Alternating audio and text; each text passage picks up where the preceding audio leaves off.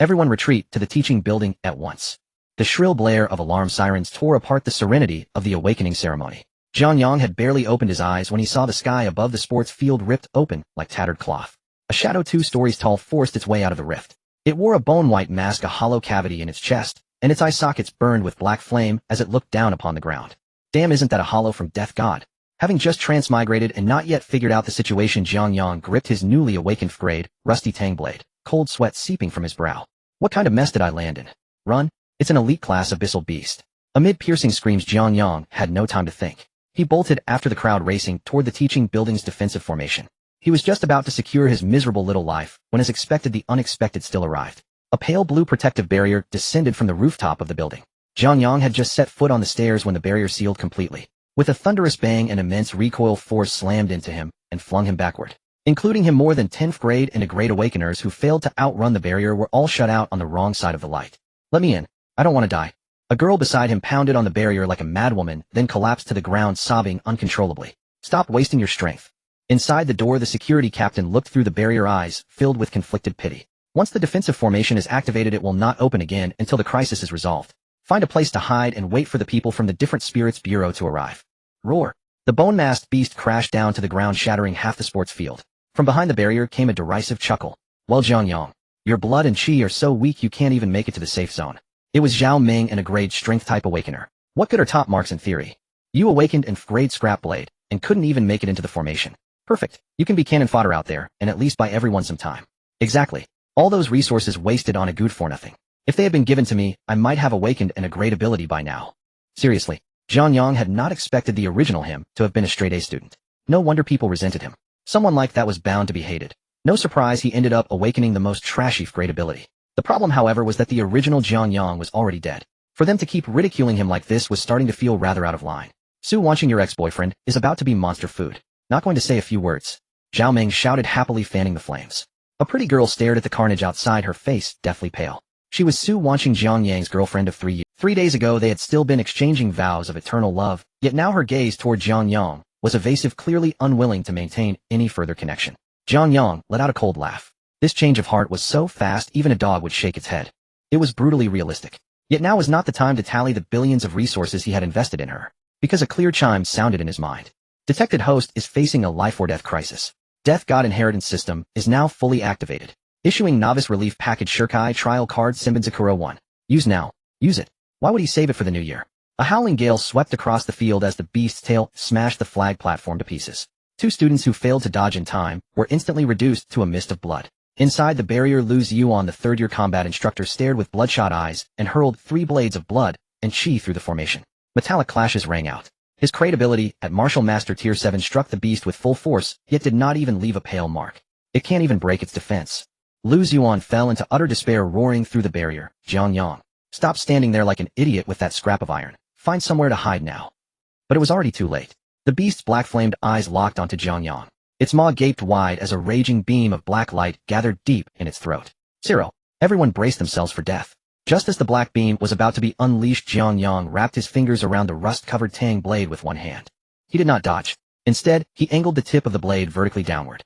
A force utterly different from the blood Danqi power of this high martial world surged up through the hilt and poured into every fiber of Jiang Yang's being. It was a pressure so profound it made the soul shudder. Spiritual pressure. Inside the barrier, Zhao Ming's eyes bulged. Has this idiot lost his mind? Not running and trying to hack an abyssal beast with a rusty piece of junk. His words cut off abruptly. Jiang Yang released his grip. The Tang blade dropped. Scatter Senbonzakura. At the instant the tip touched the ground, there was no metallic clang. The entire long blade sank into the earth, as if into water, meeting no resistance at all. The next second, beneath the dark red sky, a breathtaking storm erupted out of nowhere. Countless pink sakura petals burst forth from beneath Jiang Yang's feet, whirling through the air. Thousands, tens of thousands, blotting out the sky. Soft pink radiance bathed the entire school in light. The laughter inside the barrier was strangled into silence. Zhao Ming's gaping mouth forgot to close while Su Wanqing's pupils contracted, as if struck by an earthquake. Instructor Lu Ziyuan stared fixedly through the formation. Even through a barrier strong enough to withstand the assault of a king-class entity, he could feel a suffocating pressure that made him want to kneel in submission. This is grade, someone stammered. Roar. Sensing mortal danger, the beast bellowed and unleashed the long-gathered black beam straight at Jiang Yang's face. Standing amidst the sea of blossoms, Jiang Yang lowered his gaze and gently lifted his hand, his fingers flicking forward. A whispering rush resounded. Millions of exquisite petals transformed into a raging pink torrent. It was the death god song born from countless blades slicing and grinding against one another. The pink torrent collided heat-in with the black beam. Like a hot knife through butter, it shredded the beam to nothing in an instant. The petals did not slow but engulfed the beast's colossal two-story-tall body. They twisted and sliced. In the span of 3 short seconds, the petals dispersed. The enormous creature still stood in place, frozen mid-roar. Then with a soft crack, the silence broke. From its bone-white mass down to its steel-hard body, countless hair-thin red lines appeared. Before the eyes of the entire school, the elite-class abyssal beast collapsed into a field of fragments. Jiang Yang stepped over the scattered remains and slowly raised his right hand. The petals drifting through the air converged once more into his palm, piecing themselves back together into the rusty Tang blade. The entire scene fell into dead silence. His classmates, who had just survived catastrophe, looked at the spectacle before them, feeling a pressure that gripped their very souls. Even their sobs fell mute. Inside the barrier, teachers and students who had watched Jiang Yang effortlessly annihilate the beast forgot how to breathe. Inside, Jiang Yang was roaring in his heart. Damn, he had never imagined that Senbonzakura's Shurikai alone would be this overwhelming. If he were to obtain Hyorinmaru Shinrabansho Kyoka Suigetsu, and even Tensa Zengetsu, if he ever achieved Bankai, just how terrifying would he become? Jiang Yang's Chinibu soul was already straining at its leash, yet outwardly, he maintained his aloof persona, his expression cool and unruffled. Ding. Elite class abyssal beast Minos Grande slain. Soul points 500 earned. Detection, host has completed first kill. Zanpakutō card pool unlocked.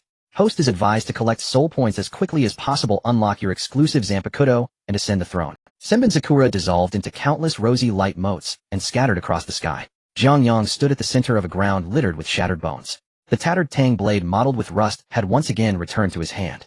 Outside the teaching building, the blue barrier of light flickered twice before shutting down completely. The hundreds of people hiding within the safe zone stood utterly dumbfounded. Mere seconds ago, they had still been laughing at Jiang Yang. They had been waiting for that unlucky fellow who had not even managed to reach the safe zone to be chewed apart and swallowed by the alien beast. Who could have imagined that the elite-level monster whose defenses even instructors could not breach would be sliced into fragments by the so-called scrap iron in Jiang Yang's hand? That wasn't great ability. A dry swallowing sound came from within the crowd. What were those pink petals just now? It was too bizarre. Just now he seemed to say, "Scatter." Su Wanqing clutched her hem in a death grip. Clearly possessing such power, why had he not revealed it earlier?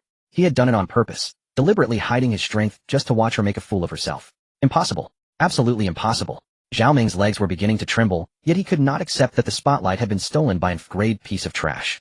He rushed out of the teaching building and jabbed a finger toward the rusty Tang blade in Jiang Yang's hand. That was an elite-class alien beast. How can a useless nobody who hasn't even stepped into the blood and chi ranks kill it in an instant? This icy aura made it sense the threat of death. You? What is this? Jiang Yang did not answer. The pale blue blade emitted a cold, eerie glow. That oppressive pressure from moments ago had been felt most clearly by him, a 7th-rank martial master-level awakener. It was a force entirely distinct from the blood and chi of the high martial system. Dominating, pure, directly striking at the soul. Jiang Yang, are you injured? Lu Ziyuan's tone softened.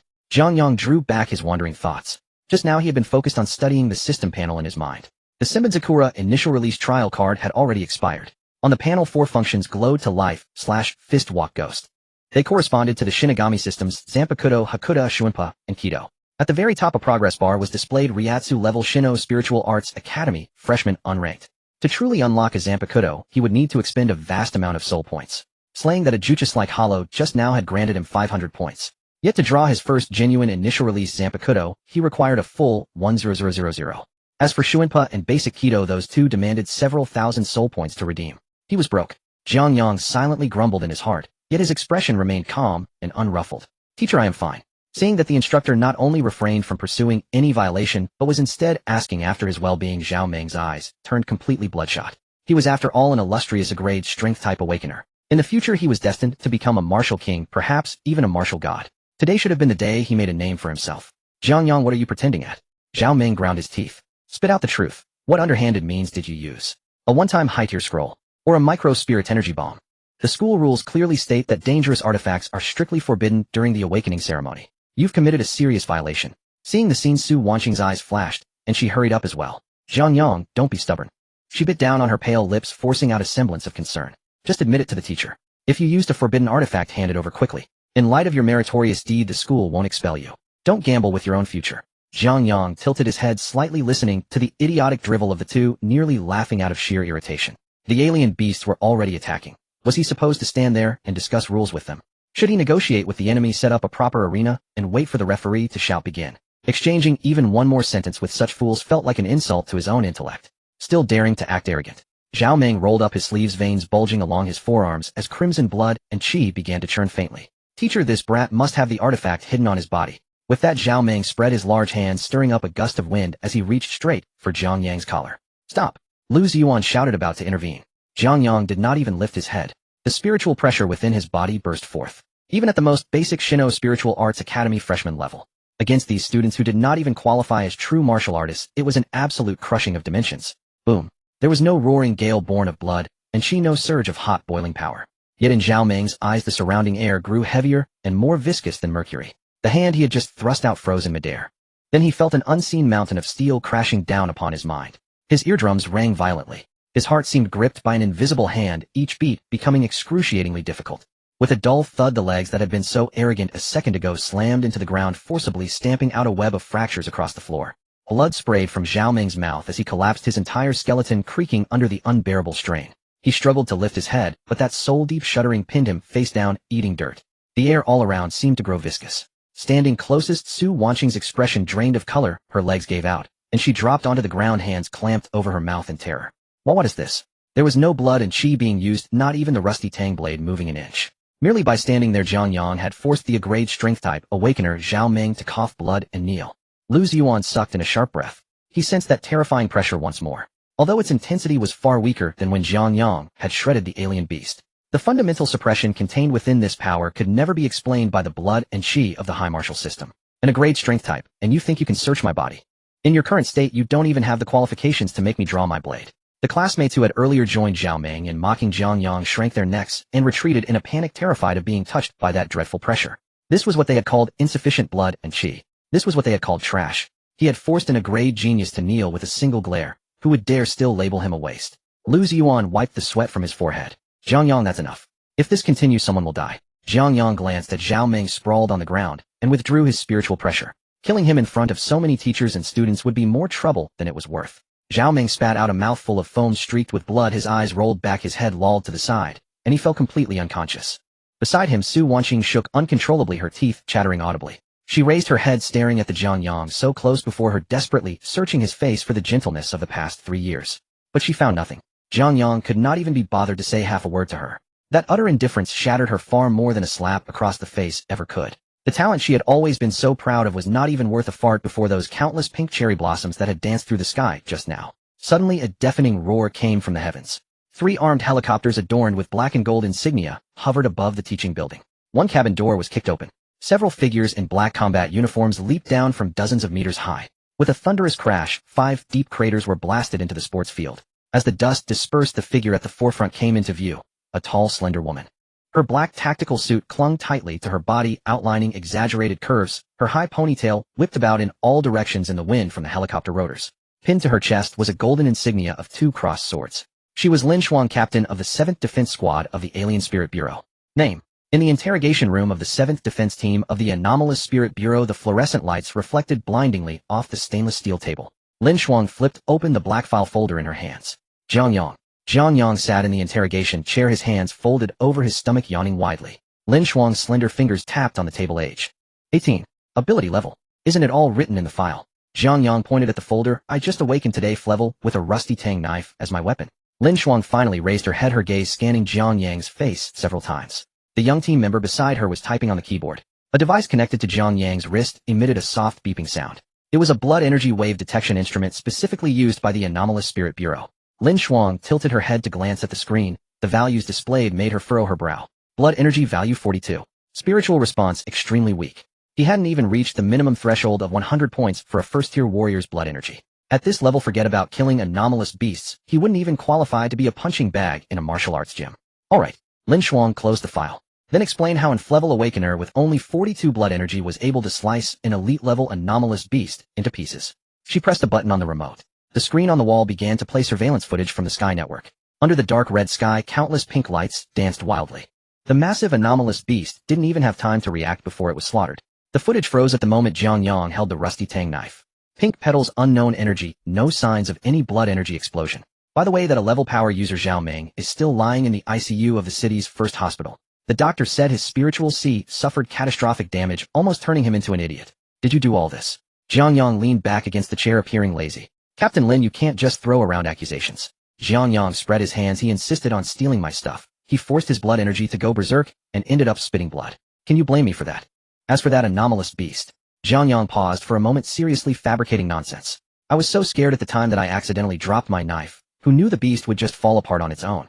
The recorder stopped typing, looking at Jiang Yang as if he were a fool. Do you think the anomalous spirit bureau is made up of 3-year-olds? Lin Shuang slammed her palm on the table. Jiang Yang met her gaze without flinching.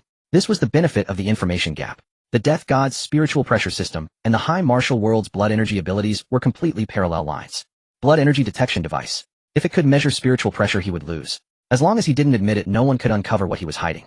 The interrogation room fell silent. Lin Shuang looked at Jiang Yang's indifferent expression and rubbed her temples. Lin Shuang's tone softened slightly. Your father Jiang Cheng and your mother Qin Hongya are veterans of our Anomalous Spirit Bureau's first advance team. Hearing these two names, Jiang Yang's eyes flickered.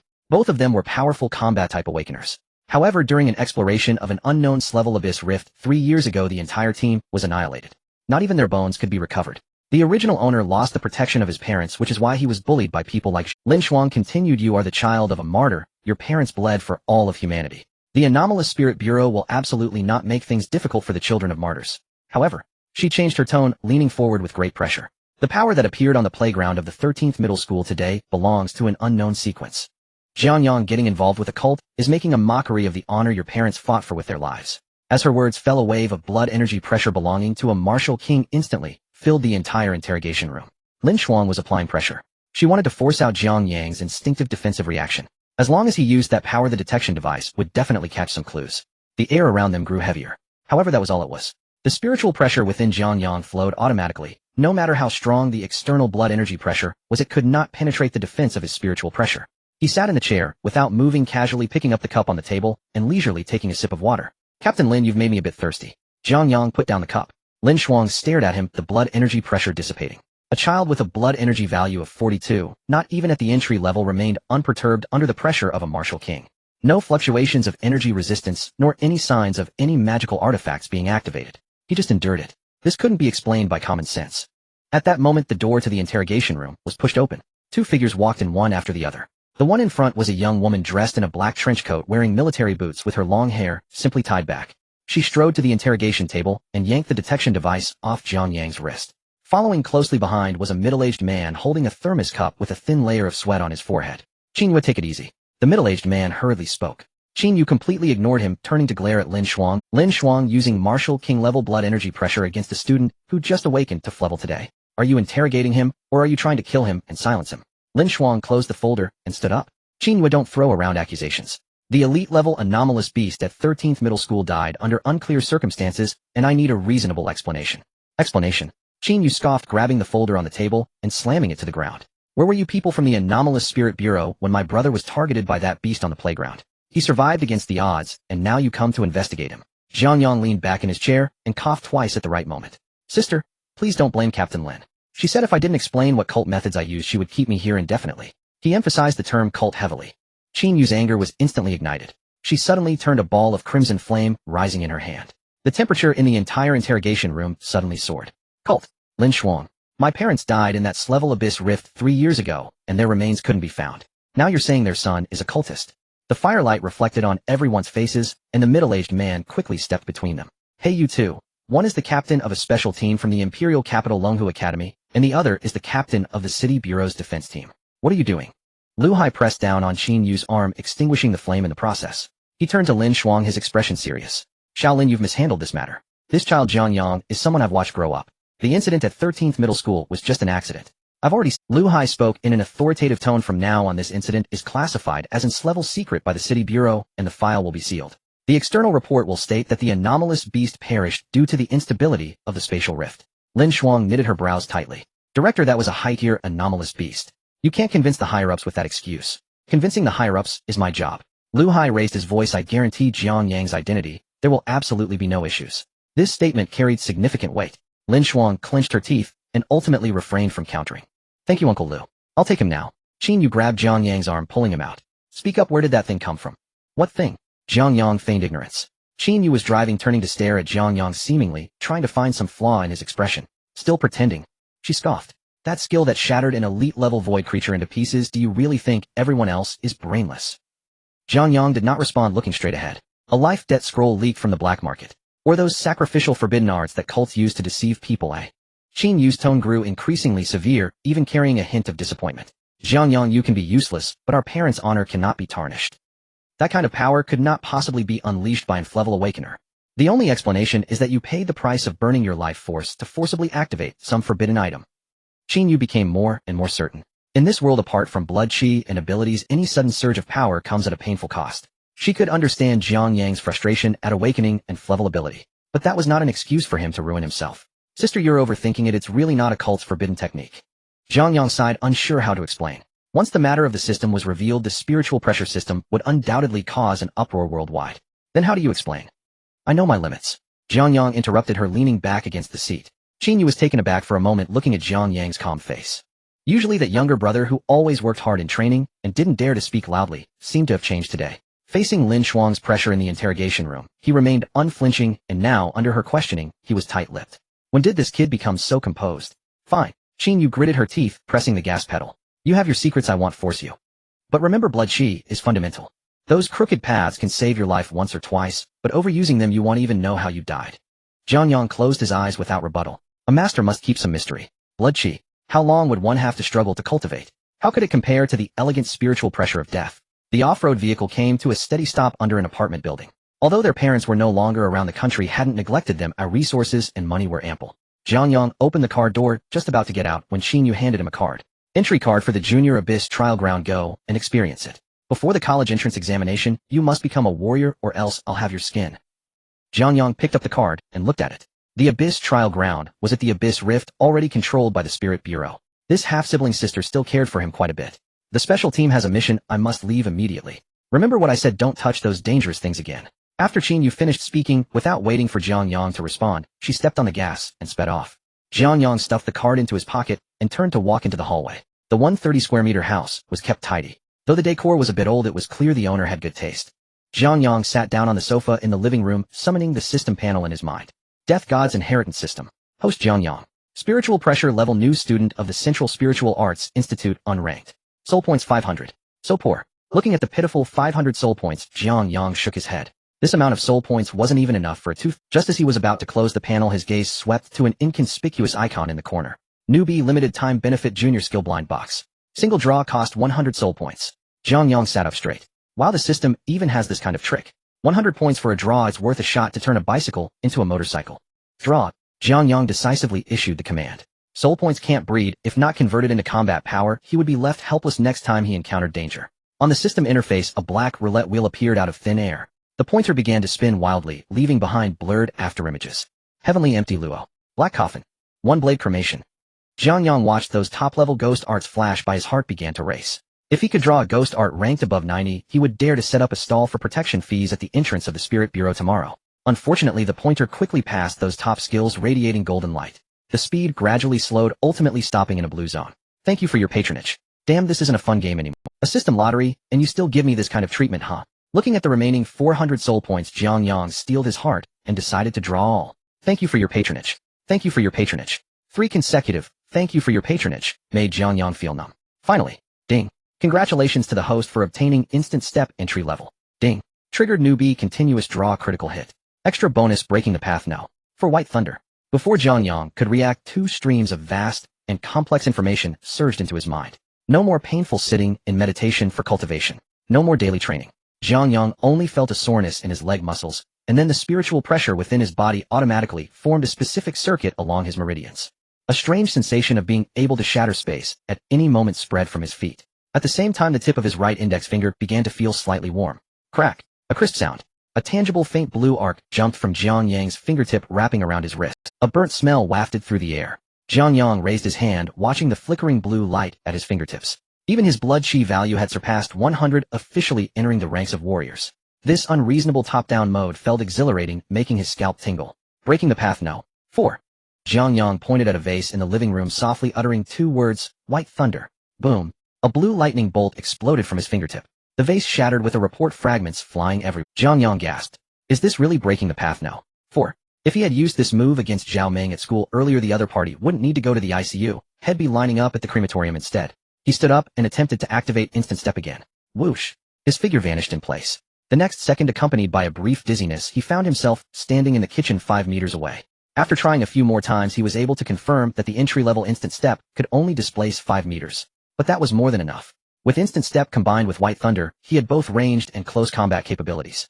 In this strength-oriented world, he finally had the means to establish himself. Jiang Yang calmed his excited heart. He took out the entry permit for the Junior Abyss Trial Ground from his pocket. The surface of the card shimmered with a faint metallic luster, and it bore the anti-counterfeiting mark of the Spirit Bureau. Previously, Qin Yu had said to let him expand his horizons at the periphery. Expand horizons, my foot. What kind of dangerous trial ground is this?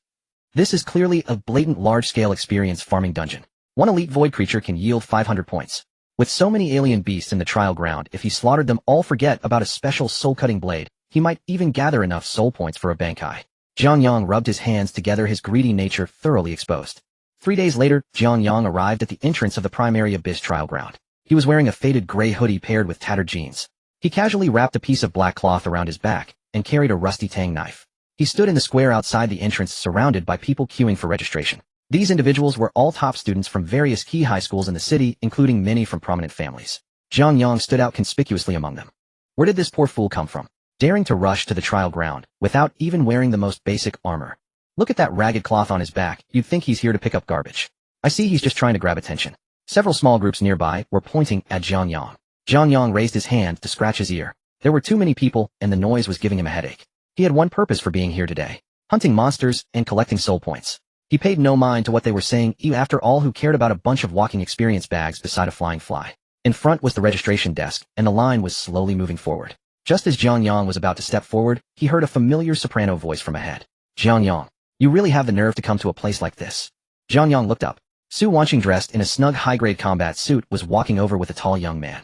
The man was wearing a tailored deep blue combat suit, and the badge on his chest featured a totem flashing with lightning. Jiang Yang couldn't be bothered with the two of them turning his head away and taking another step forward. Su Wanqing's expression instantly changed. 3 days ago on the school playground, Jiang Yang had shown that same attitude of complete disregard, which kept her awake at night. Originally, everyone thought Jiang Yang was a hidden master. However, that afternoon the Bureau of Anomalies issued an official. The elite-level anomaly had disintegrated due to a backlash from forcibly breaking through a spatial crack, and it had nothing to do with Jiang Yang. As for the swirling pink petals, the notice stated they were remnants of energy produced by the spatial rupture. Once this notice was released, the 13th high school exploded with commotion. Everyone cursed Jiang Yang for having struck lucky, nearly falling for his act. Su Wanqing was so angry her teeth itched, as she almost thought she had missed out on a potential gem.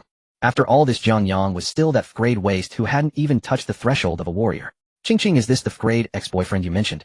The man beside her gave Jiang Yang a once-over and let out a sneer. Su Wanqing immediately leaned closer to the man's arm, her voice sweet. How good, don't mention him, I was truly blind back then. Luckily I've met you now. Shunpo was pleased with such flattery. He was a well-known genius from the first star school and a grade lightning elemental ability user. Even before entering university, he was already a solid 5th-tier warrior. He loved the plot of stepping on his beloved woman's ex-boyfriend. Shunpo walked directly up to Jiang Yang, deliberately. Kid, I hear you're called Jiang Yang. Shunpo lifted his chin. Places like the trial ground require blood. With your delicate skin, not even wearing a combat suit, are you going in as a snack for the abyss beasts? I advise you to honestly go back and take a civil service exam. You probably got that spot through connections, right? What a pity, a waste is still a waste. Relying on connections just means dying for nothing. People around the line were immediately drawn to the commotion. Isn't that Shunpo from the first star school? The ruthless grade lightning user, I heard his family is a prominent one in Shanghai with resources at their disposal. Who is that kid being blocked? He looks way too shabby. Jiang Yang stopped in his tracks. He stared at the provocative face. Are you done talking? Jiang Yang spoke. If you're done, step aside. Don't block my line. Shunpo's expression darkened. A mere fifth-grade trash dare to speak to him like that. He immediately released a strong wave of blood energy. Light blue arcs of electricity exploded around him. Several students around were forced back by the pressure, their faces filled with horror. As expected of Shunpo, this blood pressure is too fierce. Shunpo was quite pleased with the reaction of those around him. The line quickly moved to their turn. Shunpo stood in front of the blood test monument, deliberately releasing a full 10% of his blood energy to show off in front of Su Wanqing. Light blue arcs of electricity erupted around him, crackling and forcing nearby students to step back. He clenched his right fist, lightning wrapping around his knuckles, and slammed it hard into the crystal at the center of the monument. Boom! The display at the top of the monument lit up with red values jumping up rapidly. 100, 300, 450. Finally, the glaring red number settled at 520. The entire place erupted in gasps. 520 points of blood energy. He's truly a 5th-tier warrior. Among this year's seniors, there are probably fewer than 5 who can break 500. That's insane, and he's just a high school student. Of course, look at who it is, with the Chun family's resources backing him. How could he? Chunhao retracted his fist, dusted off his hands, and turned to Jiang Yang. Did you see that? This is the confidence needed to enter the trial ground.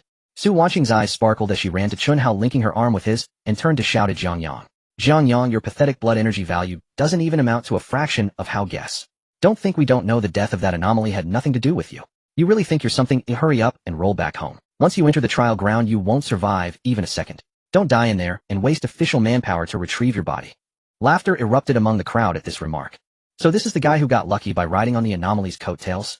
I read that notice. This kid is not only useless but can also put on a show. Great equipment system, absolutely ridiculous. Just then the middle-aged instructor in charge of registration slammed his hand on the table. What's all this noise? Hurry up and queue for the test. At the entrance of the abyss crack stood a burly man with a buzz cut and a scar on his right cheek, looking quite fierce. He pointed at Chunhao and made a mark on the list. Qualified, you can go in. Chunhao chuckled proudly, swaggering toward the entrance with Su Wanqing. Before leaving, he turned back and gave Jiang Yang a thumbs-down gesture. Jiang Yang approached the registration desk. He pulled out the entrance card given by Qin Yu along with his identification and pushed them in front of the instructor. The instructor picked up the card and glanced at the gold mark on it, raising an eyebrow. Then he entered Jiang Yang's name into the internal terminal. Jiang Yang's information popped up on the screen. Ability level: grade equipment system, rusty long knife. Recent blood test record 42 points, not yet ranked. The instructor's face immediately darkened. Nonsense. He slammed the card on the table, making a crisp sound. Where did this entrance card come from? What do your parents think? The instructor stood up, pointing toward the entrance and reprimanding loudly. The trial ground isn't a game. Even a low-tier infected entity can tear you to shreds. Take the card back. With less than 100 points of blood energy, you are prohibited from entering. Chunhao and Su Wanqing, who hadn't moved far away, laughed even louder upon hearing this. I told you this waste can't even get past the threshold. Hurry and find a factory to screw bolts. Don't come here to embarrass yourself, Su Wanqing mocked. Jiang Yang put away his documents. He had spent the last 3 days learning about this world and had forgotten to officially report in. So much nonsense. Ignoring the instructor completely, he strode toward the black blood energy test monument. Kid, what are you doing? The instructor shouted sharply, reaching out to grab Jiang Yang's shoulder. Jiang Yang moved even faster. He stood in front of the testing monument and raised his right hand. Without any build-up, he simply placed his palm flat against the center crystal of the monument. In that instant, the spiritual pressure within Jiang Yang surged out through his palm. Buzz! The originally dim testing crystal suddenly erupted with blinding white light. The instructor's hand froze in midair as he stood there dumbfounded. The display at the top of the monument emitted a sharp alarm sound, and the values began to flash wildly. Then crack! A clear sound of shattering glass echoed in the quiet registration area. Deep within the white light, the specially crafted blood energy crystal, claimed to withstand a full-force strike from a martial general, had developed a crack on its surface. The instructor stared at the crack, the muscles on both sides of his cheeks twitching uncontrollably. That was a general-grade spirit stone. On the overhead display, the crimson numbers were jumping wildly, their specific values impossible to discern. Beep! Beep! Beep! The alarm shrieked piercingly. Bang! The display exploded in a puff of black smoke, going completely dark. The crowd in the queue area, once noisy, fell into dead silence. Su Wanqing opened her mouth, the half-formed mockery she was about to spit out getting stuck in her throat. Those who had just pointed at Jiang Yang and called him a pauper now had their eyes bulging wide. What's going on? Someone stammered. Chunhao stood at the front, his face shifting between pale and green. He was a genius with 520 points of blood energy. Yet before he knew it, someone had blown up the machine. What was this all about? This broken machine must be old and malfunctioning. Chunhao yelled, his neck stiff. He's not even a martial artist, a trash Frank who could shatter a general-grade spirit stone.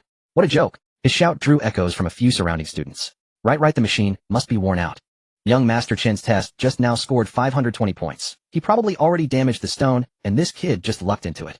What incredible luck getting a free ride like this. Su Wanqing patted her chest to calm herself and quickly grabbed Chunhao's arm. Brother Hao is right, this old junk should have been replaced long ago. You scared me. I thought had taken some banned drug. The instructor ignored Chunhao entirely. He stepped forward, reaching out to touch the cracked spirit stone. It was ice cold. The residual energy inside was unlike blood energy. He had never seen anything like it. Instructor, this machine is broken. This kid's result shouldn't count. Chunhao, seeing the instructor silent, continued to stoke the fire.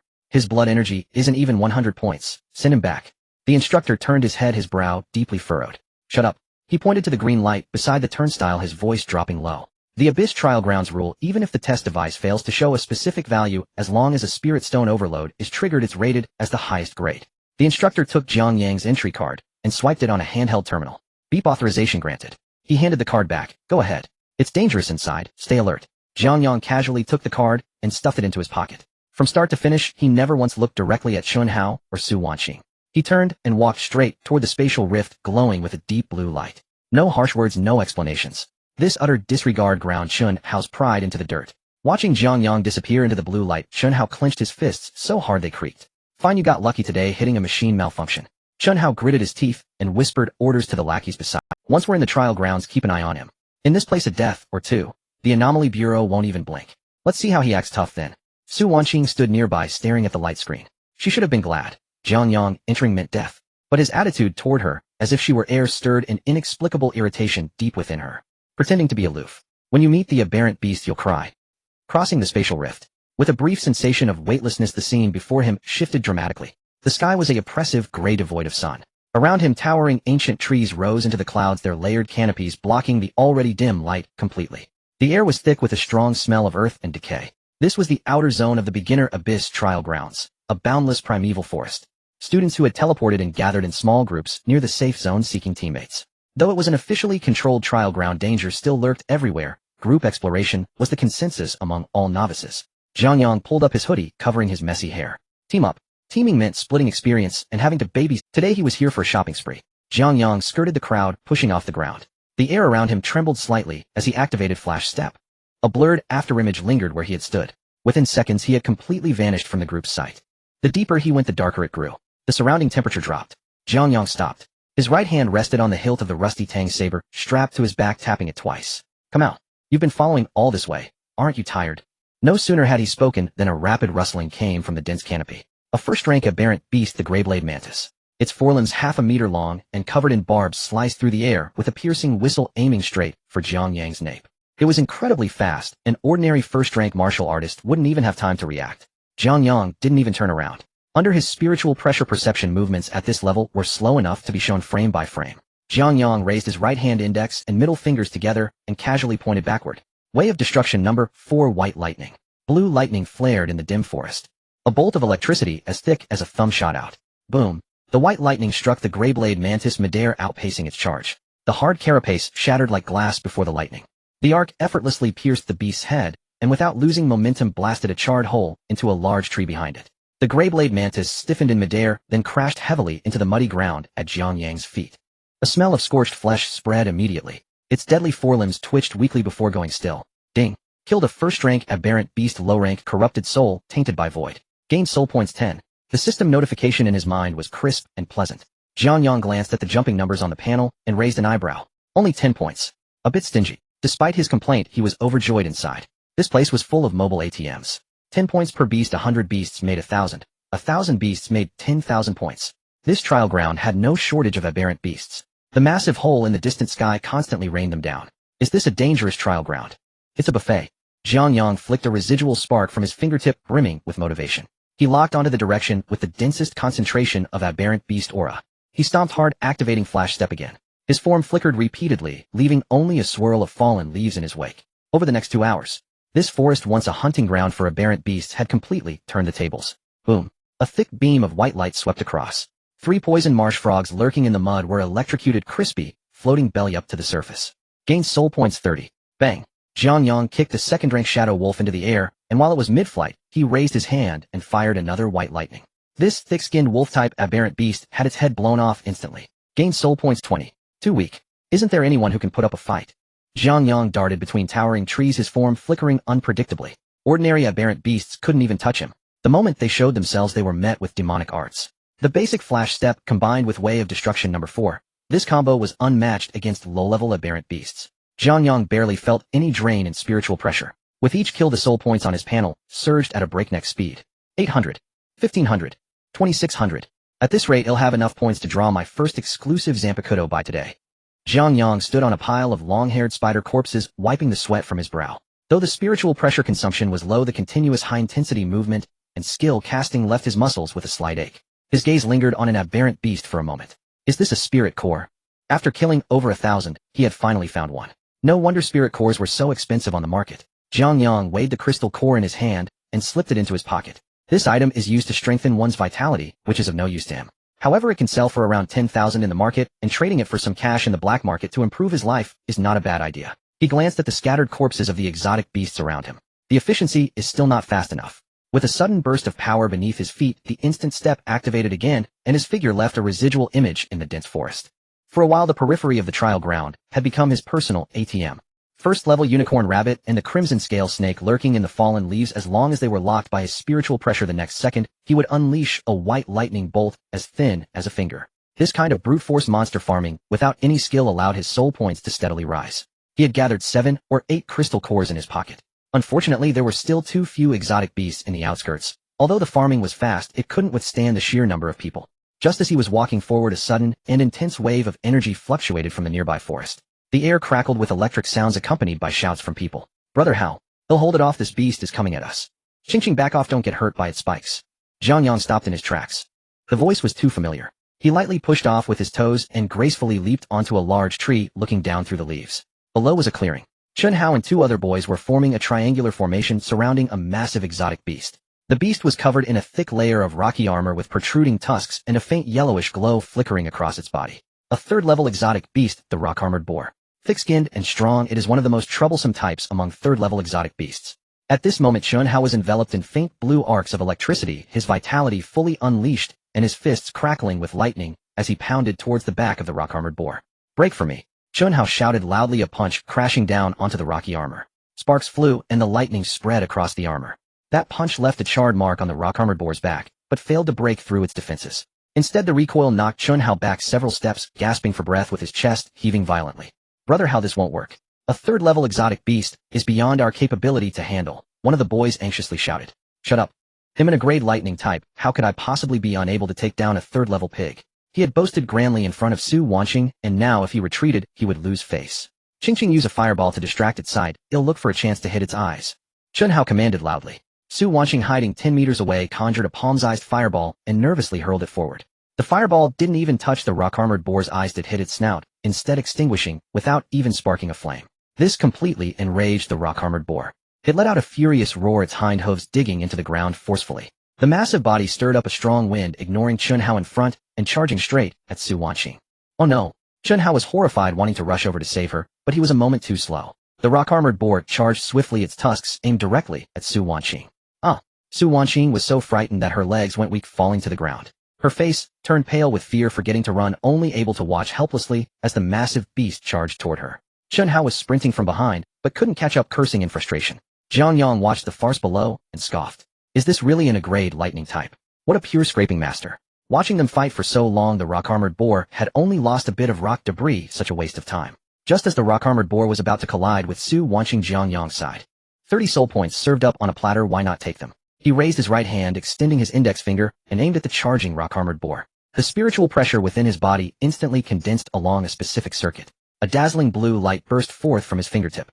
Fourth path of destruction, white thunder. He softly uttered the name. Boom. A bolt of lightning far purer than Shunpo's descended from the treetops with incredible speed, too fast for the naked eye to capture.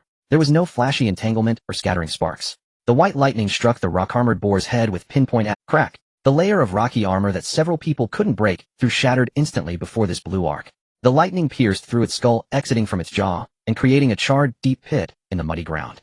The rock-armored boar in full gallop didn't even have time to let out a scream.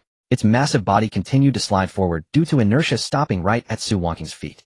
On its head was a glaring hole, still emitting wisps of smoke. It was dead beyond revival. Ding. Killed a third-level exotic beast. Low-level soul eater contaminated by the void, gained soul points 30.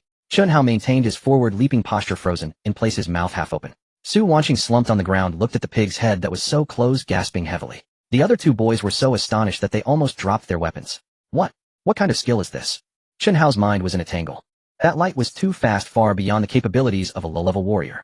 Could it be that the instructor leading them had intervened nearby? Just as they were filled with doubt, a series of light footsteps came from the tree. Jiang Yang leaped down, landing steadily beside the rock-armored boar's corpse. He didn't even glance at the others, drawing a rusty Tang knife from his waist and starting to dig at the back of the boar's neck. With a flick of his wrist, a crystal core larger than the previous one and glowing with a yellowish light was excavated. Jiang Yang. Su Wanqing was the first to react, her voice sharp enough to break.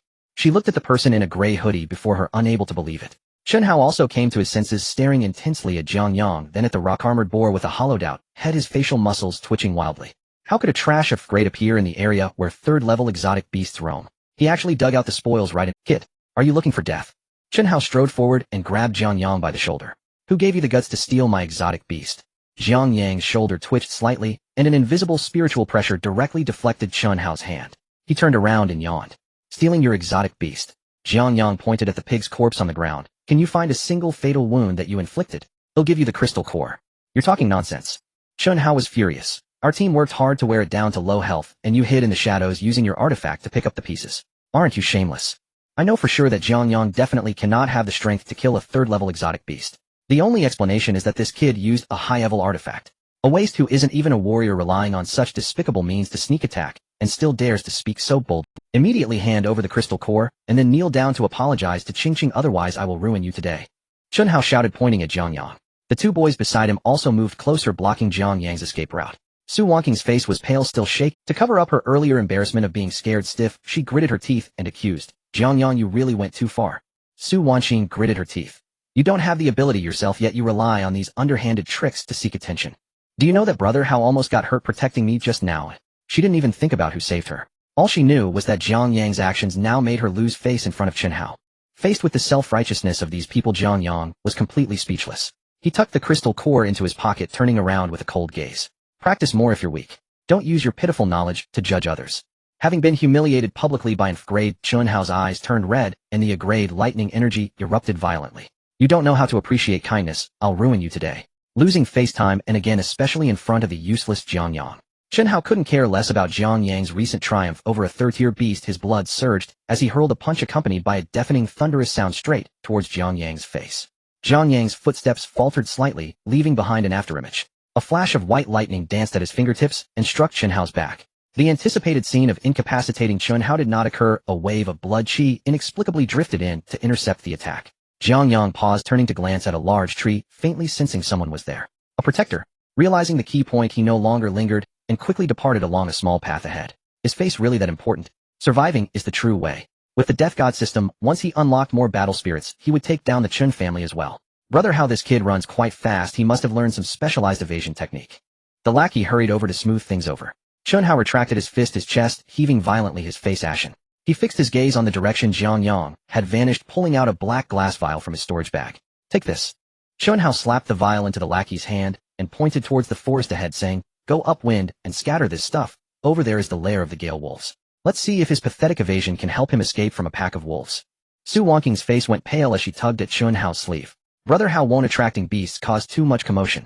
If a beast tide comes and the authorities investigate, well, all face penalties. Chunhao abruptly interrupted her, dismissively snorting. What investigation? Every year countless unfortunate souls perish in the junior trial ground, chewed to the bone by beasts. Who can trace that back? He patted Su Wangqing's hand, his tone turning fierce. Let's go, we'll find a high vantage point to watch. When that kid gets torn to shreds by the wolf pack, that third-tier crystal core will be ours. Jiang Yang unearthed another crystal core, tossing it in his hand. That made 8. The progress was satisfactory. Just as he prepared to continue searching for a solitary beast, the spiritual pressure within him suddenly surged uncontrollably. A series of dense footsteps echoed from the dense forest ahead.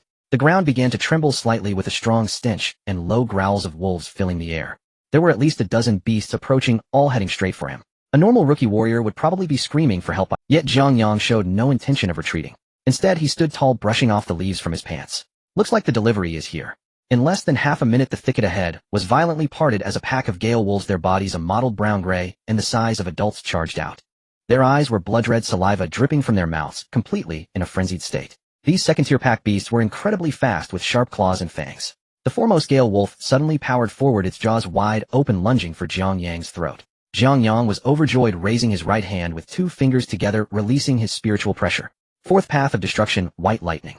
A brilliant blue lightning illuminated the forest, an arc shot from his fingertips, piercing through the Gale Wolf's skull with devastating force. The sound of shattering bones echoed as half of the beast's head exploded, its massive body crashing into the mud, sending plumes of black smoke into the air. 1, 2, 10. In such a dense pack of wolves, even with closed eyes, no shot would miss. White lightning wove a dazzling net through the forest. Boom, boom, boom. The sound of thunder merged into a singular roar. The Gale Wolves charging in were like they had collided with a meat grinder, meeting their demise or sustaining severe injuries. Jiang Yang stepped forward, activating Instant Step. Instead of retreating, he plunged into the heart of the wolf pack. He flickered between the beasts, each halt accompanied by arcs of thick, white lightning bursting forth. The scent of charred flesh mixed with the smell of blood rapidly spread through the forest. It was a complete one-sided slaughter.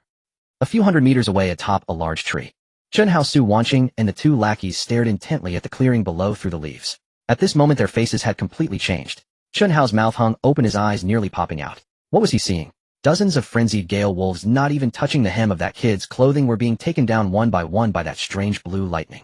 Brother Hao, the lackey's voice trembled uncontrollably. What kind of martial technique is that? Doesn't he need to catch his breath? Won't his meridians break? As an awakened with the grade lightning abilities, Chunhao knew all too well how terrifying the consumption of lightning attacks could be. Even for him, a fifth-tier warrior continuously unleashing 5 full-strength lightning strikes would completely drain his blood energy. But what about that kid down below? He was throwing out lightning as if it were free. This is impossible. Chunhao ground his teeth and struck the tree trunk. He hasn't even touched the threshold of warrior level. How could he unleash such a powerful attack?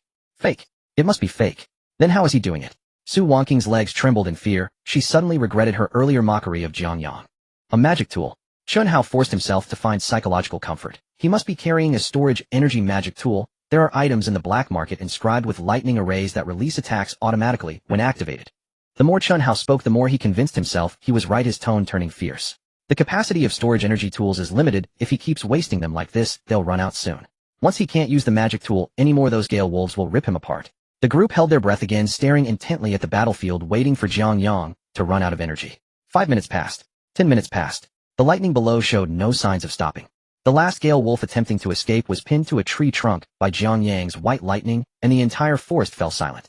On the ground lay around 70 to 80 corpses of beasts. Jiang Yang stood in the center of the pile, not even breathing heavily. He flicked his wrist, unsheathing the rusty Tang knife, and bent down to begin collecting his spoils. On the tree trunk the breaths of Chunhao and the others had completely stopped. Continuously unleashing over 100 high-intensity lightning strikes, let alone a storage energy tool, even a high-level warrior would have been drained dry. What kind of monster is this kid? Brother Hao. His magic tool seems not to have run out, yet should we still snatch the crystal cores? The lackey swallowed hard, asking foolishly. Snatch your mother. Chunhao lowered his voice and cursed fiercely, pressing down on the lackey's head. If you want to die, don't drag me down with you. Retreat. Quickly retreat. His proud grade talent seemed like a joke in front of him. If Jiang Yang discovered they were the ones who used the lure with a single finger, he could create a transparent hole in their heads. Su Wanqing tightly shut her mouth, following Chunhao as they turned to leave. A mix of regret and fear intertwined in her heart, and she didn't even dare to look back at the figure in the gray hoodie. In the center of the forest. After confirming that the few mice lurking in the shadows had scurried away, Jiang Yang finally let out a sigh of relief. He stuffed the last few crystal cores into his pocket and sat down on the ground to rest. Although using White Thunder and Instant Step doesn't consume health, he is currently just a new student of the Jianyang Spiritual Arts Institute, with limited spiritual energy within him. Such high-intensity combat not only fatigues the body, but also leaves his mind somewhat muddled. However, Chunhao's underhanded tricks are practically a top-notch babysitting service delivered right to his door. Otherwise, finding monsters in such a vast forest would leave him running until his legs gave out. Thanks to the gifts of nature, Jiang Yang patted the dust off his clothes and summoned the system panel. The long string of kill notifications had already been muted by him. At this moment, the numbers in the bottom right corner of the panel made his mood soar. Killed 82 second-tier beast gale wolves, gained 1640 soul points. Current available soul points, 4,620 points. After resting, the slaughter continued. Unfortunately, without the home delivery service, the efficiency was pitifully low. The sky darkened as if a switch had been flipped. The sky above the trial ground, which had been merely overcast, now appeared as if covered with a layer of grime. The blue space rift hanging in midair began to twist violently at the edges, occasionally spewing out large clouds of black shadows. Any martial artist with a bit of common sense would know to quickly find a place to hide. The depths of the abyss at night are not a friendly place. Dull roars echo from the depths of the forest, sending chills down one's spine. As soon as the roars sounded, the second and third tier beasts wandering on the outskirts went into a frenzy. Jiang Yang quickly darted to a tree, watching the chaotic herd of beasts fleeing below. A group of normally fierce gale wolves were now tucking their tails and desperately running towards the exit. There were also a few massive rock-armored boars who didn't even bother to find the right direction, directly crashing through large trees to force their way to safety. What a great escape this is. Jiang Yang was contemplating whether to take advantage of the chaos to reap some rewards. A faint rustling sound came from the tree canopy nearby. A mutated venomous snake, over 3 meters long with scales of a bizarre purplish red color, quietly descended from the branches, taking advantage of the tumult. It was also trying to escape, but as it passed above Jiang Yang, it suddenly turned vicious, baring its venomous fangs and lunging at his neck. A stench hit him in the face. Without even turning his head, Jiang Yang extended his right hand with fingers poised like a blade, casually flicking his wrist. A faint blue arc of electricity suddenly flared at his fingertips. Crack! The current instantly sliced through the snake's hard scales, severing its triangular head right at the base. Half of the snake's body fell into the herd below, quickly turned into a pulpy mess within seconds. An electronic voice echoed in his mind. Killed second-tier beast Crimson Python, gained 20 soul points. Current available soul points, 5,020 points. 5,000 points. Jiang Yang gathered his strength, and using instant step quickly navigated through the forest away from the densely packed beast tide. The situation outside was becoming increasingly dire. He needed to find a place to hide. Before long he spotted a gigantic dead tree. This tree was extraordinarily large with its roots completely hollowed out, forming a natural tree hollow. After jumping into the tree hollow, Jiang Yang dragged a few thorny vines to seal the entrance tightly, and sat down to rest, letting out a long deep breath. After using instant step and white thunder repeatedly, his muscles began to ache. His current spiritual pressure level was merely that of a new student at the Jianyang Spiritual Arts Institute, with limited spiritual energy reserves. Indeed, fighting those low-level monsters was as easy as slicing vegetables, but every use of spiritual energy depletes his reserves. Without recovery methods, or more powerful skills, engaging in a protracted battle with thick-skinned monsters would eventually drain him dry. Jiang Yang opened the system panel. The once dark shopping interface now displayed a striking golden icon. Intermediate Soul Reaper Blade Blind Box Price, 5,000 soul points.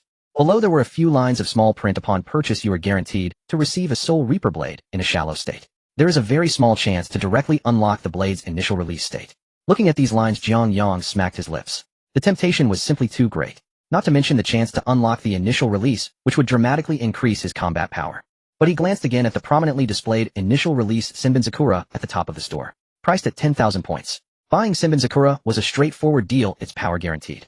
He had personally experienced the overwhelming destructive power of the myriad cherry blossom blades. It was perfect for clearing the field.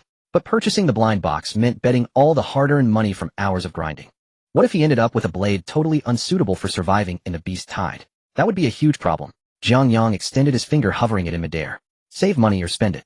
Based on his previous monster-slaying efficiency, if he grinded for another half a day, he could certainly gather enough for 10,000 points by tomorrow. The issue was, given the current situation, could he afford to linger around? Just as he hesitated, the temperature inside the tree hollow suddenly plummeted. This cold penetrated to the bones. Jiang Yang inhaled gently, his nostrils tingling, and exhaled a puff of white mist. The commotion outside had also changed. The thunderous sounds of running and crashing that had just resonated were abruptly cut off, all falling silent. The air was eerily quiet, only the increasingly pungent smell of blood infiltrating his nostrils. Jiang Yang leaned out, peering through the gaps in the vines. On the forest floor outside, a layer of black-gray mist had inexplicably begun to roll forward, sticking to the ground. Several shadow wolves that hadn't managed to escape were now huddled in the black mist, their legs weak, as if turned to mud, trembling uncontrollably, not daring to make a sound. Jiang Yang immediately mobilized the spiritual energy within him to sense his surroundings. His heart skipped a beat. The flow of spiritual particles around him had become extremely difficult. It was as if a bucket of cement had been poured into clear water, causing a noticeable stagnation in the flow of his spiritual energy. This was definitely not caused by changes in the environment. A tremendously powerful presence was approaching. Its oppressive aura interfered with the spiritual pressure in this area. Jiang Yang's expression turned grave as he stared intently at the swirling black mist ahead. Before long, deep within the black mist, two crimson lights flickered to life. They were extraordinarily large. The red glow the size of a washbasin hung, suspended in midair. Those were eyes. Less than 100 meters from the tree hollow where he was hiding. Although most of its body was concealed in the mist, the height of those eyes above the ground indicated that this creature was undoubtedly terrifyingly large. The overwhelming sense of pressure bearing down on him was at least 10 times stronger than that of a rock-armored boar. Was it a 5th-tier beast? Or perhaps an elite-level beast? He never expected that the Abyss trial ground at night would harbor such a level of monster. Even more troubling was that after scanning the area, those red eyes fixed directly on the direction of the giant tree. Locked on. Jiang Yang finally got a clear look at the monster, a mask of bone as white as snow with a gaping hole in its chest. It was a hollow. Jiang Yang dared not delay, quickly pulling up the system panel. What good is saving money now? If he loses his life, will the soul points just rot away? As long as he can get a Soul Reaper blade, even a shallow one combined with Keto and instant step, he could at least buy some time. System, don't fail me. I'm spending all 5,000 points. Give me something I can use. Ding. Confirming consumption of 5,000 soul points. Intermediate Soul Reaper blade blind box opening. Boom. The thunderous explosion rattled the crowd, sending shivers down their spines. The massive tree they had sought refuge under could no longer withstand the pressure descending from the heavens, starting to shatter from the crown. Jiang Yang felt the sky above him open up as the protective tree was uprooted, leaving him completely exposed to the downpour of splintered wood and debris. The gravitational force in the air suddenly multiplied several times, making it difficult for anyone to even straighten their backs. The thick black mist rolled violently to either side. The two crimson points of light the size of basin finally tore through the night, revealing their true form. What appeared before him was a colossal creature exceeding 20 meters in size. Draped in a tattered, oversized black robe, its hem trailing on the ground, it floated eerily amidst the dense black. The pale bone mask featured a sharply protruding nose devoid of any facial features. Only the two crimson lights in the eye sockets flickered ominously, emanating a chilling aura. Jiang Yang stared at the gigantic mask in midair, the veins on his forehead pulsing violently. Jillian, is this official safety inspection being done by foot? In the primary abyss trial grounds, the strongest creatures typically reached only the 3rd or 4th rank, with 5th rank being exceedingly rare. And now a Jillian had appeared out of nowhere. This creature was beyond the capability of any novice warrior to confront. Even someone at the level of a martial general would be severely injured facing a Jillian. Could the trial have spiraled out of control? The Jillian continued to drift forward. Although its movements were slow, the ground could not withstand the pressure, fracturing into deep ravines as the earth rolled. The flow of spiritual particles around came to a complete halt, with the energy that had been permeating the air compressed into an extremely viscous quagmire. The second-tier shadow wolves lying in the mud couldn't even whimper. Bang, bang, bang. A series of dull explosions echoed at the forest's edge. The bodies of dozens of shadow wolves exploded on the spot, dark red blood mixed with chunks of organs splattering onto the charred earth. Even the remarkably resilient 3rd-tier rock-armored pigs were crushed from this terrifying pressure. Black blood flowed from their mouths and noses as they collapsed to the ground, twitching twice before falling still. Within a radius of hundreds of meters, all living creatures had been wiped out. Only Jiang Yang remained standing. The Jillian slowly turned its massive head, locking onto the unusually powerful. It gradually opened its jaw. The surrounding dark red energy was drawn and rapidly converging towards the front. High-density energy compressed together, emitting a piercing hum that made one's eardrums ache. A dark red energy sphere was quickly taking shape. The temperature around began to soar linearly, igniting the remnants of branches and leaves on the ground, while the surface of distant boulders displayed a molten dark red state.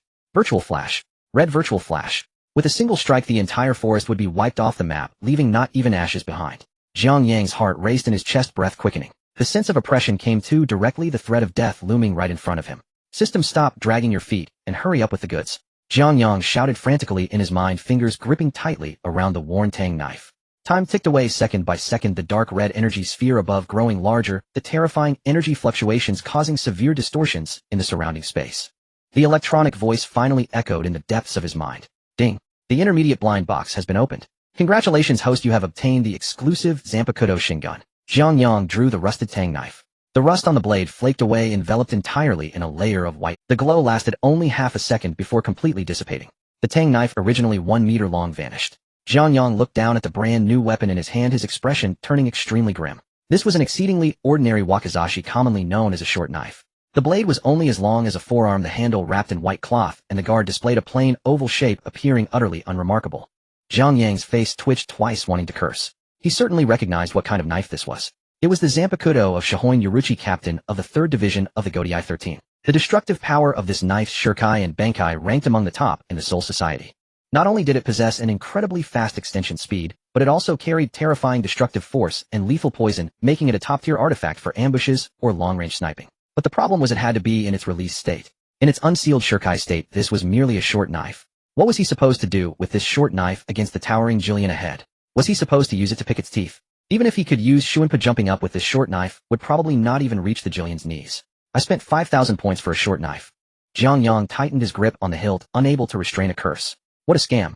The virtual flash in midair had already expanded into a massive energy sphere exceeding 2 meters in diameter. The blinding dark red light illuminated the entire night sky, the violent airflow uprooting the few remaining trees around, lifting them high into the air. The terrifying heat began to singe the edges of Jiang Yang's clothing, pain radiating through his skin. Time was running out. There was no room for hesitation. Just as Jiang Yang prepared to expend all his spiritual energy and rely on Shunpo to evade, a burst of golden light suddenly erupted from the system panel in his mind. Ding! Detected a highly unusual situation. Triggered a 0.1 minuscule probability event. Host luck has skyrocketed, permanently unlocking the shurikai state of Shingon. The system's prompt sounded crisp and pleasant, and to Jiang Yang at that moment, it was more beautiful than celestial music. He froze for half a second, the previous anxiety swept away, unable to help but break into a broad smile. 5,000 points for a shurikai? This deal was a steal. To hit a 0.1 minuscule probability event, he could go buy a lottery ticket with this luck. In midair, the Jillian let out a deep roar. The massive dark red energy sphere completely detached from its jaw, hurtling towards Jiang Yang with a world-ending momentum. The red beam of light pierced through the night sky. The air was forcibly torn apart, creating a vacuum, and the deafening sound of an explosion made eardrums ache. The boulders and soil along the way vaporized the moment they came into contact with the virtual flash. Faced with this overwhelming destructive energy, Jiang Yang did not evade. The coverage of this virtual flash was vast, and with his current mastery of Shunpo, he would definitely not escape the epicenter of the explosion. Since he couldn't run, he would confront it head-on. Jiang Yang stepped back half a step with his right foot, the sole of his shoe sinking into the charred earth, forming a deep pit.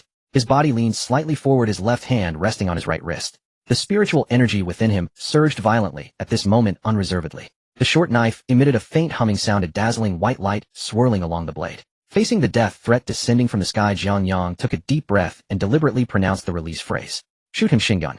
Shoot him, divine spear. The 5 words spat from the short dagger vanished the instant they left its mouth. In their place, a blinding shaft of white light appeared.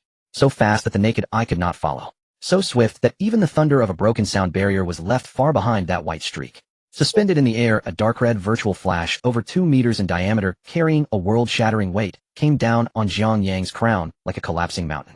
The raging energy warped the surrounding air and vaporized soil and fallen leaves with heat. Yet before that white light, the furious mass was more fragile than a scrap of paper. A faint slicing sound. The white light cut upward, piercing the center of the dark red energy column. It tore through the vast flash with no resistance, not even half a beat of hesitation. The vast virtual flash was bisected by that keen white beam, perfectly split into 2 halves. The severed dark red energies skimmed past Jiang Yang's sides and howled toward the primeval forest behind him. Thunder rumbled and the ground trembled. The 2 forcibly diverted flashes detonated in the woods behind with a flame shot skyward, painting half the night crimson. The violent shockwave rose and reduced trees, boulders, and the low-tier beasts that had no time to flee to flying ash across several kilometers. After cleaving the flash, the white light raced straight toward the enormous Ji Lian hanging in midair. The twin-turtle Ji Lian's colossal form staggered. A crisp cracking of bones sounded in the night. In the center of the pale bone mask, a transparent hole opened cleanly from front to back. The white light pierced through Ji Lian's head with effortless ease, its speed undiminished, and continued to shoot into the boundless darkness beyond. 1 second later, boom, boom, boom. 3 heavy detonations rolled in from the abyss edge many kilometers away.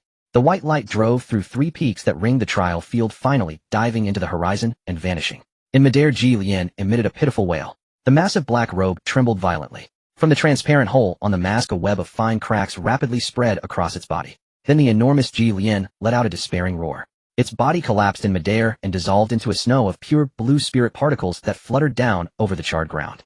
Ding. Successfully killed Dessou Ji Lian. Gain soul points x 2000. Obtain special drop fragmented Dessou crystal core x1. 2000 points. Jiang Yang's heart leapt.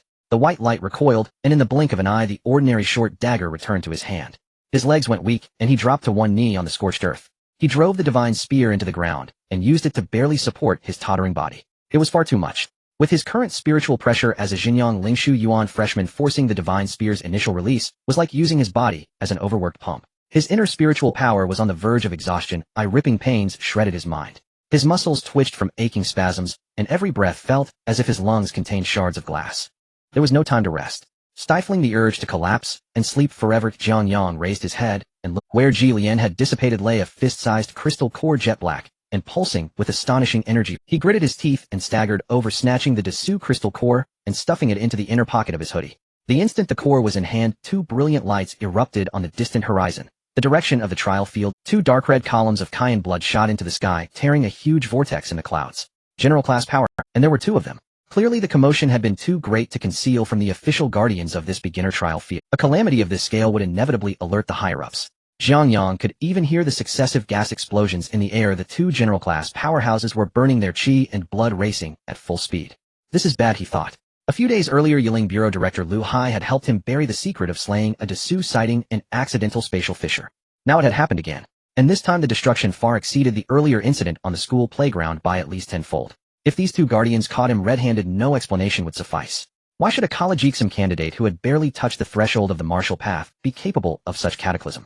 One who stands out invites ruin, who without absolute means of self-preservation, such a trump card, must never be exposed. Jiang Yang smashed his thigh twice, squeezing the last miserable trickle of spiritual power from the nearly dry channels of his meridians. Flash step. A faint ripple of energy burst from beneath his feet, his body became a residual image, and he dove into the dense black mist of the night. Less than 2 minutes after Jiang Yang vanished, boom boom. 2 figures wrapped in solidified cayenne blood crashed down like meteors at the very center of the recent battle. The savage impact gouged 2 deep pits from the already shattered ground. Shockwaves rolled outward and shredded the remaining black mist to tatters. The man on the left wore a sharp military green combat uniform. A long scar ran from the corner of his right eye to his jaw, and a raw sanguine scent clung to him. He was Zhang Lei, the chief guardian of the beginner trial field, the garrison general. To his right stood a gaunt elder in Tang-style robes. Unremarkable at a glance, yet the cayenne blood roiling beneath his feet rivaled Zhang Lei's. They made no pretense of pleasantries upon landing, they scanned the area at once. When the scene registered, even these veterans of slaughter inhaled sharply. Within a kilometer, not a single whole tree remained. The earth had been turned over. The landscape, a vast swath of the carcasses and shredded flesh of second, third, and even fourth-tier beasts lay thick upon the ground. Blood pooled into rivulets and ran into the parched fissures. What chilled them most was the black trench before them. Zhang Lei strode to the 10-meter-wide scorched gash, crouched, and touched its still terrifyingly hot edge. The moment his finger met the soil, the clump turned to the finest powder and flowed through his fingers. Was this caused by a high-grade fire-type ability? The Tang-robed elder approached, brow-knotted. Zhang Lei straightened, a cold sweat beading on his forehead. He raised a trembling finger and pointed to the far end of the scorched trench. Following Zhang Lei's quivering fingertip, some 10 kilometers away, the 3 blackstone mountains that formed the trial field's natural barrier each bore a neat circular hole in the night. The 3 apertures formed a straight line, pierced clean through. Night wind whistled through them with a keening wail. The 2 generals accustomed to grand scenes stood frozen with furrowed brows. Boom, boom. 2 more sounds of something breaking through the air fell from above. Lin Shuang, captain of the 7th Defense Team of the Anomaly Bureau, and Su Gang, commander of the Jiang Yang Military Defense Department, arrived. Su Gang strode up to the 10-meter-wide scorched ravine, crouched down, and scooped up a handful of scalding soil. Was it the work of a beast? No. Zhang Lei raised his hand and pointed to the 3 black stone mountains connected several kilometers away. Although they were far away with the eyesight of a martial general or martial king, he could clearly see the smooth cut in the mountains. There were no signs of shattered rocks or collapse. A single strike had gone through completely. This cut is too smooth. Su Gang exclaimed, astonished. Zhang Lei frowned. Which powerful figure has this kind of ability? A martial general's blood energy could never achieve this. Lin Shuang directly interrupted their speculation. This must have been done by at least a martial marquis, or even a martial king-level sword cultivator. Upon hearing this, the other 3 fell silent. A martial king-level sword cultivator. Such high-ranking individuals were rare in the entire country. How could someone create such a commotion in the Jiangnan city's junior abyss trial grounds? Lin Shuang stood by silently, as a shadow involuntarily popped into her mind. Jiang Yang. And that rust-covered Tang Dao. Impossible. Lin Shuang immediately suppressed this absurd thought. A high school student who had just awakened for a few days, even with any mutated abilities, could never cause the current situation. The old man in Tang's suit broke the silence and reminded them. Could it be that a high-level protector from some big family was sent here? The authorities have clearly stated that martial masters and above are not allowed in the junior trial grounds. But it's common for those big families to sneak people in as bodyguards to protect their geniuses. Su Gang turned his head and looked at the old man in Tang's suit. Even if it's someone from a big family, such a commotion must be investigated thoroughly. Su Gang ordered. Zhang Lei immediately seal off the trial grounds, retrieve the list of all entries and exits from the past 2 days, and investigate them one by one. In the safety zone outside the trial grounds, Jiang Yang entered an empty wooden house, leaning against the door to catch his breath. A burning pain surged through his lungs. The after-effects of forcibly activating his divine spear had completely erupted. His limbs felt weak, and even lifting a finger felt strenuous. But Jiang Yang hardly had time to care about this. He was now in a state of extreme excitement. He summoned the system panel and glanced at the numbers in the lower right corner. Current available soul points, 3,020 points. Jiang Yang looked at this string of numbers and laughed out loud. After buying a mid-level blind box, he originally had only 20 points left, but killing Geely and had given him a boost of 3,000 points. He weighed the divine spear in his hand again. System lottery. Jiang Yang rubbed his hands together, his face full of excitement. Let's start with a 10 consecutive draw to test the waters. Ding. Confirmed consumption of 1,000 soul points. Thank you for your patronage. Thank you for your patronage. A series of gray text flooded his mind. In the 10 consecutive draws, 9 were empty. Finally, the system dinged and dropped a small glowing object. Obtained guaranteed item, Junior Spirit Crystal. Jiang Yang's face turned dark. This drop rate was too pitiful. 100 soul points required him to kill 10 first-level beasts, and he ended up with this. I refuse to believe this. Let's do another 10 consecutive draws. Jiang Yang gritted his teeth and made up his mind. Ding.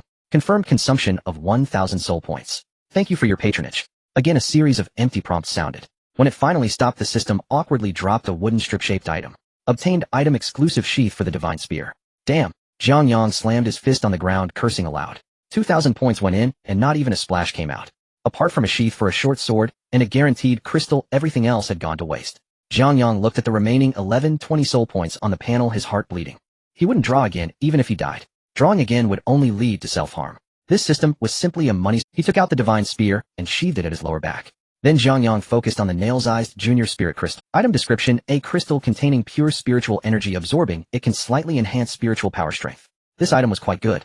Without any hesitation, Jiang Yang directly crushed it in his palm. An extremely pure energy surged into his body, which had originally been drained of spiritual power, quickly became replenished with this energy. The pain from the overdrawn meridians and soul eased.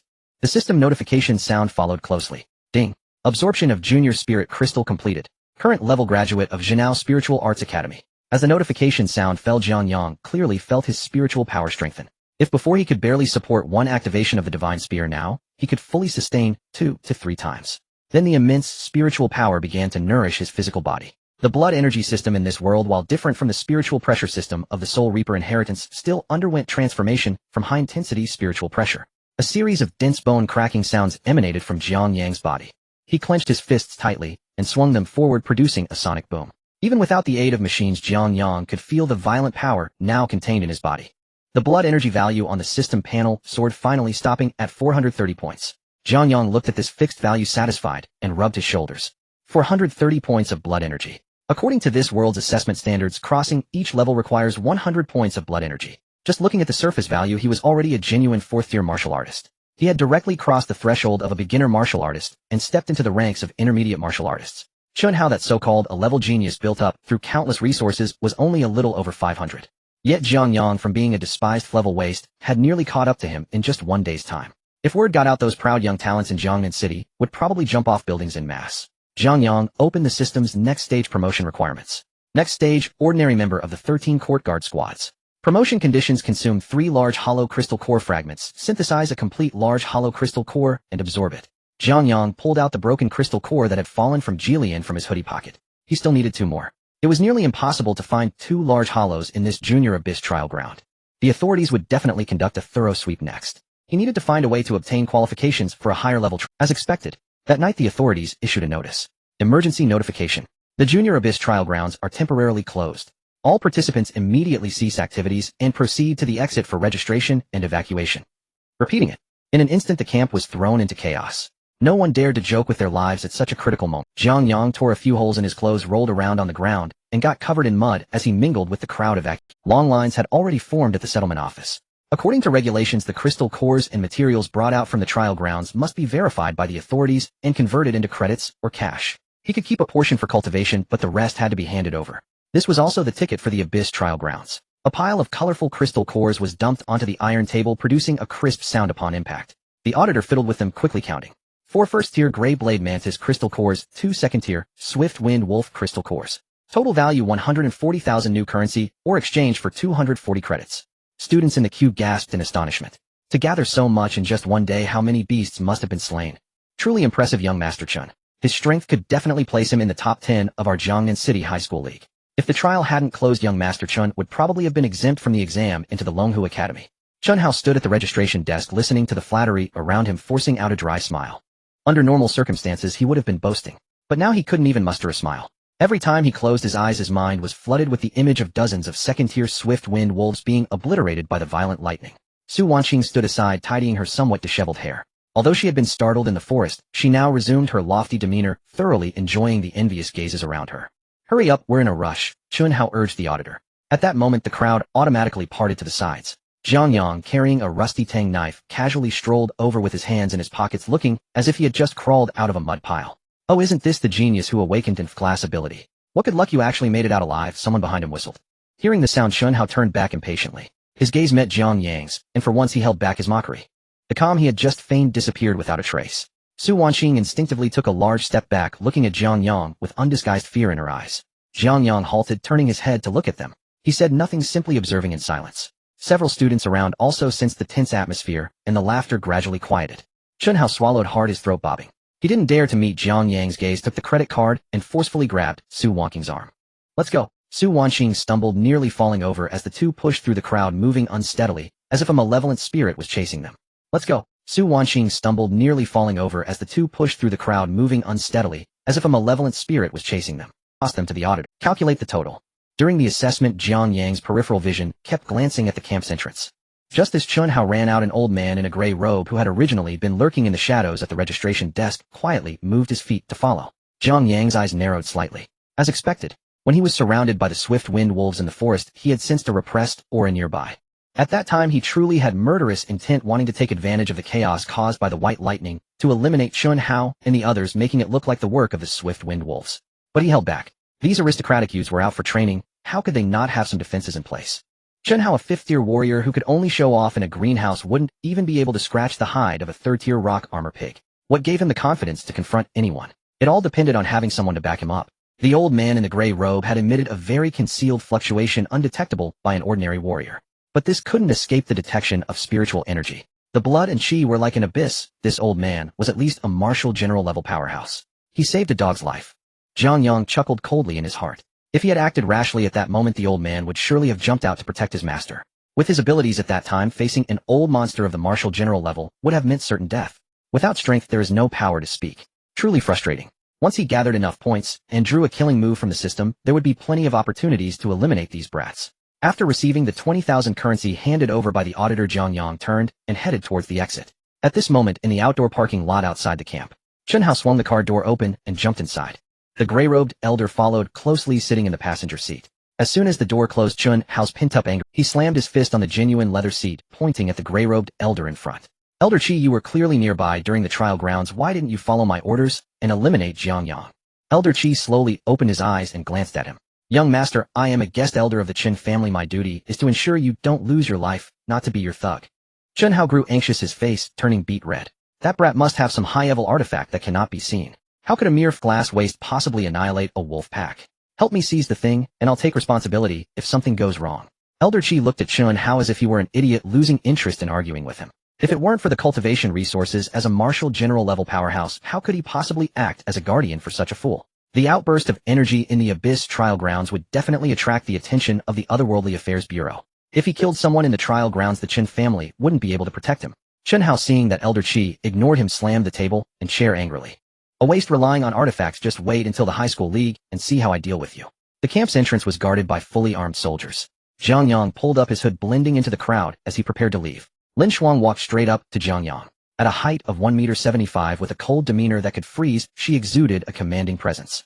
Her gaze circled around Jiang Yang before finally resting on the short knife hanging from his lower back, and she raised an eyebrow slightly. Previously, Jiang Yang had clearly wielded a rusty Tang knife, so how did it turn into a short knife? How could Jiang Yang possibly ride in Lin Shuang's car? This cold and unfriendly woman seemed too formidable to provoke. He barely had time to avoid her.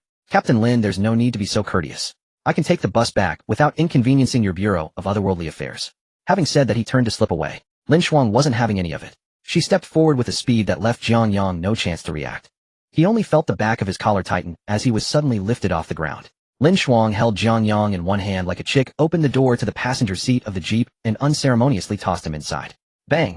The door slammed shut with a heavy thud, automatically locking. Jiang Yang was thrown around and dazed. Just as he was about to protest, Lin Shuang opened the driver's door and got in. With the pedal to the metal, the jeep spun out of the testing grounds like a wild bull. Jiang Yang had never seen someone drive like this. Wasn't just fast, it was practically flying low. He gripped the handrail above the door, curled his legs up, and turned to look. Kidnapping is against the law, you know. Lin Shuang held the steering wheel with both hands, her gaze fixed ahead, the car speeding past 180. Stop talking nonsense and sit tight. Jiang Yang pouted and had no choice but to obediently place his legs down. After a few minutes, Lin Shuang suddenly spoke up, throwing out a completely unrelated topic. Has your sister ever mentioned me? Jiang Yang was taken aback. According to the original owner's memories, his sister Qin Yu was the captain of the advanced team at the Imperial Capital's Dragon Tiger Academy and rarely returned home. Each time she just came to check on her training and had never mentioned Lin Shuang. Should she have? He wasn't sure what connection there. He hoped it wasn't some cliché story about love rivals. Lin Shuang smiled wryly at his response. True, given her personality, she certainly wouldn't mention such things. This piqued Jiang Yang's curiosity. From Lin Shuang's tone, it was clear there was a juicy story behind it. Just as he was pondering how to coax her into talking, Lin Shuang lit a cigarette and began to speak. Your sister and I were classmates in college. Lin Shuang exhaled a ring of smoke, her voice carried away by the night wind. Before we graduated, we were selected by our colleagues to join the Abyss Advanced Team at the Dragon Tiger Academy. Jiang Yang was momentarily stunned. The Abyss Advanced Team. He wasn't unfamiliar with that term. The original owner's parents were members of the military's advanced team. They were responsible for exploring unknown high-level abysses with a fatality rate consistently above 60%. In our small team, there were 5 of us. Apart from the captain, the others were all at the martial general level. Lin Shuang's speech slowed, her fingers unconsciously tightening on the steering wheel. Jiang Yang inhaled sharply. For martial generals, that captain must have been a martial king. With this configuration, they could sweep through any first-tier family in Jiangnan City. Chunhao would be flaunting his tail with a martial general guest, yet Qin Yu served in a death squad composed entirely of martial generals. That year, when we were in our 3rd year, we received orders to explore a newly appeared high-level spatial rift in the northern region. Lin Shuang's voice grew heavier, as if suppressing some emotion. Upon entering, we saw no overwhelming horde of otherworldly beasts. It was a white desert with a waning moon devoid of any signs of life. A white desert. A waning moon. This description of the environment sounded eerily familiar. Wasn't this the hollow world? Before Jiang Yang could think it through, Lin Xuan continued. We walked for a whole day and night without encountering any danger. Just as everyone was preparing to retreat and report back, that thing appeared. Lin Xuan's hand holding the cigarette trembled slightly. She didn't notice the ashes falling onto her pants. There were no fluctuations of blood energy, no footsteps. It appeared before us, as if it had grown from thin air. Jiang Yang swallowed hard and tentatively asked, what kind of high-level otherworldly beast was it? If only it were a beast. Lin Xuan gritted her teeth, each word escaping like bullets. It was a humanoid monster. It had a black hole in its chest, wore a broken bone mask, and bore a number 11. Jiang Yang suddenly sat up straight. A hollow mask, a humanoid body, and a number. A hollow. His mind exploded with realization. It was already outrageous for the Aaronkar to appear in the beginner's testing ground.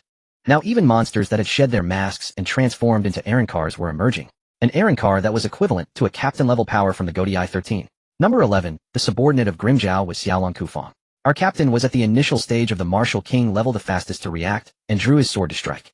Jiang Yang's heart raced as he followed her words. Did he hit it? Not even the corner of its clothing was touched. Lin Xuan's voice carried a sense of helplessness. That monster merely raised a finger, and a burst of red light erupted from its fingertip. Our captain didn't even have time to scream before half his body was vaporized. A one-hit kill. A martial king obliterated by a single basic attack from a hollow.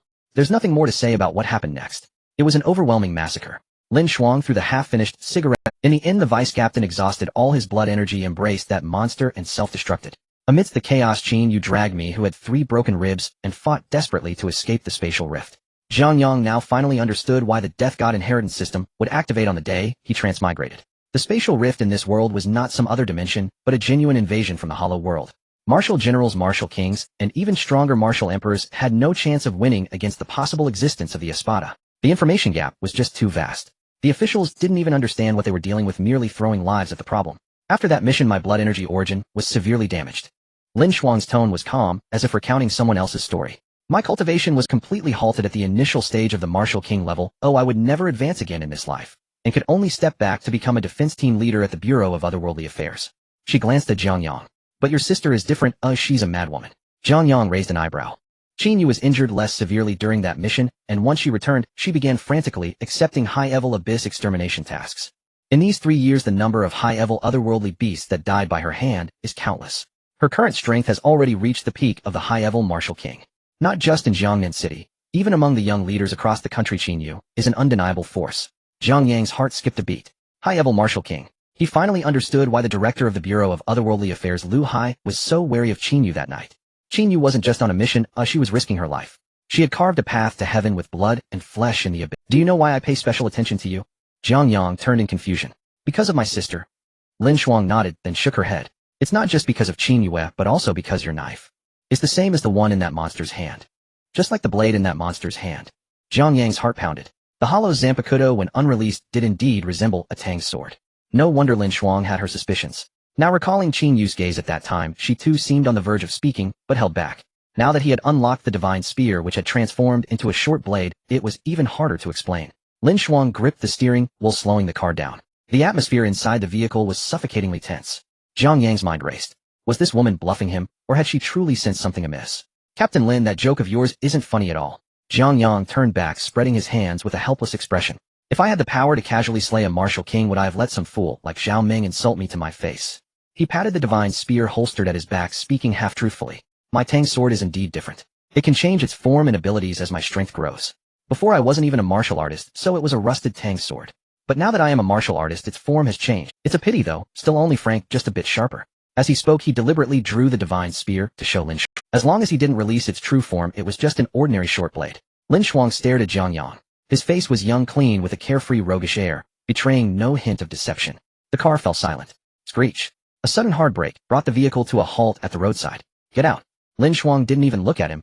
She simply lit another cigarette. Jiang Yang didn't waste words. He pushed open the door and jumped out. The moment his feet touched the ground, the Jeep roared off with a launch covering him in exhaust. Standing on the curb, Jiang Yang brushed the dust off his clothes and watched the red taillights vanish around the corner. He shed his earlier nonchalant demeanor and rubbed his shoulders sore from the seatbelt. Lin Xuan was undoubtedly suspicious of him. The commotion tonight had been too loud. Even if he had fled swiftly, the lingering traces of spiritual pressure would eventually draw the attention of the military and the Spirit Anomaly Bureau. Though this world cultivated blood energy, those in power were no fools. Time was running out for him. Not only had hollows appeared, but even Aaronkars were stirring within unknown spatial rifts. Without sufficient strength, he couldn't guarantee such good fortune next time. Drawing a released Zanpakutō when the system was a devourer of resources. Relying solely on grinding monsters in the Abyss Trial Ground to accumulate soul points was far too slow. He had to obtain tickets to higher-level Abyss Trial Grounds to hunt advanced beasts, even hollows. Jiang Yang glanced at the street sign. Searching through the original owner's memories, he pulled a mask from his hoodie pocket, put it on, tugged his hood low, and turned into a narrow, unlit alley. After weaving through a maze of alleys, he arrived at a shop door. He knocked 3 times, paused for 2 seconds, then knocked. The rolling door was pulled open a crack from inside, and a pair of bloodshot eyes peered out. Confirming Jiang Yang was alone, the iron door was yanked halfway up with a clatter. Jiang Yang ducked inside. From the outside, it looked like a rundown repair shop, but descending the steps revealed a hidden world. A 100-meter-long underground air raid shelter had been converted into a market. Stalls lined both sides. No one hawked their wares or spoke loudly. Everyone was wrapped up tightly, casting wary glances around. This was the largest underground black market in Jiangnan City with no official rules. Only strength and money spoke. Jiang Yang didn't linger at the scattered stalls. He walked straight to the end of the passage. There a pawn shop with a sign reading Red Fong stood. The shop was dimly lit, and behind the counter sat a greasy face. The fat man was studying a metal fragment stained with dried blood through a magnifying glass. Taking in goods, or buying a life? He asked, not lifting his head, his voice hoarse. Selling goods. Jiang Yang approached the counter and took off his backpack. The fat man set down his magnifying glass, glanced at Jiang Yang with little interest, and leaned back in his chair. Kid, the black market has its rules. We don't take junk. Take a left out the door. There's a recycling station. Try your luck. Jiang Yang didn't reply. He unzipped his backpack. Clatter. He upended the bag, and a heap of multicolored crystals spilled onto the glass countertop. The fat man's hand trembled, and he shot up from his chair. All second tier. Low-tier crystals weren't rare on the black market, but such a quantity was enough to shock anyone. Martial artists needed to enhance their blood energy, and the quickest way was through potions refined from crystals. The authorities had official sales channels and issued regular benefits based on martial artist rank. That was also why some controlled low-tier abysses were opened. Kid, what should I call you? The fat man's face changed, beaming as he rubbed his hands together obsequiously. Just tally it up. Jiang Yang tapped the glass counter, his tone flat. Sure thing. The fat man quickly pulled out a metal tray from under the counter and began counting each crystal. 86 second-tier crystals in total. The fat man punched numbers into a calculator with a clatter. At the current black market price, second-tier crystals go for $1.00 new dollars each. He'll take a small loss and round it up, 9 million. How about that? Jiang Yang nodded. Transfer the money. Done. The fat man asked for Jiang Yang's untraceable account. In less than half a minute, Jiang Yang's phone buzzed. 9 million had arrived. Jiang Yang looked at the number and felt a sense of relief. He was now a minor tycoon. At least next time he entered the abyss, he wouldn't have to worry about supplies. Jiang Yang put away his phone and casually slipped a crystal that had been at the bottom of his backpack back into his pocket. The fat man's sharp eyes immediately caught the thick, earthy yellow glow. Hey, brother, wait. The fat man rushed around the counter, grabbing Jiang Yang's sleeve, his breath quickening. Is that a third-tier rock-armored boar's crystal? Jiang Yang shook off his hand. You've got good eyes. Sell it to me. He'll pay double. The fat man was frantic, holding up 5 fingers. 500,000. No, 1 million. Third-tier beast crystals rarely circulated on the market. Even when they did, they were snapped up at high prices by students preparing for the martial arts exams. Not for sale. Jiang Yang's answer was curt. If you think the price is too low, we can negotiate. The fat man slapped his thigh in desperation. You won't find anyone in Jiangnan City who'll offer more than me. I want to trade it for a ticket to the intermediate Abyss Trial Ground. The official qualification review is excessively troublesome. Even with the card provided by Qin Yue, if his blood value does not meet the requirements, he will not be allowed to pass. However, there is another way to purchase an anonymous Abyss trial ticket. However, the death rate for those entering the Abyss through this method is also the highest. The fat man's cheeks trembled twice. Brother, let me give you some advice. The intermediate level is no joke. The minimum requirement to enter the trial ground is a martial master. From what I see, you're at best a beginner martial artist, so there's no need to seek death. Is there or isn't there? Jiang Yang interrupted him. Good advice falls on deaf ears, so the fat man said no more, extending 3 fingers. 3 third-tier crystal cores. 1 third-tier crystal core, plus 2 million new coins. This price has already been marked up by a factor of 2. The fat man took the crystal cores, received the money, turned and hurried into the back room, fiddling for a while, before bringing out a black envelope and handing it to Jiang Yang. Tomorrow night, at 8, go to the abandoned meat processing plant No. 3 on the outskirts of the city. There is a black market teleportation array leading to the intermediate rift. Take this, and no one will question your background. Jiang Yang tucked the envelope away and turned to walk out. As he exited the underground black market, the night breeze refreshed his mind considerably.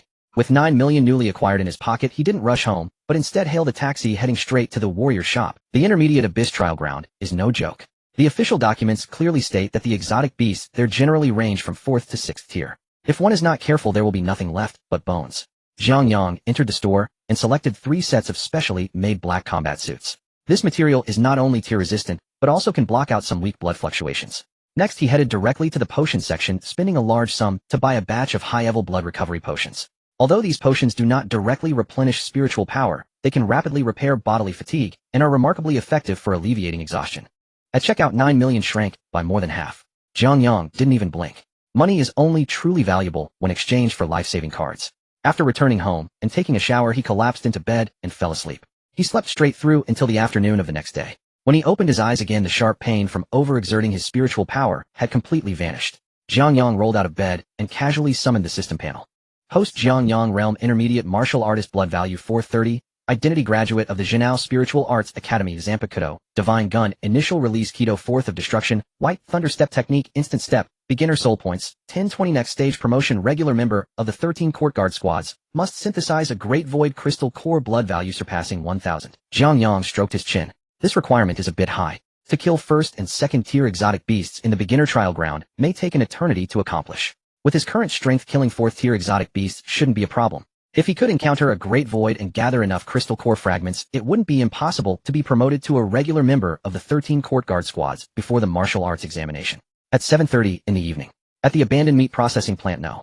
3 in the suburbs of Jiangnan City, Jiang Yang wore a brand new black combat suit, pulling his hood down low. The interior of the factory was quite spacious, with several dim emergency lights hanging from the beams. Inside, more than 20 people had already gathered in small clusters. Most were covering their faces, exuding a heavy aura. Judging by the atmosphere, they were mostly mercenaries or fugitives who had been living on the edge for years.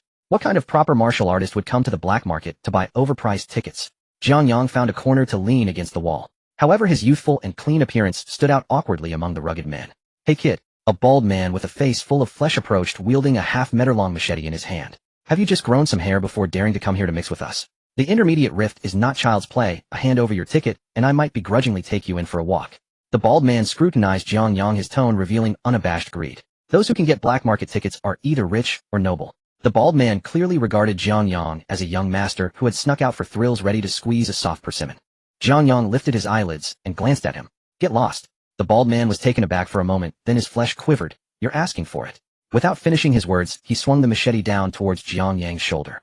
The back of the blade created a gust of wind, evidently not intending to kill, but wanting to cripple Jiang Yang's arm. Jiang Yang didn't dodge at all. He simply raised his right hand, casually bringing his index and middle fingers together, pointing forward.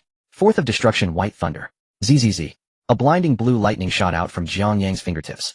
The bald man didn't even have time to blink before he felt a whirlwind rush past his ear, followed by a smell of burning. Boom. The thick lightning grazed the bald man's cheek, crashing into the wall at the end of the factory and creating the bald man's actions froze in midair. A blood channel was scorched into his cheek, and half of his ear had vaporized with blood dripping down his neck. The mercenaries who had wanted to watch the fun all froze in place. There was no build-up, no preparatory movements, just a casual point. This was at least the explosive power of a martial general. Jiang Yang retracted his hand, returning it to his pocket, not even glancing at the bald man. Just then, footsteps echoed from the iron staircase on the second floor of the factory. A figure in a long robe wearing a faceless mask walked down. He glanced at the bald man, slumped on the ground, his voice. "Don't you understand the rules here? If there's a next time, neither of you will be leaving." The bald man quickly begged for mercy. "2M, sorry, second master, I won't dare again in the future." The masked man looked at Jiang Yang, said nothing further, and walked to the center of the factory, where a massive hexagram formation was drawn with crystal cores embedded in each of the 6 corners. They all looked to be of decent quality. "Time's up. Those with tickets enter the teleportation array." Jiang Yang walked over and slapped the black envelope on the table. The masked man picked up the envelope, blue flames igniting at his fingertips, turning the envelope to ashes. He nodded and pointed to the inside of the formation. After Jiang Yang stepped inside, the other mercenaries followed one after another. They instinctively stood along the edges, leaving a wide circle of space around Jiang Yang. A reminder to everyone: the spaces connected by the teleportation array are blind spots that have not been surveyed by the official authorities. After landing, there is a high probability of dispersing and a small chance of directly falling into the lair of exotic beasts. Life and death depend on fate. Each relies on their own abilities. The masked man stopped talking nonsense, forming seals with both hands as 6 streams of blue flame merged into the edges of the formation. A sudden burst of red light dazzled everyone's eyes. A strong sensation of spatial tearing followed. Jiang Yang felt as if the world was spinning with the sharp sound of a storm ringing in his ears, his internal organs churning painfully. After an unknown period, the sensation of weightlessness abruptly vanished. Jiang Yang's feet landed firmly, stumbling forward a half step due to inertia. He immediately held his breath, swiftly drawing out the divine gun, his muscles tensed, ready to face any 4th-tier exotic beasts that might appear. But there were no roars of exotic beasts around. No damp smell of the jungle, and not even the sound of insects could be heard. All that met his eyes was a vast expanse of white. Jiang Yang looked down at his feet, all fine white sand. It felt soft and fluffy underfoot, not even leaving a footprint. He looked up, a waning moon hung in the sky. It made this white desert even more eerie. There was no wind, no clouds, even the air was silent. Is this the intermediate abyss trial ground? Jiang Yang cursed inwardly. That masked bastard tricked me. This was the Hueco Mundo. He gripped his divine. He had already found it absurd to encounter a Jillian in the beginner trial ground. Now he had been directly teleported to the monster. Calm down, I must calm down. He forcibly suppressed his racing heart. On the bright side, Hueco Mundo was full of hollows, which meant plenty of soul points. To level up and draw rewards, he relied entirely on these creatures. If he could farm some low-level hollows on the outskirts and accumulate enough points, he could skyrocket in power instantly. As long as he was careful and avoided any errand cars or visors, he should be able to protect himself. Jiang Yang looked around. That black market teleportation array was indeed unreliable, scattering their entire group. There wasn't a single soul around, let alone those mercenaries. First, figure out the situation. Jiang Yang pulled down his hood, chose a direction, and walked forward on the white sand. Not far ahead, a withered forest appeared. The tree trunks were all grayish-white, twisted like bones bare, As he approached the withered forest, he heard a scream from within. The voice sounded somewhat familiar. Jiang Yang stopped, hid behind a thick, withered tree, and poked his head out to look. On the clearing ahead, several corpses lay scattered around. They were all mercenaries he had seen at the meat processing plant. The bald man whose half-ear Jiang Yang had blasted off with a white lightning was sitting slumped on the ground, his half-meter-long machete broken in two. The bald man, his face covered in blood, was painfully crawling out of the forest. Behind him stood a monster. It was 2 stories tall with 6 long spider-like legs, but its upper body resembled a human.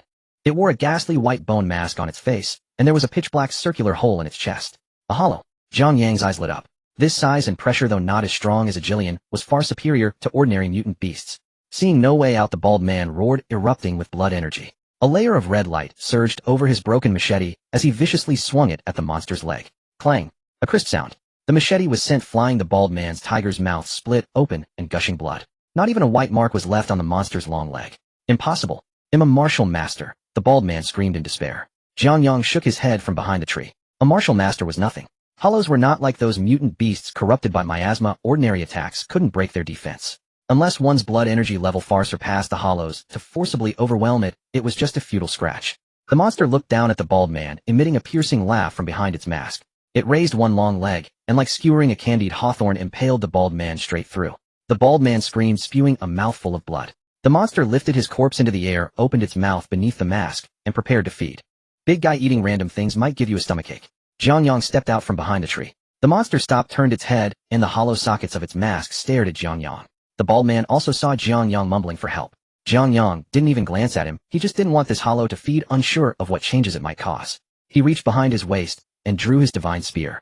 The monster tossed the bald man's corpse aside, its 6 long legs moving rapidly, charging at Jiang Yang like a heavy tank.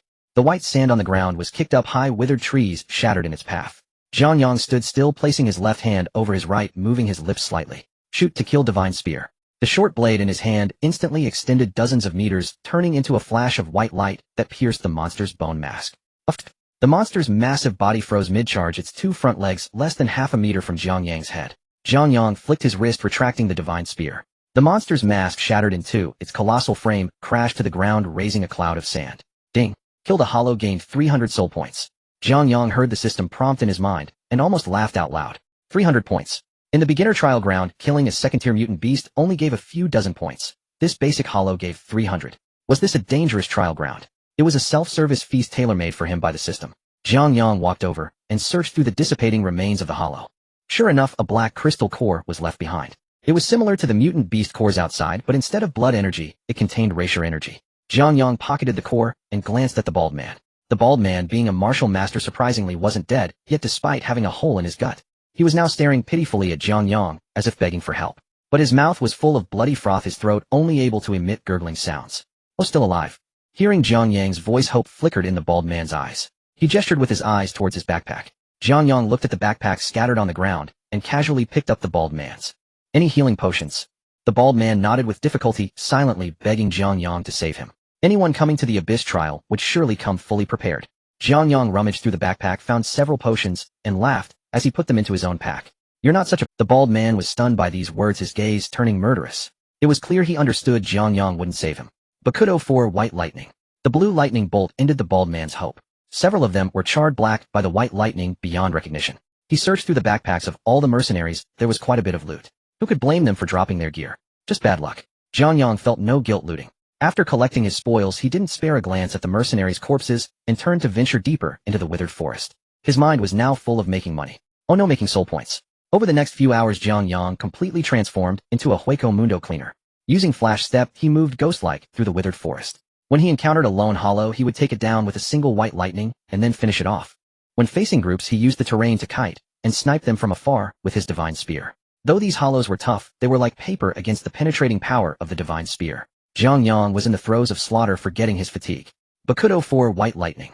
A thick bolt of blue lightning shot from Jiang Yang's fingertip, blasting half the body off a lizard-like hollow. Jiang Yang followed up with flash step, his divine spear piercing straight through its mask. Ding. Killed a basic hollow, gained 300 soul points. Jiang Yang let out a breath, flicking the residue off his blade. He opened his system panel to check. His soul points had skyrocketed to 4,500. The threshold of 10,000 points is drawing closer. Thinking of the magnificent scene of 1,000 cherry blossoms, Jiang Yang felt a surge of excitement. Today I must clear this grove. Jiang Yang licked his lips and continued to search ahead. As he walked, the terrain began to change. The number of dead trees decreased, and some large rocks appeared on the ground. Jiang Yang climbed over a rock and suddenly stopped. In the hollow ahead, a group of people was huddled back to back fighting. These people were not wearing the disorganized clothing of mercenaries, but were all dressed in black combat uniforms. Military personnel. How could military personnel be here? Could it be that the authorities have already grasped this rift leading to the hollow world? In the hollow, more than a dozen hollows had surrounded the military squad. The leader was a middle-aged man holding a massive double-handed sword with an extremely strong fluctuation of blood energy, a master at the level of a martial general. However, his condition was dire. He had numerous wounds all over his body, blood staining his combat uniform. The 7 or 8 team members behind him were in even worse shape, with 2 of them lying on the ground unconscious. Captain, we can't hold on any longer. These monsters have 2 tough shells. A young team member cried out, his spear bitten in half by a hollow. The middle-aged man gritted his teeth, slashing a hollow away with his sword, and shouted, "Even if we can't hold on, we must. The dictionary of the advanced team has no retreat. We must take a few down with us." Advanced team. Jiang Yang's heart stirred. Lin Shuang had mentioned that she and Qin, you were once part of the advanced team responsible for exploring unknown high-level abysses. It seems that the authorities did not have complete control here. They merely sent an advanced team to scout. Unfortunately, they had bad luck and fell directly into a den of hollows. The battle in the hollow had already reached a fever pitch. The middle-aged man let out a loud roar, his blood energy igniting, and the great sword erupted with blinding red light, cleaving a hollow in 2. But he was exhausted, kneeling on one knee, gasping heavily. The remaining hollows took advantage of the situation and swarmed forward. Several team members hurriedly used their abilities with ice and fire, creating quite a spectacle. Unfortunately, it's over. Jiang Yang sighed from behind the rock. He didn't want to meddle. Revealing his strength in front of the authorities would definitely be a trouble. But these soldiers were protecting the civilians, maintaining the safety of Huaxia. As a Huaxia citizen, he simply couldn't stand by and watch. Moreover, the captain's resilience resonated with Jiang Yang. Consider yourselves lucky. Jiang Yang tightened his mask and leaped down from the rock. While still in midair, he initiated his attack. Break the way, no. For white thunder. Blue lightning tore through the sky, piercing the hollow that lunged into the crowd, and before it could even scream, it collapsed in front of the group. Jiang Yang landed and crushed another hollow that was charging at the front. The tremendous impact forced the hollow to the ground, unable to rise for a long time. Everyone in the hollow was stunned. They stared at the figure in black who had suddenly descended from the sky, unable to comprehend. This person was dressed in a way that left no part of his face visible, and there was not a hint of blood energy fluctuation from him, appearing like an ordinary person without cultivation. Yet that jump just now was at least 10 meters high, though an ordinary person would have turned to mush upon landing. The hollows were also momentarily bewildered by Jiang Yang's sudden appearance, halting their actions and watching him warily. Ignoring them, Jiang Yang thrust his divine spear into the hollow's head. With a flash, he was already standing in front. Break the way, no. For white thunder. Jiang Yang brought his left index and middle fingers together, pointing at the hollow. Zing!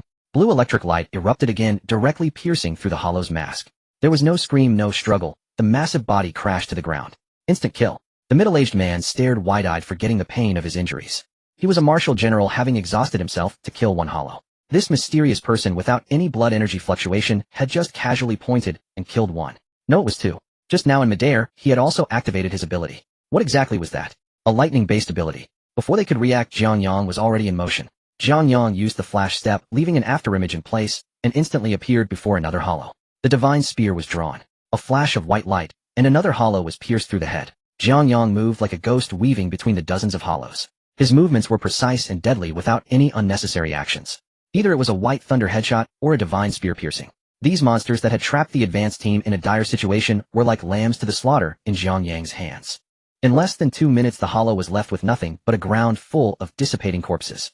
Jiang Yang retracted his divine spear, dusted off his hands, and turned to look at the middle-aged man. If you're not dead, hurry up and leave. The smell of blood here will attract more monsters. Jiang Yang deliberately lowered his voice, making it sound hoarse and aged. The middle-aged man finally regained his senses, struggling to stand up and deeply bowing to Jiang Yang.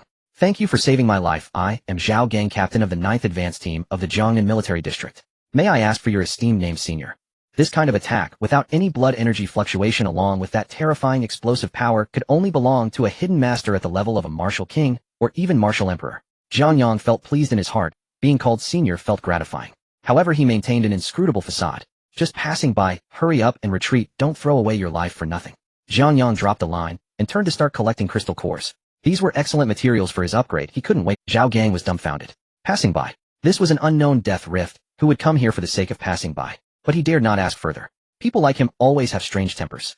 Zhao Gang watched Jiang Yang collect the black crystal cores from the ground, unable to help but remind him.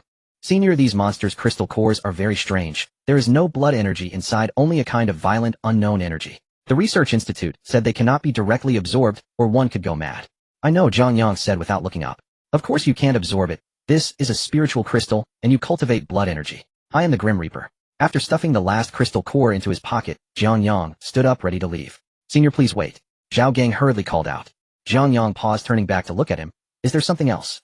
Zhao Gang gritted his teeth and pulled out something resembling a walkie-talkie from his pocket. Senior, our team came in this time to rescue the 1st Advanced Team from Longhu Academy that went missing 7 days ago. But as soon as we landed, we encountered these monsters, and our communicator is broken. Zhao Gang's tone carried a plea. Senior, your strength is formidable. If you encounter anyone from the 1st Advanced Team in this rift, could you help them? The leader is Captain Qinyu. She is very important to us. Jiang Yang's eyes beneath the hood snapped wide open. Qinyu. His cheap foster sister had been missing for 7 days. And right here in this hollow realm. No wonder there had been no news from home these past few days. He had assumed Qinyu was off on some routine mission. Jiang Yang's heart began to race. Though Qinyu's strength had reached the high-rank martial king level, this was the hollow realm. A place where even a Juches could appear, where even a high-rank martial king could fall. Jiang Yang took a deep breath, suppressing the shock within him. I'll do my best. Without another word, he took the communicator, executed flash step, and vanished in an instant, leaving only an afterimage. Zhao Gang stared at the spot where Jiang Yang had disappeared and let out a long sigh. With that, senior here, Captain Qin and the others had a much better chance of survival. Jiang Yang sprinted through the withered forest. His speed was pushed to the limit, his flash step executed with flawless mastery. His mind was filled with Zhao Gang's words. Qinyu had been missing for 7 days. 7 days in this hollow realm, where even the air reeked of death. Could she still be alive? Though Jiang Yang was a transmigrator and harbored no deep affection for Qinyu, his Buddhist instincts throbbed with a dull ache.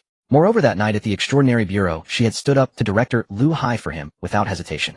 Jiang Yang remembered that protective kindness. Big sis, you can't die on me. If you're gone whole, give me my allowance. He muttered to himself as he ran. Stopping atop a tall sand dune, he surveyed his surroundings. The hollow realm was vast, an endless white expanse with no way to distinguish directions. Where could he even start looking? System, got any radar function? Give me a clue. Jiang Yang called out mentally. The system remained silent. Jiang Yang sighed. This lousy system had no intelligence beyond gacha draws and leveling up. He found a hidden crevice in the rocks and slipped inside. Finding people was one thing, but he had to boost his own strength first. In this godforsaken place without power, he wouldn't just fail to save anyone. He'd be dragged down himself. Jiang Yang summoned the system panel. After saving Zhao Gang and his team, and casually clearing a wave of hollows, his soul points had exceeded 5,000. More importantly, he now had over a dozen spirit cores in his pocket. Host Jiang Yang, realm mid-rank martial artist, Chi blood 430, identity Shino Academy graduate, soul points 52, 20 next promotion, Godii 13 regular member, requires synthesize a menace level spirit core, Chi blood over 1,000. Jiang Yang tapped the core synthesis interface. 10 basic hollow cores could be synthesized into 1 intermediate core. 10 intermediate cores into 1 menace. He pulled out all the cores from his pocket, and together with the fragment he had obtained from slaying the Jillian, he had just enough to synthesize 1 menace level core. Synthesize. Jiang Yang murmured. A flash of light shimmered across the system panel. Dozens of black cores dissolved into specks of starlight, merging together until they formed a fist-sized dark crimson core radiating dense spiritual particles. Ding. Menace level core synthesized. Promotion conditions met. Proceed with promotion. Yes. Jiang Yang didn't hesitate. The moment the words left his mouth, the menace level core transformed into a beam of red light and plunged into Jiang Yang's chest. An immense violent energy exploded inside him. Hiss! Jiang Yang gasped, pain tearing through him. But he gritted his teeth, afraid to cry out. This energy was 10 times more ferocious than when he had absorbed the basic spiritual crystal. His bones cracked and groaned, his soul was torn apart and reassembled, his meridians were forcibly widened. Cold sweat soaked his combat suit. The inhuman torment lasted a full 10 minutes. When the energy finally settled, Jiang Yang looked as though he had been pulled from water, collapsing to the ground, gasping for air. Yet he could feel his body had undergone a radical transformation. Ding. Promotion successful. Identity updated. Godi 13 regular member, Chi blood 1100 high rank, martial master, spiritual pressure level, increased new permission, unlocked. Keto gacha pool upgraded, can draw intermediate keto. Jiang Yang clenched his fist, feeling the surging power within. A martial master already. In just a few days he had leaped from an frank loser, bypassing martial artist straight to martial master. If news of this got out, the so-called geniuses of Jiangnan City would be banging their heads against tofu blocks. More importantly, his spiritual pressure had risen. Jiang Yang felt that even without his Zanpakutō, a mere release of his spiritual pressure could crush someone like Zhao Meng into paste. System opened the Keto gacha pool. Jiang Yang was eager. With over 5,000 soul points, he needed to convert them into combat power. Intermediate Keto, draw 1,000 soul points per draw. Draw 3 times. Jiang Yang splurged. Ding. 3,000 soul points consumed. Drawing begins. Thank you for participating. Thank you for participating. Damn it. Your drop rate is a scam. Jiang Yang nearly cursed. 2,000 points wasted just like that. The pool upgrade had even removed the pity system. He would have been better off drawing more times before the upgrade. But the next second, he felt the soul points were well spent. Ding. Congratulations, host. You have obtained Hado 33, Sokatsui. Sokatsui. This was an immensely powerful mid-range area attack Keto. Its destructive force far surpassed by Kurai. With this, encountering a horde of hollows would be like dropping a nuke to clear the field. Jiang Yang took a deep breath, keeping the remaining 2,000 soul points as reserves. He stood up, stretched his limbs, and stepped out of the rock crevice. With his strength boosted, he felt more confident about finding her. Just as he was about to resume his journey, an extremely terrifying spiritual pressure emanated from behind the distant white sand dunes. This pressure was filled with brutality and bloodlust far surpassing that of a Jillian. Jiang Yang's hair stood on end. This level of oppression. Ajuchas. It had to be an Ajuchas a grade higher. Jiang Yang swallowed hard. His reason told him to turn and run right now. But his eyes were fixed on the direction of the dunes, his heartbeat accelerating. Fortune favors the bold. The soul points from an Ajuchas must be astronomical. Jiang Yang licked his dry lips, his inner Chinibu beginning to burn. He drew his divine spear, crouched low, and crept toward the dunes like a stalking panther. Jiang Yang crouched behind a white sand dune, scarcely daring to draw breath. The oppressive aura emanating from ahead was overwhelming. His heart pounded with unease. What level of monster is this? Even its mere presence constricts my chest like an iron vice. He gripped the hilt of his divine spear, tightly palmed, slick with sweat. Just moments earlier he had ascended to the rank of senior martial cultivator. His vital energy surging past the 1,000-point threshold, his spiritual pressure soaring dramatically. Logically, even confronting a Jillian should not have left him gasping for air. Could it truly be an Ajuchas? Jiang Yang swallowed hard. An Ajuchas, the mid-tier form among the hollows, was incomparably more formidable than any Jillian. If he truly faced one, would his current strength even suffice as a morsel? Yet greed stirred restlessly within him. Fortune favors the bold. Slaying a single Ajuchas could yield over 10,000 soul points. Then I'll simply summon Senbonzakura. What's there to fear? Clenching his teeth, Jiang Yang resolved to creep forward and assess the situation. If retreat became necessary, he could always flee. His Shunpo technique ensured survival. He lowered his body until he skimmed the pale sand, inching forward on his belly. Slowly, painstakingly, he crawled to the dune's crest and peered over, half his head exposed, down into the hollow below. What he saw froze him utterly. There was no Ajuchas at all. Only 3 massive shadowy figures shuffling sluggishly in place. Jillian. His eyes widened in disbelief, he nearly cursed aloud. These creatures bore sharp, pointed snouts draped in tattered black cloth, their faces masked by ghastly white bone. They were identical to the Jillians he'd slain earlier in the novice trial grounds. What sorcery is this? How could 3 Jillians generate such terrifying resonance? Confusion churned in his mind. Though Jillians were colossal, their spiritual pressure was nowhere near the suffocating weight he'd just sensed. That earlier aura had pressed down like a mountain. Yet these 3 emitted only moderate spiritual pressure, barely matching that of ordinary hollows. Something is deeply amiss. This reeks of deception. Jiang Yang withheld action, instead scanning the terrain below with meticulous attention. And indeed, he soon discerned the truth. The ground beneath the 3 Jillians was no ordinary sand. It bore faint, intricate patterns etched across it. These patterns glowed with a soft, silvery luminescence nearly invisible against the pale dunes. This is the formation. Jiang Yang drew a sharp, involuntary breath. This was Hueco Mundo, the hollow's domain. How could a formation exist here? And judging by its structure, it was unmistakably crafted by human hands. Has someone else already breached Hueco Mundo and erected a formation in this desolate place? Or is it an Arankar? Countless possibilities flashed through Jiang Yang's mind. He probed deeper and realized the crushing aura did not emanate from the Jillians at all. It radiated solely from the formation itself. The formation functioned like an amplifier, forcibly merging and magnifying the 3 Jillians' spiritual pressure, then projecting it outward several-fold. So it's all smoke and mirrors. Jiang Yang curled his lip in disdain, his tension dissolved instantly. A paper tiger, nothing more. His gaze shifted from the formation to the space behind the 3 Jillians. where a stone gate stood unaccompanied by any structure beyond it. The gate hung half ajar, revealing only impenetrable darkness within. Its architectural style clashed starkly with the barren windswept dunes surrounding it. Intricate carvings adorned its frame, clearly artificial, not born of nature. An underground palace. Jiang Yang's eyes gleamed with sudden excitement. A subterranean palace in such a place could only mean one thing: untold treasures lay hidden within. First dispatch these 3 gatekeepers. 3 jillions meant 3,000 soul points, pure unmissable bounty. Without hesitation, Jiang Yang leapt from the dune, landing boldly at the edge of the hollow. His descent went unnoticed. The 3 giants stood motionless within the formation, stiff, vacant, as if their souls had been siphoned away. "Hey big fella, wake up." His voice elicited no response. Does this formation suppress not only their spiritual pressure, but also their will? Jiang Yang pondered silently. So much the better. A stationary target demanded far less effort. Raising his left hand, he aligned his index and middle fingers toward the leftmost jillion. "Hey, don't know. For Bankai." A bolt of cobalt lightning erupted from his fingertips, spanning dozens of meters before striking the jillion's mask. Boom. A dull hollow impact. A small crater formed on the mask, emitting a wisp of black smoke. But the jillion merely swayed, untoppled. "Damn, thick hide indeed," Jiang Yang muttered. Though his spiritual energy had surged, Bankai remained a low-tier spell. Adequate against common hollows, yet little more than a scratch against jillions. Struck by the lightning, the jillion finally stirred, slowly turning its hollow gaze upon Jiang Yang. Then the other 2 followed suit, heads pivoting in eerie unison. 3 bleached white masks locked onto him simultaneously. "Roar!"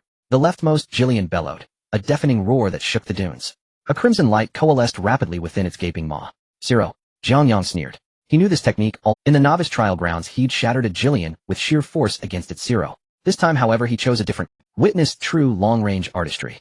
Sheathing his divine spear, Jiang Yang swiftly wove seals with both hands before his chest. His spiritual pressure surged like floodwaters, churning violently toward his palms. Flesh as canvas, myriad realms as stage. Sinful dream wall, azure flame, devours heaven. "Hey, don't know." 33 Sokatsui. With the full incantation complete, he thrust his palms forward. A sphere of azure flame erupted from his palms. The fireball swelled instantly, ballooning into a colossal orb over 10 meters wide, radiating searing heat as it hurtled downward like a falling star aimed squarely at the 3 jillions. Perkum. A cataclysmic detonation. Blue flames detonated at the formation's center, unleashing a scorching shock. Surrounding sands melted, instantly crystallizing into translucent glass. The blast hurled Jiang Yang backward several paces. As the blaze subsided, he opened his eyes and recoiled in astonishment. A vast smoking crater now scarred the earth. The pressure-amplifying formation had been obliterated utterly. Not even ash remained. And the 3 jillions, charred beyond recognition, reduced to blackened, crumbling husks. Holy hell, that full incantation packed serious punch. Even greater was his delight as 3 consecutive system alerts chimed in his mind. Ding. Jillion slain, 200 soul points awarded. A broad, irrepressible grin spread across Jiang Yang's face. 6,000 soul points, secured. This profit rate dwarfed bank robbery. He approached the crater's rim and retrieved 3 large hollow crystals, pulsing with dense spiritual energy, and tucked them securely into his pocket. These were invaluable. Future cultivation depended on them. Having secured his spoils, Jiang Yang turned his gaze toward the stone gate. Though the 3 jillions had been reduced to cinders by Sokatsui, the gate remained perfectly still and scathed, unmoved. Enter, or retreat. A subterranean palace built deep within Hueco Mundo could only belong to something far more fearsome than jillions. Yet who could resist such temptation standing so close? Before stepping across that threshold, however, it was time to draw. Jiang Yang stood before the stone door, rubbing his hands together. The 3 corpses of the jillion on the ground were still emitting black smoke. He glanced at the system panel. Soul points 11220. Over 11,000 points. Jiang Yang swallowed hard, feeling ecstatic. This was something he had fought for with his life. Previously in the primary trial arena, he barely accumulated a few thousand points through hard work. But this intermediate abyss was different. The 3 jillion directly gifted him 9,000 points. System. Jiang Yang called out in his mind. The panel flashed, and the interface popped up displaying several options. Basic lottery wheel, intermediate blind box, advanced blind box. There was also a direct exchange option, 1,000 points for the initial release of Senbonzakura. Jiang Yang stared at the words Senbonzakura, feeling greedy. Senbonzakura, a tool for showmanship. Petals dancing in the air, killing, without bloodshed, how magnificent. But then he glanced at the advanced blind box. It was also priced at 10,000 points. What could this advanced blind box yield? Jiang Yang pondered. The intermediate blind box had produced a divine gun. Although the initial release brought some surprise, it was worth far more than he paid. Surely this advanced blind box would guarantee a powerful Zanpakutō right. Perhaps it could even directly yield a Bankai. One must never be too complacent. With the divine gun as a guaranteed Zanpakutō in hand, Jiang Yang's inner gambler began to stir. Buying Senbonzakura directly was safe, but it lacked excitement. Drawing from the blind box was the real thrill. Let's go for a turn a bicycle into a motorcycle. Jiang Yang gritted his teeth and clicked on the advanced blind box. Purchase. Ding. 100 soul points deducted. Advanced blind box purchase successful. Would you like to open it immediately? Open, open, open. Don't dawdle. Jiang Yang urged in his mind. A golden shimmering box appeared on the panel. The box shook violently, and the golden light blinded Jiang Yang's eyes. Give me something good. Please don't let it be some useless junk. Ding. Congratulations, host, you have obtained the Zanpakutō. Jiang Yang was stunned. Higher the strongest ice-type Zanpakutō. The sword of Hitsugaya Tushuru. Holy crap. Jiang Yang couldn't help but shout. This was a huge win. The destructive power of Higher was undeniably strong. Moreover, this weapon could not only attack, but also control the battlefield. In this monster-infested Hueco Mundo, it was simply a divine weapon. Ding. Higher has been issued to the host's soul space, and can be manifested at any time. Friendly reminder, only one Zanpakutō can be equipped at a time. Please choose your current Zanpakutō. Jiang Yang.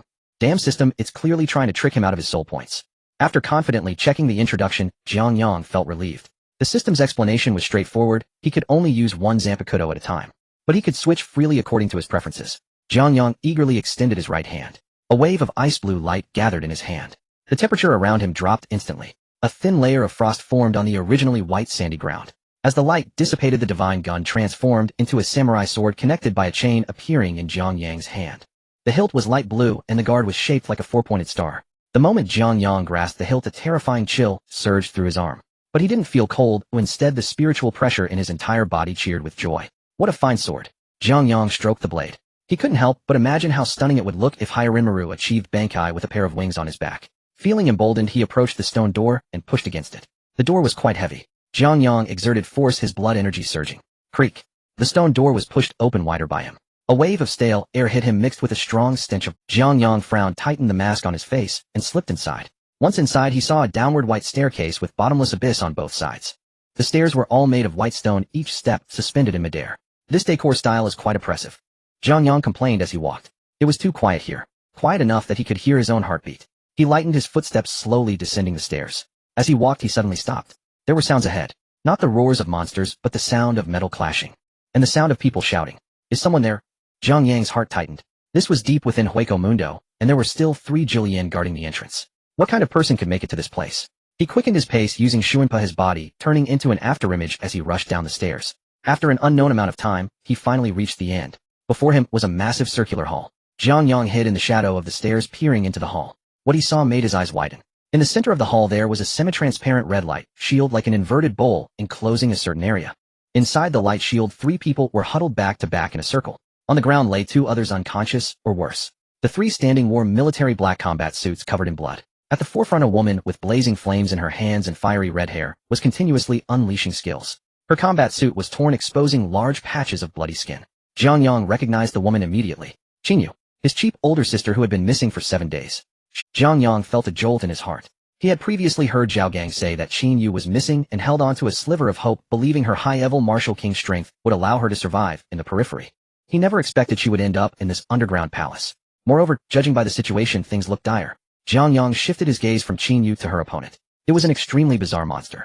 It didn't have the massive frame of a Jillian, standing only about 2 meters tall. With long limbs covered in white bone armor, and wearing a bone mask resembling a leopard's head, its speed was astonishing. Qinyu's torrential attacks couldn't even graze its edges. Ajiukas, Jiang Yang concluded in his mind. Only an Ajiukas could possess such a human-like physique and terrifying speed. This monster was clearly toying with Qin. It occasionally extended its claws, leaving blood marks on Qinyu, yet it held back from delivering fatal blows. It was like a cat playing with a mouse. Jiang Yang clenched his fists, his knuckles cracking. If you dare to harm my sister, you've reached your end today. The battle in the hall raged on. Qingyu gasped for breath, her situation dire. The blood vitality within her was nearly depleted. Although her fire ability was formidable, its consumption was immense. For the past 7 days, she had been scouting this cursed place with the first expedition team. Initially, they could barely handle the monsters they encountered, but as they ventured deeper, the team members began to falter. After all their effort to find this underground palace, hoping to discover clues or an escape route, they were trapped by the very barrier once they entered. Then the creature with the leopard head appeared. Qinyu, a high-level martial king, was considered a prominent figure in Jiangnan City. Yet before this monster, her pride in speed and strength seemed laughable. She couldn't even see its movements clearly. Captain, don't worry about us. A weak voice called from behind. Qingyu glanced. It was her deputy Oldly. His left arm was gone, hastily bandaged, blood oozing from the wound. He leaned against another teammate, his face pale, his wind ability barely able to form a gust to fend off the attacks. This barrier only allows entry, not exit. We can hold the monster. With your abilities, you can surely break through the barrier. Oldly gritted his teeth. Captain, don't worry about us. Just bring back the intel from here. Nonsense. Qin Yu continued to conjure fireballs without looking back, cursing. If I brought you out, I must bring you back. If we are to die, we die together. There's no way I will be the only coward here. Qin Yu said, forcefully squeezing out the last of her blood vitality, releasing flames once more. This time the flames shimmered with a red hue of blood vitality. It was no longer a fireball, but a serpentine blaze. However, to the leopard-headed monster, her movements were too slow. It merely sidestepped, lightly evading Qin Yu's attack, then raised its claws and swiped at her abdomen. Rip! Qin Yu's combat suit was torn, leaving 3 jagged wounds on her abdomen. Ugh! She groaned, staggering a few steps, nearly falling. The leopard-headed monster did not pursue, but stood still, emitting a piercing laughter. The sound was as grating as nails scraping on glass, making one feel utterly uncomfortable. Humans are such fragile and laughable creatures. The leopard-headed monster surprisingly spoke. Its voice was coarse, as if it hadn't spoken in ages. You know you have no chance of winning, yet you are willing to die for your so-called companions. Your bonds serve no purpose other than to make your deaths more painful. Qin Yu forced herself to stand upright, spitting out a mouthful of blood, glaring at the leopard-headed monster. You beast don't understand anything. We the soldiers of Huaxian never abandon our brothers. Even if I die here today, I will take a few of your teeth with me. Qin Yu roared as her entire being ignited with a fierce, burning vitality. Her skin turned crimson, flames surged around her, distorting the air with the intense heat. Captain! No! Oldly shouted from behind. He knew what Qin Yu was doing, burning her life essence. This was the final desperate move of a martial artist. Once used, even if one survived, they would be rendered useless for life. The leopard-headed monster tilted its head, seemingly intrigued by Qin Yu's sudden outburst. Oh, planning to fight to the death? Then let me see what tricks you can muster before you perish, bug. Jiang Yang hid in the shadow of the corridor, feeling anxious as he watched this unfold. This foolish woman, why is she risking her life? He knew Qin Yu was stubborn, but not this stubborn. There was no time to waste. If this continued, even if Qin Yu wasn't killed by the monster, she would burn herself to death. Jiang Yang kept his spiritual pressure ready. He did not rush out directly. That red barrier looked formidable.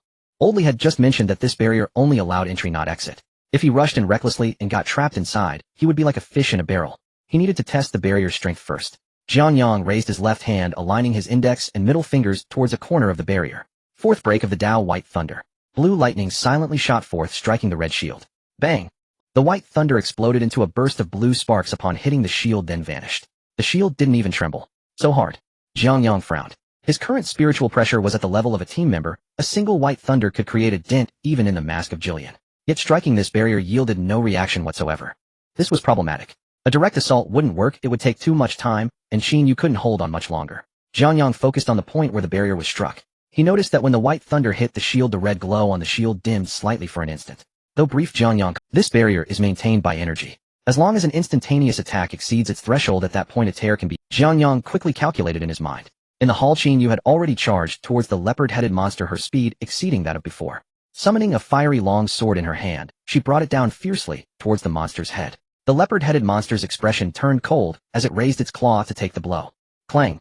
A tremendous crash reverberated. Qin Yu was forced back, spitting out a mouthful of blood. The leopard-headed monster fared no better, a white mark appearing on its claw with dark blood seeping out. It was enraged. Damn bug, you actually hurt me. The leopard-headed monster opened its mouth, a mass of red energy rapidly coalescing within. The energy fluctuations of this virtual flash were far more terrifying than Jillian's. Once struck, even Qin Yu. Now's the time. Jiang Yang moved. Without hesitation, he activated his instant step to the extreme. His entire being transformed into a black flash, dashing out from the corridor. All attention in the hall was focused on Qin Yu and the leopard-headed monster, leaving no one aware of Jiang Yang's appearance. He rushed to the edge of the barrier. He did not slow down. When he was less than a meter away from the barrier, he switched to the War Soul Blade. The spiritual pressure within him erupted like a volcano, madly pouring into the Divine Spear. Pierce him, Divine Spear. A breakthrough. No blade was as suitable as the Divine Spear. He pressed his left hand against the back of the blade, gripping the hilt with his right hand, initiating the release at close range. White light shot forth, piercing into the barrier. Break for me. The white blade collided with the red shield. No massive explosion occurred. Only a series of painful, hissing sounds echoed. The barrier's energy frantically resisted Jiang Yang's onslaught. Yet the penetrating power of this strike was overwhelming. On the red shield, tiny cracks began to appear, radiating from the tip of the blade. Crack! The cracks rapidly expanded, and a hole emerged. Jiang Yang dared not delay launching his attack. At this moment, the leopard-headed monster's energy wave had fully coalesced. The red beam, carrying a devastating aura, hurtled towards Qin Yu. Qin Yu knelt on the ground, already lacking the strength to evade. She gazed at the incoming energy wave, forcing a wry smile as she prepared to embrace death. I'm sorry, brothers, I can't bring you back. However, the expected intense pain did not come. Instead, a deafening explosion erupted in her ears. Boom! Qin Yu abruptly opened her eyes. Before her stood a figure dressed in black combat gear, wearing a mask. The person held a short knife in hand. A faint white glow emanated from the blade. That terrifying red flash was actually split in half by the knife. The residual energy of the flash grazed past the person's body, exploding into 2 large craters on the wall behind. The entire hall trembled violently. Xinyu was stunned. Old Li and the injured team members were also in shock. Who was this person? Where did they come from? They actually blocked the monster's attack with a single strike. The leopard-headed monster was momentarily taken aback. It glared at its failed lethal strike, its expression darkening. Jiang Yang shook his numb arm, resting the divine gun on his shoulder. He turned his head and glanced at Xinyu. To avoid being recognized, he deliberately lowered his voice, making it sound hoarse and aged. Hey little girl, tough luck, huh? Xinyu looked into Jiang Yang's eyes, feeling that they seemed somewhat familiar. But her mind was a bit muddled, and she couldn't recall where she had seen them before. Thank you for saving me, senior. Xinyu forced herself to stand up. Please be careful, this monster is extremely fast. Alright, just rest over there, and don't get in the way. Jiang Yang waved his hand, his tone filled with impatience. Xinyu gritted her teeth and did not retort. She knew that rushing in now would be suicidal, so she could only retreat to Old Li and the others, seizing the time to recover her vitality. Jiang Yang turned around to face the leopard-headed monster once more. He appraised the monster from head to toe, curling his lips. You look like a hybrid breed daring to spout nonsense here. The leopard-headed monster was enraged to the point of laughter. With such a pitiful amount of spiritual pressure, you dare to seek death. In its perception, Jiang Yang's spiritual pressure was weak, even lesser than that of the woman from before. Yet such a worthless being managed to split its flash. This left it feeling somewhat uncertain. Pitiful. Jiang Yang, today I'll make you understand what societal punishment is. As soon as the words left his mouth, Jiang Yang's figure vanished so fast. Qinyu's pupils constricted as she watched from behind. She was a high-level martial king, and yet completely failed to see how the person in front of her disappeared. There were no signs of a burst of vitality, nor any warning. He just vanished into thin air. The leopard-headed monster was startled as well. It instinctively felt a wave of danger approaching from the left. It raised its claw and swiped to the left. Clang! The blade of the divine gun clashed against the white bone claw. Sparks flew. Jiang Yang's figure materialized to the left of the monster. He gripped the knife with both hands, pinning down the monster's claw. Quick reflexes, huh, little kitty? Jiang Yang mocked. The leopard-headed monster was enraged. How dare you call me little kitty? You're seeking death. Its other claw, accompanied by a whistling sound, lunged straight for Jiang Yang's head. Jiang Yang did not take it heeding. He moved his feet, activating the instant step once again. He glided behind the monster like a weightless ghost. Break the way, fourth move, White Thunder. Jiang Yang formed his left hand into a sword shape and directly pointed at the monster's back heart. Blue lightning erupted at close range. Bang! The leopard-headed monster was knocked forward, staggering. A charred mark appeared on its back armor, but it was not TCH. The shell is really hard. Jiang Yang cursed inwardly. The defense of Akulka's was indeed far superior to that of Jillian. The low-level ghost technique, White Thunder, felt like mere tickling against it. The leopard-headed monster steadied itself, turning around, glaring angrily at Jiang Yang. It finally confirmed. The spiritual pressure emanating from this human was different from that of the woman before, even differing from its own. The leopard-headed monster steadied itself, turning around, glaring angrily at Jiang Yang. It finally confirmed. The spiritual pressure emanating from this he was stalling for time. Breaking through the barrier earlier had consumed much of his spiritual pressure. He needed a moment to Moreover, he needed Qinyu and the others to regain some strength, so they could escape later. Seeking death. The leopard-headed monster was thoroughly enraged. It no longer held back, unleashing all its spiritual pressure. A visible wave of red energy spread out from its body. The surrounding air grew unbearably heavy. Old Li and the injured team members were directly pressed to the ground, spitting blood. Qinyu was also feeling the pressure, nearly kneeling on the ground. Senior, its aura has grown stronger. Qinyu shouted with difficulty. Jiang Yang stood his ground. Although he felt the pressure, he had his spiritual pressure protecting him, and did not appear as beleaguered as Qinyu and the others. What are you shouting about? Just because it's loud doesn't mean it's powerful. Jiang Yang dug at his ears. The leopard-headed monster wasted no time. It dropped to all fours and pounced at Jiang Yang like a true beast. Its speed had doubled compared to before. The hall was filled with its afterimages. Jiang Yang's gaze sharpened. He dared not be careless, focusing entirely on tracking the monster's movements. Left. Jiang Yang raised his knife to block. Clang. A tremendous force transmitted through the blade, causing Jiang Yang to retreat 3 steps, his arm going numb. Before he could stabilize himself, the monster's attack came again. Right. Above. Behind. The leopard-headed monster surrounded Jiang Yang, launching a torrential barrage of attacks.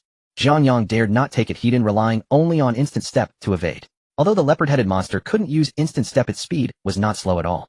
In Qinyu's eyes, she could only see the figures of the two appearing, disappearing, reappearing, and disappearing again. The entire hall was filled with afterimages, her naked eye struggling to keep up with the speed. This speed is truly insane. Jiang Yang cursed inwardly. He realized that his current strength was like slicing through melons when facing Jillian. But against Akulka's, it was still somewhat challenging. After all, he had just been promoted to a team member, and his level of spiritual pressure was far from being comparable. Senior, if you can't win, just retreat. It's not shameful. Qinyu shouted anxiously from behind, as she saw Jiang Yang being suppressed. She did not want to implicate this mysterious expert because of herself.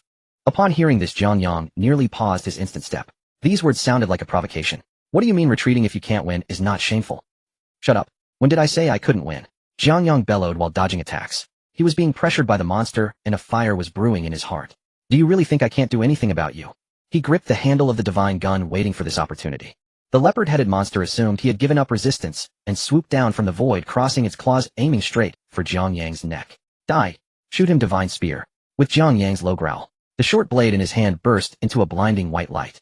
The blade, originally only a few dozen centimeters long, extended at an incredible speed, too fast for the naked eye to catch. Thud! A dull sound of a blade piercing flesh. The leopard-headed monster was still midair, utterly unable. The edge of the divine spear pierced straight through its right shoulder.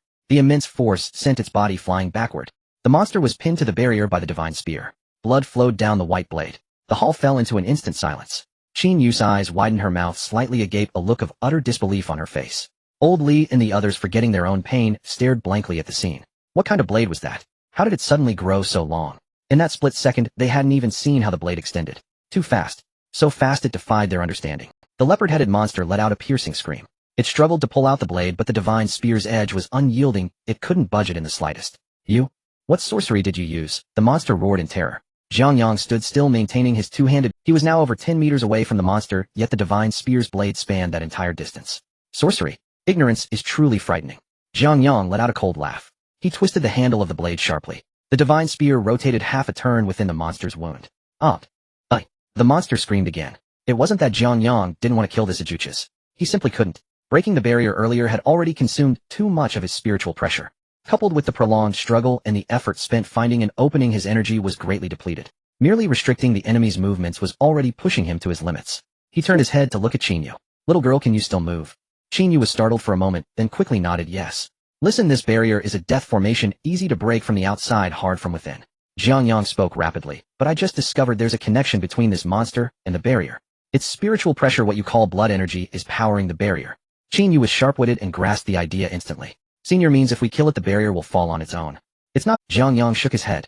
If we kill it directly, the energy within the barrier will go haywire and explode. Then all of us here will be buried with it. Qin Yu's face turned pale. Then what do we do?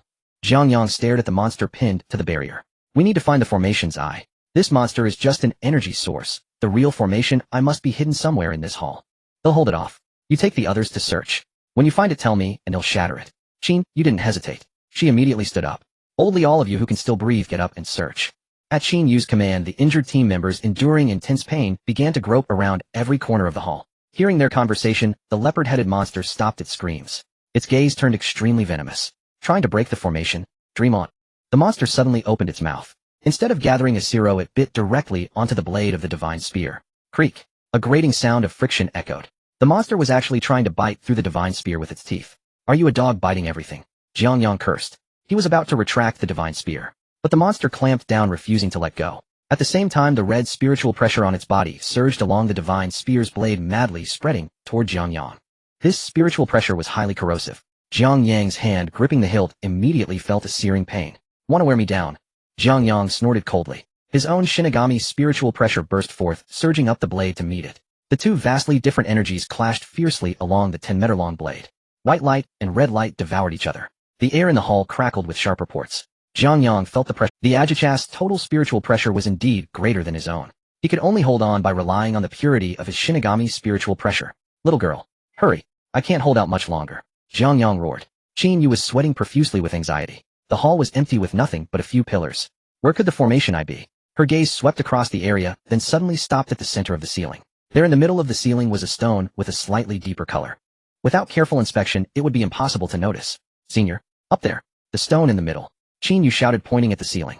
Jiang Yang looked up, then retracted the divine spear. The leopard-headed monster, freed from its restraint, immediately lunged to attack. Jiang Yang had anticipated this and activated Shunpo. His entire form vanished from its spot, charging straight toward the stone on the ceiling.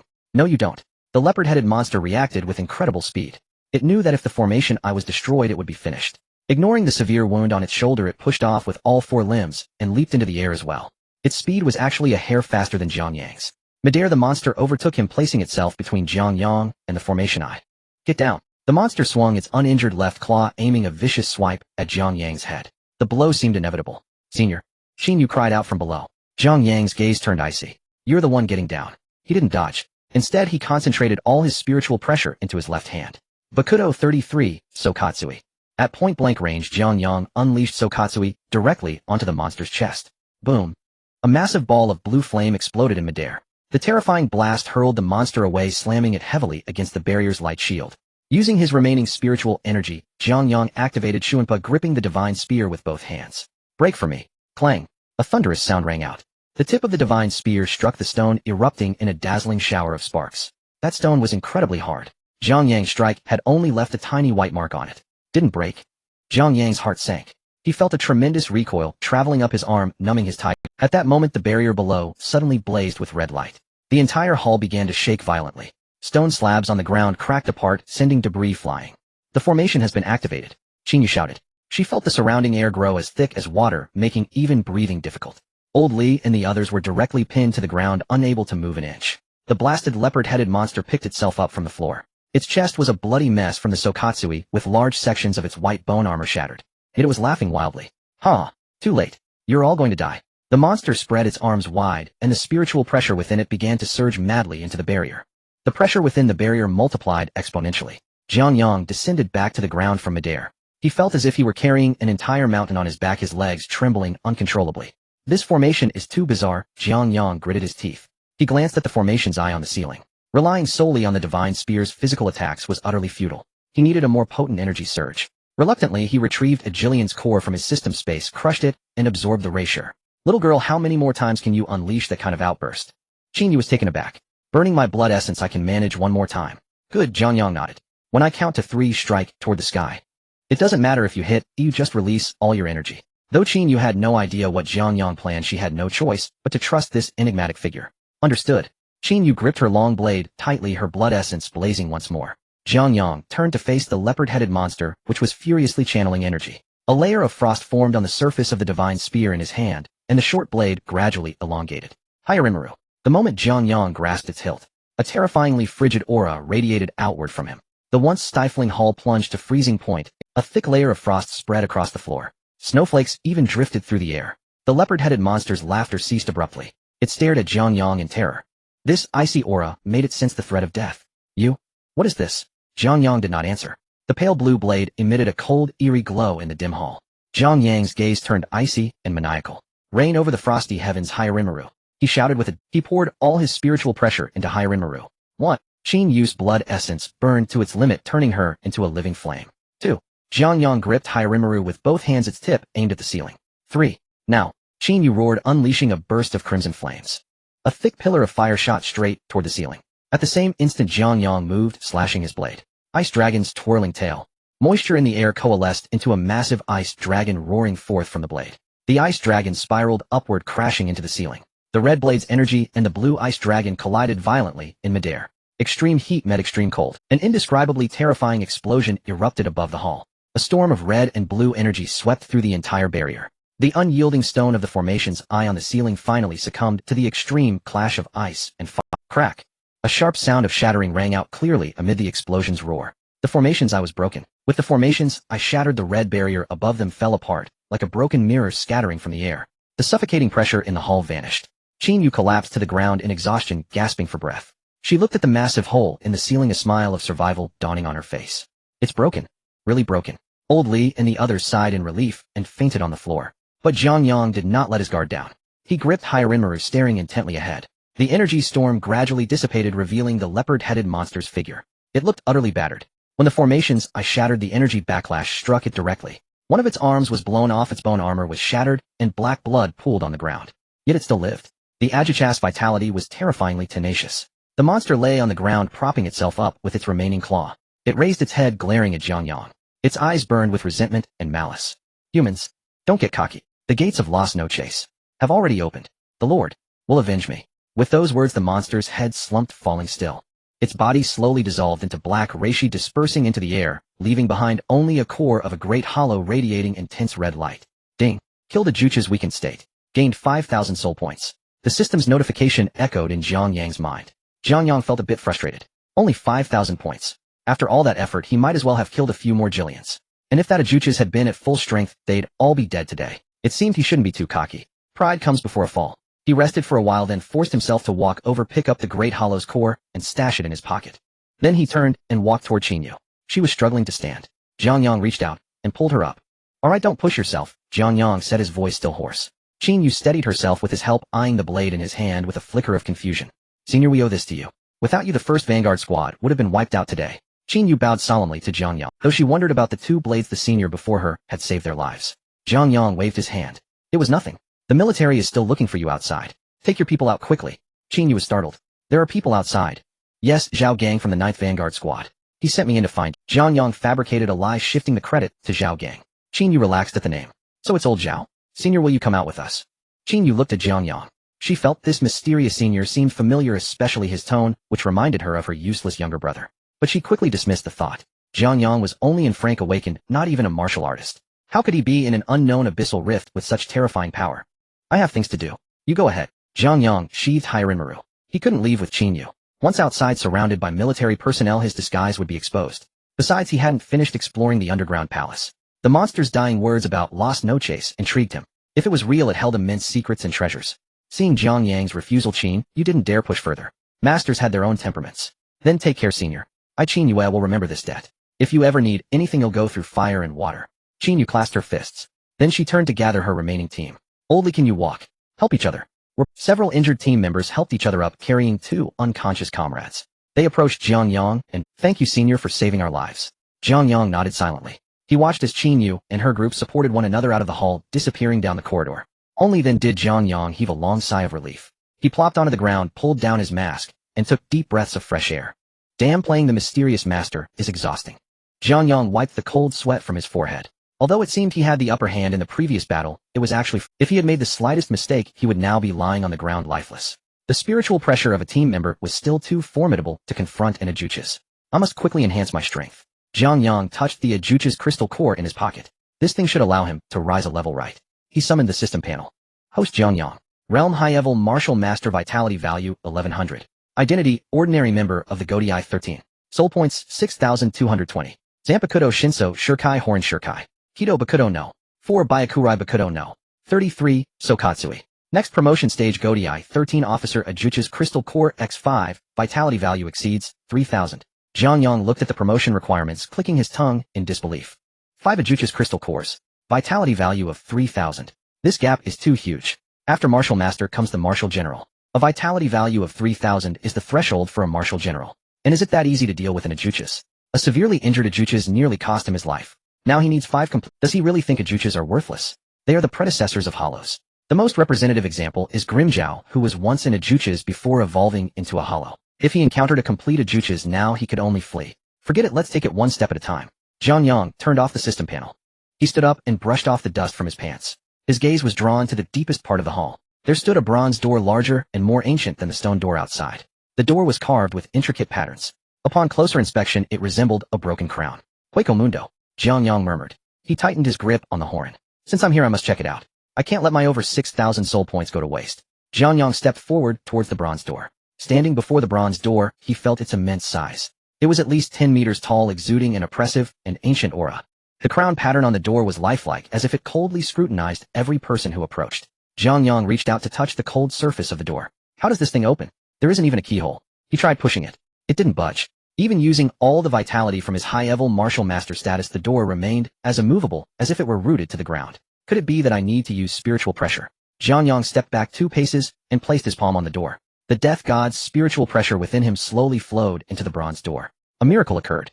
As the spiritual pressure was infused, the crown pattern on the door began to emit a faint glow. Immediately after, a low rumbling sound came from behind the door, as if some massive mechanism was in operation. Creak.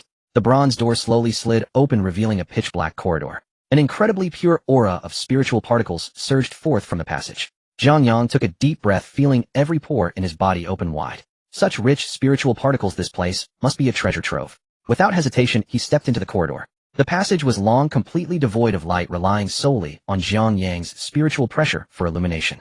He walked slowly, always remaining vigilant.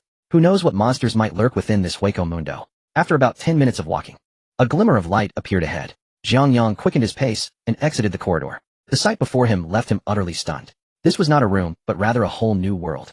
Above him was a dim sky where a half-moon emitted a pale light. On the ground stood white buildings, some in ruins, yet the grandeur of the past was still evident. This is Hueco Mundo, the residence of the Espada.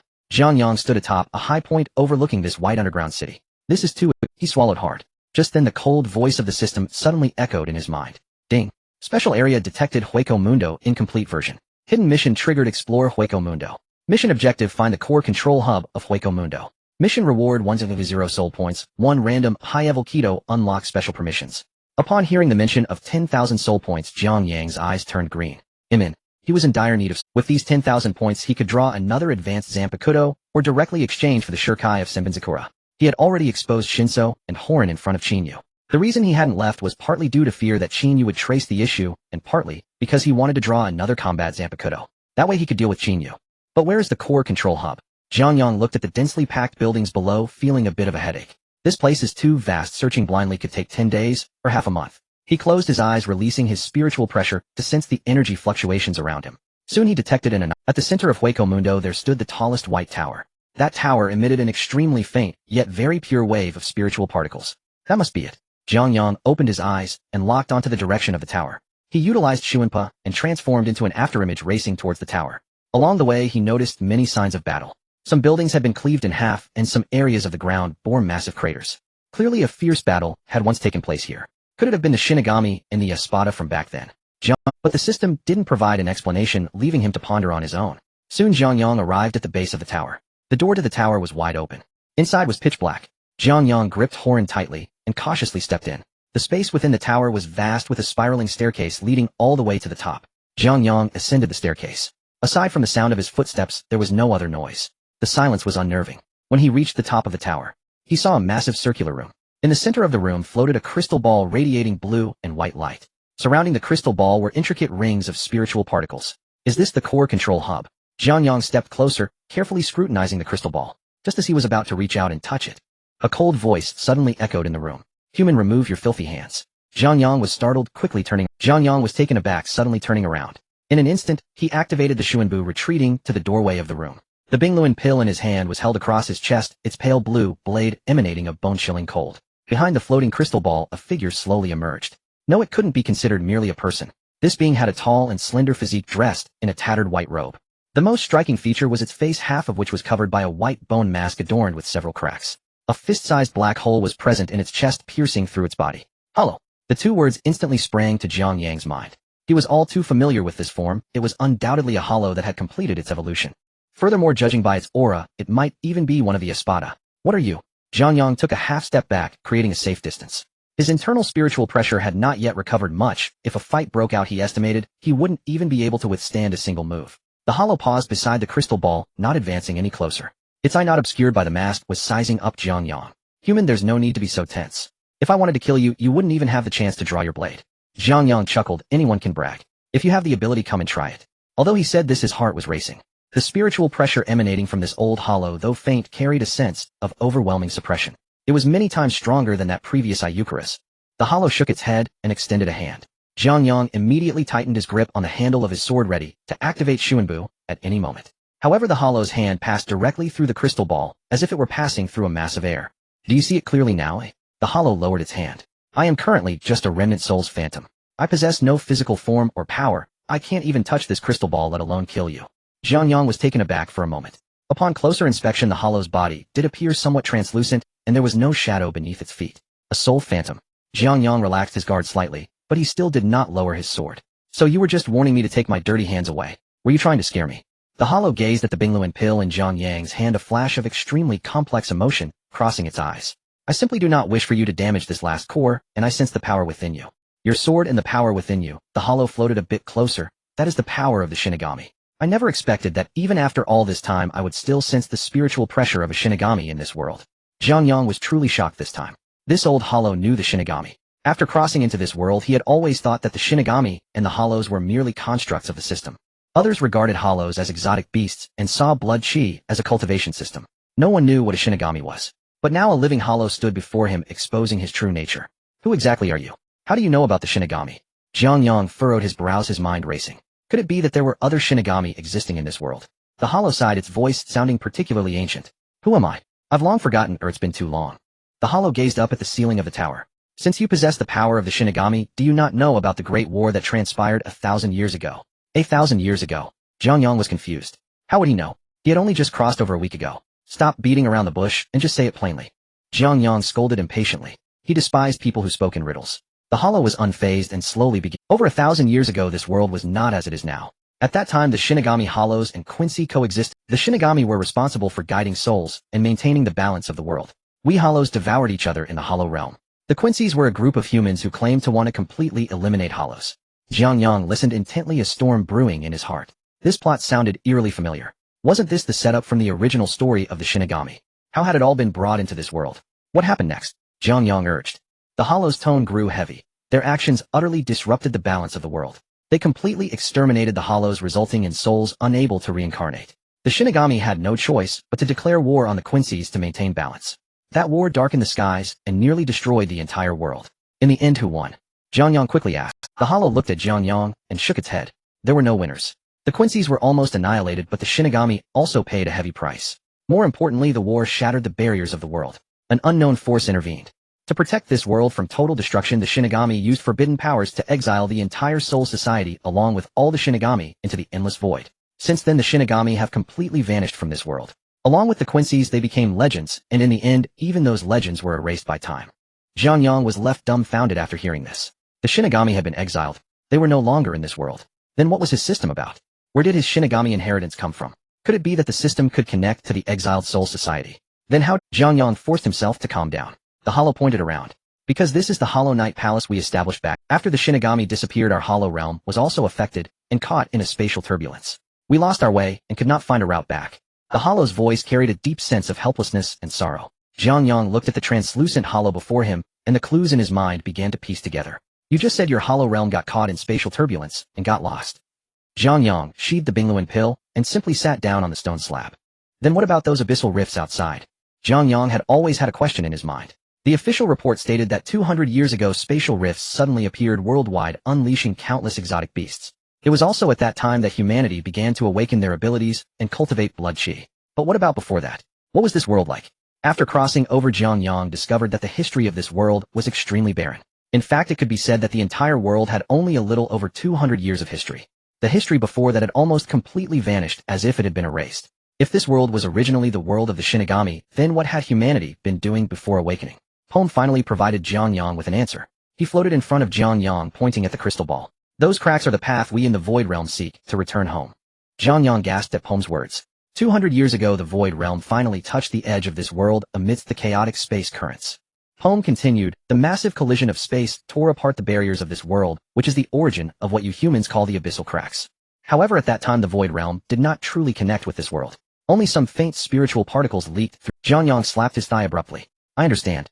So the awakened abilities of humans and the blood energy cultivation system are actually mutations caused by absorbing those leaked spiritual particles. Poem nodded slightly. Exactly, human bodies originally could not directly absorb spiritual particles. But after being filtered and mutated by the cracks, those particles transformed into a lower grade energy. After you humans absorb them, they turn into what is known as blood energy and abilities. Jiang Yang cursed. It turns out that the blood energy system of this high martial world was cultivated from second-hand spiritual particles leaked from the Void Realm. No wonder it is so fragile in the face of the death god's spiritual pressure. It's fundamentally not something on the same dimension. What happened next? Jiang Yang pressed on. Since you collided 200 years ago, why didn't the armies of the Void Realm come over directly? Home side. Because the barriers were too thick and the power of the Void Realm had not fully awakened. Over the past 200 years, only some mindless low-level void beings have come through the cracks, and even the basic strength is very limited. They were suppressed by the power of space within the cracks and degenerated into the beast you speak of. Jiang Yang recalled the gray-bladed mantises and swift wolves he had killed in the basic trial grounds. No wonder it felt so strange to cut them. They were all degenerated low-level void beings. But, Poem's tone suddenly became extremely serious. This situation changed a week ago. A week ago? Jiang Yang's heart skipped a beat. Yes, a week ago the barriers began to weaken. Poem's phantom grew more excited as he spoke, even becoming somewhat frenzied. The spatial passage will soon open, Iucus, and Poem will descend into this world. Ha ha ha. Jiang Yang felt a cold sweat break out on his back. A week ago, he had crossed into this world and awakened the Death God's inheritance system just a week ago. Is this a coincidence? Jiang Yang's mind raced. The Void Realm is making a full return, and the Death God's inheritance system just happened to bind itself to him at this moment. Could it be that the system was created by the exiled Soul Society? The goal is to have him as the proxy Death God re-establish the order of the Death God in this world to resist the invasion of the Void Realm. Heaven, you are pushing me into the fire pit. Jiang Yang cursed inwardly. He just wanted to quietly earn some soul points, act cool, and live a comfortable life. And now they want him to single-handedly face the entire Void Realm. That is a realm with the 10 blades and the likes of I. Jiang Yang swallowed hard looking at Pome. What is your purpose in telling me all this? You are a void, I am a death god, oh we are natural enemies. Pome shook his head. I am already dead, this remnant shadow will soon dissipate.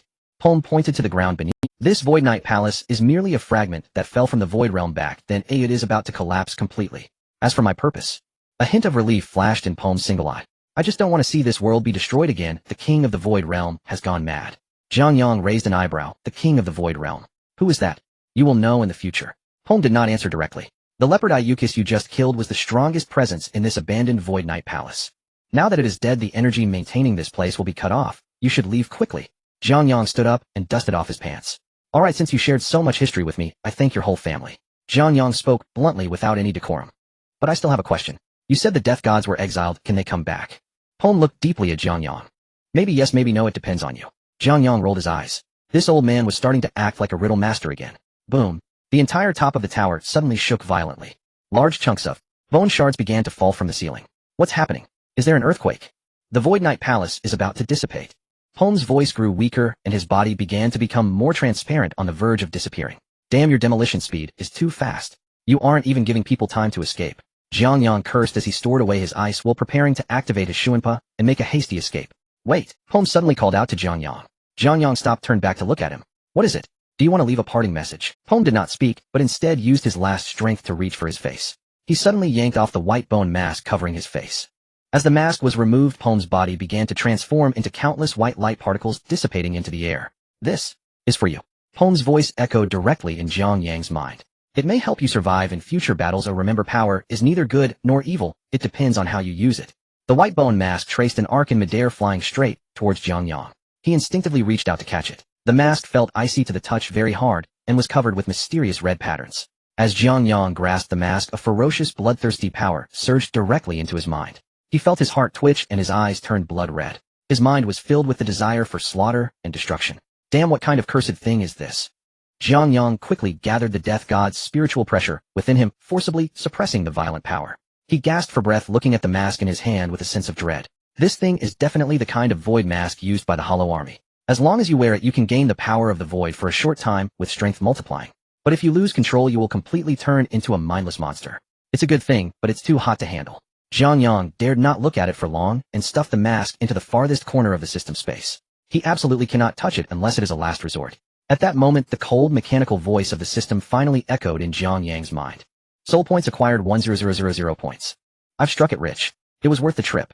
Jiang Yang excitedly rubbed his hands together. With the remaining points from before, he now had over 16,000 soul points. Absolutely a wealthy individual. System, quickly draw that advanced ghost path for me. Jiang Yang chanted in his heart, while dodging falling stones from above. This is an advanced ghost path. If he could draw the black coffin, not to mention a severely weakened Yakiyoka's, even a complete one could be taken down. Ding. Advanced ghost path draw complete. Congratulations to the host for obtaining bind path no. 616 Staff Light Prison. A torrent of vast information surged into Jiang Yang's mind. The incantation's spiritual particle arrangement and release techniques for the 6 Staff Light Prison were all deeply engraved in his memory. Although it was somewhat regrettable that it wasn't an offensive type, it still counted as an advanced ghost path. What he lacked was precisely this kind of confinement skill. Boom. A massive support column at the top of the tower completely shattered, crashing down beside Jiang Yang and showering him with broken fragments. There's no time to be foolishly happy. If I don't run now, I'll really be buried alive here. Jiang Yang pushed his spiritual pressure to the limit, propelling his legs with force. Shunpo. His body transformed into an afterimage, charging directly through the hole created at the top of the tower. Jiang Yang fell from midair, landing atop a white abandoned building. He glanced back. The towering white spire was collapsing at a visibly rapid rate. Large chunks crashed to the ground, kicking up a cloud of dust. Not just the tower, the entire space of the Void Knight Palace was distorting. The remaining moon in the sky began to shatter, and deep, bottomless cracks appeared in the ground. Black spatial turbulence surged from the cracks, devouring everything. This place is about to be finished. I need to find... Jiang Yang activated Shunpo, frantically weaving between the collapsing structures. The collapsing space behind him relentlessly pursued. After running for about 5 minutes, Jiang Yang finally spotted a pitch-black passage. Without hesitation, he plunged into it. The passage was also on the verge of collapse. Jiang Yang ran for his life. Finally, in the last second before the passage completely collapsed, he burst out through the bronze door. Back in the hall of the underground palace, the situation was equally dire. The previous battle had already left this place riddled with wounds. Now, influenced by the collapse of the Void Knight Palace, the underground palace also began to collapse extensively. Jiang Yang stood in the center of the hall, without time to rest. The phantoms flickered continuously, and he finally broke through the main door of the underground palace. With a rumbling sound, the door gradually sank into the ground and disappeared after he charged out. Sitting on the ground, Jiang Yang glanced at the system panel, where over 16,000 soul points were shining brightly. With money, of course, one must spend. System, open an advanced blind box for me. Jiang Yang shouted in his heart. Ding.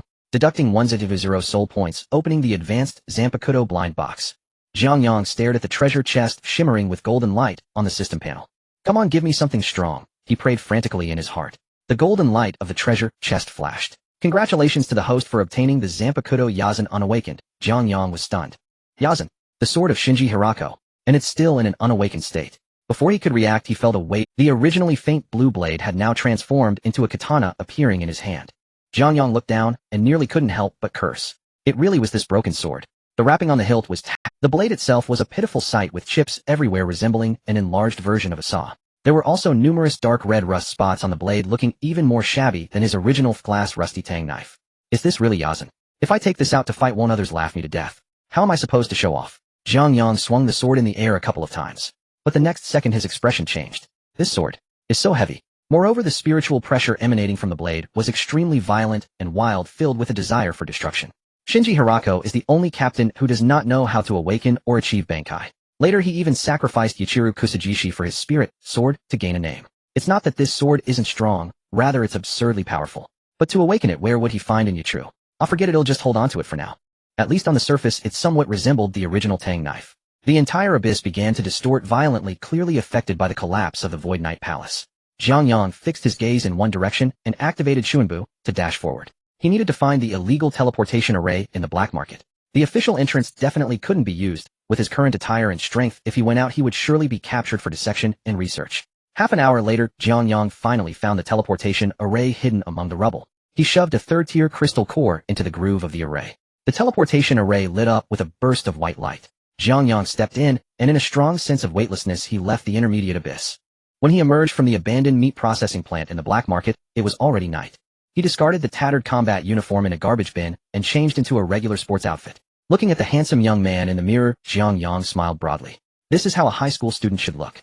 He leisurely took the bus back home. As soon as he pushed the door open, Jiang Yang felt that the atmosphere was off. The lights in the living room were on. Qin sat on the sofa, her face pale, and her abdomen was wrapped in thick bandages. Hearing the door open, Qin turned her head, her large eyes staring at Jiang Yang, sending a chill down his spine. Qin had suffered such serious injuries. Why was she back home instead of at the hospital? Sister, what happened to you?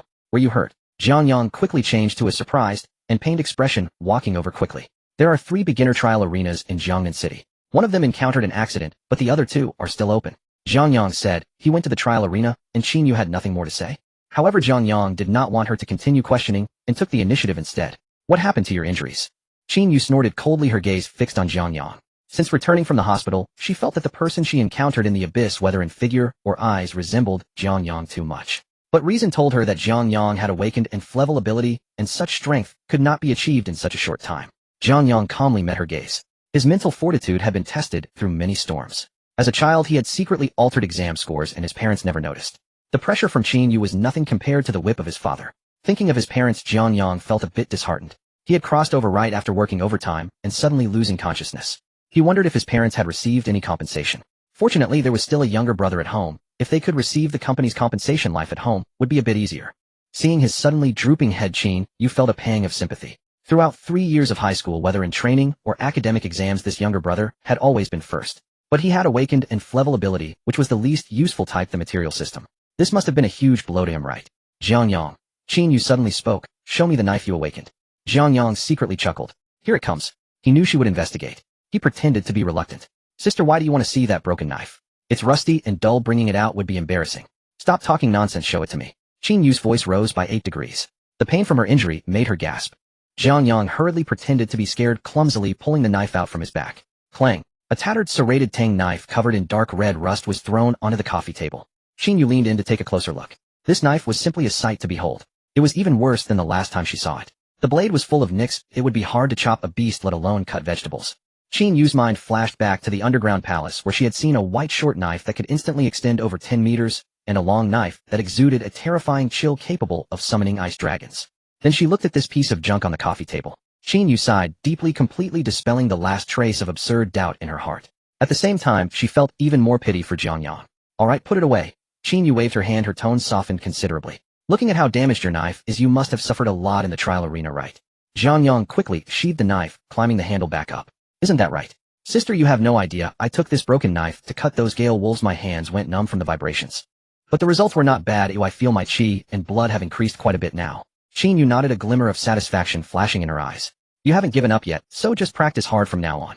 I got a bit injured recently and need to rest at home for a month. In this month, I will personally supervise your cultivation of chi and blood. The martial arts exam is coming soon. You must at least get into a good martial arts university. On the surface, Jiang Yang nodded repeatedly in agreement. But inside he was frantically complaining, Sister, just looking at my chi and blood value, I'm already a martial master. You want me to practice that broken chi technique? Isn't that torturing me? But there was no choice. In order not to expose his identity, he could only grit his teeth and agree. The next month would be an absolute torment for Jiang Yang. Qin Yu's injuries required rest, so she sat on the living room sofa every day, watching Jiang Yang sit cross-legged in the center of the living room, cultivating his chi and blood. In this world, there are two methods for cultivating chi and blood.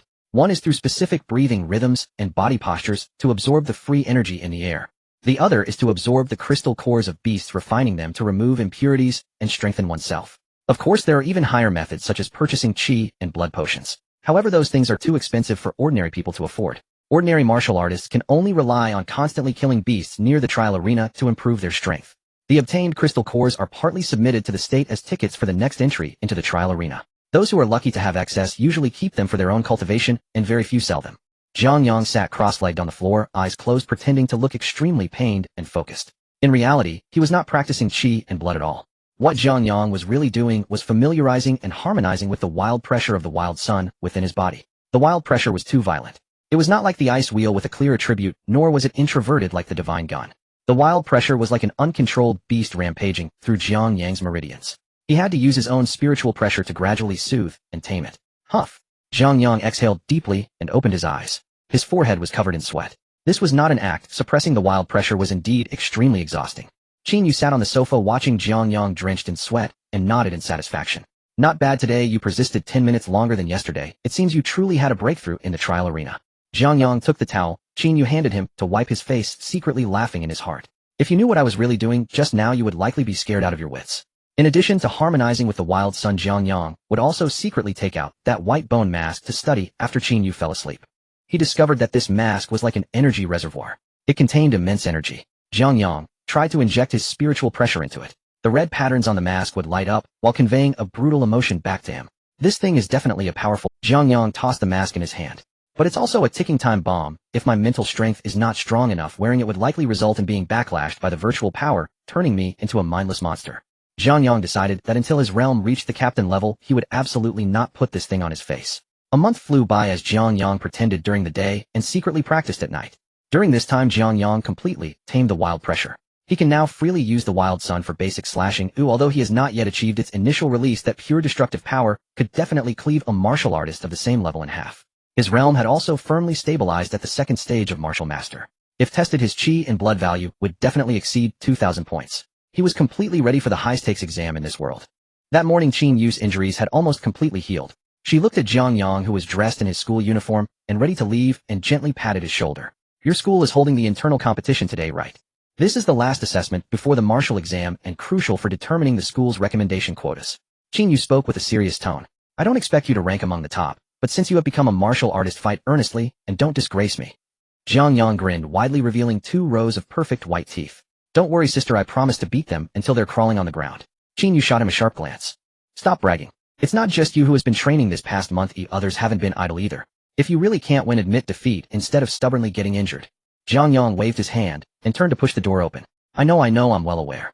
Watching Jiang Yang's retreating figure descend the stairs, Qin Yu sighed deeply. That boy still lacked seriousness. However, he indeed seemed more spirited than before. Jiang Yang carried an even more tattered backpack and strolled leisurely through the gates of Jiangqingno, one high school. Having been away for nearly 2 months, the atmosphere at school had grown tense. The playground was filled with students sparring in pairs. The air was thick with the dull sounds of chi and blood colliding. The martial exam was the sole path for high school students in this world to change their destiny. Getting accepted into a prestigious martial university meant access to greater resources and becoming an elite. Failing the exam condemned one to a life as a low-level laborer or a disposable mercenary. Jiang Yang entered the classroom of Senior 3 Class 2. The room buzzed with noisy chatter. Everyone was boasting about their progress over the past 2 months. Hey, did you hear? Li Chang from the next class broke through to the 4th level martial artist yesterday. His father bought him a basic chi and blood elixir and fed it to him directly. 4th level. Our class monitor Shunpo has reportedly already reached the 9th level martial artist.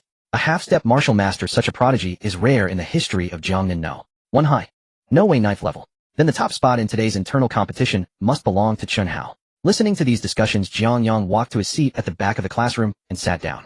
He tossed his backpack onto the desk and yawned. 9th level martial artist. Half-step martial master. Jiang Yang almost burst out laughing. These kids were still proud of their martial artist ranks. They had no idea that the fire wastrel sitting in the last row was already a bona fide martial master. Not to mention his spiritual pressure, if released probably everyone in the classroom would be pinned to the ground unable to rise. At that moment the classroom door was kicked open. Zhao Meng swaggered in with a few lackeys. At the awakening ceremony Jiang Yang had made him vomit blood and faint with his spiritual pressure. In the past 2 months Zhao Meng had become even more arrogant rather than laying low. As soon as he entered his eyes darted around, and immediately spotted Jiang Yang yawning in the back row. Zhao Meng's eyes gleamed as he strode directly over. Yo, isn't this our class's big prodigy, Jiang Yang? Zhao Meng leaned over Jiang Yang's desk resting both hands on it speaking with a mocking tone. 2 months gone I thought you died in some sewer. The classroom instantly fell silent. All eyes focused on them. Su Wanqing sitting in the front row glanced back coldly at Jiang Yang. She was now completely aligned with Shunpo. In her view, even if Jiang Yang possessed high-level artifacts left by his parents he was destined to be a lowly waste who could only look up to them. Without solid strength no matter how powerful the artifact it was but a mirage. She was already a 6th level martial artist, and Shunpo's family resources were incomparable to Jiang Yang's broken background. Jiang Yang lifted his eyelids and glanced at Zhao Meng. Who are you? Got something stuck in your teeth. Your mouth smells so foul. Jiang Yang retorted directly. Several students nearby couldn't help but chuckle softly. Zhao Meng's face flushed bright red. Jiang Yang cut the sharp tongue. He slammed the desk fiercely, his expression ferocious. You think you're still newly awakened? I'm already a 6th level martial artist. Crushing you is like squashing an ant. He firmly believed that the one who killed that monster at the awakening ceremony was not Jiang Yang. After the official announcement, he hated Jiang Yang for making him lose face. The internal competition today was his chance to crush Jiang Yang. Jiang Yang leaned back in his chair, arms crossed. 6th level martial artist. How terrifying. Then pinch me and show me. Jiang Yang's nonchalant attitude completely infuriated Zhao Meng. Burning with rage, he stretched out his right hand, blood surging and wind howling as he fiercely grabbed at Jiang Yang. A plump student who usually got along with Jiang Yang shouted from the crowd, Jiang Yang, watch out. Su Wanqing furrowed her brow slightly, feeling Zhao Meng's attack was too harsh. But she did not voice any objection. Jiang Yang sat in his chair without dodging. At the moment Zhao Meng's fingers were about to touch his shoulder. Jiang Yang's shoulder twitched lightly.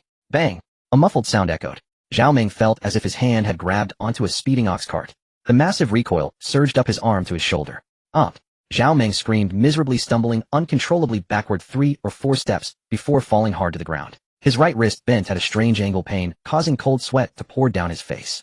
The entire classroom fell into dead silence. Everyone stared wide-eyed, incredulous at the scene. What happened? Zhao Meng was a 6th level martial artist. He attacked Jiang Yang first, yet Jiang Yang didn't even move and Zhao Meng flew back by himself. And his wrist was broken. Brother Meng, are you alright? His lackeys hurried over to help him up.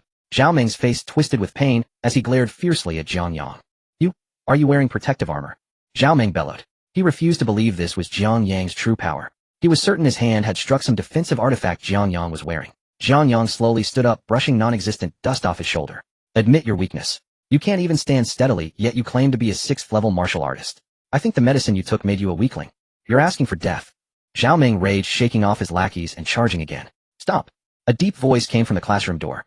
Shunpo entered dressed in a custom white training uniform. He smiled gently, but his gaze bore a lofty arrogance. As Shunpo appeared, the girls in the classroom all brightened their eyes. The class monitor is here. So handsome. The aura of a 9th level martial artist is truly different. Shunpo approached Zhao Meng and placed a hand on his shoulder. Zhao Meng, we are all classmates. The internal competition is imminent. There's no need to harm each other here.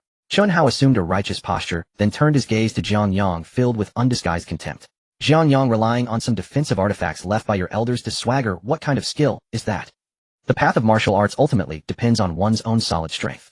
You are an entire ability user. No matter how much you struggle, your ceiling remains fixed. Shunpo's words sealed the nature of the earlier incident. Everyone suddenly understood. Jiang Yang was wearing defensive artifacts. No wonder Zhao Meng suffered losses. Su Wanqing gazed at Shunpo with admiration. This was a true genius, not only strong, but also sharp in insight. Jiang Yang felt disgusted watching Shunpo's pretentiousness. Who do you think you are coming here to lecture me? Jiang Yang, if you have the skill, prove it on the arena. Don't just flap your gums like a coward. Shunpo's smile stiffened. He hadn't expected Jiang Yang to speak to him so boldly. Good, very good. Shunpo sneered.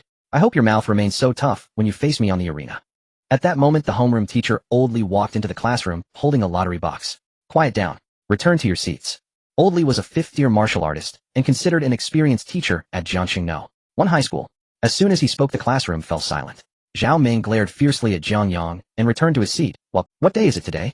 I shouldn't need to say more, should I? Oldly scanned the entire class. It's the school-wide competition. This is your last chance in 3 years of high school to prove yourselves. The top 10 in the competition will earn direct recommendations to the 3 top-tier martial arts universities, as well as receive intermediate chi and blood potions.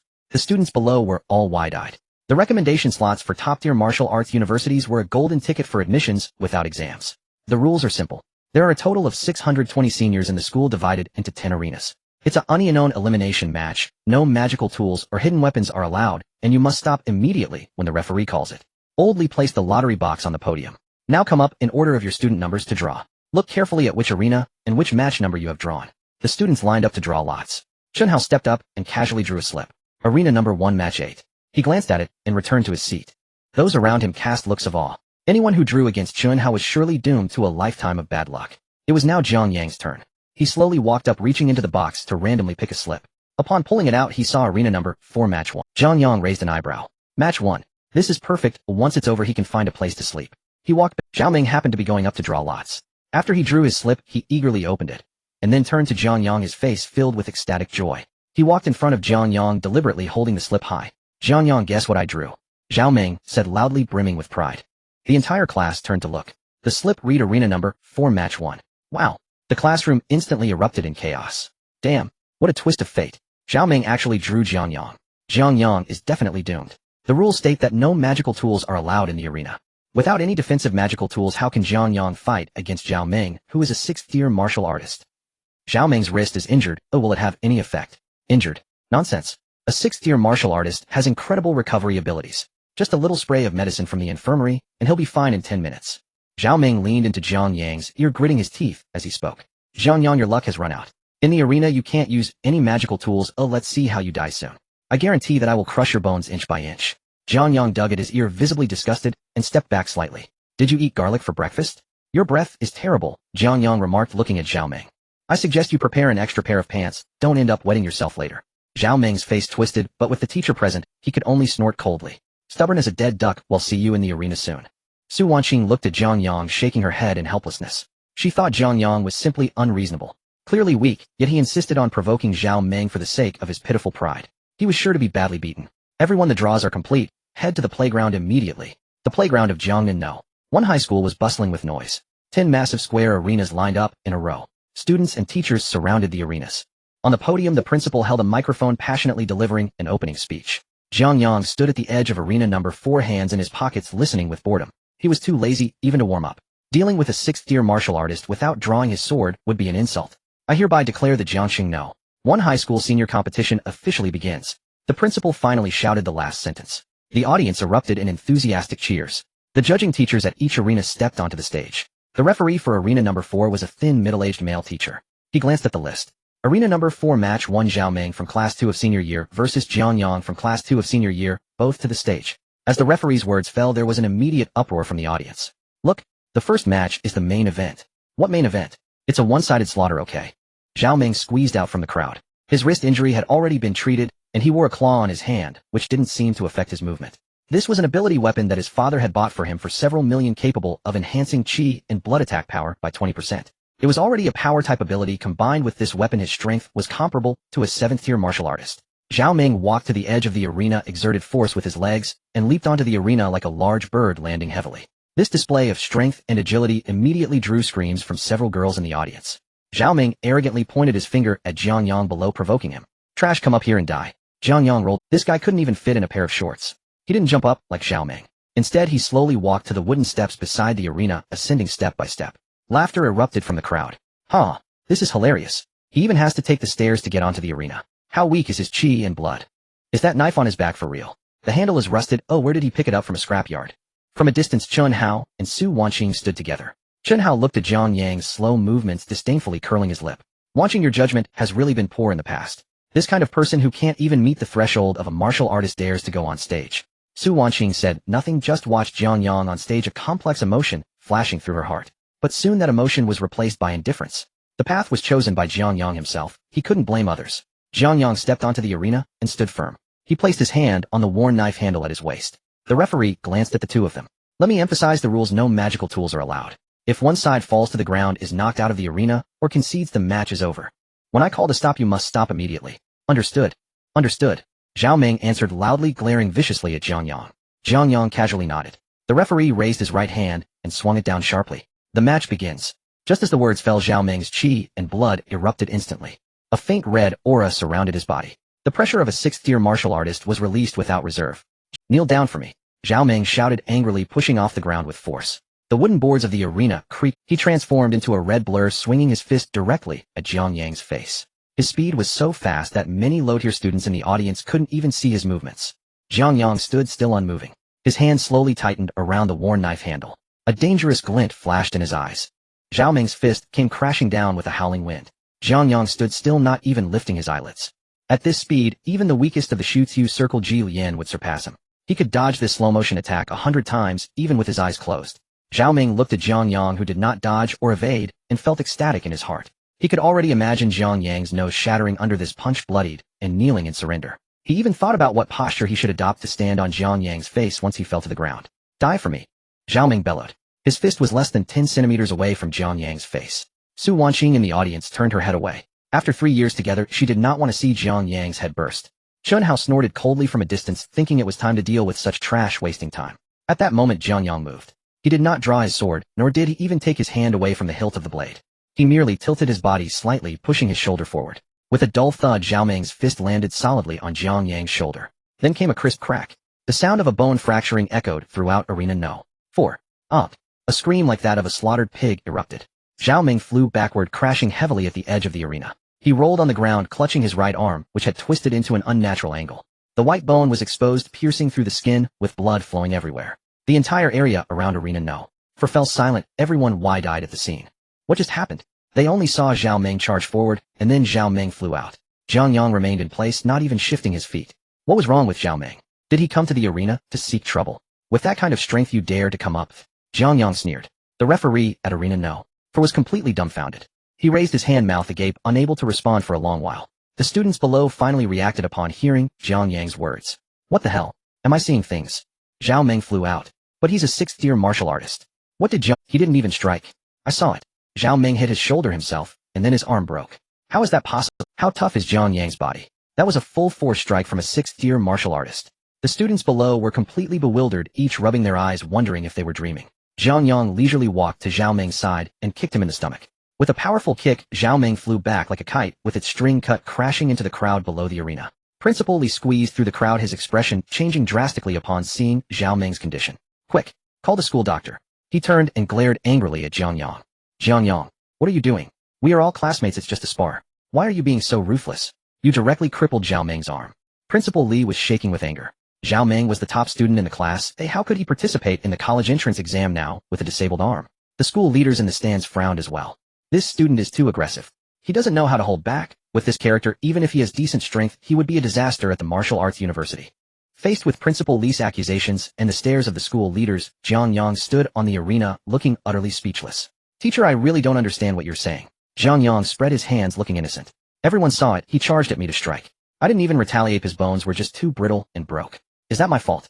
Principal Li was at a loss for words. He indeed had not seen Jiang Yang strike. However, with Zhao Meng injured like this, someone had to be held accountable, who otherwise the Zhao family would not let it go. At this moment, the head of the department also arrived. Seeing Zhao Meng's condition, he was furious, trembling all over. Jiang Yang, inter-school competitions, how could you be so heavy-handed? Your eligibility to compete is revoked. The head of the department scolded while pointing at Jiang Yang. Jiang Yang looked coldly at the head of the department, finding this group of Zhao Meng's sycophants amusing. Revoked my eligibility. I didn't break any rules. He is just trash and blames it on me. By the rules I won. On what grounds do you revoke my eligibility? Jiang Yang's voice was not loud, but each word was reasonable. The head of the department's face turned red with anger. You're just arguing. Zhao Meng is severely injured. Do you dare say you didn't use underhanded tactics? Jiang Yang spread his hands. Then come and search me, see if I have any magical artifacts on me. If there aren't any, do you, head of the department, owe me an apology? The head of the department gritted his teeth, unable to utter a word for a long time. He didn't dare to search him. If nothing was found, where would he put his face? At that moment, the referee finally regained his senses and walked over, tugging at the head of the department's sleeve. Director Jiang Yang indeed didn't violate any rules. I was watching closely. He didn't even raise a hand. It was Zhao Ming who overexerted himself and suffered backlash.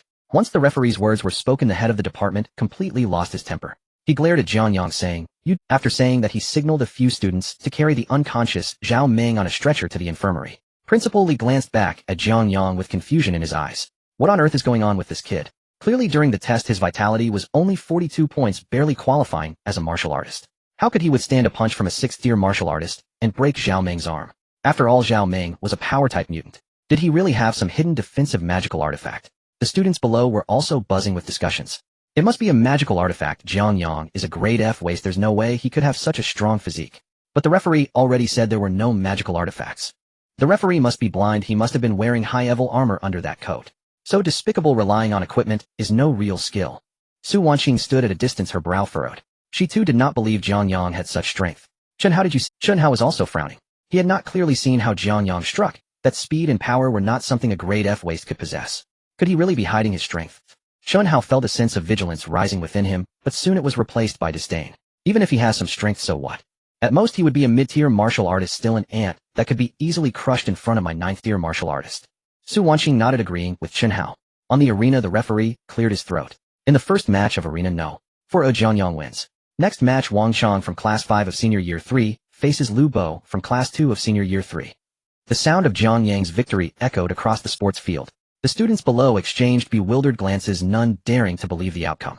Especially those who usually tagged along behind Zhao Ming. Their faces were ashen. Damn it, that kid must have cheated. A burly male student leaped out. His name was Zhang Chang, Zhao Ming's chief lackey, a 3rd-rank martial artist. Jiang Yang, stop playing tricks. Brother Zhao must have let his guard down, and you used some hidden weapon to ambush him. Zhang Chang pointed at Jiang Yang's nose and cursed loudly. If you've got the guts, don't leave the ring. He'll take you on. With that, Zhang Chang vaulted directly onto the arena. The referee, Zhang Chang, it's not your turn for a match yet. What are you doing up here? Teacher, I request an early battle. I want to expose this waste's true nature. Zhang Chang ground his teeth. The referee looked at Jiang Yang. Jiang Yang, you can refuse. Jiang Yang yawned and waved his hand lazily. No need for all that trouble. Since he's in such a hurry to meet his maker, he'll send him on his way. Let's start quickly. Seeing Jiang Yang's agreement, the referee said no more and simply waved his hand. Begin. Zhang Chang let out a fierce roar, his blood and qi erupting as he charged at Jiang Yang like a wild. Learning from Zhao Ming's mistake, he didn't use his fists, but instead launched a flying kick aimed at Jiang Yang's chest. Jiang Yang watched the charging Zhang Chang, without any intention of dodging. Just as Zhang Chang's foot was about to strike his chest, Jiang Yang suddenly moved. He sidestepped Zhang Chang's attack, lightly raised his right hand, and delivered a slap. Slap. The crisp sound of the slap echoed across the entire field. Zhang Chang spun 3 times in midair, before crashing heavily beneath the arena, like a pile of mud. Half his face was swollen like a pig's head, several teeth were knocked out, and he passed out cold. The students near Arena No. 4 were dumbfounded. If Zhao Ming's defeat could be attributed to Jiang Yang's trickery, then Zhang Chang being sent flying with a single slap, surely that couldn't be a trick either. This was a true display of overwhelming strength. Who else?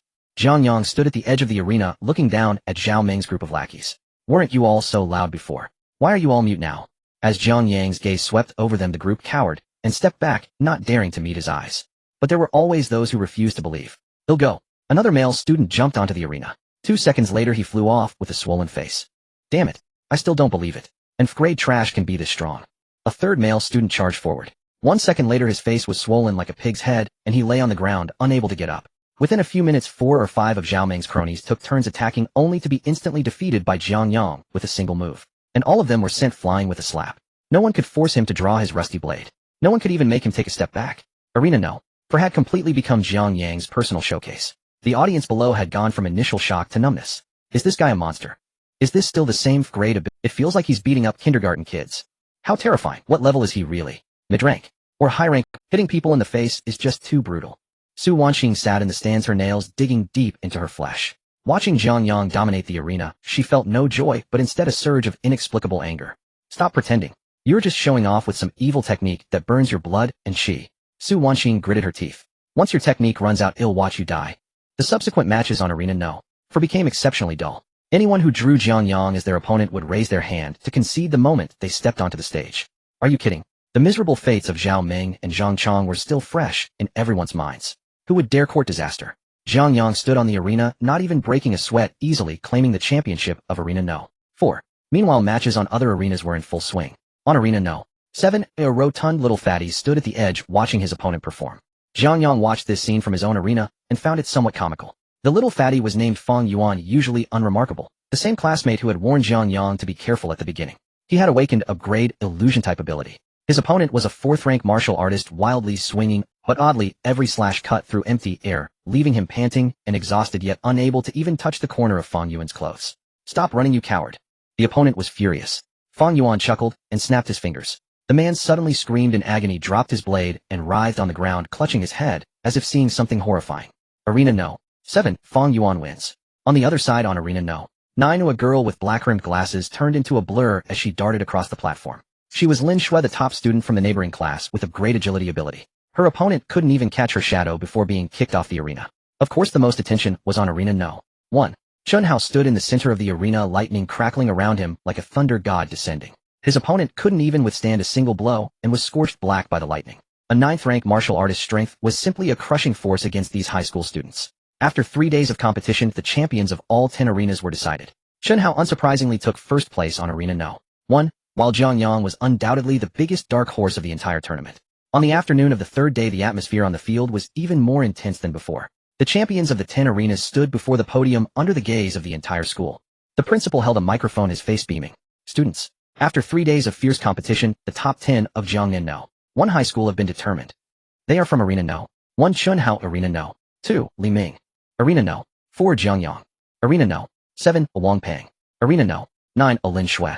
Each name was met with cheers from the crowd. Especially when Shunpo's name was called, the roar nearly shook the entire field. Su Wanxing stood in the front row, her eyes sparkling as she gazed at Shunpo, believing he was a true prodigy, favorite. As for Jiang Yang, even though he won Arena No. For Su Wanxing's eyes, it was just luck combined with using some evil. Next up is the thrilling top 10 ranking matches. The principal announced loudly. These matches will determine your final rankings and the order of recommendations for the top 3 elite martial arts academies. The rules remain the same. Draw lots to decide opponents. The lottery box was brought forward. The 10 contestants stepped up one by one to draw. Jiang Yang casually picked one and opened at number 3. That meant he would fight in the second match. Shunpo stepped forward, drew a slip, glanced at it, and immediately furrowed his brow. He had drawn number 1 the first match, with his opponent being Li Ming, who drew number 2. Shunpo held the slip, didn't return to the line, but walked directly to the referee's table. "Referee, I want to exchange my lot." The referee was taken aback. "Shunpo, the results of the draw cannot be changed." Shunpo sneered. "Rules are dead, but people are alive. I'm a 9th-rank martial artist, and Li Ming is only 5th rank. What's the point of fighting him?" Shunpo turned to look at Jiang Yang standing nearby, his eyes full of provocation and contempt. "I want to challenge Jiang Yang." The moment those words were spoken, the crowd erupted in an uproar. What the hell? Shunpo is going to fight Jiang Yang. This is going to be entertaining. I've disliked him for a long time. He's finally bitten off more than he can chew. But Shunpo is a 9th-tier martial artist. What can Jiang Yang use to fight him? Su Wanxing was so excited from the audience that her face turned red. Brother Hao is finally going to teach this arrogant waste of space a lesson. The referee looked troubled. Shunpo, this isn't according to the rules. If everyone were to change opponents as they please, how would the competition proceed? Shunpo's expression darkened. Teacher, my family donates so many cultivation resources to the school each year. Am I not entitled to even the privilege of switching opponents? He directly brought up his family's influence behind him. The Chen family was one of the most powerful clans in Jiang City. Several school leaders whispered among themselves at the podium, and finally the principal cleared his throat. Since Shunpo is willing, Jiang Yang, do you accept the challenge? The principal passed the ball to Jiang Yang. Everyone believed Jiang Yang would definitely refuse. After all, backing down in front of a 9th-tier martial artist, everyone believed Jiang Yang would definitely refuse. After all, backing down in front of a 9th-tier martial artist isn't shameful. Jiang Yang fiddled with his ears and slowly took a step forward. I don't mind. He looked at Shunpo, a smile dancing in his eyes. Since someone is itching for a fight, I'm always happy to. The crowd exploded. Is he crazy? He actually dared to agree. Stubborn as a dead duck. Let's see how he cries once he gets on the stage. I admit Jiang Yang is strong, but Shunpo is a 9th-tier martial artist. Shunpo laughed through his rage. Good. Very good. Jiang Yang, you have guts. He leaped and landed directly on the main stage. Come up and die. Jiang Yang remained lazily indifferent, ascending the wooden steps one by one. The two stood firm in the center of the arena. Shunpo looked at the rusty broken blade on Jiang Yang's back, his eyes filled with contempt. Jiang Yang, I don't know what underhanded tricks you used to defeat Zhao Meng, but against absolute power those little tricks are utterly useless. Today I'll let you know that a waste is forever a waste, only to be stepped upon. Jiang Yang yawned, nearly rolling. How could this guy be more pretentious than him? You talk too much. Are we fighting or having a critique session? Seeking death. Shunpo roared, his blood surging explosively.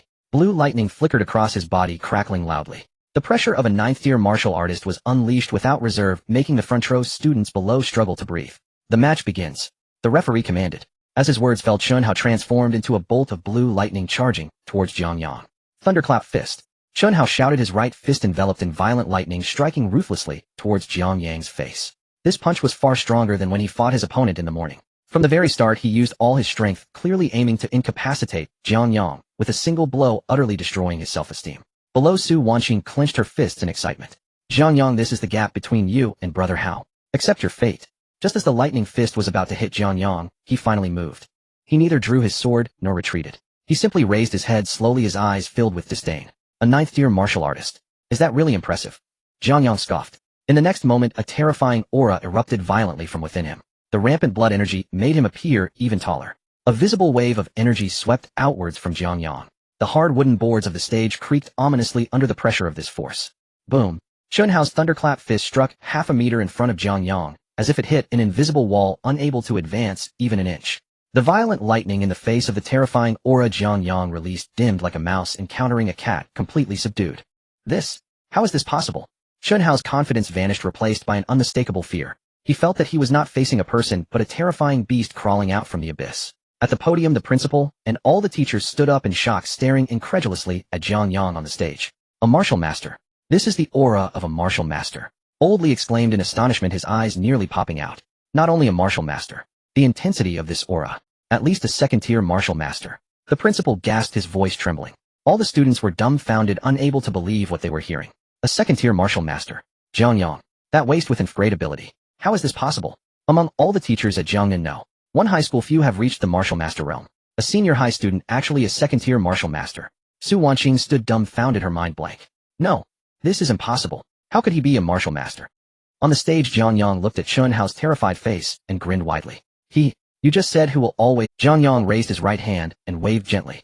Without using any martial skills, he merely unleashed the explosive power and speed of his physical body. Smack! A resounding slap sent Shunpo flying like a cannonball, crashing hard against the edge of the stage. Shunpo spat out a mouthful of blood, mixed with a few shattered teeth. The lightning around him extinguished entirely, his face as pale as paper. Another slap. Just one slap, and the ninth-tier martial artist Shunpo was completely crushed. Is that it? Jiang Yang stood in place, not even having moved an inch. What about your pride? What about your strength? Jiang Yang walked step by step towards Shunpo, each step making his blood energy grow heavier. Shunpo lay on the ground, his face burning, his head buzzing, as if his bones had fallen apart. He looked at Jiang Yang approaching him, his eyes filled with fear and humiliation. He was unwilling. He was the young master of the Qin family, a genius of Jiangnan No. One high school. How could he lose to a waste without background or resources? And to be defeated in such a humiliating manner. I haven't lost. I can't lose to a piece of trash like you. Shunpo yelled frantically, struggling to get up from the ground, his eyes turning red from extreme anger and humiliation. Jiang Yang, I want you dead. Shunpo completely lost his mind. With trembling hands, he pulled a blood-red pill from his pocket and swallowed it without a moment's hesitation. Shunpo, what are you doing? The referee instructor's face turned pale as he barked out a stern warning at the sight. That was the bloodthirsty pill, a forbidden drug strictly prohibited by the military for civilian use. Consuming it could forcibly elevate one's cultivation by an entire major realm in a short time. But the cost was a drain on one's life force. At best, one's cultivation would regress, with no hope of further progress. At worst, all meridians would be shattered, turning one into a complete cripple. Shunpo was willing to sacrifice his own future just to kill Jiang Yang. As the pill entered his stomach, Shunpo's body swelled, and eerie blood-red patterns surfaced on his skin. His eyes turned completely scarlet, radiating a bestial gleam. A surge of energy far surpassing a ninth-rank warrior erupted from him. The martial master realm. And he had burst straight through the low tier to reach the mid-tier. Die! Die! Shunpo let out an inhuman roar, transforming into a blood-red bolt of lightning as he lunged at Jiang Yang. His speed was so immense that it left afterimages in the air. The referee instructor tried to rush forward and stop him, but was sent flying by the violent gusts erupting from Shunpo. Jiang Yang, dodge! Oldly shouted hoarsely from offstage. Everyone was stunned by Shunpo's madness. Facing a Shunpo driven insane by forbidden drugs, Jiang Yang was surely doomed. However, Jiang Yang on the stage showed no intention of evading. He watched Shunpo charging at him, his gaze devoid of fear, filled only with boundless indifference. I was only planning to give you a beating, Jiang Yang murmured to himself. Since you're so eager to die, I'll grant your wish. Jiang Yang's right hand slowly grasped the hilt of the rusty Yazai blade at his waist. Clang! A crisp sound of the blade rang out across the arena. Under the horrified gaze of everyone, Jiang Yang drew his sword. There were no dazzling lights, no flashy effects. Only a violent, suffocating pressure that erupted like a volcanic explosion as the blade left its sheath. The battered and broken blade of Yazai seemed to radiate a devouring malevolence at that moment. Jiang Yang gripped the sword with one hand and raised it high. There was no technique, just the simplest and most direct, slash downward. Boom. A deafening explosion rocked the arena. It was as if a massive bomb had detonated at the center of the stage. Violent shockwaves mixed with wood splinters and dust shot into the sky, knocking over students near the stage. Those further back were also sent staggering by the blast, their screams merging into a cacophony. As the smoke cleared, the sight on the stage made everyone gasp. The sturdy main stage had been cleaved into a deep ravine. Shunpo lay at the end of the ravine, drenched in blood, his right arm severed, the dripping blood instantly vaporized by the force. The blood-red patterns on his body had completely faded, his aura weak as he collapsed on the ground. That single slash had not only severed Shunpo's arm, but had also shattered his chi and blood meridians. Shunpo was ruined. Completely ruined. Jiang Yang stood on the other side of the stage, slowly sheathing his eye. He wasn't even breathing hard, as if he had merely swallowed. All the teachers and students stared at the figure on the stage. No one spoke, not even daring to breathe deeply. Too ruthless. One slash had crippled a martial master who had taken forbidden drugs. Was this really a high school student? Su Wanxin collapsed to the ground, her eyes vacant as she stared at the familiar yet strange figure on the stage. She finally realized how terribly wrong she had been. Jiang Yang was no waste at all. He was a true dragon hidden, and she had personally pushed this true dragon away, choosing a piece of trash who couldn't even withstand one of Jiang Yang's slashes.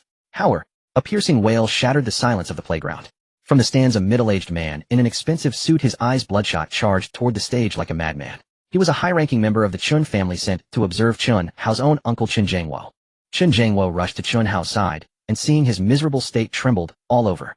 Meridians completely severed. Chi destroyed. Chen Jiangwo raised his head, glaring at the calm and composed Jiang Yang, his eyes filled with undisguised murderous intent. You little beast. You dare cripple the hope of my Chen family. They'll make you pay with your life. Chen Jiangwo roared, unleashing the terrifying aura of a low-tier martial general. He was actually disregarding his status to personally kill Jiang Yang. The pressure of a low-tier martial general descended upon the entire playground like Mount Tai. The surrounding students were forced back by the pressure, their faces pale. The principal and teachers were horrified, but it was too late to intervene. Chen Jiangwo was too close to Jiang Yang, and his attack was vicious, aimed squarely at taking Jiang Yang's life. Jiang Yang watched Chen Jiangwo charging at him, his eyes narrowing slightly. A low-tier martial general. If he used all his trump cards, he might be able to fight. Jiang Yang's hand once again rested on the hilt of his eye, ready to unleash the initial release of the divine spear. Just at that critical moment, a domineering voice suddenly rang out from the sky, exploding like thunder over the playground. Chen Jiangwo tried laying a finger on him. With the voice, a tall figure descended from the sky, landing in front of Jiang. The newcomer wore a sharp black combat suit, her long hair tied high, exuding a heroic aura. It was none other than Lin Shuang, captain of the 7th Defense Squad of the Anomaly Bureau. Without even glancing at Chen Jiangwo, Lin Shuang swung her hand and delivered a slap. Smack! The slap was forceful, landing squarely on Chen Jiangwo's face. The esteemed low-tier martial general Chen Jiangwo was spun around twice by the slap, half his face swollen like a pig's head, blood trickling from the corner of his mouth. The entire venue was petrified again. This was a high-ranking member of the Chen family, a martial general, and he was slapped in public. Who was this person? Not only did she stand up for Jiang Yang, but she also had the same habit of slapping faces. Chen Jiangwo covered his face and looked up angrily. You mother! Before he could finish the moment, he recognized Lin Shuang. His arrogant flame was doused like cold water, vanishing without a trace. See, Captain Lin. Chen Jiangwo swallowed hard, his voice trembling. Someone from the Anomaly Bureau, and a captain with real power at that. Most importantly, Lin Shuang was a genuine martial king. He wouldn't dare provoke her even with 10 times the courage. Lin Shuang glared coldly at Chen Jiangwo, her eyes filled with pure disgust. Chen Jiangwo, you've grown bold, haven't you? A martial general bullying a high school student on campus. Chen Jiangwo pointed at the unconscious Chunpo on the ground and said through gritted teeth, Captain Lin, this kid is vicious. He crippled my nephew. My Chen family will not let this go. Bang! Lin Shuang kicked Chen Jiangwo in the stomach, sending him stumbling back several steps. Are you blind or deaf? Lin Shuang pointed at Chunpo. With so many eyes watching, your nephew lost the fight and illegally took forbidden drugs to kill. Getting killed because of incompetence serves him right. What can your Chen family only kill others, and anyone who fights back is vicious? Lin Shuang's words struck home, leaving Chen Jiangwo speechless. But he tried to argue. But what but? Lin Shuang cut him off rudely. Jiang Yang is one of us at the Anomaly Bureau. If you so much as touch a hair on his head, he'll lead a team to raise your Chen family to the ground, understand? Lin Shuang exuded dominance, releasing the pressure of a low-tier martial king that forced Chen Jiangwo to his knees. Everyone was awed by her commanding presence. Standing behind Lin Shuang, Jiang Yang felt a surge of gratitude toward this protective woman. She was usually cold, but she was truly reliable in critical moments. Chen Jiangwo knelt on the ground, glaring venomously at Lin Shuang. The Anomaly Bureau's influence was vast, but his Chen family wasn't to be trifled with either. However, he wasn't foolish enough to antagonize the Anomaly Bureau over Chunpo. Captain Lin, this isn't over. Chen Jiangwo called a few subordinates to carry the dog-like Chunpo away, slinking out of the school in disgrace. The Chen family left with harsh words. Lin Shuang turned around looking at Jiang Yang with a softened gaze. Are you hurt? Jiang Yang shrugged, reattaching the wild blade back to his waist. Just him. He's still far from it. Lin Shuang glanced at the broken knife, her eyes flashing with complex emotions. She said nothing more and turned to the principal on the podium. Principal, the outcome of this competition is quite clear, isn't it? The principal hurriedly wiped the cold sweat from his forehead and nodded repeatedly. Clearly it's too obvious. Student Jiang Yang is exceptionally strong and deserves to win first place. Lin Shuang nodded in satisfaction and announced loudly. In light of Chun Hao's violation of the rules by using prohibited substances and his atrocious conduct, I hereby announce in the name of the Anomaly Bureau the cancellation of Chun Hao's eligibility to enter any martial arts university. He shall never be employed. This decision completely pronounced Chun Hao's death sentence. Su Wanqing, hearing this from the audience, felt darkness closing in and fainted on the spot. She had pinned all her hopes on Chun Hao, and now everything was ruined. The grand competition ended in a farce. The subsequent matches lost all significance. After witnessing battles at the master level, watching others was like a child's play, though not only the students, but even the teachers found it hard to muster any interest. Jiang Yang undoubtedly secured the first place in the school, earning a recommendation from the prestigious Longhu Academy. The school returned to tranquility in the following days. The Chun family was surprisingly quiet, not daring to make a sound. Zhao Ming lay in the hospital, and Shun Hao had become a cripple. No one dared to trouble Jiang Yang anymore. A few days later, in the senior year classroom, the homeroom teacher Old Li stood at the podium looking at Jiang Yang with a complex expression. Who would have thought that the most inconspicuous waste in the class would turn out to be a fierce dragon crossing the river? Students, the school competition has concluded. Next, the top 100 students from this competition will undergo a month-long trial. Old Li cleared his throat. The trial will take place at the military-controlled primary abyss trial ground. The trial method will be point-based. You need to enter the trial ground and hunt exotic beasts to obtain crystal nuclei. One first-tier crystal nucleus is worth 10 points, a second-tier nucleus 100 points, and a third-tier nucleus 1,000 points. The top 10 teams will represent the school in the National League. As soon as Old Li's words fell, whispers filled the classroom. The military's abyss trial ground. That's far more dangerous than the open trial ground. I've heard that students die there every year. What's there to be afraid of? Wealth and honor come from danger. As long as we can go to the National League and get noticed by top universities, we won't have to worry for the rest of our lives. Old Li tapped the blackboard, signaling for everyone to be quiet. This special training allows free team formation. You can divide yourselves as you wish. At 2 p.m., all qualified students gather on the playground and prepare to depart. After explaining the rules, Old Li shook his head and left. Very few from Class 2 of the senior year had qualified for the trial. He could already guess that his bonus was likely gone. At 2 p.m., Jiang Yang, carrying the wild blade, leisurely arrived at the playground. There were already 20 to 30 students gathered there, all among the top 10 from various arenas. These students wore expensive combat gear, gathering in small groups, exchanging information, clearly having formed their teams. Jiang Yang found a corner to stand in, yawning out of boredom. Just then a round figure waddled over. Hello, Brother Yang. Turning to look, Jiang Yang saw it was Feng Yuan. Feng Yuan smiled like a Maitreya Buddha, rubbing his hands as he stood before Jiang Yang. Brother Yang, do you need a leg to stand on? Jiang Yang looked at Feng Yuan, recalling that day in the arena when this little chubby boy used illusions to completely haven't you teamed up with anyone else? Jiang Yang asked. Feng Yuan forced a smile and pouted sadly. Brother Yang, don't tease me. My awakened ability is a non-offensive illusion type. Who would want to play with me? Indeed, illusion types suffer in the abyss battlefield. One cannot expect to rely on illusions to exhaust exotic beasts, right? Without offensive capabilities, merely having survival skills in the abyss trial ground won't earn points. Before Jiang Yang could respond, another person approached. It was the studious girl with black-framed glasses, Lin Shui. Student Jiang Yang, may I join your team? Lin Shui adjusted her glasses, her tone calm. Jiang Yang raised an eyebrow. This girl was tough, fast, and decisive in action. You don't have anyone else? Jiang Yang asked bluntly. Lin Shui nodded. They think I have no background, fear will drag them down, and they isolate the commoners.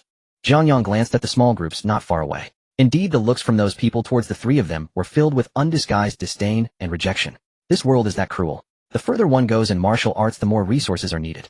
To enhance one's strength, these people either join the military or choose to pledge allegiance to powerful families. All right then, Jiang Yang shrugged nonchalantly. Since no one wants us, let's make do with the three of us. This team of three commoners appeared out of place amid the surroundings. Jiang Yang possessing an Flevel ability, Rusty Tang Dao. Though he secured first place in the competition in the abyss, unlike the arena, one could use magical artifacts. Which of these families hasn't prepared powerful survival artifacts? Looking at Feng Yuan again, he had a Blevel illusion ability with no offensive power, purely supportive. Lin Shui had a Blevel speed ability. Besides being fast, her offensive capability was also average. In the eyes of others, this was simply a bizarre team of old, weak, sick, and disabled. Oh, isn't this our first place winner? How come you're mingling with these two losers? A sarcastic voice came. The speaker was Li Ming, the champion of Arena 2. Li Ming was the son of the Li family in Jiang City, and usually hung out with Chen Hao. He approached with two lackeys, a look of mockery on his face. Jiang Yang, don't think that just because the Anomaly Bureau is protecting you, you can act arrogantly in the trial ground. The trial ground is not like the arena. The exotic beasts have no eyes. You'd better pray not to die in there. Jiang Yang looked at Li Ming as if he were an idiot. Did you eat a corpse? Why so foul? You, Li Ming, stop your nonsense and get lost. Don't be an eyesore here. Jiang Yang waved his hand impatiently. Li Ming gritted his teeth and snorted coldly. Well, see, I hope when you enter the trial ground your mouth can still be so tough. Li Ming turned and left with his followers. Fang Yuan looked worriedly at Li Ming's departing figure. Brother Zhang, Li Ming is a 7th-tier warrior, and the two he brought are also 6th tier. They are very strong. We have to be careful once we enter the trial ground. Jiang Yang patted Wang Peng's shoulder. What's there to fear? They are just a bunch of insignificant chickens. Once we enter, you two just follow my lead. Lin Shui adjusted her glasses and nodded. I have no objections. At 3 p.m., a few military buses drove into the school. The leading instructor was a stern-looking middle-aged man with mid-level martial prowess. He scanned the crowd, and without any superfluous words spoke in a voice like thunder, get on the bus. After more than 3 hours, the bus finally arrived at its destination in the evening. This was an area surrounded by tall electric fences and heavy alloy walls. The walls were covered with various heavy weapons and defensive formations. Everyone get off the bus and collect supplies and communication devices, the instructor commanded loudly. The trial period lasts for a month, and there are supply points inside where you can obtain resources. If you encounter life-threatening situations, press the red button on the communicator and rescue personnel will come to save you. However, once the button is pressed, your results will be immediately voided.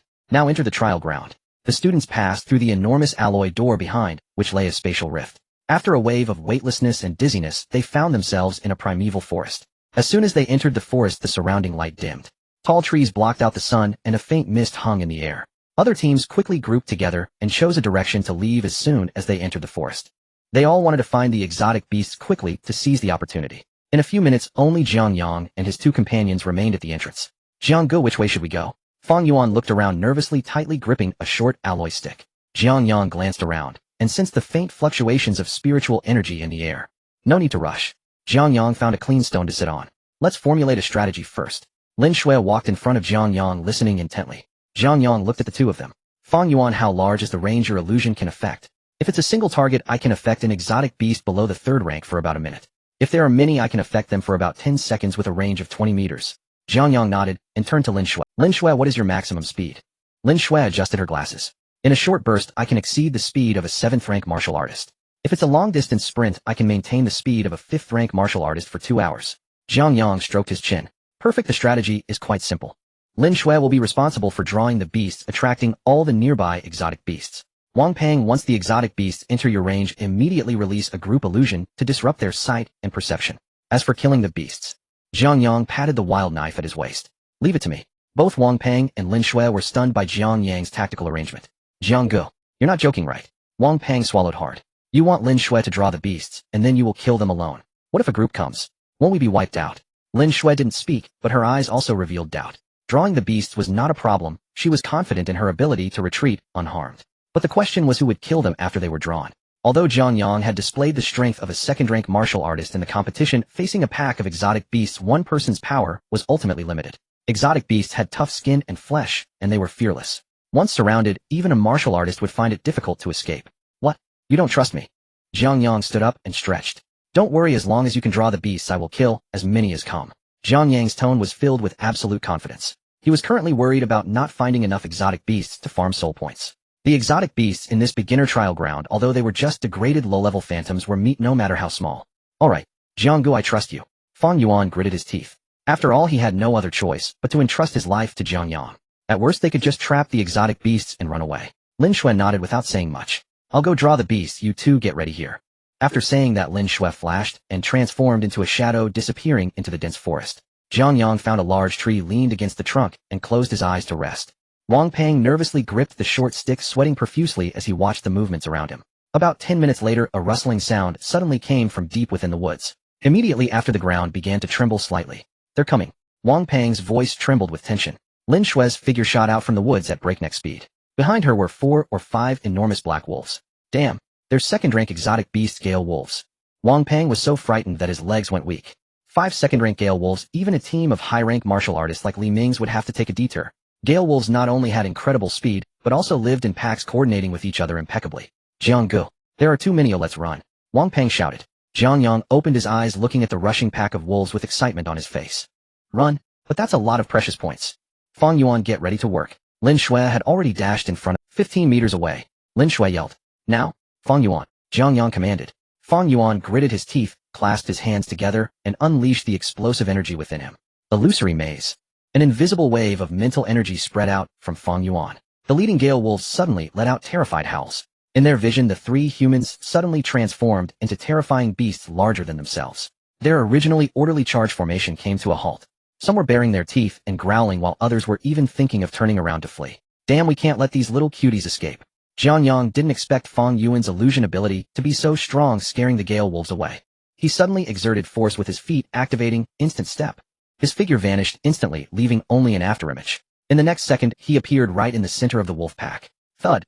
The rusty blade of the wild knife easily sliced through the neck of a gale wolf, as if cutting through tofu. The large wolf's head soared into the air, blood gushing out. Damn! Fang Yuan watched in astonishment from behind. Jiang Yang's movements never paused. He weaved through the wolf pack, and with every swing of his knife, another gale wolf fell. There were no unnecessary movements, no flashy martial techniques. Just extreme speed and absolute power. This was nothing short of a one-sided massacre. In less than 10 seconds, while Fang Yuan's illusion was still ongoing, all 5 gale wolves had turned into corpses. The ground was littered with severed limbs, and the strong smell of blood permeated the air. Jiang Yang shook the blood off his blade and sheathed the wild knife. Done. He turned to look at the still-dazed Wang Peng and Lin Shui. What are you still dazed for? Dig out the crystal cores. Lin Shui was stunned. She had specifically chosen a few isolated beasts when drawing them, fearing they wouldn't be able to handle it, allowing them a chance to escape. But she didn't expect Jiang Yang to solve it so easily by himself. Moreover, what was that skill he just used? It was even faster than her speed. So fast that her eyes couldn't keep up. Who exactly was the speed type ability user here? Lin Shui stood in place, staring blankly at the scattered corpses of the gale wolves, her mind struggling to comprehend the scene. Just a minute ago, she had been exerting herself to draw the attention of the 5 second-tier mutant beasts running like the wind, and mentally prepared to unleash her life-saving skills at any moment. These were 5 second-tier gale wolves. They could shred a beginner martial artist to pieces within seconds. And yet, Jiang Yang casually charged in, wielding his blade with effortless precision, and the fierce beasts were sliced in half, as if they were made of paper. Fang Yuan gulped, nearly dropping the alloy baton in his hands. He stammered forward, fixated on the battered knife in Jiang Yang's hand. Jiang. Brother Jiang, isn't this knife rusty? How can a blade that looks incapable of slicing an apple cut through these second-tier beasts faster than cutting tofu? Did you cast some sort of magic on this knife? Jiang Yang shook off the blood from the blade with a natural motion, sheathing it effortlessly. Enough with the questions, we have work to do. Hurry and dig for the crystal cores. These are valuable points. Fang Yuan snapped out of his daze, quickly stashing the alloy baton at his waist, pulling out a dagger from his backpack, and hurriedly running to the corpses of the gale wolves to start digging for the crystal cores. Lin Shui also regained her senses and quietly walked over to help. Her gaze towards Jiang Yang had completely changed. Earlier at school, while she knew Jiang Yang had ranked first in the competition, she had thought that he might have relied on some special explosive technique. Now she fully understood this was no mere connection, but a beastly human being.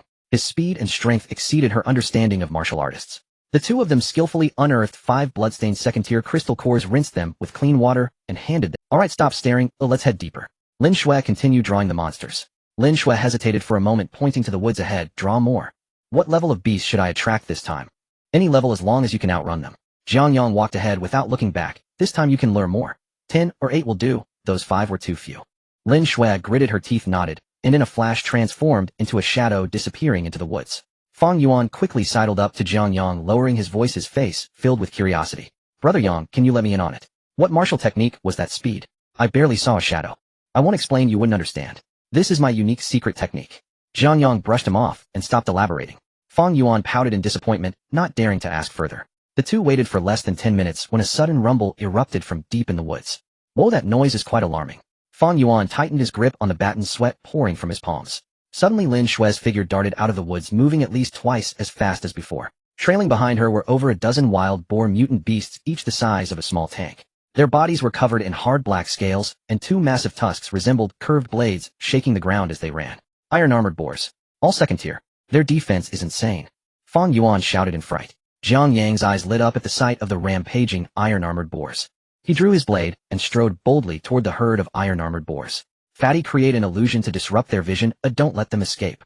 Fang Yuan gritted his teeth, clapped his hands together, and summoned his inner energy. An invisible wave of mental energy spread out, enveloping the leading iron-armored boars. The iron-armored boars appeared dazed, their steps faltering, with 2 even colliding directly into each other. In that brief moment, Jiang Yang pushed off the ground and activated his instant step. With a heavy whoosh, he swung his blade down. Thud! The boar, known for its remarkable defense, was cleaved in 2 from head to neck, blood spraying like a fountain. The ensuing moments transformed into a display of Jiang Yang's personal aesthetic of brutality.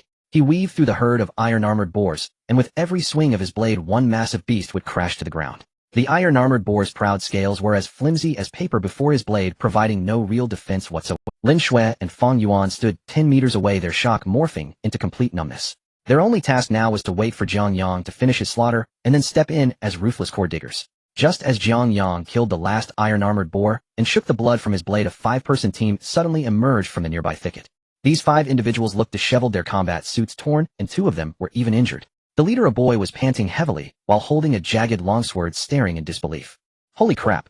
So many iron-armored boar corpses. The leader's eyes widened, his jaw nearly dropping to the ground. Their team had just struggled to kill 2 iron-armored boars, setting traps and using their powers, even nearly losing a brother in the process. Now, however, dozens of iron-armored boar corpses lay strewn across the clearing, each cut with a clean fatal strike. The boy looked at Jiang Yang and his companions, noticing they were completely unfazed. He swallowed hard and tentatively asked, "Bro, did you all do this?" Jiang Yang didn't even glance at him, shouldering his blade and calling out to Fang Yuan, "Fatty, get to work. It's getting dark, we need to head to the camp."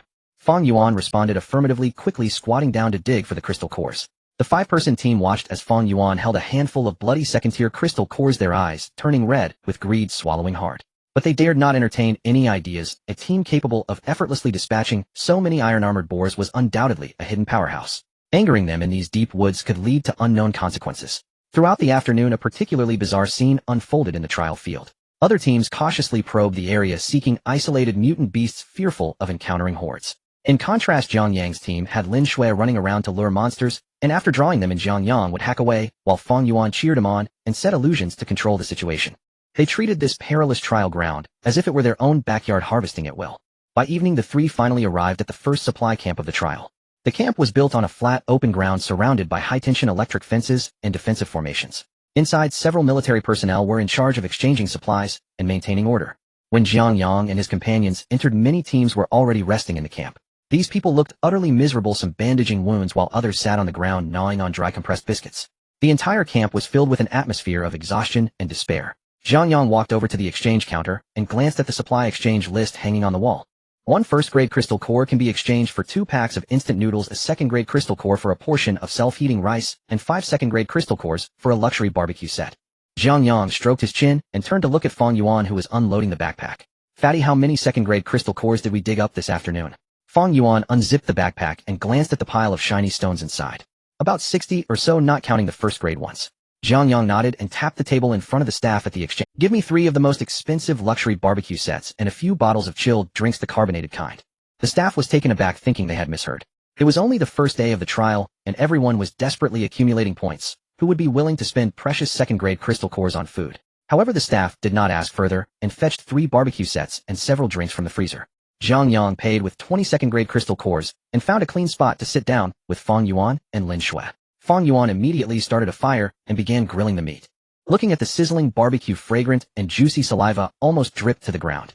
"Brother Yang, are we really eating this? It costs 20 second-grade crystal cores, enough to exchange for 2,000 points. Isn't that too extravagant? Are you complaining about wasting it? You don't have to eat if you don't want to." Jiang Yang opened a bottle of chilled drink and gulped down a big mouthful, letting out a burp. "You need to eat well to have the energy to work. Hurry up and eat, then sleep. We have to continue harvesting points tomorrow." The aroma of the barbecue quickly wafted through the entire camp with the night breeze. The students around, who were struggling with dry biscuits and instant noodles, heard the enticing smell, and their stomachs grumbled uncontrollably. They turned to look at Jiang Yang's side, their eyes wide with envy. Li Ming had just dragged his weary body into the camp with his 2 little brothers when he caught a whiff of the tantalizing barbecue aroma. Today he had a bit of luck encountering an injured second-grade beast. The 3 of them had fought for half the day, and with great effort finally managed to kill it. Initially, he felt quite proud, thinking of exchanging some hot noodles to celebrate and showing off in front of other teams. However, when he lifted his head, he saw Jiang Yang, Fang Yuan, and Lin Shui gathered around a small smokeless grill on a large stone in the center of the camp, happily devouring skewers. The pork belly sizzled on the fire, the grease dripping down, while a few bottles of chilled cola emitted vapor beside them. Li Ming's face turned as dark as the bottom of a pot. He hurried to the exchange counter and glanced at the price list on the wall, his eyes nearly popping out. "Luxury barbecue set, 5 second-grade crystal cores per portion. Why don't you go rob someone?" Li Ming yelled at the staff at the exchange counter. The staff rolled their eyes, not accommodating him at all. "Clearly marked prices, exchange if you want. If you have no money, go over there to exchange for steamed buns and instant noodles. Don't block others here." Li Ming gritted his teeth, his hand clenched around the second-grade crystal core in his pocket. He couldn't even afford half a portion of barbecue. He turned to Jiang Yang's side, jealousy bubbling up like hundreds of ants crawling in his heart. How could these three recognize as the school's waste afford such expensive food? They must have had good luck, like a blind cat stumbling upon a dead mouse picking up the leftovers of others. The more Li Ming thought about it, the angrier he became, leading his two little brothers with a fierce demeanor to Jiang Yang's side, sarcastically opening his mouth. Oh, isn't this our school's number one? What's wrong pretending to be rich here with that picked-up crystal core? Enjoying it quite a bit, aren't you? Jiang Yang was chewing on a piece of crispy pork belly when he heard this, glanced at Li Ming. Who are you? Opening your mouth just to pollute the air? Did you see me pick up a crystal core? Do I need to see? Li Ming sneered, his face full of disdain. With your old and weak team, 1st grade waste, one without attack power and illusion, and one who only knows how to run away. Can you kill a 2nd grade beast? Don't joke around. I advise you to save your expenses, or else when the assessment ends you'll end up with the lowest points and embarrass yourselves. Fang Yuan swallowed the meat in his mouth, holding a skewered leek, and stood up defiantly. Li Ming, don't look down on us. Our brother Yang has killed more 2nd grade beasts today than you've seen in your life. Who do you think you are pointing fingers here? Anyone can brag. I could say I killed a 5th grade beast today too. One of Li Ming's little brothers chimed in, smirking. If you're capable, let's compete tomorrow and see who kills more. Don't just talk. Jiang Yang couldn't be bothered with these petty clowns. He picked up a skewer of grilled mushrooms and stuffed it in his mouth, mumbling to Fang Yuan. Fatty, sit down and eat your food. Don't talk to fools. Stupidity is contagious. Hurry up and eat, or the meat will get cold and won't taste good. Li Ming was so angry his face turned green, his fists cracking ominously. But seeing the fully armed military guards in the camp, he ultimately didn't dare to make a move. He could only snort coldly and lead his little brothers to the exchange counter to get 3 bowls of the cheapest instant noodles, squatting in a corner slurping noodles while glaring fiercely at Jiang Yang. In the entire camp, aside from Jiang Yang and his crew who were enjoying their meal, everyone else was miserably eating instant noodles and dry rations. A few girls from other schools looked longingly at the golden brown grilled chicken wings in Lin Shui's hand, swallowing hard. They pushed each other, wanting to come over to chat for a piece, but seeing Jiang Yang's unapproachable expression, they couldn't bring themselves to do it. After eating and drinking to their fill, Jiang Yang walked straight to the exchange counter, waving his hand, grandly renting the 3 best single high-end tents in the camp. These tents not only protected against wind and cold, but also had soft air mattresses inside, costing them an additional 6 2nd grade crystal cores. Other teams were crammed into a shabby military tent to save points, and some even made a bed on the ground, shivering. Early the next morning, just as dawn broke, most teams in the camp had already gotten up and set off. They needed to seize every second to hunt beasts and earn points, fearing to fall behind others. As Li Ming left, he deliberately took a detour to look at Jiang Yang's tent, discovering it was completely quiet inside, and he could even hear Fang Yuan's soft snoring.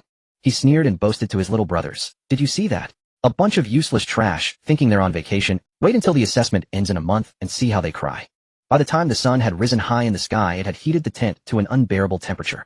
Jiang Yang finally yawned, stretching lazily as he crawled out of the tent.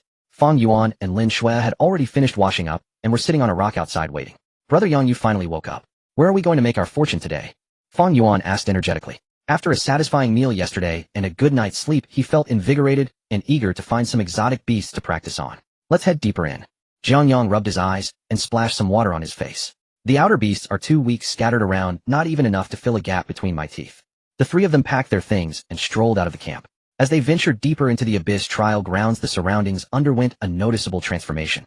The trees grew taller and sturdier, their leaves so dense that sunlight struggled to penetrate, casting a dim and oppressive atmosphere. A faint scent of blood and decaying leaves hung in the air. Lin Shui scouted ahead. Be careful and don't wander too far, Jiang Yang instructed. Lin Shui nodded, transforming into a shadow as she darted off. After just a few minutes, she returned along the same path, her expression serious and her breath quickening. There is a pack of windwing wolves ahead, about a dozen of them, all peak 2nd tier. The leader has a different fur color, it should be 3rd. Lin Shui quickly reported her findings. Fang Yuan nearly dropped the short stick in his hand. A dozen peak 2nd tier, and a 3rd tier leader. Brother Yang, this is a bit dangerous. 3rd tier beasts are not to be trifled with. Should we take a detour? Safety first. However, Jiang Yang's eyes lit up. 3rd tier beasts meant a substantial amount of soul points. Why take a detour? Let's charge straight in. Without hesitation, Jiang Yang drew out his wild blade, the rusted blade vibrating slightly. You two stay behind, find a safe spot to hide, and don't get too close to be a hindrance. With that, Jiang Yang strode confidently toward the territory of the windwing wolves. Soon they entered a relatively This pack of windwing wolves was significantly larger than the gale wolves from yesterday, their fur displaying an eerie bluish hue resembling sharp steel needles. The leader of the 3rd tier windwing wolf was as large as a small calf, with a set of wings already sprouting from its back. Once it evolved to the 4th tier, it would gain the ability to fly. Seeing a human boldly intruding into their territory, the pack of windwing wolves immediately let out a low growl, baring their sharp fangs as drool dripped from their mouths. Several outer 2nd tier windwing wolves could no longer hold back, opening their mouths to unleash crescent-shaped blue wind blades that flew toward Jiang Yang. Jiang Yang did not dodge or evade, he swung the wild blade in his hand. Clang, clang, Clang. The crisp sound of metal clashing rang out as the wind blades capable of slicing through steel were cleaved into fragments, dissipating in the air, without even touching the corners of Jiang Yang's clothing.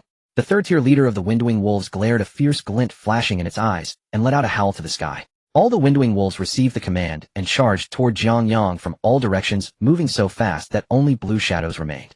The spiritual pressure within Jiang Yang surged wildly, channeling through his arm and into the blade. He gripped the wild blade tightly, exerting force with his legs. Instant step. In an instant, Jiang Yang's figure vanished from his original position, leaving only a deep footprint behind. The next second he appeared like a phantom in the center of the wolf pack. Splatter. One Windwing Wolf caught off guard was cleaved in two by Jiang Yang, head and waist severed. Warm blood and entrails spilled onto the ground, the strong smell of blood permeating the air. Jiang Yang's actions did not falter for a moment. He turned, swung the blade, and struck down. Each movement was swift and clean, like a butcher chopping meat on a cutting board. Yet this seemingly rusty old knife unleashed terrifying destructive power in his hands. Other teams encountering second-tier beasts needed several people to coordinate with the front line, absorbing damage, while the back line bombarded with various martial arts and abilities for ages just to barely kill one. But Jiang Yang relied entirely on the most primitive method of straight hacking. One slash for one kill, without any hesitation. In the heat of battle, Jiang Yang increasingly understood the uniqueness of the wild blade. It lacked any special attribute attacks, possessing only pure extreme, physical destructive power. However, it had a remarkable capacity for spiritual pressure. Jiang Yang discovered that when he poured his spiritual pressure into the wild blade, without reservation the blade would become exceptionally heavy, as if weighed down by 1,000 pounds, yet when swung it felt as light as a feather, flowing seamlessly with his intentions. This feeling was extraordinarily wondrous. As he continuously swung the blade among the wolves, his control over his spiritual pressure became increasingly adept. Previously, he had to consciously focus to guide his spiritual pressure, but now it flowed naturally with his breathing, the contraction of his muscles, and the swinging of the blade, as if it were instinct. No wonder that fellow Ginmu Jianba could become captain with just a shallow strike without a release of his sword. Jiang Yang secretly lamented. This blade seemed born solely for slaughter and battle. There was nothing flashy about it, only pure violence. The third-tier Windwing Wolf leader stood on a rock, witnessing its subordinates being slaughtered single-handedly by this human, half of their number dead. In just a minute, finally lost its restraint. It let out a furious roar, leaping high from the rock, opening its massive mouth to bite at Jiang Yang's neck. Its speed was astonishing, even stirring up a blue tornado in midair. Fang Yuan, hiding behind a large tree, screamed in fear. "Brother Jiang, watch out above." Jiang Yang did not even glance. He reversed his grip on the wild blade, exerting force from his waist, and spun around in place, with the blade using the momentum to slash upward fiercely. Clang! The heavy back of the wild blade struck the third-tier Windblade Wolf's jaw. The force was tremendous, shattering the jawbone of this large beast, sending its massive body flying and crashing heavily into a tree stout enough for two people to embrace, leaving a deep dent in the trunk. The Windwing Wolf leader crashed to the ground, spitting out a mouthful of blood mixed with broken bones, struggling to rise. But Jiang Yang offered no chance for it to catch its breath. He used instant step repeatedly, instantly crossing over a dozen meters to appear in front of the Windblade Wolf leader. Gripping the handle tightly with both hands, he raised it high. Prepare to die. The wild blade, infused with violent spiritual pressure, descended like a mountain, crashing down. Splatter. The hard skull of the third-tier Windwing Wolf, reputed to be impenetrable even to armor-piercing bullets, was cleaved in half before the wild blade, as easily as a ripe watermelon. Brain matter and blood splattered everywhere. The battle was over. The entire process took less than 3 minutes. A dozen peaked second-tier Windwing Wolves along with a third-tier leader were completely annihilated, with none escaping. Jiang Yang planted the wild grass into the ground and exhaled a long breath of turbid air. He felt that his current state was unprecedentedly good.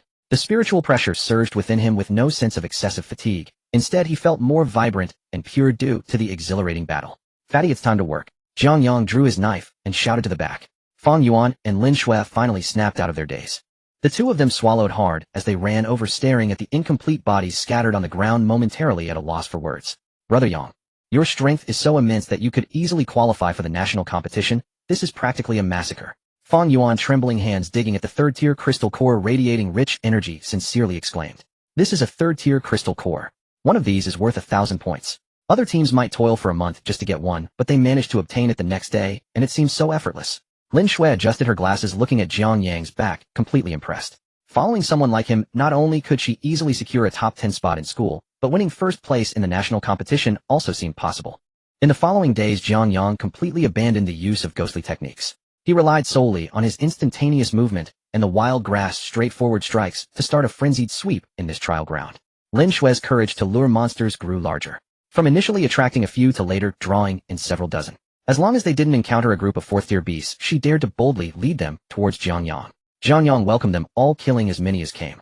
His slashing blade swung faster and heavier. The soul points on the system panel surged rapidly.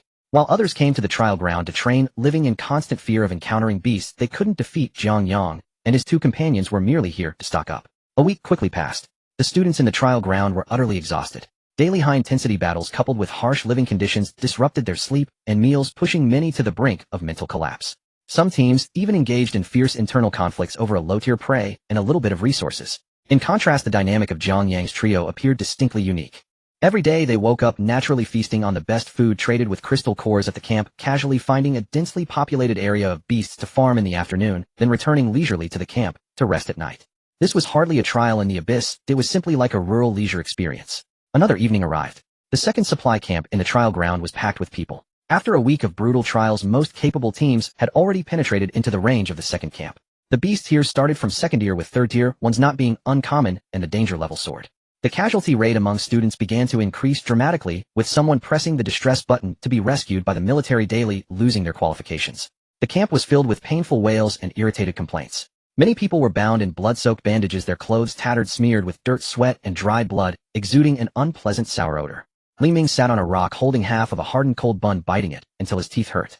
His team had bad luck these days. They accidentally encountered a group of third-tier venomous tail scorpions yesterday. Although they escaped with their lives, they sustained significant injuries, and one of his subordinates had his leg stung by a venomous barb swollen like a radish. Now, after paying the treatment fees, the crystal cores in their hands were only enough to exchange for the cheapest dry food. Just then, 3 people walked in at the camp entrance. Jiang Yang walked in front, chewing on a sweet grass root. He had somehow acquired hands in his pockets, striding lightly. Fang Yuan and Lin Shui followed behind, equally relaxed. The combat uniforms on the 3 of them were spotless, with not a speck of dirt. Fang Yuan had not only not lost weight, but his face had actually become rounder, glowing with health.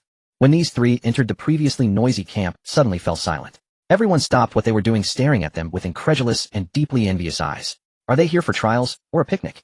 While everyone else was struggling in the mud, how come they looked like they just returned from shopping? Ignoring the gazes around him, Jiang Yang walked straight to the exchange point and glanced at the updated supply list for today. High-level single-person bath privileges, including a full body temperature massage device, 1 third-tier crystal core per use.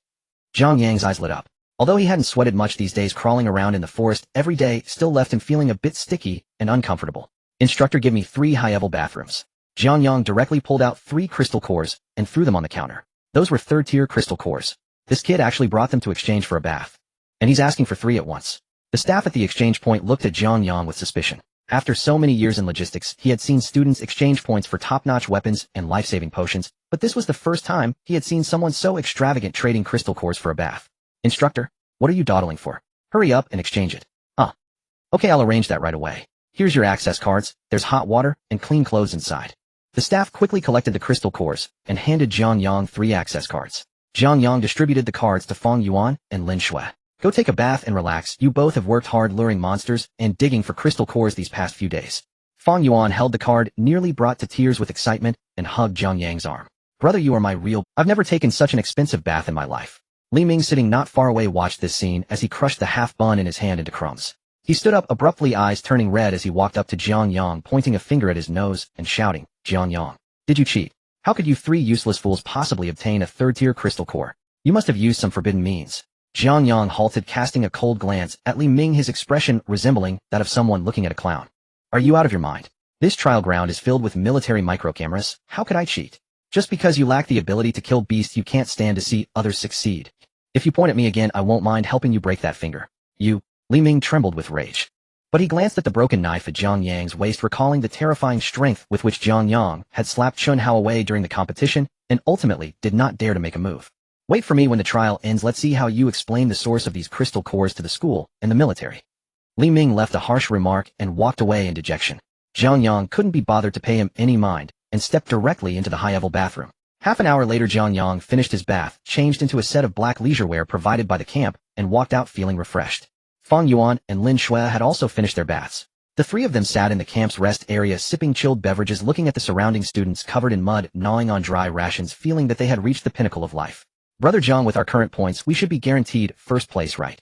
I just calculated the crystals in our pack amount to at least 100,000 points. Fang Yuan took a delightful sip of his drink. First place means nothing. Jiang Yang gazed toward the depths of the abyss, his eyes growing profound. Our goal isn't just these points. There's something far more intriguing in this trial ground. Over the next few days, as they ventured deeper, they encountered fewer and fewer people. Most teams lingered near the second camp, hunting second-tier aberrant beasts too afraid to advance further. The trees here had become sparse, and the ground was riddled with massive craters and scars of brutal battles. The oppressive weight in the air grew heavier, making even breathing difficult. Jiang Yang, leading the way, suddenly halted. He looked up at the distant sky. At the end of the gray horizon, a colossal black rift hung in midair. Space around the rift twisted and warped constantly. And from time to time bizarre, enormous aberrant beasts tumbled. Fang Yuan and Lin Shui followed Jiang Yang's gaze, unable to suppress a shiver. Brother Jiang, is that the abyss? It looks terrifying. Fang Yuan shrank his neck, his voice trembling. Lin Shui adjusted her glasses, her tone somber. According to the text, the abyssal rift is a passage connecting our world to the realm of aberrant beasts. The aberrant beasts that suddenly appeared 200 years ago all fell from that world. The larger the rift, the higher the tier of beasts that emerge. Jiang Yang remained silent. He stared quietly at the rift, recalling the words spoken by the residual image of the hollow-fied in the underground structure. 200 years ago, the void realm collided with the edge of this world, forming the abyssal rift. What you call aberrant beasts are merely low-level hollows degenerated under spatial suppression.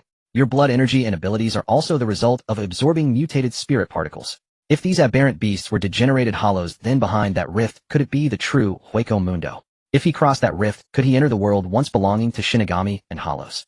Would countless Minos await him there, ready to be harvested for soul points? This thought made Jiang Yang's heart race uncontrollably, his blood surging. But he quickly calmed down. Though he could now easily handle a Jillian if he truly encountered an Ajakas class Minos, his strength was still far insufficient. The last spatial rift, a single wounded Ajuchas, had nearly cost him his life. Not to mention what might lurk behind the rift, Arankars, or even Vasto Lords. One step at a time, but it's too early to think about this now. Jiang Yang told himself inwardly. For now the priority was to farm soul points to unlock more Zanpakutō. At the very least he needed to achieve Bankai before entertaining such thoughts. Let's move on. The prey ahead is fatter. Jiang Yang withdrew his gaze and strode forward. The closer they got to the rift, the higher the tier of aberrant beasts. Third-tier beasts were mere underlings here, while fourth-tier ones appeared frequently. Fourth-tier aberrant beasts possessed considerable intelligence and knew how to use terrain and tactics for ambushes. Lin Shui's task of luring monsters became significantly harder. Once she inadvertently attracted a fourth-tier shadow panther. Though not large, it was incredibly fast and could meld completely into the surrounding shadows, even hiding its aura. As Lin Shui fled, it nearly sprang from her shadow to disembowel her with a single claw strike. Fortunately, Jiang Yang reacted swiftly, using a flash step to shield her, blocking the Shadow Panther's fatal blow with the blade of Nozarashi. Clang! The strike carried immense force, sparks flying, numbing Jiang Yang's hand and cracking the ground beneath him like a spiderweb. Impressive strength. Finally something interesting. Jiang Yang shook his wrist, his eyes gleaming with excitement. It had been a long time since he faced an opponent that required a bit of effort. The Shadow Panther retreated after the failed strike, its body twisting as it merged back into the shadow of a nearby tree, vanishing without a trace. Brother Yang, be careful. It's invisible. I can't see it.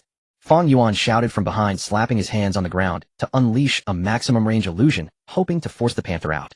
But the fourth-tier beast's mental fortitude was strong. Fang Yuan's illusion barely affected it. Jiang Yang closed his eyes and extended his spiritual pressure perception. In the face of a Shinigami's spiritual pressure, sensing any invisibility relying on light and shadow was futile. As long as you had a soul and spiritual energy fluctuations, you were exposed.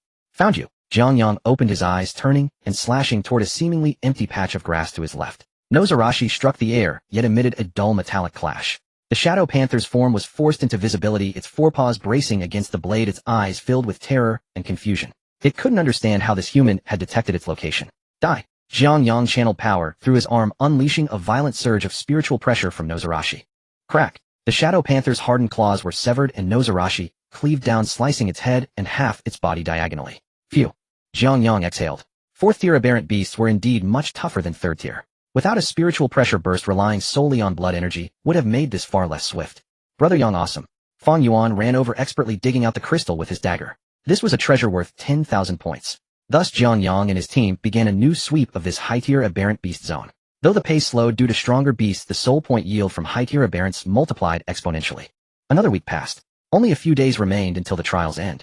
Jiang Yang sat on a large rock, opening the system panel visible only to him. Host Jiang Yang. Realm second-tier martial master. Spiritual pressure Godei 13 member. Zanpakutō Shinso Shurkai Hyorimaru Shurkai, Nozarashi, unreleased. Kido Heido 4 Byakurai Heido 33, Sokatsui Bakudo 61 Rikujikoro. Soul points 10500. Seeing his soul points finally break 10,000, Jiang Yang allowed himself a smile. After all this hard work, he could finally draw again. Every time he saw Senbonzakura, Jiang Yang felt torn. Senbonzakura was undeniably stylish and excelled at crowd control, perfect for mowing down foes. But he already had Hyorimaru and Nozarashi. He wasn't lacking in attack methods. Moreover, compared to Senbonzakura, drawing a high-level Kido could also deliver massive destructive power. System purchase a premium blind box. Jiang Yang ultimately chose to gamble. Go big or go home. 1-0 soul points consumed. Premium blind box purchased successfully. Open it.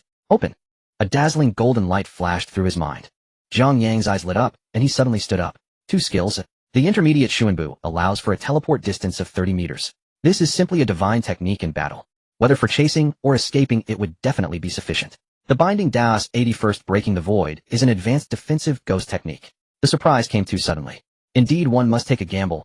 Otherwise, how could one obtain 2 skills at once? Fatty Lin Shui stopped sleeping. Jiang Yang was in high spirits, shouting at the 2 who were resting. Today we are going to do something big. The 2 sleepily. Lin Shui pushed up her glasses and asked with some confusion, Brother Yang, how do you plan to play? The nearby 4th-tier exotic beasts have been mostly cleared out by us.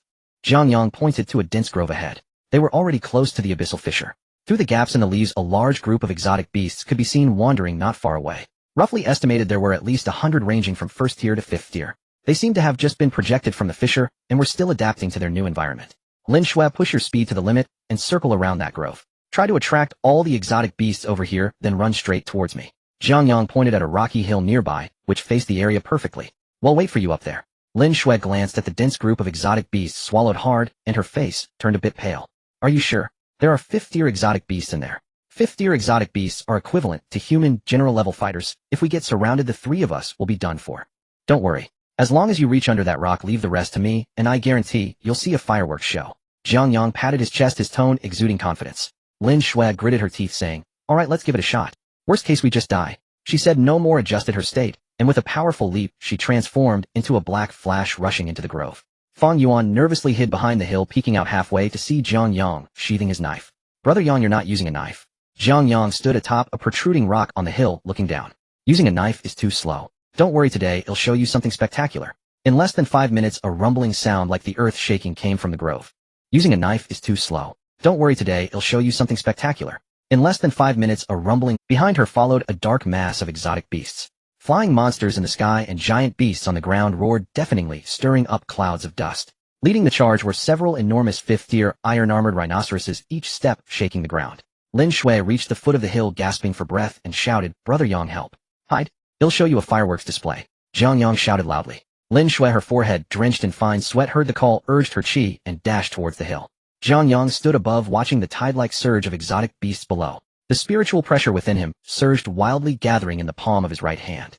His gaze became extremely focused as he began to chant quickly and clearly. Flesh and blood as the surface, myriad forms in the world, the wall of sinful dreams, azure fire burns the heavens.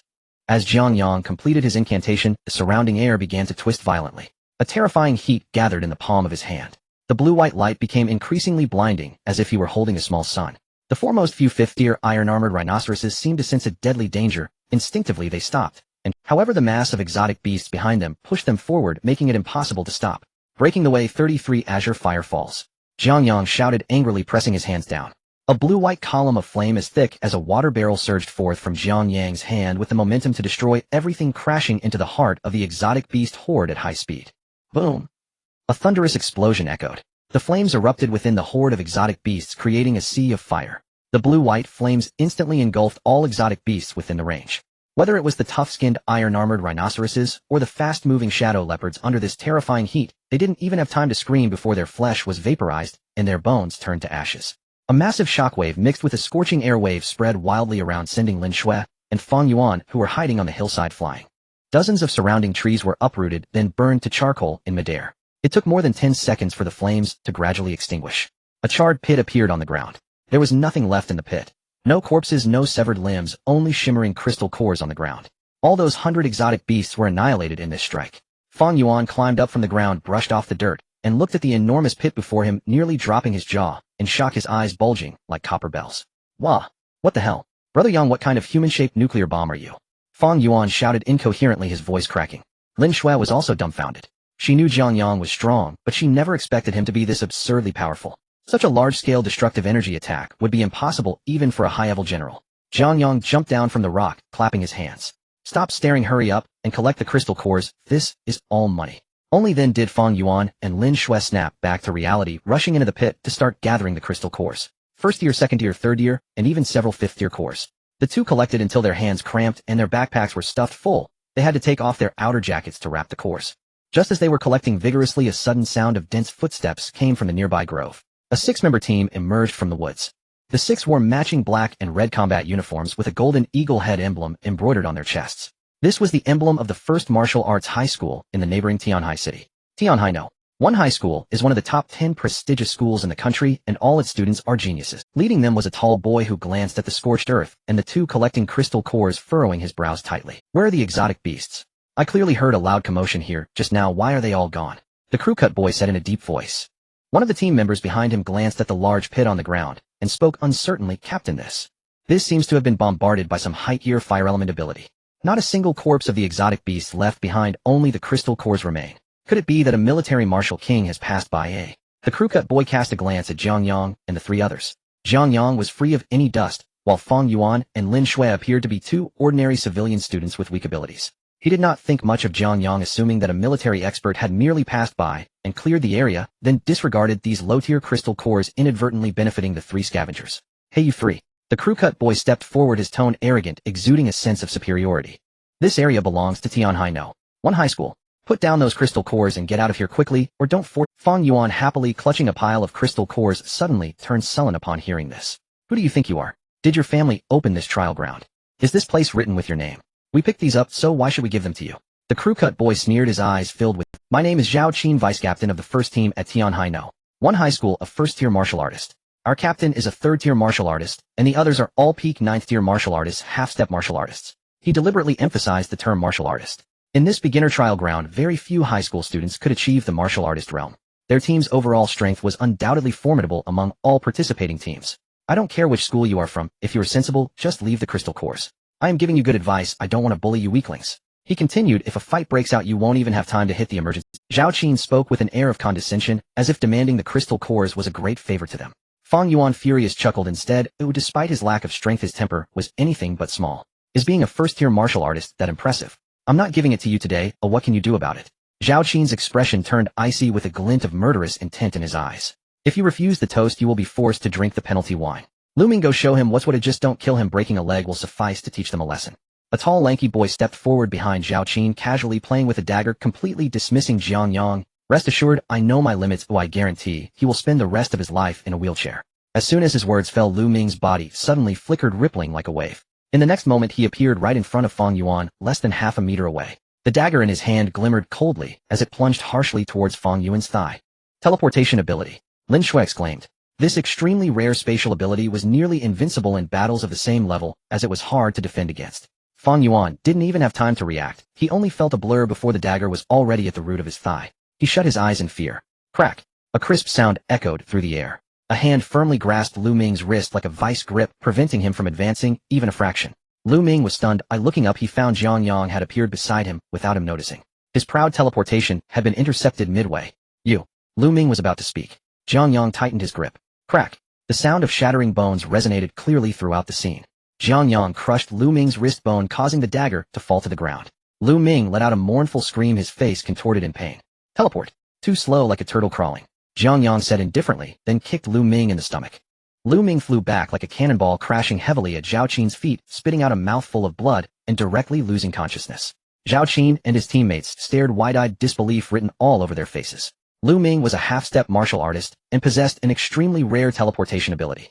Even a first-tier martial artist shouldn't be able to easily withstand his sneak attack. Yet this seemingly ordinary boy had defeated Lu Ming in a single move. Moreover, what was up with his speed just now? There was no fluctuation of abilities relying purely on physical strength.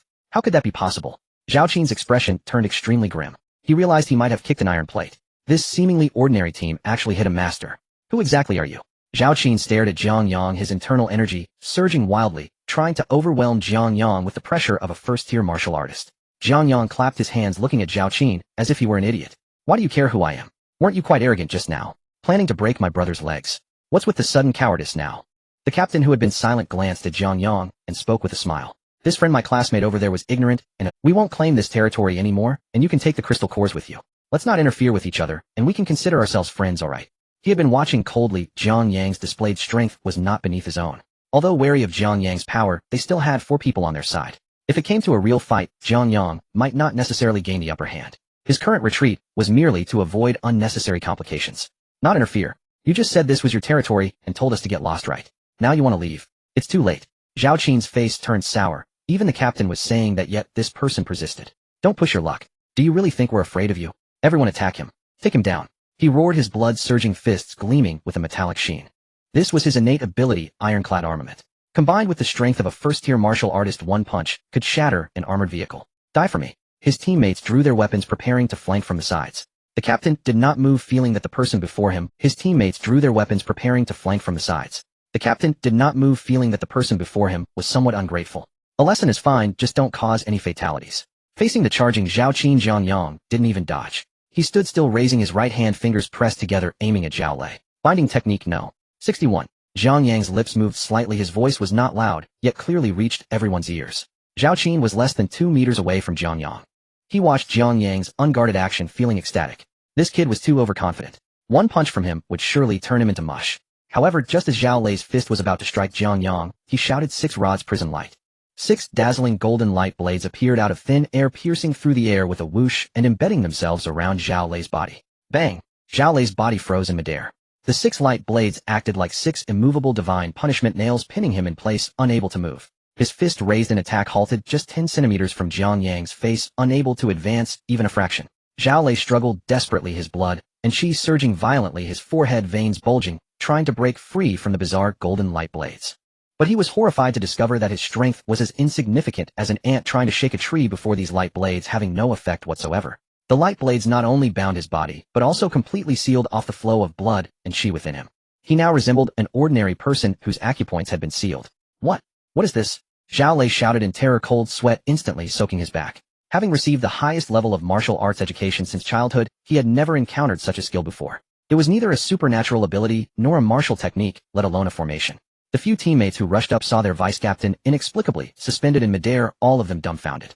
They abruptly halted, their hands gripping their weapons, trembling, unable to advance or retreat. Jiang Yang slowly walked up to Zhao Qin and patted his twisted face, contorted by fear.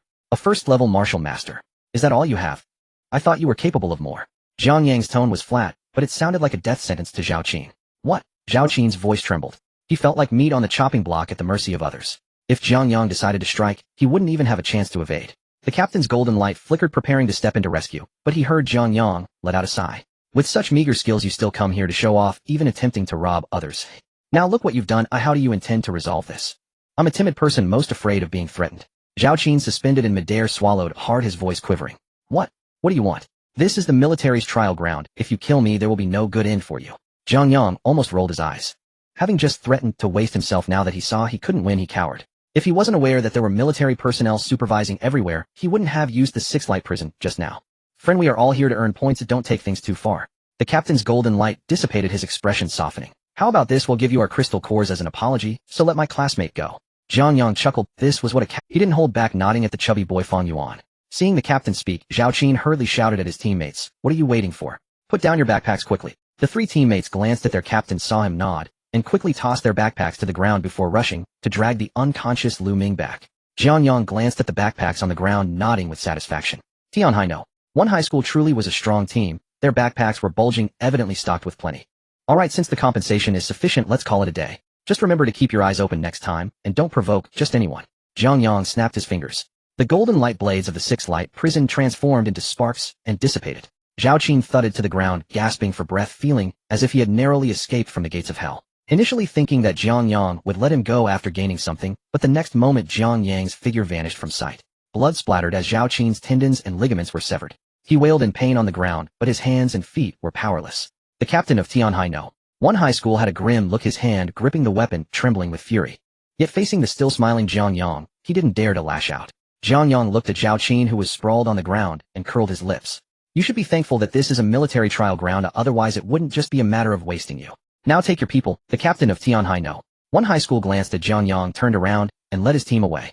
I'm looking forward to seeing you at the National League. Don't let me down then. Jiang Yang looked at the departing team, not taking it seriously. A 3rd-level martial master. Huh. If it weren't for the inconvenience of fighting here, he would have beaten him to the ground.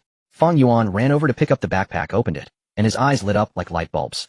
Brother Yang, we struck it rich. These guys have at least a few hundred 2nd-tier crystal cores, and over a dozen 3rd-tier ones. We're definitely taking 1st place now. Jiang Yang smiled. Alright, pack up and prepare to leave. The noise we made just now was too loud. Other high-tier mutated beasts will probably be here soon. However, as soon as Jiang Yang finished speaking, the sky suddenly darkened. It wasn't that night had fallen, but rather that the abyssal rift above their heads had suddenly changed. The originally few dozen meters long black rift suddenly expanded more than tenfold, as if being forcibly torn apart by invisible giant hands. A terrifying, fear-inducing spiritual pressure poured down from the rift. This spiritual pressure carried a strong aura of death and despair instantly enveloping the area. In the distant woods, those low-tier mutated beasts that had been wandering around all prostrated themselves on the ground, trembling in fear, letting out terrified wails. Some were so scared that they directly died on the spot. What is happening? Fang Yuan, frightened, sat down on the ground, his face pale. He felt as if his heart were being gripped by a giant hand, making breathing extremely difficult. Lin Shui was no better off, supporting herself on the ground, gasping for breath. Her body trembled uncontrollably, as if facing some indescribable horror. Jiang Yang raised his head, staring at the rift in the sky. Spiritual pressure. Was this something that came from a great void? Jiang Yang clenched his fists, watching the abyssal rift slowly expand. A shadow was tugging at the edges of the rift. Boom. The shadow slammed down less than 100 meters away from Jiang Yang and the others. The ground shook violently, kicking up clouds of dust and debris. When the dust settled, a creature over 10 meters in size, resembling a giant spider, appeared in front of everyone. This monster was covered in a pale white bone armor, its face adorned with a bizarre mask that had only one eye.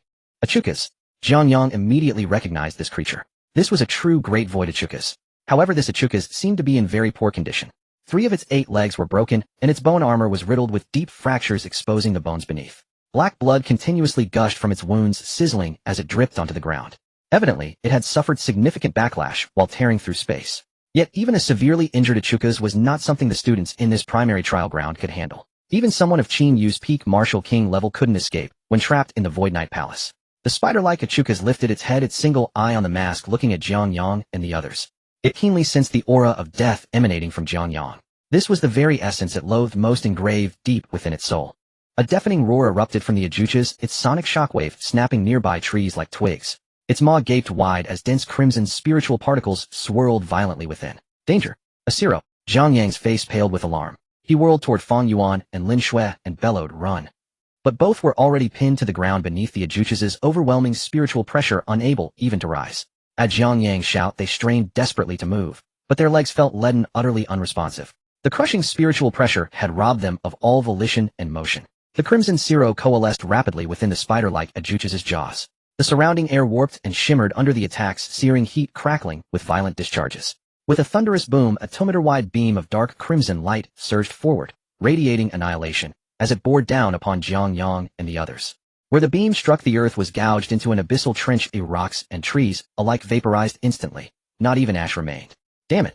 Jiang Yang cursed inwardly. He knew given Fang Yuan's and Lin Shui's paralyzed state evasion, struck down, they would vanish without trace. Without hesitation, he activated his newly acquired mid-tier Shunpo. In an instant, he crossed 30 meters, appearing directly before Fang Yuan and Lin Shui, shielding them with his own body. He did not draw his Zanpakutō Yashin.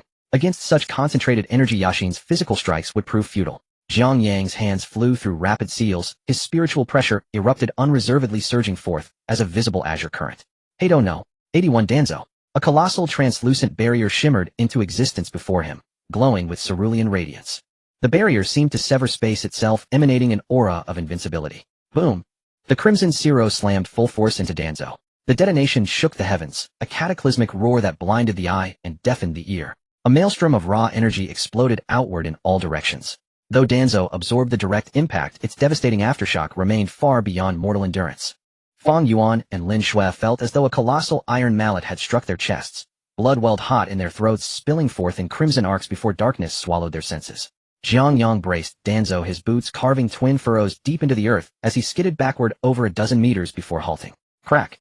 A hairline fissure appeared across Danzo's surface, then spiderwebbed outward with terrifying speed. The Achukas' Siro was simply too potent. Even weakened, its power eclipsed Jiang Yang's current spiritual capacity. Break!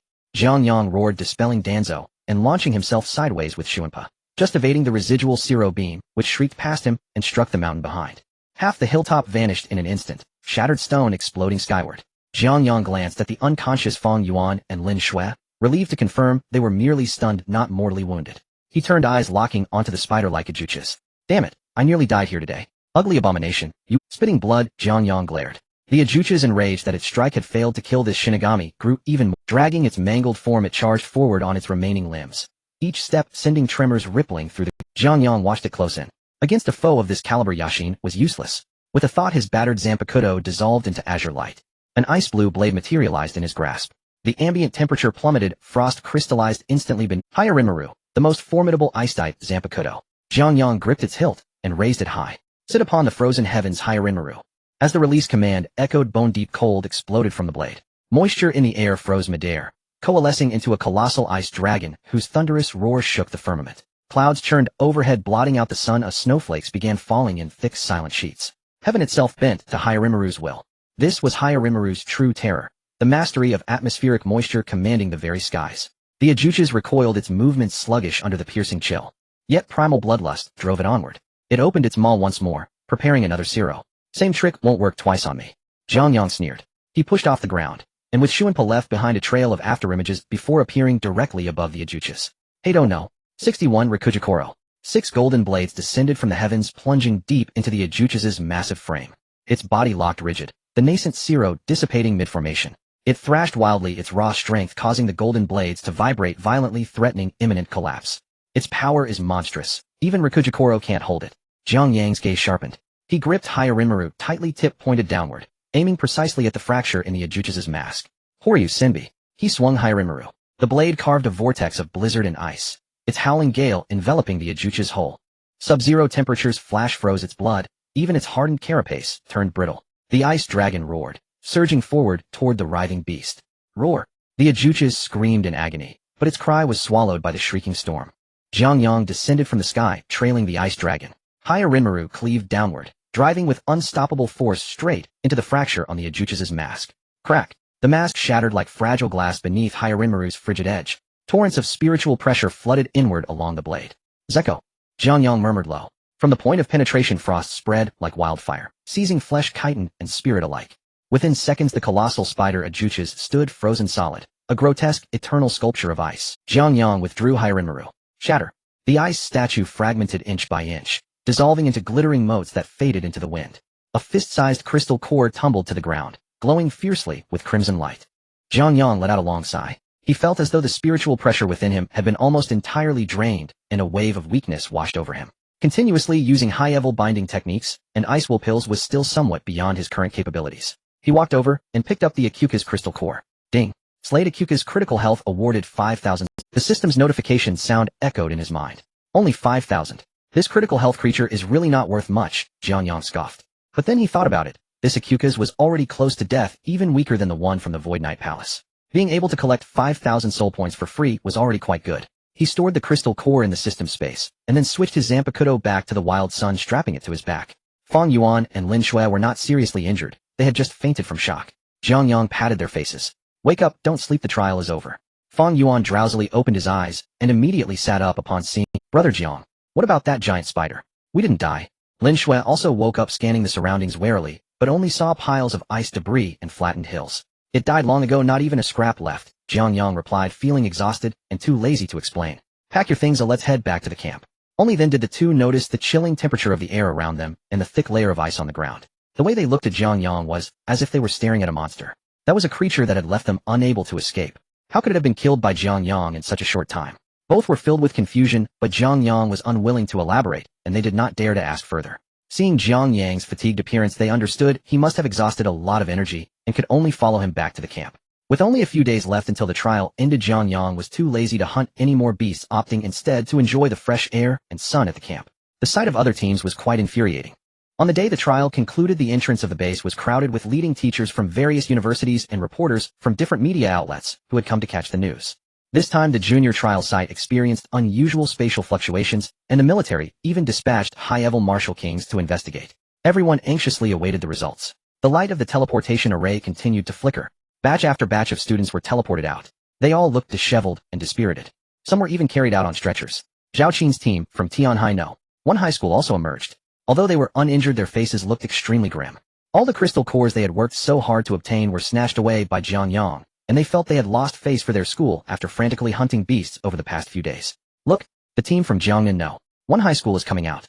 A sharp-eyed reporter shouted, pointing at the teleportation array. The light faded and Jiang Yang, Fang Yuan, and Lin Shui appeared in the array. Compared to the other students who looked like refugees, the three of them seemed as if they had just returned from a vacation. Their clothes were clean, and they looked energetic. Fang Yuan was even holding a large pile of leftover snacks in his arms. The principal of Jiang Yang, one high school, and their homeroom teacher Old Li hurried over. Jiang Yang, are you alright? I heard there were unexpected incidents inside. Old Li asked anxiously. I don't know, we were just on the outskirts killing beasts, didn't hear anything happened, Jiang Yang casually replied. Hearing that they hadn't encountered any danger, Old Li felt slightly at ease before turning to check on other students. The surrounding students, seeing Jiang Yang's relaxed demeanor, were infuriated. They had exhausted themselves hunting beasts to earn points, while these three had simply slept in the camp during the last few days. Just wait, when it comes time to verify the points, they will be the ones embarrassed. Did they really think the Abyss Trial Ground was a tourist attraction, trading crystal cores for roasted meat and bath services? If they couldn't turn in crystal cores, they'd soon know what embarrassment meant. Please line up and show your collected crystal cores for tallying. A military personnel responsible for recording results approached with a scanner. The students began lining up for registration. The media reporters were especially interested in which teams would enter the National League this year. This military trial site included teams from Jiangnan City and Tianhai City, totaling 22 high schools. This arrangement also contained elements for comparison between the two sides. After all, conducting trials with only students from their own city was merely a family affair. When students from both cities participated together, it was a different story. They were all young people, who didn't have a bit of competitiveness. In front of the makeshift tally station, the line was quite long. The leading teachers from Jiangnan City and Tianhai City stood on either side, superficially greeting each other politely, while secretly observing the size of the competitors' backpacks. The media reporters outside had long set up their cameras, their flashes going off incessantly. The results of this joint trial between the two cities directly affected the spots for the National League. No one wanted to lose face at this critical moment. Tianhai City No. 3 high school team 152nd tier crystal cores, 12 third tier cores, total points 17000. The tally clerk announced into the microphone, and a leading teacher from Tianhai City nodded in satisfaction. This score was quite good, as most of these students were at the high-level martial artist standard. Being able to slay third-tier beasts was already quite impressive. Over at Jiangnan No. 1 high school, Li Ming led his small team confidently to the tally station. He deliberately pulled down the combat suit he was wearing to reveal several rips from beast attacks, making it seem like he had endured a tough battle. Bang! Li Ming slammed his bulging tactical backpack onto the table, raised his chin, and glanced sideways at Jiang Yang and the others who were at the end of the line. The tally clerk checked their crystal cores and raised his voice. Jiangnan No. 1 high school team, 285 second-tier crystal cores, 32 third-tier cores, and 1 fourth-tier core. Total points 45500. A wave of astonished gasps filled the room. A fourth-tier crystal core. That was equivalent to a beast at the initial martial artist level. For several high school students, to hunt a fourth-tier beast was considered exceptional. Old Li, the homeroom teacher from Jiangnan No. 1 high school, instantly beamed with pride, standing straighter. Li Ming, filled with self-satisfaction, packed away his backpack and stopped by Jiang Yang's side. Jiang Yang was the roasted meat in the trial ground. Good. Li Ming smirked. For an entire month we have been fighting for our lives, every day. You three, on the other hand, have just been sleeping in the camp and enjoying baths. If you can't produce any crystal cores today, Jiangnan No. 1 high school will be utterly embarrassed because of you. Fang Yuan rolled his eyes. What does it matter to you? You should mind your own business regarding what we eat. Li Ming sneered, crossed his arms, and stood aside, ready to watch the drama unfold. Soon it was the turn of the main team from Tianhai No. 1 high school. Leading them was Zhao Qin, who had previously been immobilized by Jiang Yang with the 6th Staff Light Prison. The leading teacher from Tianhai No. 1 high school approached with anticipation. This was their seed team from Tianhai City, composed entirely of high-level martial artists. Zhao Qin was a first-tier martial artist, and their team captain was a third-tier martial artist. Zhao Qin's face was ashen, dark circles surrounding his eyes. He shuffled to the table, unhooked his shriveled backpack, and dumped it onto the surface. A few crystal cores rolled out haphazardly. The auditor paused for a moment, finished counting. Team from Tianhai No. 1 high school, 15 second-tier crystal cores, 2 third-tier, 3 fourth-tier crystal cores. Total score 17,150. The leading teacher from Tianhai No. 1 high school had a frozen smile, rushing forward to grab Zhao Qin by the collar. What have you all been doing? In a month you've only killed this few monsters. Were you just strolling around in there? Zhao Qin's face turned crimson, his lips trembled, but he couldn't utter a word. What could he say? That he tried to rob someone, and ended up being taken out in one move by a student from Jiangnan No. 1 high school, losing even his underwear. He could only grit his teeth, glaring with resentment at Jiang Yang through the crowd. Jiang Yang didn't even glance at him, casually walking to the auditing station with his hands in his pockets. Fang Yuan and Lin Shui followed closely behind. As the three stood at the podium, surrounding reporters immediately aimed their cameras at them. There was no helping it, these three were too conspicuous. Other students looked disheveled, exuding the stench of blood and sweat. In contrast, the three of them were clean, their hair neatly arranged, and Fang Yuan even held a half-eaten bag of potato chips. This was hardly a group participating in a trial, it was as if they had just returned from a vacation at a farm stay. Students, please present your crystal cores, the auditor rapped on the table, his tone somewhat impatient. Fang Yuan handed the potato chips to Lin Shui and pulled out a black plastic bag from behind. It was the kind of sturdy bag used at vegetable markets for carrying cabbage. He dropped the plastic bag onto the table with a dull thud. They're all in here. The auditor frowned, saying, "Students, this is just for counting crystal cores, not garbage. If you didn't catch any crystal cores, just say so, but don't try to fool us with a bag of stones." Laughter erupted around them. Li Ming laughed the loudest. "Jiang Yang, have you all gone crazy? Bringing a bag of junk to fake your score? The military personnel are not blind." Fang Yuan scratched the back of his head and muttered, "Who said these are stones?" He opened the plastic bag, grasped the bottom, and yanked it upward with force. Clatter! A cascade of colorful crystals poured out of the bag, forming a sparkling mound on the tray. Everyone who had been laughing froze in place, their laughter abruptly cut off, eyes nearly popping out of their sockets. The auditor's pen fell to the ground with a thud. He swallowed hard and began to verify in a flurry. Second-tier crystal cores. 540. Third-tier crystal cores. 310. The auditor's voice trembled. The venue fell silent, leaving only the sound of gasps. What does this mean? Even a regular military squad couldn't possibly kill this many monsters in a month at an entry-level trial. Did these 3 high school students clear the monsters around the trial ground like plowing a field? Li Ming's smile completely froze, pointing at Fang Yuan, stuttering. "In no way. You guys were just eating and playing at the camp every day. When did you have the time to kill so many monsters?" Fang Yuan rolled his eyes. "Are you out of your mind? We killed them too quickly, and after finishing we had nothing to do but rest. Do you think everyone is like you, taking half a day to deal with a second-tier monster?" The leading teacher from Tianhai No. 1 high school reacted, pointing at the crystal cores on the table and shouting, "Some of these crystal cores clearly bear our Tianhai No. 1 high school's markings."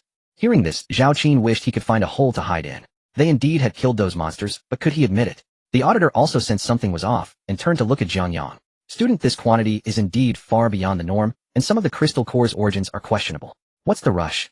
Jiang Yang finally spoke. He patted Fang Yuan on the shoulder. Fang Yuan immediately understood, reaching into a pocket on the inside of his combat suit to pull out a small cloth bag, untying the string, and dumping it onto the pile of crystal cores. A dozen deep-colored crystal cores exuding a violent aura rolled out. The auditor took a glance and nearly fell to the ground. 4th-tier crystal cores. 45. 5th-tier crystal cores. 12. The crowd erupted into chaos. 5th-tier monsters. Those require a high-level martial artist, or even a martial general to deal with. These 3 not only killed 5th-tier monsters, but 12 of them. No, it surely wasn't just 12, since not every monster has a crystal core. Now everyone was feeling uneasy. Even those who had doubted their cheating didn't know what to say. If they could cheat to kill this many 5th-tier monsters, they'd want to cheat too. The total score on the screen finally settled at 690,400 points. A crushing defeat. Li Ming's team in second place couldn't even match their score. The teacher from Tianhai No. 1 high school was red in the face, shouting hoarsely, "I protest, this is absolutely impossible. 3 students who are barely initial stage martial artists can't possibly kill 5th-tier monsters. I suspect they smuggled in 5th-tier crystal cores into the trial ground, and investigation must be conducted." The doubts seemed to give everyone an outlet for their frustration as they all chimed in. Zhao Qin and his group huddled with their necks retracted, afraid to speak. When they arrived, they happened to see Fang Yuan picking up crystal cores. The traces of the flames on the ground, regardless of whether they caused them, showed the origin of these crystal cores was unquestionable. Finding a bargain is also a skill. After all, they were just lucky. The commotion caught the attention of the chief instructor for this trial. A burly martial general strode forward. His expression was stern, ignoring the surrounding noise, reaching out to pick up a 5th-tier crystal core from the pile, examining it closely before his eyes. The instructor's fingers gently stroked the surface of the crystal core. Then he cast a deep glance at Jiang Yang, asking no further questions. He turned around, raising the crystal core to make a final decision. "The crystal cores indeed belong to this trial ground. We have relevant records of the monsters. This trial ground is not open to the public. There are no crystal cores available for sale on the market." His explanation was concise. The implication was clear. The 5th-tier crystal cores obtained by Jiang Yang and his companions could only exist within this abyssal rift controlled by the military. As for elsewhere, at least domestically, no similar types had been found. Jiang Yang was somewhat surprised to hear this, racking his brain for relevant knowledge. He then understood that monsters above 5th tier were unique to each abyssal rift. In simple terms, they had already developed territorial instincts. More importantly, when martial generals advanced to martial commanders, if they absorbed 5th tier or higher crystal cores, there was a chance to gain skills from them, enhancing their own abilities. It was precisely because of the rarity of 5th tier crystal cores that everyone was so astonished. The words of the chief instructor served as a final verdict on the matter. Despite any dissatisfaction others could not. An aide quickly stepped forward, presenting 3 gold-embossed envelopes stamped with the military seal along with a heavy silver briefcase. The chief instructor pointed to the envelopes in the aide's hands. "These are recommendation letters.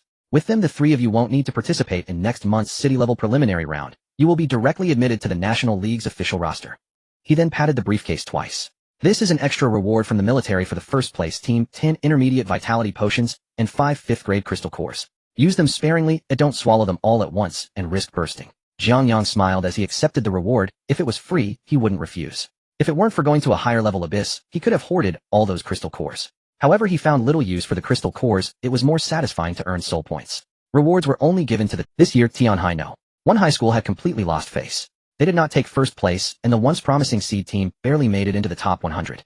Fortunately, other teams from the school performed admirably, securing second and third places. But this was a disgrace in the history of Tianhai No. One high school. However, this had nothing to do with Jiang Yang and his friends when they returned to the school. At the school gate, a bright red banner had already been hung, and the principal and several school board members stood at the entrance with beaming faces to greet them. Old Lee was particularly pleased, walking with a spring in his step and boasting to everyone about how his class had produced a great. The school immediately awarded Jiang Yang and his friends a cash reward of 1 million. After the sky had completely darkened, Feng Yuan insisted on taking Jiang Yang to a nearby street stall. "Yanga, let's go. Tonight I'll treat you. Order whatever you want." Lin Shui had also changed out of her combat uniform, wearing a refreshing white sweatshirt as she followed alongside. At a square table in the corner of the street stall, Feng Yuan popped open 3 bottles of beer, placing one in front of each person. "Yanggu, I'm downing this one." Feng Yuan raised the beer bottle and gulped down half of it, letting out a loud belch. "To be honest, before entering the trial arena, I thought just managing to scrape a passing score would be enough. Who would have thought we could take first place? And we even got a recommendation from the military. If this were in the past, I wouldn't have dared to dream so big." Lin Shui raised her paper cup, her cheeks slightly flushed by the night breeze. "Yanggu, this time it really depended on you. If it weren't for you, Feng Yuan, and I wouldn't even have had a shot at a direct admission spot.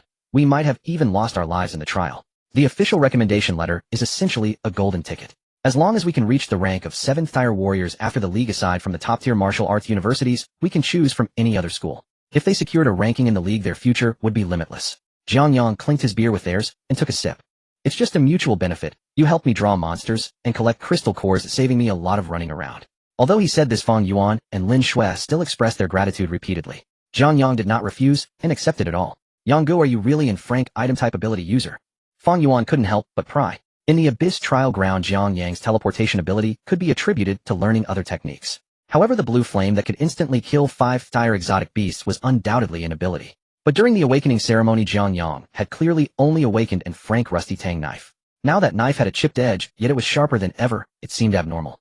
"It is indeed frank, but my parents left behind advanced crystal cores, and I merely absorbed the abilities within," Jiang Yang explained, and Feng Yuan and Lin Shui suddenly understood. Everyone at school knew about Jiang Yang's parents. It made sense for such prominent figures to leave their son some special. After a satisfying meal, the 3 of them parted ways. Upon returning home, the house was dark and quiet. On the coffee table lay a note written in Qin Yu's handwriting. "There's an urgent mission at the bureau, while I'll be on a business trip to the neighboring city for a few days. Solve your own meals, and don't cause any trouble." Jiang Yang crumpled the note into a ball and tossed it into the trash, knowing it was left by Qin Yu. Back in his bedroom, he sat cross-legged on the bed and pulled up the system panel. The months spent in the Abyss trial had been nothing short of a shopping spree. Ignoring the low-tier exotic beasts in the periphery, the last wave of Kangwo's descent and the elimination of that critically injured spider had filled his coffers. He glanced at the balance in the lower right corner of the interface. 12500 soul points. System, open the advanced blind box. Deducting 1000 soul points, advanced blind box is opening. A dazzling golden light flashed across the virtual screen. Ding.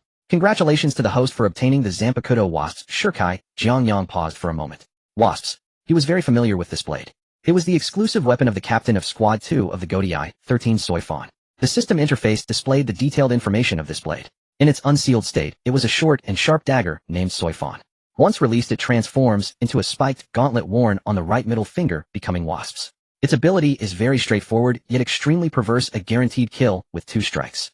As long as the same part of the enemy is struck twice, leaving 2 marks of B patterns, the opponent is doomed to die. This falls under the category of absolute rule-type abilities. Paired with Shunpo, it's a divine skill for taking down those tough high-tier exotic beasts, Jiang Yang said with satisfaction as he closed the panel. Currently, his offensive methods included Yashiki, focusing on violent slashes, Hyrinmaru for large-scale magical control and output, and Shinso for ambush attacks. Now with wasps added as a single-target assassination tool, his arsenal was becoming increasingly comprehensive. He toyed with Soy Fawn for a while, then switched back to Yashiki form, before he finally opened the silver briefcase with great satisfaction. Inside were 10 neatly arranged light pink glass tubes, with 5 milky white stones embedded in the side grooves, intermediate vitality potions, and 5th-grade crystal cores. Feng Yuan and Lin Shui hadn't taken these rewards, feeling too shy to accept them, but Jiang Yang was not polite and accepted everything. After all, these were his rightful rewards, and there was no need to be pretentious. In fact, even without forming a team, Jiang Yang could have secured first place. Bringing Feng Yuan and Lin Shui along was merely to save time. He picked up a potion, uncorked it, and drank it down. A scorching warmth surged down his throat straight to his stomach, then erupted, transforming into pure energy that flooded through his limbs. Not enough. Jiang Yang grabbed 2 more and downed them in succession. The qi and blood within him began to churn wildly, his muscles involuntarily tensing, while his bones crackled with loud pops. The 2,000-point barrier of qi and blood was like a thin sheet of paper shattered by the violent energy. 3. Retire warrior. Jiang Yang exhaled a long breath of turbid air, clenching his fist to feel the difference. The power of his qi and blood was significantly stronger than before. Moreover, with the increase in qi and blood, the spiritual pressure within him also rose. No longer hesitating, he downed all the remaining potions in one go. While others worried that the potion's energy might be too violent and harm their foundation, Jiang Yang had no such fears. With spiritual pressure suppressing within his body, even high-level potions could be completely absorbed. He called up the pan. Jiang Yang sat cross-legged on the bed, with 10 empty bottles rolling by his feet. The 10 intermediate blood-enhancing potions awarded by the military had just been downed like plain water. If an ordinary martial artist drank like this, they would have turned to ashes by now. However, within him the pressure of the Grim Reaper suppressed everything. The violent effects of the medicine were shattered upon entering his stomach, obediently transforming into pure qi and blood energy that circulated throughout his body. Jiang Yang exhaled a puff of steaming white breath, casually clenched his fist, and the joints popped with a series of crisp cracks. Peak of the 3rd stage martial artist. Is that all? He pouted. Compared to the martial arts realm, he was more tempted by the progress bar in the lower right corner of the system panel. Promotion conditions: Great Void Crystal Core 35, only 2 more to go. Once he got his hands on them, the spiritual pressure would undergo a qualitative change, and perhaps he could unlock even more terrifying Zanpakutō and advanced Keto. Early the next morning, Jiang Yang strolled into school. Today was the day to handle the exemption procedures for the National League. With a military recommendation letter, he was directly guaranteed a spot in the city-level preliminary round, free to choose any school except Longhu Academy. As soon as he entered the teaching building, the homeroom teacher oldly waved at him, furtively pulling him into the principal's office. The principal was a Mediterranean fat man who usually greeted everyone with a cheerful demeanor, but today he wore a serious expression and the atmosphere felt strangely heavy. Jiang Yang, sit down. The principal pointed to the sofa. Oldly quickly locked the door and sighed. Jiang Yang, you scored first this time, indeed, bringing honor to Jiang Yang. No. One high school. But for the upcoming National League, you must prepare yourself mentally. Jiang Yang leaned back on the sofa and casually replied, what preparation? Bring a few resurrection armors. Stop joking around. Oldly shot him a glare and lowered his voice. The National League is not a child's play. It involves real weapons and true dangers. It's not a controlled testing ground. It's a real abyss. The historical death rate is frighteningly high. The principal continued, speaking earnestly. Oldly is right. I don't think that just because you scored first in the city-level competition you are invincible. Those monsters from the capital and Magic City are not something we can compare to. I heard the captain from capital know. One has hired a martial general as his personal trainer, drinking advanced potions like water since childhood. A martial general as a personal trainer. Jiang Yang raised an eyebrow. Yes, it said that he has already reached the strength of a 5th stage martial artist. Oldly earnestly advised, so you must not get carried away. If you encounter someone you can't defeat, just run and preserve your life. There's no shame in that, understood? Jiang Yang nodded obediently. Understood, teacherly. I will definitely survive to the end and not give away my life. While he agreed verbally, he rolled his eyes internally. What's a martial general as a personal trainer? I've handled Great Void like slicing watermelons. Oh, why would I fear a few high school students? The urgent matter now is to find Great Void crystal cores. Just then the television on the wall suddenly flickered. The morning news was abruptly cut off and the screen turned into a glaring crimson warning. Emergency broadcast. A mid-level abyss riot has erupted in the suburbs of Tianhai City. The defenses have been breached and disaster-level energy fluctuations have been detected. There are suspected high-intelligence humanoid abnormal creatures active, with martial general-level experts from across the province rushing to assist. The footage showed the suburbs of Tianhai City transformed into a hell on earth. The helicopter's aerial shots shook violently. Amidst the thick smoke and flames, several large shadows could be seen wreaking havoc, and their roars shook the screen. Jiang Yang stared at the television, his eyes narrowing. Even through the screen, he could smell that scent. That kind of brutal, chilling pressure that made one's scalp tingle was definitely beyond that of an ordinary high-level abnormal creature. Humanoid abnormal creatures. Extremely high intelligence. Jiang Yang's heart raced. Could it be that an abyssal-class Great Void has emerged? Moreover, judging by the commotion, there was more than one. Oldly paled as he watched the news. The defenses of Tianhai City have been torn apart. How is that possible? There's a military commander stationed there. The principal was anxiously wringing his hands. Humanoid abnormal creatures are catastrophic disasters. Oldly quickly sound the alarm, suspend classes, and activate the first-level defense formation. Suddenly, Jiang Yang's mind buzzed. The note left by Qin Yu read, emergency mission, go on a business trip to the neighboring city. Isn't that Tianhai City? Jiang Yang jumped up abruptly. Principal Teacher Li, I suddenly have a severe stomachache. I need to go to the restroom. He held his stomach, managing his expression perfectly. Oldly waved impatiently. Lazy people have more problems. Go ahead. Finish the procedures today and hurry home. It's chaotic outside, so don't wander around. Got it. Jiang Yang replied, pulling open the door and rushing out. Go to the restroom. Not a chance. He directly scaled over the school's back wall, skillfully darted into an alley, and headed straight for the underground black market. With the riot in Tianhai City and the great void gathering, it was as if heaven had delivered a promotion package directly into his hands. His mind was filled with thoughts of those two great void crystal cores, and his sister Qin Yue, who was in danger. As for the National League, that could wait. Jiang Yang skillfully entered a junk parts shop, slapping down a wad of cash. A few minutes later, he had changed into a set of unmarked black combat gear, wearing a pure black mask, and pulling the hood over his head, making him unrecognizable even to his own mother. Walking to the back courtyard of the shop, there was a special underground teleportation array for the black market. It was used for smuggling and escape, extremely expensive, but no one checked identification. Send me to the outskirts of Tianhai City, and make it quick. Jiang Yang tossed the two crystal cores over. The one-eyed old man monitoring the array glanced at the news on television and kindly advised him. Little brother, Tianhai City is a battlefield right now. Going over there is essentially handing over your head. Enough chatter, activate the array. White light flared up and a strong sense of weightlessness enveloped his entire body. In just a few seconds, Jiang Yang found himself standing on the cement floor of an abandoned warehouse in the outskirts of Tianhai City. As he pushed open the large door of the warehouse, a potent smell of blood mixed with gunpowder hit him square in the face. The sky was tainted a oppressive dark red by black smoke. In the distance, the defense line was under heavy bombardment, and the ground seemed to be shaking violently. The roars of abnormal creatures intertwined with the screams of humans, resembling hell on earth. A myriad of lights from various abilities intertwined, yet there seemed to be little effect. Jiang Yang lowered his hood. Should he join forces with the military? No need. He was here to hunt and achieve results. Following the main force would only leave him with scraps and risk revealing his identity. With his eyes slightly closed, he unleashed the Grim Reaper's spiritual pressure to sense the movements of the abnormal creatures. The chaotic energy in the air quickly sketched a living radar map in his mind, clearly revealing the positions of high-level abnormal creatures.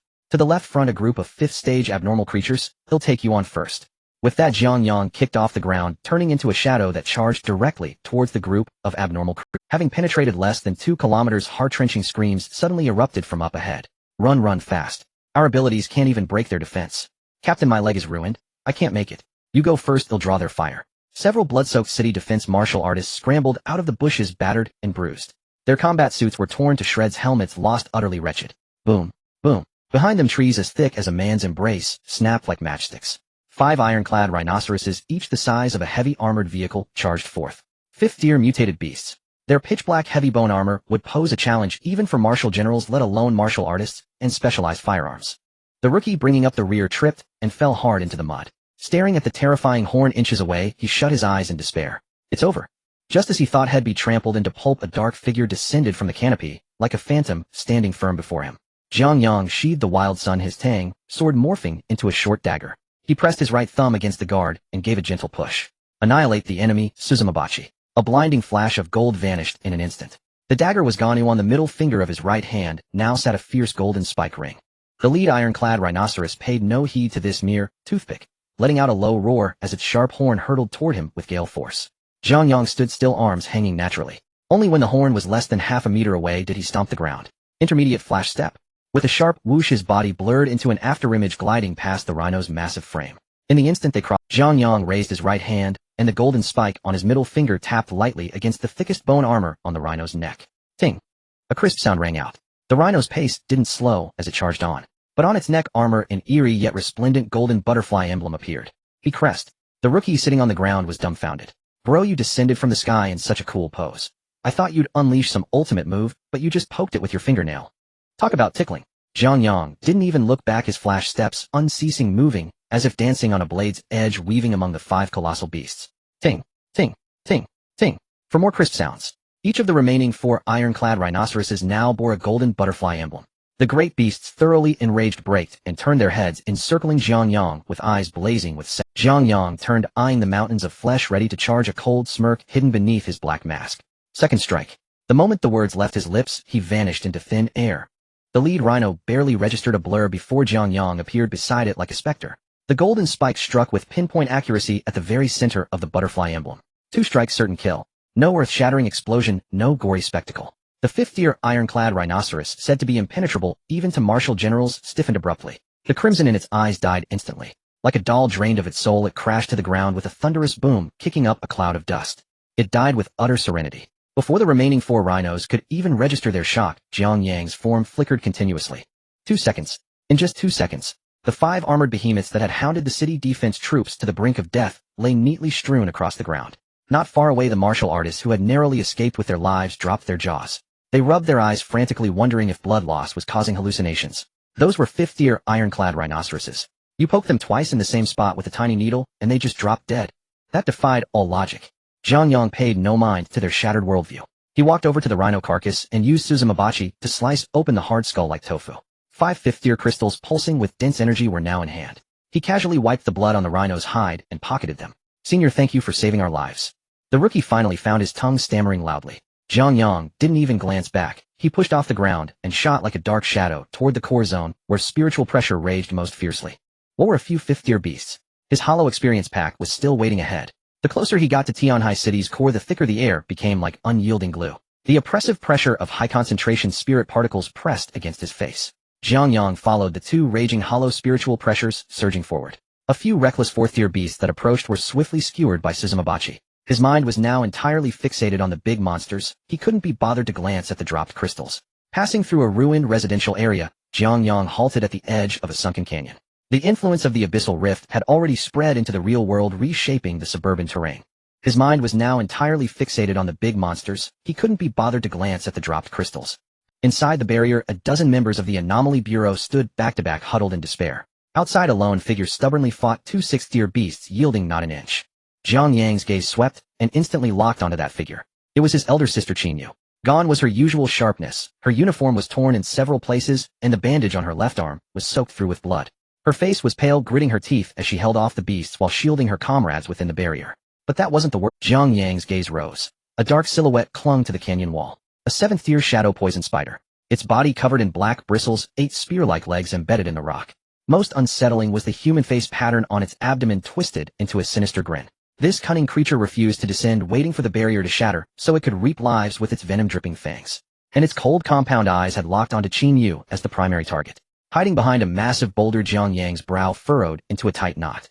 Did those Anomaly Bureau folks check the almanac before heading out? Their lambs to the slaughter, Jiang Yang cursed inwardly. Letting his sister die was out of the question, but jumping down now, shouting, "Sis, I'm here to save you," would expose everything.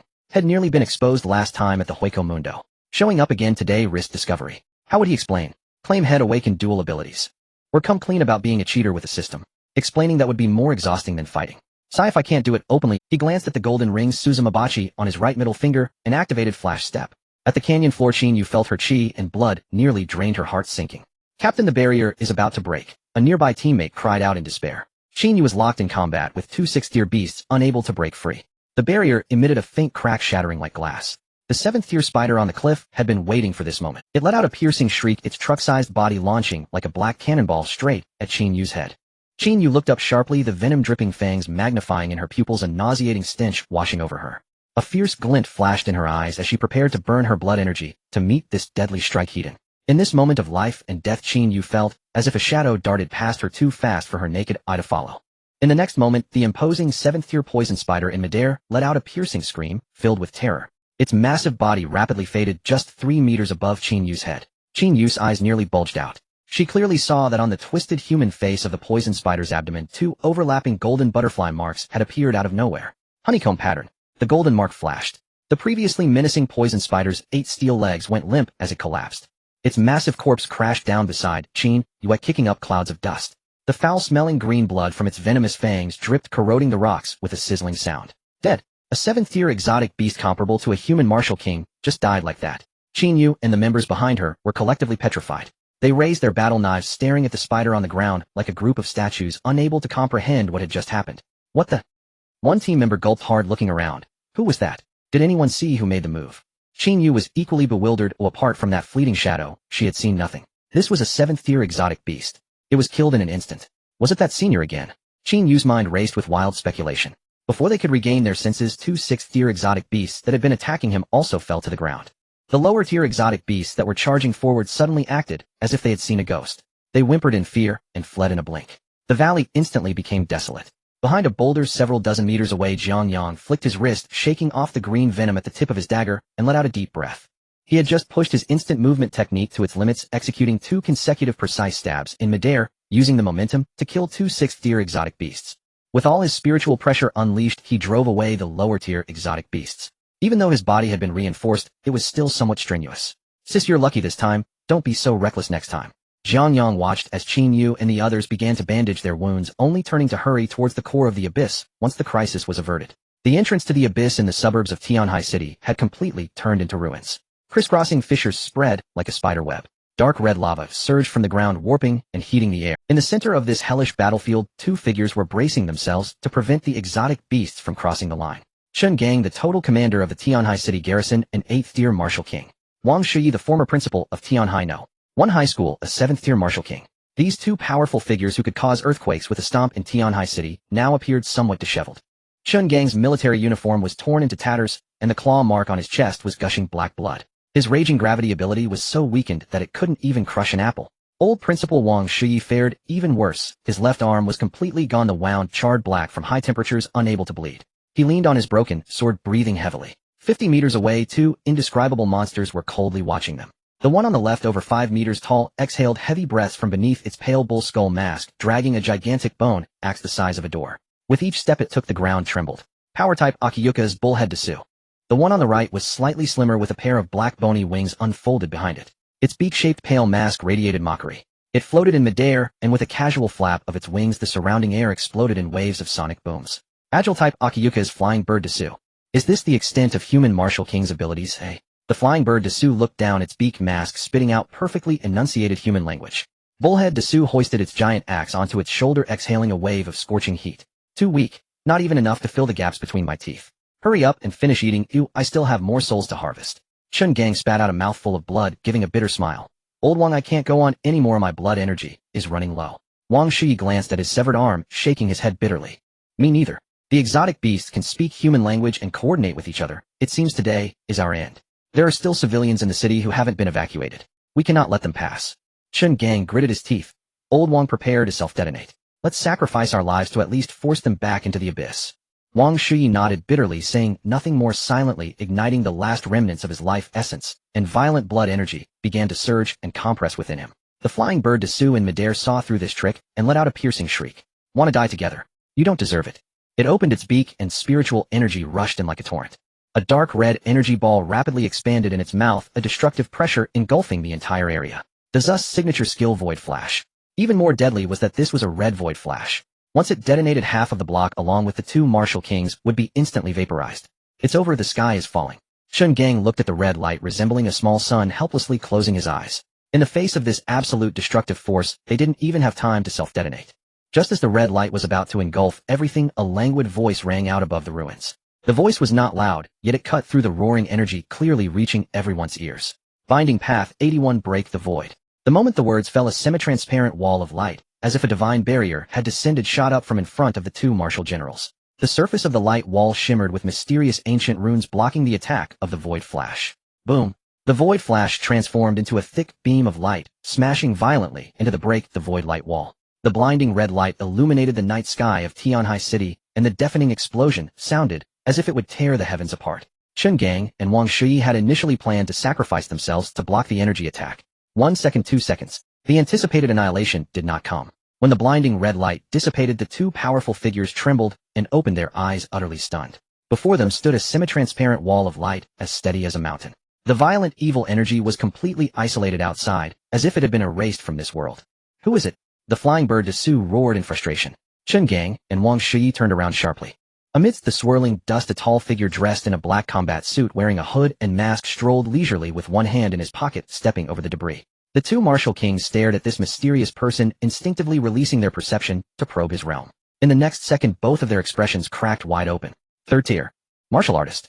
Shun Gang couldn't help but break his voice. Wang Shuyi's eyes widened, even doubting whether he was hallucinating from excessive blood loss. He sensed it 3 times. The person in front of him, who had effortlessly blocked the red energy, was indeed radiating the fluctuations of a third-tier martial artist. Are you crazy? Run! Shun Gang stomped his feet anxiously. This was definitely some reckless young genius coming to stir up trouble. To unleash such an abnormal defense, he must have burned some kind of top-tier life-saving artifact. But artifacts could only be used once, and the monster before them was clearly not limited to just that level of power. Jiang Yang halted his steps and glanced up at the frantic Shun Gang. Run! Jiang Yang gripped the hilt of his sword, muttering softly. If I run, who will give me the Desu crystal core? The bull-headed phantom was ignored and completely went berserk. Although it couldn't comprehend what that translucent wall of light was, it could clearly sense the pitifully weak fluctuations of blood energy from the young man before it. In its eyes, this suddenly appeared human was no more than a slightly larger ant. Where did this bug come from daring to ruin? With a fierce roar, the bull-headed phantom stomped its legs, creating a large pit in the ground. Its massive body shot into the sky like a heavy artillery shell, instantly covering dozens of meters, appearing above Jiang Yang like a mountain pressing down.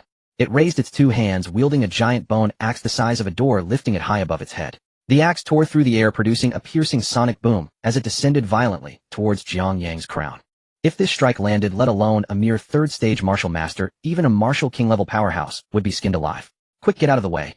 Old Principal Wang Shi's eyes widened in desperation as he shouted. He couldn't bear to watch the young man be minced into meat paste, and painfully shut his eyes. Shun Gang gritted his teeth, dragging his injured body forward to fight to the death. Yet Jiang Yang, standing still, didn't even blink, showing no intention of dodging. He leisurely drew his right hand from his pocket, resting it on the hilt of his sword.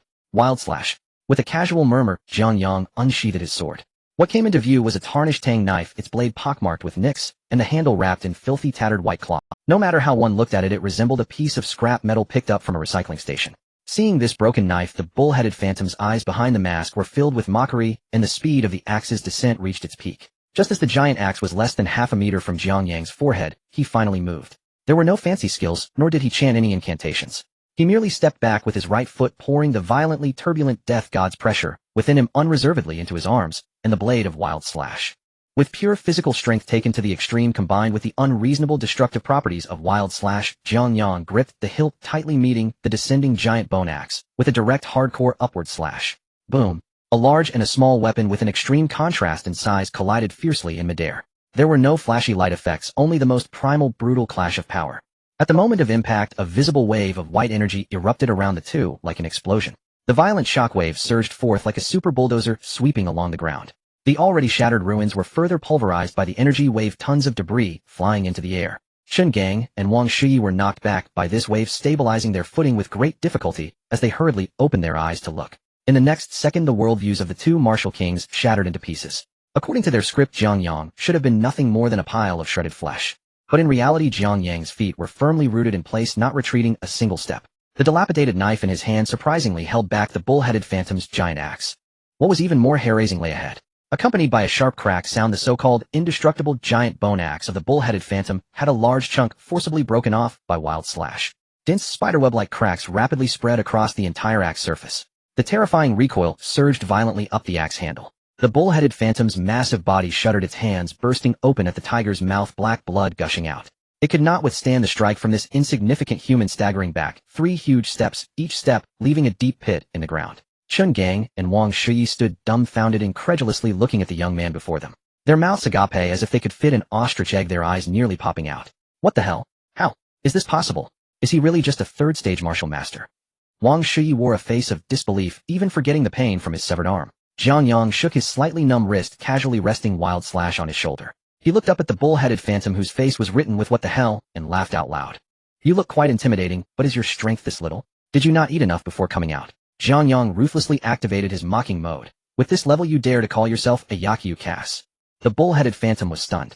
On one hand, it was bewildered by the opponent's unexpected strength. A seemingly weak human managed to push it back. Moreover, its weapon had actually shown signs of breaking. No matter how it looked, this human did not appear to be an ordinary martial artist. On the other hand, this human could call out its name and even wield spiritual pressure. Could this human truly be a death god? No, wait. The death god had long been exiled. They shouldn't appear. The phantom realm had searched for the way back for thousands of years, never encountering a death god. In this world, the existence of a death god was impossible. How could a dignified Yakyu caste lose to a human? This is absolutely impossible. I will grind you into meat paste. The bull-headed phantom turned bloodshot, swinging its cracked giant axe as it roared and charged towards Jiang Yang again. Come at me. Jiang Yang laughed loudly, his inherent combative nature ignited. He lifted wild slash with one hand, advancing rather than retreating, charging directly at the bull-headed phantom. What happened next shattered Shun Gang and Wang Shi's perspectives on martial arts for life. They saw a human whose size was akin to that of an ant wielding a tattered Tang knife actually clash head-on with a 5-meter-tall monster. With every clash of power, a shockwave erupted. There was no technique. It was a frenzied exchange of blood, each strike filled with brutality that made onlookers' scalps tingle. Clang, clang, clang. Every slash Jiang Yang made carried the violent force of splitting mountains and shattering stones. The bull-headed phantom not only gained no advantage, but was instead forced to retreat step by step. The cracks on the giant bone axe grew larger, and deep grooves exposing bone were left on its body. What the hell is this living king of hell? Chun Gang swallowed hard, feeling a wave of dryness in his mouth. My decades of martial arts have been wasted on a dog. Don't you find it strange? I can't sense any blood energy fluctuations from him. Is he really relying on sheer strength? The violent energy masked Jiang Yang's spiritual pressure, making it indistinguishable even to a martial king-level powerhouse what abilities he was employing. Ha ha ha. Jiang Yang became more excited as he fought. He even deliberately endured the bull-headed phantom's attacks, just to experience that long-lost sensation of pain and threat. He abandoned any technique, reverting his combat style to the most primal instincts, wielding that chipped blade like a heavy iron rod with terrifying spiritual pressure and monstrous strength. At this moment for him, battle was not an art, but a pure clash of strength and will. Jiang Yang was wielding the broken knife Wild Sun, striking the 5-meter-tall, bull-headed beast, as if it were a wooden post launching a frenzied assault. The flying birds in midair could no longer sit still. What was thought to be an easy chop from a companion to reduce this human to mush turned into a one-sided brutal beating. The flying bird beast let out a piercing shriek, its eyes filled with murderous intent as it looked at Jiang Yang. Waist unable to even crush a bug, it flapped its wings. In midair, a burst of white sonic clouds erupted. Its massive body transformed into a black lightning bolt, diving down rapidly from hundreds of meters above. The speed reached its peak, rendering it almost invisible to the naked eye. It chose not to confront Hedon, instead sneaking around to the blind spot, its claws aimed directly at Jiang Yang's neck. This was aimed at crushing his cervical vertebrae with one strike. Watch your back. Dodge. Chun Gang, lying on the ground, shouted anxiously. Jiang Yang caught up, and his frenzied chopping suddenly halted. The bone-chilling killing intent above him was as bright as day under the pressure of death. Competing with me in speed. Jiang Yang couldn't help but laugh in anger. Facing the supersonic flying bird beast, he made a move that left everyone in shock. He flipped his wrist, instantly sheathing the devastating broken knife. Has he gone mad? Throwing away his weapon at this moment, Wang Shi's eyes were about to pop out. The moment the knife disappeared, a golden glow burst forth from Jiang Yang's right hand, and a very small dagger appeared out of nowhere. Sting of the enemy's sparrow bee. With the completion of the initial release, a gold finger ring with a sharp tip tightly fastened to his middle finger. In the next second, without any movement from Jiang Yang, his figure flickered and vanished from sight. Mid-level instant step. He disappeared without a trace, leaving only an afterimage behind. The bull-headed beast's axe pierced through the afterimage and struck the ground, creating a deep pit. Jiang Yang was already in midair. He not only didn't dodge, but instead shot upwards like a meteoroid against the flying bird beast. In midair, two afterimages, one black and one white, collided violently. Its claws, sharp enough to shred through metal, grazed the tip of Jiang Yang's nose, merely nicking the edge of his hood. In that moment, Jiang Yang's right hand struck like a venomous serpent. The golden spike on his middle finger lightly tapped the broad chest of the flying bird beast. Ding! A faint crisp sound echoed as they passed by each other. The flying bird beast circled in midair, stabilizing its form, and looked down at its chest. There a golden butterfly mark had suddenly appeared. It froze for half a second, then let out an extremely piercing laugh. Huh, bug, is this your killing move? Below, Chun Gang and Wang Shi were equally dumbfounded. Throwing away a weapon of immense power just to touch it. What kind of non-mainstream tactic was this? At this moment, Jiang Yang landed steadily. He faced away from the beast in midair, not even turning his head, his tone as calm as stating a truth. You are already dead. No sooner had he spoken, his figure flickered again, leaving behind a series of afterimages. His speed was now 30% faster than before. The flying bird beast's laughter was abruptly cut off as if a hand had gripped its throat. It had no time to react before a deadly golden light flashed before its eyes. Jiang Yang reappeared before it. This time there was no holding back. The sparrow bee spike on his middle finger precisely plunged into the center of the previously obtained golden butterfly mark. Second strike. Jiang Yang coldly uttered 3 words. The law of 2 strikes resulting in death was instantly triggered. The expression of the flying bird beast completely froze. It opened its beak wide, but could not make a sound. The vast spiritual pressure within it was like a punctured balloon leaking out. Its life force was being forcefully reduced to 0 in a way it could not comprehend. No, this can't be. The last thought flashed through its mind. Immediately after, under the ghostly gaze of the 2 martial kings, the massive, impossibly fast beast began to disintegrate in midair. It transformed into a shower of blue light, scattering with the wind. Not a drop of blood spilled, not a sound was made, and not a single hair was left behind. Plop! A large red crystal core fell, which Jiang Yang caught effortlessly. Chun Gang and Wang Shi gaped, looking like 2 weathered stone sculptures, unable to keep up with the pace. Seconds to kill. Chun Gang swallowed hard, struggling to articulate his words. That beast was so fast they couldn't even touch it, and it wasn't a mindless creature. Even at their peak, encountering it would only mean taking a beating. Yet after just 2 touches in midair, there was nothing left. What kind of heavenly ability was this? What kind of divine intervention? The 2 martial kings felt their scalps tingle, their worldview shattering into pieces. They simply couldn't comprehend how Jiang Yang had accomplished this. Jiang Yang weighed the crystal core in his hand, satisfied as he tucked it into his pocket. Still one more to go. He turned his gaze towards the bull-headed beast, which was now completely dumbfounded. The sight of the flying bird beast being utterly annihilated left the bull-headed beast in shock. Its intelligence was not high, but that didn't mean it was foolish. Being able to slay teammates of the same level was something it couldn't possibly contend with. An unprecedented fear overtook the bull-headed beast. Roar! The bull-headed beast let out a dreadful scream. It knew it had been targeted, and in a state of extreme fear this creature was about to flip the table. With a crash it tossed aside its broken bone axe, its arms spread wide as it howled to the sky. The surrounding spiritual particles swirled like rivers converging into the sea, frantically pouring into its gaping maw. Even the fragments of stone on the ground lost their gravity, pulled up into the air by the terrifying suction. A dark red void sphere, twice the size of the flying bird beast, expanded wildly like a balloon. The violent energy fluctuations distorted the very fabric of space. It was burning its life force. It intended to compress all its life essence into this sphere of destruction, dragging everyone down with it. It's going to self-destruct. Stop it! Shun Gang shouted in panic. If this thing exploded, not just the abyss entrance half of Tianhai City would be erased from the map. Jiang Yang focused on the increasingly violent red light sphere, raising an eyebrow. Want to self-destruct and take me with you? Dream on. He decisively sheathed the sparrow, extending his right hand as if grasping at the air. A long blade with a crescent chain at its end landed steadily in his palm. Ice wheel blade. The tip of the blade pointed to the ground as Jiang Yang's voice reverberated through the ruins. Sit in the frost sky, ice wheel blade. With the last words of the initial release, a chilling spiritual pressure surged up into the clouds. The sky shifted. The sky, which had been scorched red from the flames of battle just a moment ago, was now shrouded in dark clouds. The temperature plummeted sharply as heavy snow and fierce winds rampaged across the scorched ruins. The moisture in the air crystallized into ice shards which fell like rain. Low-tier beasts that came into contact with the ice crystals began to freeze inch by inch. Chen Gang and Wang Shuyi stood there dumbfounded. Chen Gang and Wang Shuyi looked up at the strange phenomenon in the sky, their eyes nearly popping out of their heads. A thought can change the heavens. Is this something humans can accomplish? Jiang Yang had no time to spare for the two stunned individuals. He gripped the ice wheel sphere tightly and swung it forcefully towards the front. 1,000-year ice prison. Dozens of towering ice pillars 3 meters in diameter shot up from the ground. The speed at which the pillars converged was astounding, forming a massive ice prison that instantly froze the bull-headed phantom in place.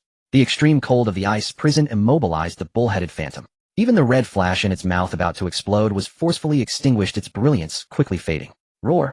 The bull-headed phantom struggled frantically within the ice prison, attempting to break free from the cage. However, the ice pillars were incredibly sturdy, not shedding a single shard of ice.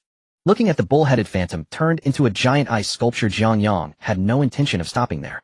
The Akiyukas had a blood thickness that was outrageous. Mere freezing wouldn't kill it. He reversed the ice wheel sphere and planted it beside his feet, forming a sword with his left hand, pointing directly at the frozen phantom.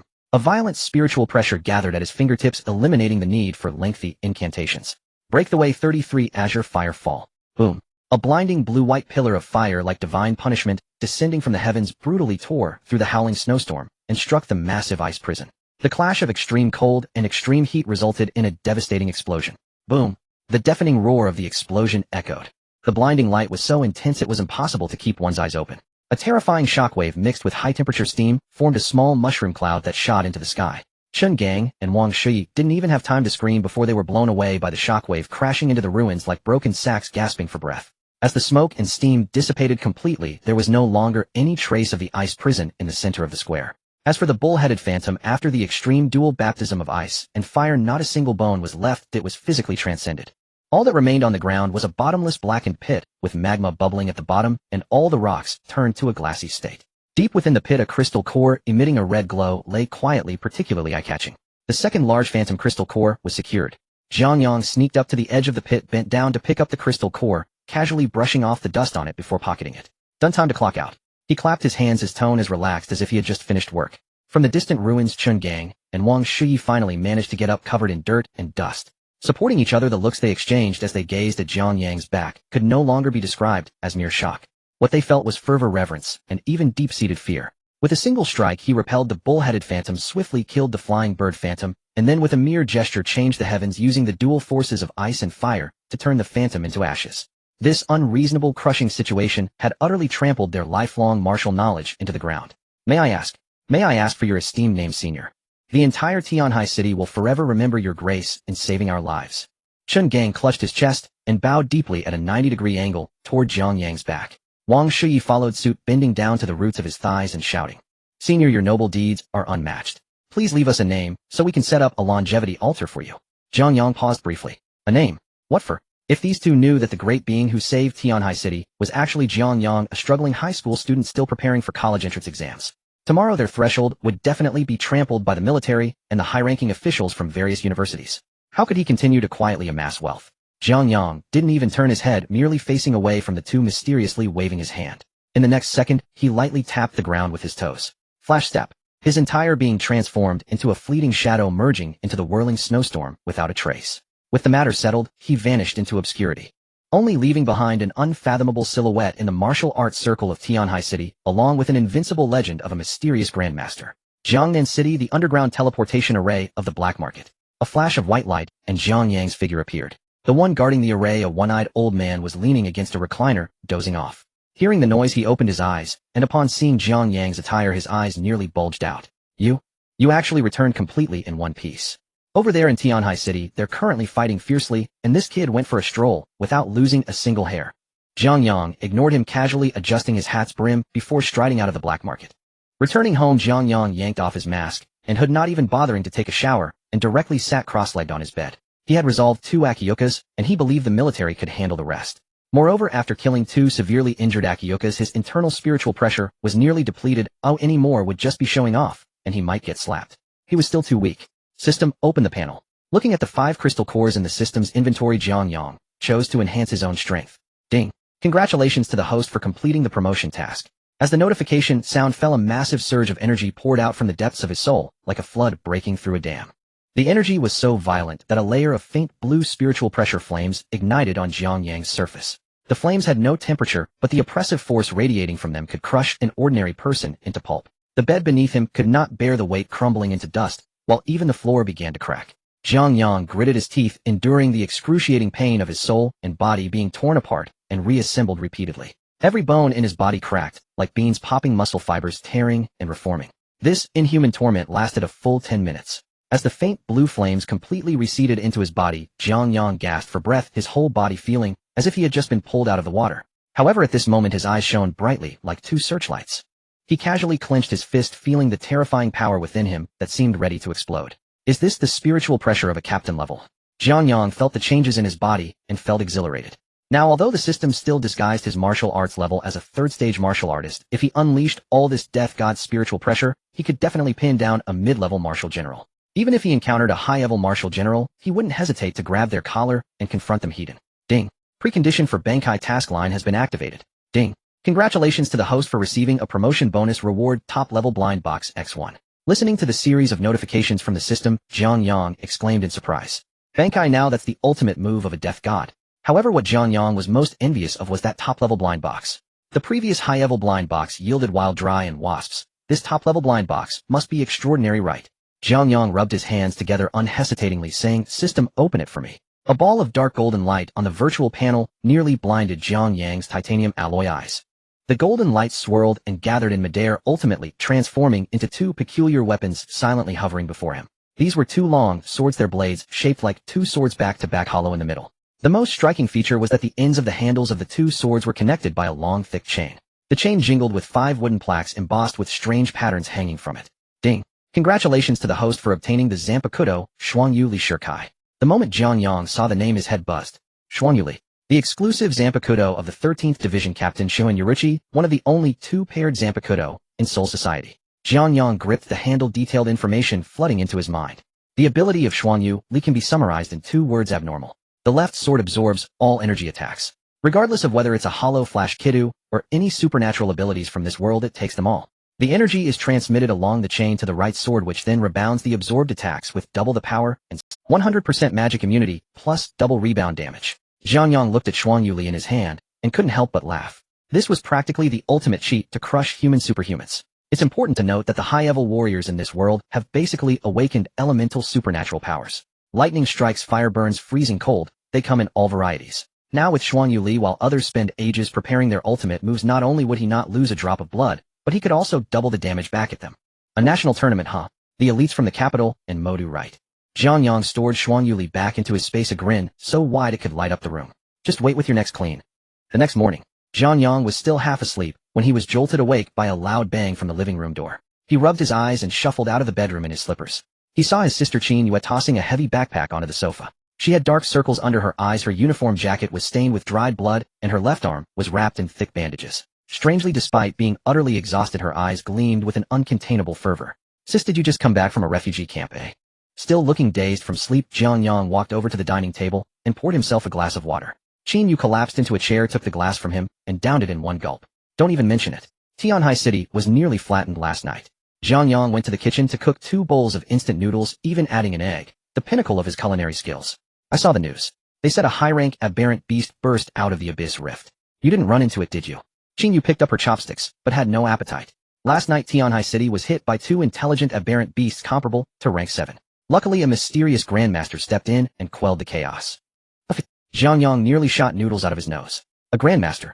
The rumors were getting ridiculously exaggerated. Qin Yu, completely oblivious to Jiang Yang's reaction, grew more excited as she spoke. She recounted the scene, marveling at what kind of ancient monster could possess such power. Jiang Yang buried his face in his bowl, shoveling noodles into his mouth until his face turned red. He was afraid that if he looked up, he'd burst out laughing. Sis, how do you know all this? Were you watching from the front row?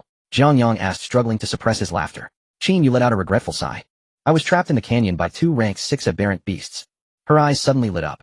Right, that grandmaster must have passed by and secretly saved me. He was so fast I didn't even see a blur before the venomous spider dropped dead. At this, Qin Yu's expression turned deadly serious. She reached out and firmly grasped Jiang Yang's wrist, speaking earnestly. Xiao Yang, there's always a sky above the sky, and people beyond people. This time when you go to the capital for the National League, you'll encounter top prodigies from all over the country. Some of them might have connections to hidden masters like that. If you meet a monster-level genius, don't be stubborn and try to fight. If you can't win, just surrender immediately. Your life is what matters most. Got it? Jiang Yang looked into Qin Yu's concerned eyes, feeling warmth in his heart as his smile faded. He patted the back of her hand and nodded solemnly. Don't worry, sis. I know what I'm doing. If I meet someone I can't beat, he'll run faster than anyone. Qin Yu, usually so aloof, showed a look of girlish admiration. Jiang Yang was happy to chat with her about that grandmaster. For the first time, the siblings talked calmly and at length. Half a month passed. At the gate of Jiangnan, one high school, old Li and the principal personally saw off Jiang Yang, Fang Yuan, and Lin Shui. It couldn't be helped. Only the 3 of them from Jiangnan, one high school, were qualified for the National League. Zhao Ming and Chun Hao had been seeded players, but Jiang Yang had crippled them. The school's feelings toward Jiang Yang were a mix of love and hate. At the high-speed rail station, teams from various schools in Jiangnan City had assembled. The leader was a Wu Holavel deputy director from the Jiangnan City Anomaly Bureau, an imposing figure. Everyone perk up. When we get to the capital, don't embarrass Jiangnan City. The deputy director, sporting a beer belly, bellowed his orders. Jiang Yang stood at the back of the line with a simple travel bag, nearly falling asleep. No matter the occasion, leaders' speeches were always long-winded and tedious. Listening to the director's rambling gave him a headache. The special train hurtled along the tracks for over 6 hours before finally pulling into the west station of the capital. As soon as they got off, Jiang Yang and the others were whisked away by a special car to the National League Players' Village on the outskirts of the capital. The village was built like a royal garden, sprawling and equipped with all sorts of high-tech training facilities. By then, the village had gathered top geniuses from across the country. The air was thick with the tension of high-rank blood energy and clashing abilities. Every person who passed by exuded an aura no weaker than a 7th-rank martial artist. Oh my god, Yang, this place is terrifying, Fang Yuan muttered. Fang Yuan shrank his neck as he watched a few students sparring nearby, one of them shattering a testing steel plate with a single punch. Lin Shui also clung close to Jiang Yang, looking uneasy. They were considered top geniuses in Jiangnan City, but here they felt like lambs in a den of wolves. The Jiangnan City team, led by the deputy director, arrived at the registration hall. The hall was buzzing with noise as teams from various cities queued up to submit their documents. Jiangnan City was placed in the middle of the line. Just as the deputy director stepped forward with the documents, a group in white uniforms swaggered over, rudely cutting in front of the Jiangnan City team. Move it, move it. Capital No. One high school is conducting business. All you nobodies step aside. The leader was a tall youth with silver-dyed hair. He held his chin high as if looking down on everyone with a punchable face that screamed, "You're all ants to me." The deputy director frowned, about to lose his temper, but when he saw the gold-embossed Capital No. One high school on their uniforms, he swallowed his anger. Capital No. One high school, the absolute champion of every league, had deep-rooted connections. A deputy director from a second-tier city couldn't afford to offend them. How dare you cut in line? Fang Yuan muttered from behind. The silver-haired youth turned, glancing mockingly at Fang Yuan and Lin Shui. Cut in line. In the capital, we make the rules. You country bumpkins think you can talk about rules with us. As his words fell, the silver-haired youth erupted with violent lightning. High-rank martial artist, and a lightning ability with devastating power. Crackling blue currents danced wildly over his skin, and a powerful pressure, almost tangible, bore down on the Fang Yuan and Lin Shui bore the brunt of it, their faces turning pale as they staggered back, nearly collapsing to the teams from other cities watched with gleeful schadenfreude. In every league, Capital No. One high school made an example of an out-of-town team. This year the sacrificial lamb was clearly Jiangnan City. Just then a hand firmly steadied Fang Yuan's shoulder. Jiang Yang, his face expressionless, stepped forward from the back of the line, directly shielding Fang Yuan and Lin Shui. The violent pressure of lightning crashed against him, yet it was like a gentle breeze brushing a mountain. It didn't even stir a ripple on his clothes. Number 1 High School of Jingqing, right? Jiang Yang, hands in his pockets, lazily lifted his eyelids to glance at the silver-haired youth. Get in line. Don't block the way. The silver-haired youth froze, clearly not expecting that a seemingly ordinary country bumpkin could ignore his pressure. Kid, you've got some nerve. The silver-haired youth sneered, his gaze turning icy. Relying on his home ground advantage, he didn't take Jiang Yang seriously at all. Concealed at his side, his right hand subtly formed a hand seal, gathering a lightning-infused dark force at his fingertip, enough to gravely wound an ordinary martial artist. Let me teach you some manners. The silver-haired youth flicked his finger, and the dark lightning transformed into a venomous blue electric serpent, hurtling toward Jiang Yang's face. The move was insidiously lethal. If it struck, Jiang Yang would be either dead or severely injured, forced to withdraw from the tournament. Gasps erupted from the onlooking crowd. Yet Jiang Yang stood rooted to the spot, showing no sign of dodging. His hand rested on the hilt of his newly acquired Zanpakutō, and with a thought it silently awakened. Sojio no Kotowari Shirkai. Twin blades linked by a chain materialized. Just as the blue serpent was about to lick his face, he raised the left blade and absorbed the lightning. The violent lightning vanished like a stone dropped into the sea, absorbed completely, without a single spark remaining. The silver-haired youth's sneer froze into a mask of shock. What happened? Where's my lightning? Before he could process it, Jiang Yang pointed the right blade at him. Through the chain linking Sojio no Kotowari and its violent amplification, the absorbed lightning rebounded along its original path, with double the speed and power. Boom! A thunderclap erupted in the hall. A blue lightning pillar thicker than a bucket shot from the blade and slammed into the silver-haired youth's chest. The once arrogant genius of Jingqing No. 1 High School let out a pig-like scream. The amplified lightning charred him, leaving his hair standing on end and black smoke rising from his body. The immense force sent him flying backward like a cannonball, smashing through the heavy registration door and landing in the Everyone stood slack-jawed, staring at the smoking hole in the door. Not bad, Jiang Yang said, leisurely sheathing his... He brushed non-existent dust from his clothes and glanced at the motionless silver-haired youth outside, his tone laced with mockery. Is this how the geniuses of Jingqing show off? With static electricity? The expressions of the teachers and elite students from other schools shifted. Several hot-tempered Jingqiang locals stealthily reached for their weapons, the atmosphere growing tense. Jiang Yang hadn't intended to bother with such a brat.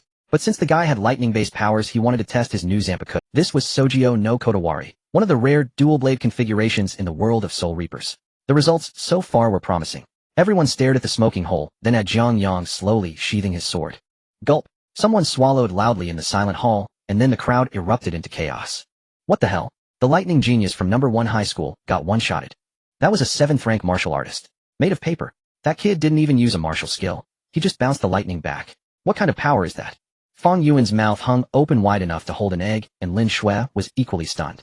They knew Jiang Yang was formidable, but taking down a Jingqing student with one move amidst a gathering of national prodigies was absurd. How dare you? A roar came from the Jingqing team. A middle-aged man in a black suit stepped forward, his face as dark as a pot bottom. It was Zhao Dezhu, the teacher from Jingqing No. 1 High School. A spar between students, and you strike with such lethal force. Does your Jiangnan city only teach thugs? Without waiting for a reply, Zhao Dezhu unleashed a storm of blood energy. A 6th-rank martial general. His tangible pressure crashed down on the Jiangnan team like a tsunami. The steel strength testing plates in the hall groaned, and the tiles beneath cracked into a web of fissures. The deputy director from Jiangnan tried to mediate, but nearly collapsed under the pressure. As a mere martial marquis, how could he face a 6th-rank general? Teacher Zhao. Let's talk this out. The deputy director wiped cold sweat, his words faltering. Talk. You nearly killed my student, and call it a misunderstanding. Zhao Dezhu showed no mercy, pointing at Jiang Yang. Kneel and apologize. The violent pressure concentrated into an invisible hammer, smashing down on Jiang Yang. Even the residual pressure made Fang Yuan and Lin Shui feel their chests tighten, struggling to breathe. The onlooking teams scrambled backward, fearing collateral damage. That Jiangnan kid picked the wrong fight. A martial general's fury is no joke.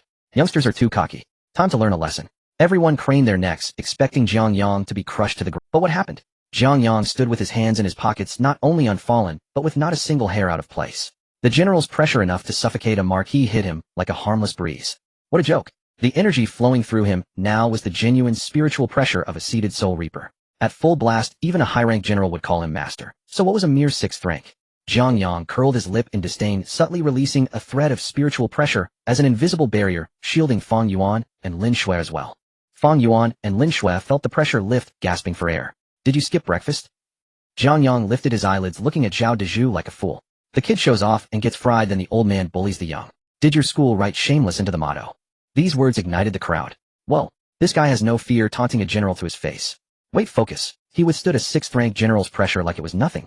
Zhao Dizhu was taken aback himself. As a dignified 6th-tier martial general, he couldn't even bend the corner of a high school student's clothing. Looking at Jiang Yang's expression of watching a show, Zhao Dizhu felt a burning shame on his old face. In front of the nation's talents, what was the difference between this and publicly defecating? You little beast seeking death today, I will teach you what rules are. Zhao Dizhu completely lost his composure, his palms surging with blood chi as he charged towards Jiang Yang like an enraged black bear. He had to personally cripple this brat today. The deputy director closed his eyes in despair, inwardly lamenting it's all over. The last hope of Jiangnan City is going to fall here. Just as Zhao Dizhu's large palm was about to strike Jiang Yang's shoulder. Teacher Zhao, that's enough. A relaxed yet confident voice came from behind. Though the voice was not loud, Zhao Dizhu felt as if he had been hit with a pause button, abruptly halting his attack. He turned to take a look, and the fury on his face vanished, even revealing a hint of obsequiousness as he stepped aside. The crowded people instinctively parted to the sides. A youth dressed in a custom uniform from Beijing No. 1 high school emerged, hands casually in his pockets, walking at a leisurely pace. The youth was handsome, his uniform sharp, exuding an air of aloofness. He didn't emit any pressure, yet many students nearby involuntarily held their breath as he approached. The other provincial talents watching recognized him, and their expressions turned extremely wary. It's Gu Sun, the #1 talent from Beijing, the young master of the Gu family from the 4 great families. It is said that he is already half a martial general, and recently soloed a 5th-tier exotic beast in the abyss.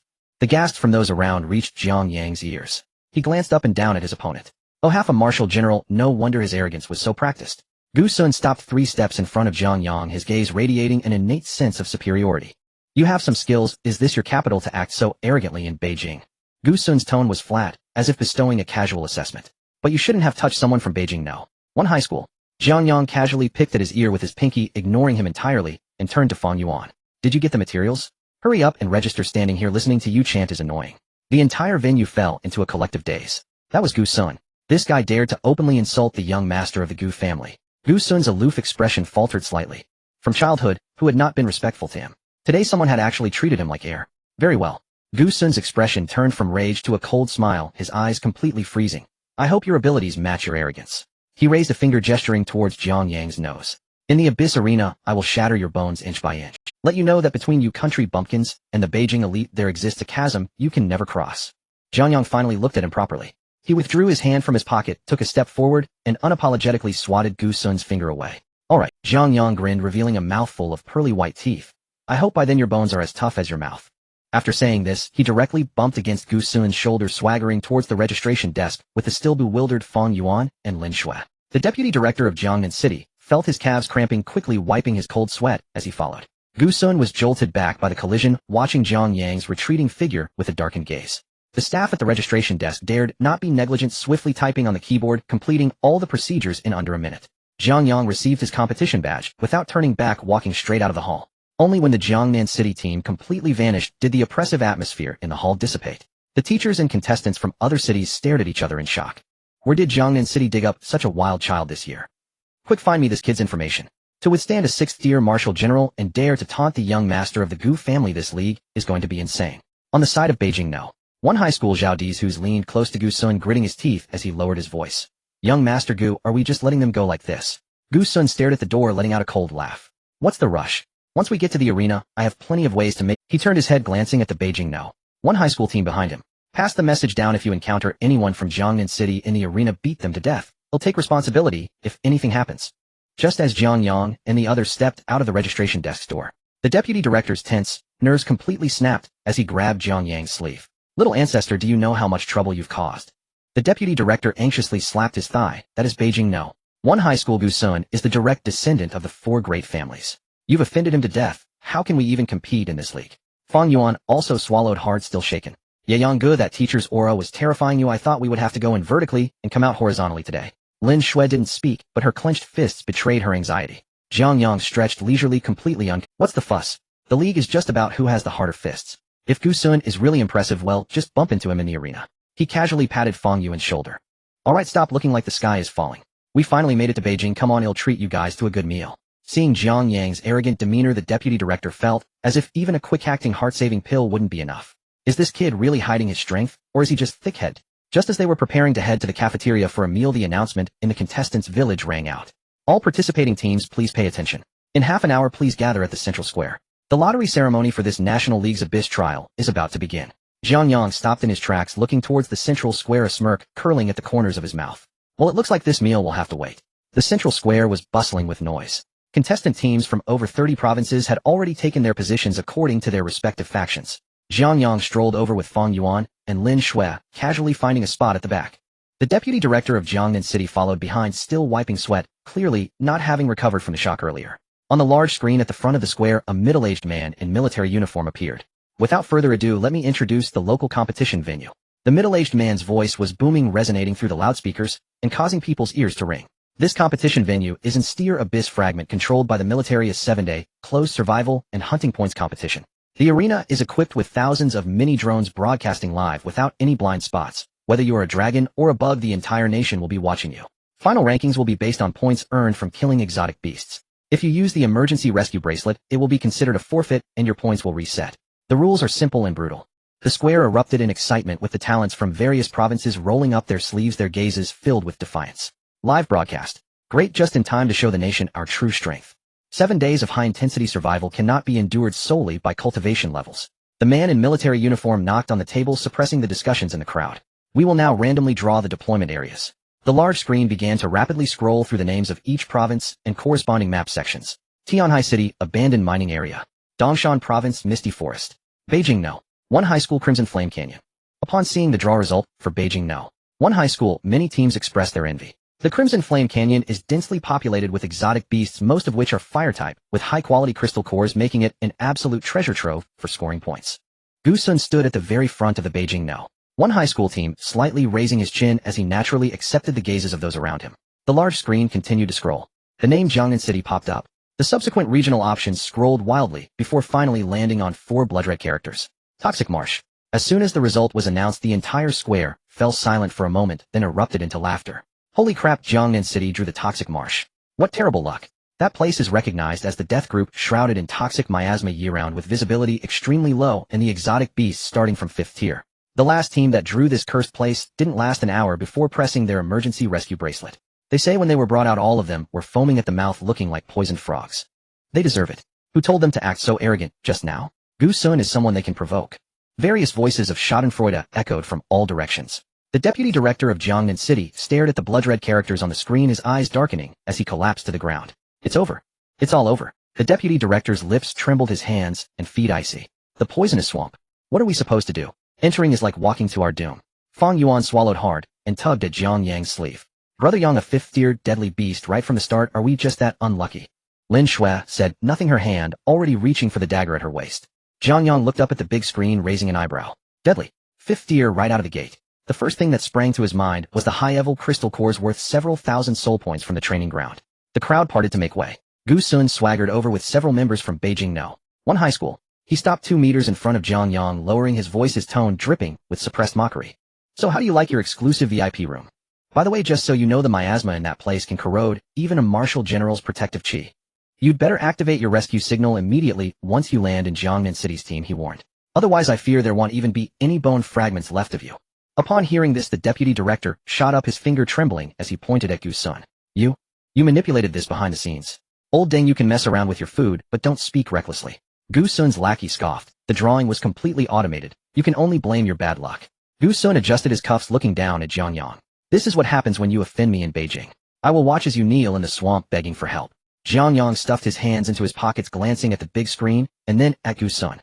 He suddenly sighed. Young Master Gu. Jiang Yang recoiled slightly, eyeing Gu Sun from head to toe with a look. After all that effort to use the back door, this is all you could come up with? Gu Sun's expression stiffened. What do you mean? I mean, your methods are too basic. It's simply beneath you. Jiang Yang waved his hand dismissively. If you really had the capability, why not toss me into the lair of a 7th-tier beast? This swamp sounds scary, but it's really not that big of a deal. Stubborn as a dead duck, Gu Sun snorted coldly. Let's see how long you can hold out. I can't say if I can hold out, but you are indeed quite disappointing to me. Jiang Yang stretched lazily. I thought the wealthy families in Beijing could come up with something high-end. It turns out it's just about making things difficult for others. All right, hurry back to your fiery pit, and don't delay us from getting our supplies here. Gu Sun was choked with anger by Jiang Yang's nonchalant attitude, his chest heaving violently. Once we enter the competition, let's see if you can still laugh. Gu Sun threw out a harsh remark and left with his group. The other teams watching shook their heads, thinking Jiang Yang was just making a fool of himself. Once Gu Sun was far away, the deputy director leaned in and grabbed Jiang Yang's arm. Little ancestor, let's forfeit. This is no joke. The poisonous swamp is a death trap. The three of you aren't even martial generals, you won't last long in there. Jiang Yang pulled his arm away, patting the deputy director on the shoulder. Old Zhao relaxed. This place is great, and I'm very satisfied. Fang Yuan approached with a troubled expression. Brother Yang, are we really going? That's a fifth-tier beast. Lin Shui, rarely speaking up, added, the environment is too harsh and my speed advantage may not be useful. Jiang Yang turned around looking at his two teammates who were sweating from nervousness. Are you both stupid? Jiang Yang lowered his voice. Think about it, a place like the poisonous swamp that everyone avoids means what? Fang Yuan paused for a moment, tentatively answering, it means we will die peacefully. Slap. Jiang Yang directly smacked Fang Yuan on the back of the head. It means no one will fight us for the monsters. Jiang Yang scolded, exasperated. Look at other areas, those canyons and forests are packed with teams from several provinces having to watch out for others' ambushes while fighting a third-tier beast. And us? There's not a single shadow for hundreds of miles, all the high-tier beasts inside are ours. Jiang Yang's eyes sparkled with excitement as he spoke. This isn't a death group at all. This is tailor-made for us as a supply zone. Fang Yuan and Lin Shui were stunned by Jiang Yang's unique reasoning, suddenly feeling it made a lot of sense, and unable to refute it. No one to fight for the monsters. All high-tier beasts. For others it might be hell, but for Jiang Yang, the great demon king, it seems not impossible. But the poison? Fang Yuan still felt a bit uneasy. Poison my ass, Jiang Yang scoffed. With me around, that little miasma is nothing to worry about. The death god's pressure within him naturally repelled such natural toxins. If worst came to worst, he could just put up a binding barrier to isolate the outside air. This little situation was nothing in his eyes. Attention, all participating teams, the teleportation array has been activated. Please enter the designated teleportation channel in order of the draw. Dozens of blue pillars of light rose at the edge of the square. The surrounding teams began to walk toward the teleportation array. As they passed by Jiang Yang City's side, many threw sympathy. Let's go, Jiang Yang said, not even checking his military pack, hands in his pocket, strolling toward the blue pillar marked poisonous swamp, his steps as relaxed as if he were wandering through a market. Fang Yuan gritted his teeth and followed. Lin Shui, gripping her dagger tightly, silently trailed behind. Only the deputy director stood in place, anxious and stamping his feet. Stepping into the blue pillar of light, a strong sense of weightlessness hit them. The scenery in front twisted and reformed rapidly. In just a few seconds, Jiang Yang's feet landed firmly on solid ground. Beneath him was black, rotten mud, emitting a foul odor. Stepping on it would sink half of his foot. Surrounding them was a thick, green mist, visibility less than 10 meters, with a pungent, fishy smell in the air that stung the lungs painfully upon inhalation. Cough, cough, cough. Fang Yuan began to cough violently as soon as he landed, his face quickly turning an abnormal shade of green. Brother Yang, this poison gas is too intense. Lin Shui also covered her mouth and nose, breathing rapidly. The two quickly mobilized their qi and blood to form a protective barrier around their bodies. Jiang Yang circulated his spiritual pressure. The poisonous mist had no effect on him. After a moment, Fang Yuan and Lin Shui's faces improved slightly. At that moment, a chilling sound of friction suddenly came from the thick green mist ahead. Hiss! A massive black python as thick as a water barrel slowly emerged from the swamp. A fifth-tier beast, the ghost vine poison python. Fang Yuan was so frightened his legs went weak, his mind blank, forgetting to use his abilities. Jiang Yang, however, didn't even touch his Zanpakutō. A fifth-tier beast, the ghost vine poison python. Fang Yuan was so frightened his legs went weak, his mind blank, forgetting to use his abilities. Jiang Yang, however, didn't even touch his Zanpakutō at his waist. He watched the hissing giant python lunging towards them, raised his right hand, fingers of his index and middle fingers together, aiming at that gaping maw. Break the way forth. Breaking path number 4, white lightning. A blue-white bolt of lightning crackled from Jiang Yang's fingertips. The lightning tore through the thick mist and blasted into the gaping maw of the ghost vine venomous python. This fifth-rank mutated beast didn't even let out a scream. Its massive body stiffened abruptly and black charred smoke spewed directly from its mouth. A dull thud echoed. The venomous python crashed heavily into the black mire, convulsed twice, and then lay completely still. The air was thick with the smell of something burning. Fang Yuan remained frozen in place, still holding the stance for casting an illusion. Lin Shui's dagger half drawn. The two looked at the dead python on the ground, then at Jiang Yang, who was casually flicking the residual electricity from his fingertips. Brother Yang. Fang Yuan swallowed hard. Your skill. It seems even stronger now. Just basic skills don't make a fuss, Jiang Yang replied, dismissively, glancing with disgust at the pool of venom. Hurry up and dig out the core. This wretched snake is an eyesore.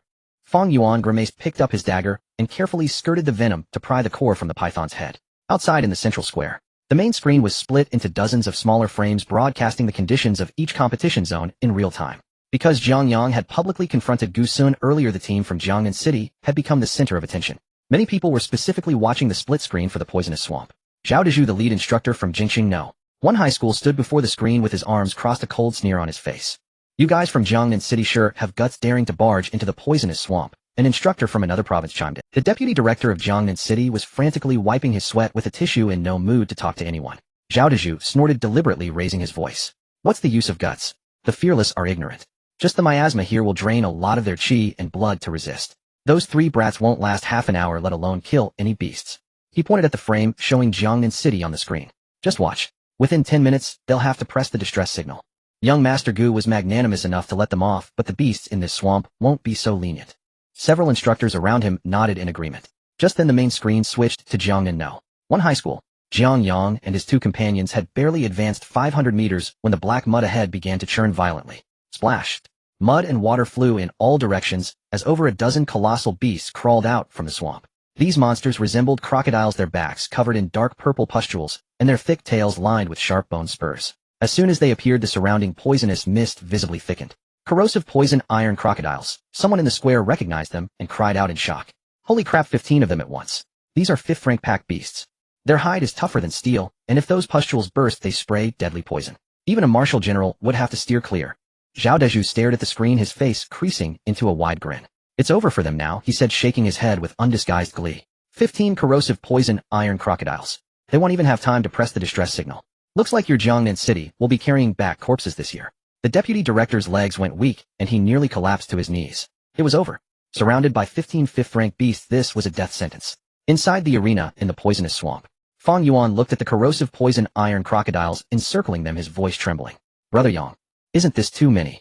Lin Shui gritted her teeth, gripping her dagger tightly, her chi and blood surging at full power. She knew she couldn't break through their defense, but she was determined to fight. Jiang Yang looked at the circle of ugly reptiles drooling and covered in pustules, frowning in disgust.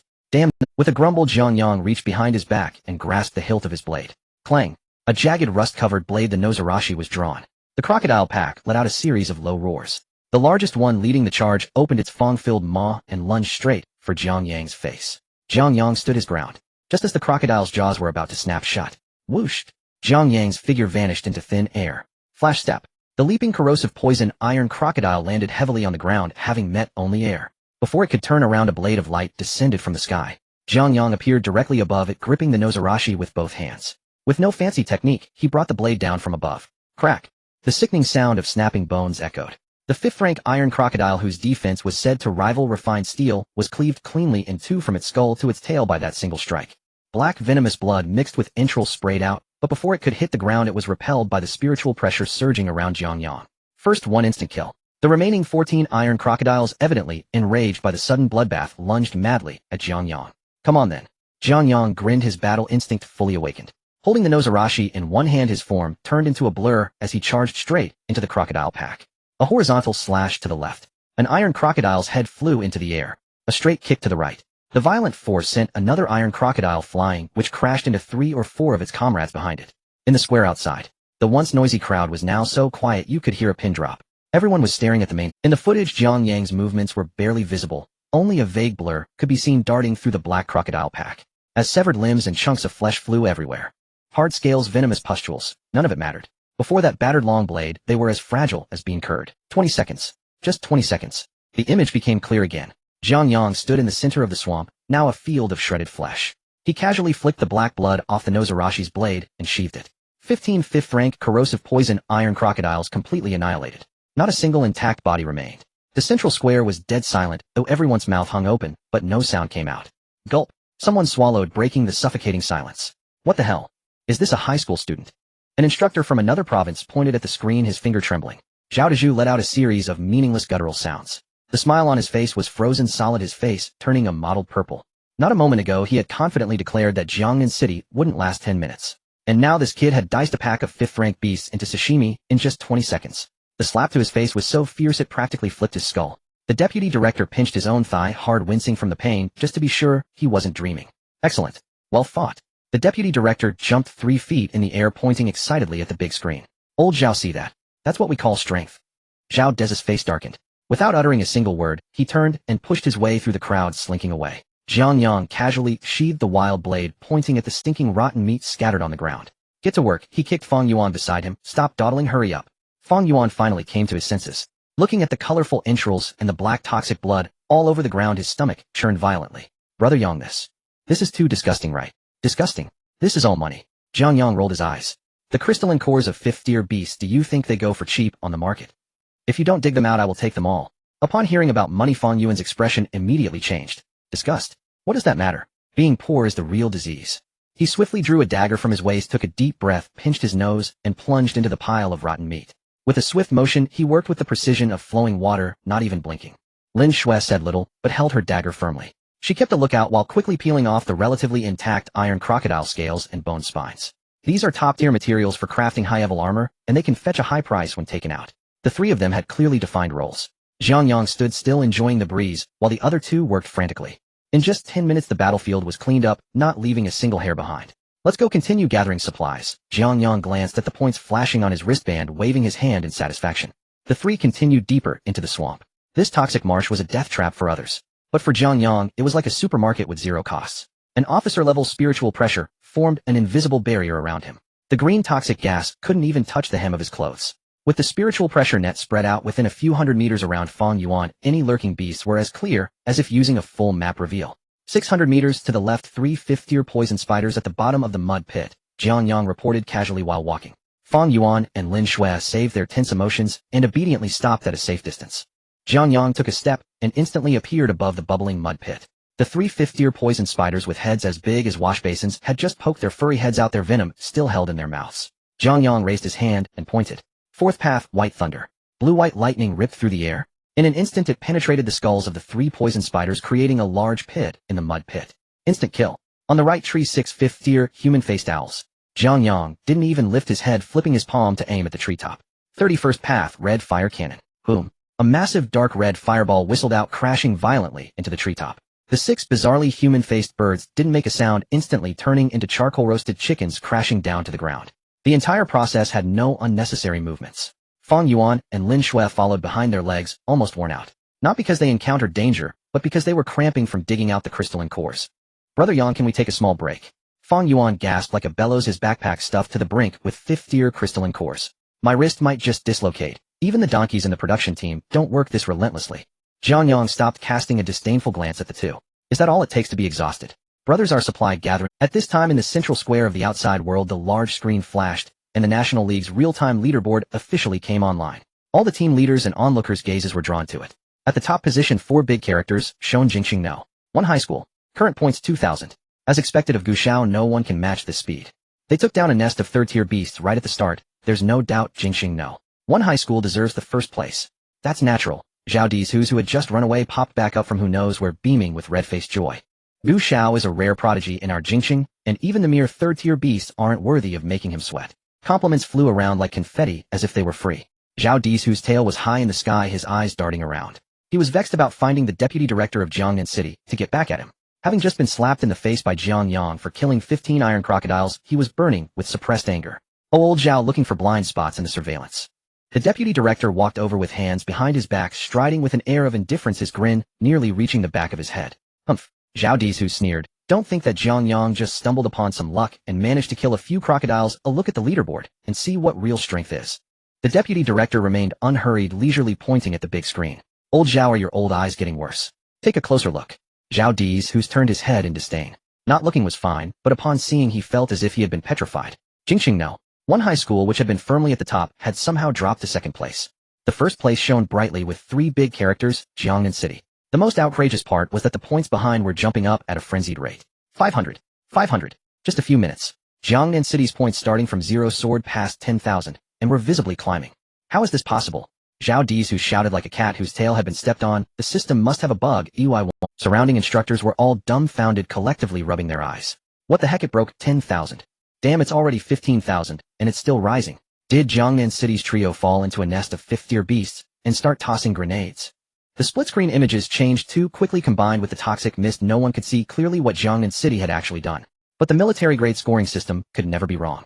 The truth was singular. Those 3 freaks from Jiangnan City were slaughtering high-tier beasts at inhuman speeds. The deputy director finally couldn't hold back, laughing like a big white goose. He slapped Zhao Dizhu on the shoulder, his tone dripping with mockery. Old Zhao, on behalf of Jiangnan City's folks, thank you.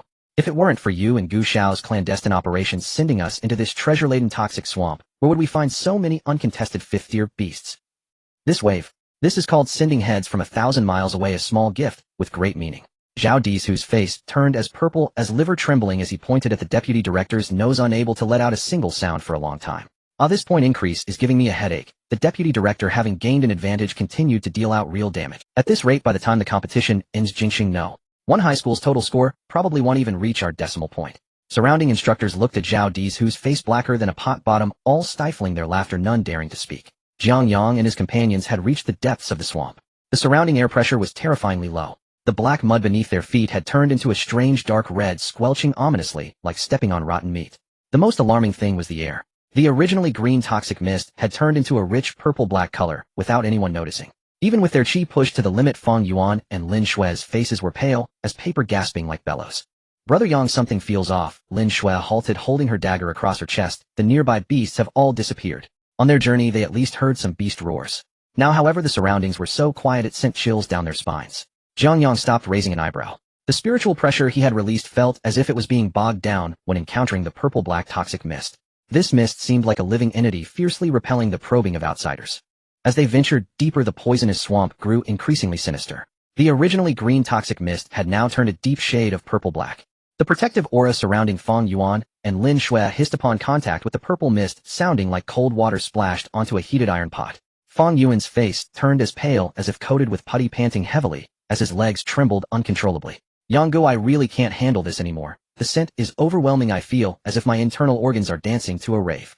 Lin Shui said nothing, but the veins bulged on the back of her hand, gripping the dagger, her footsteps heavy, as if leaden, her breathing sounding like a weary old bellows. Jiang Yang halted, glancing back at the two.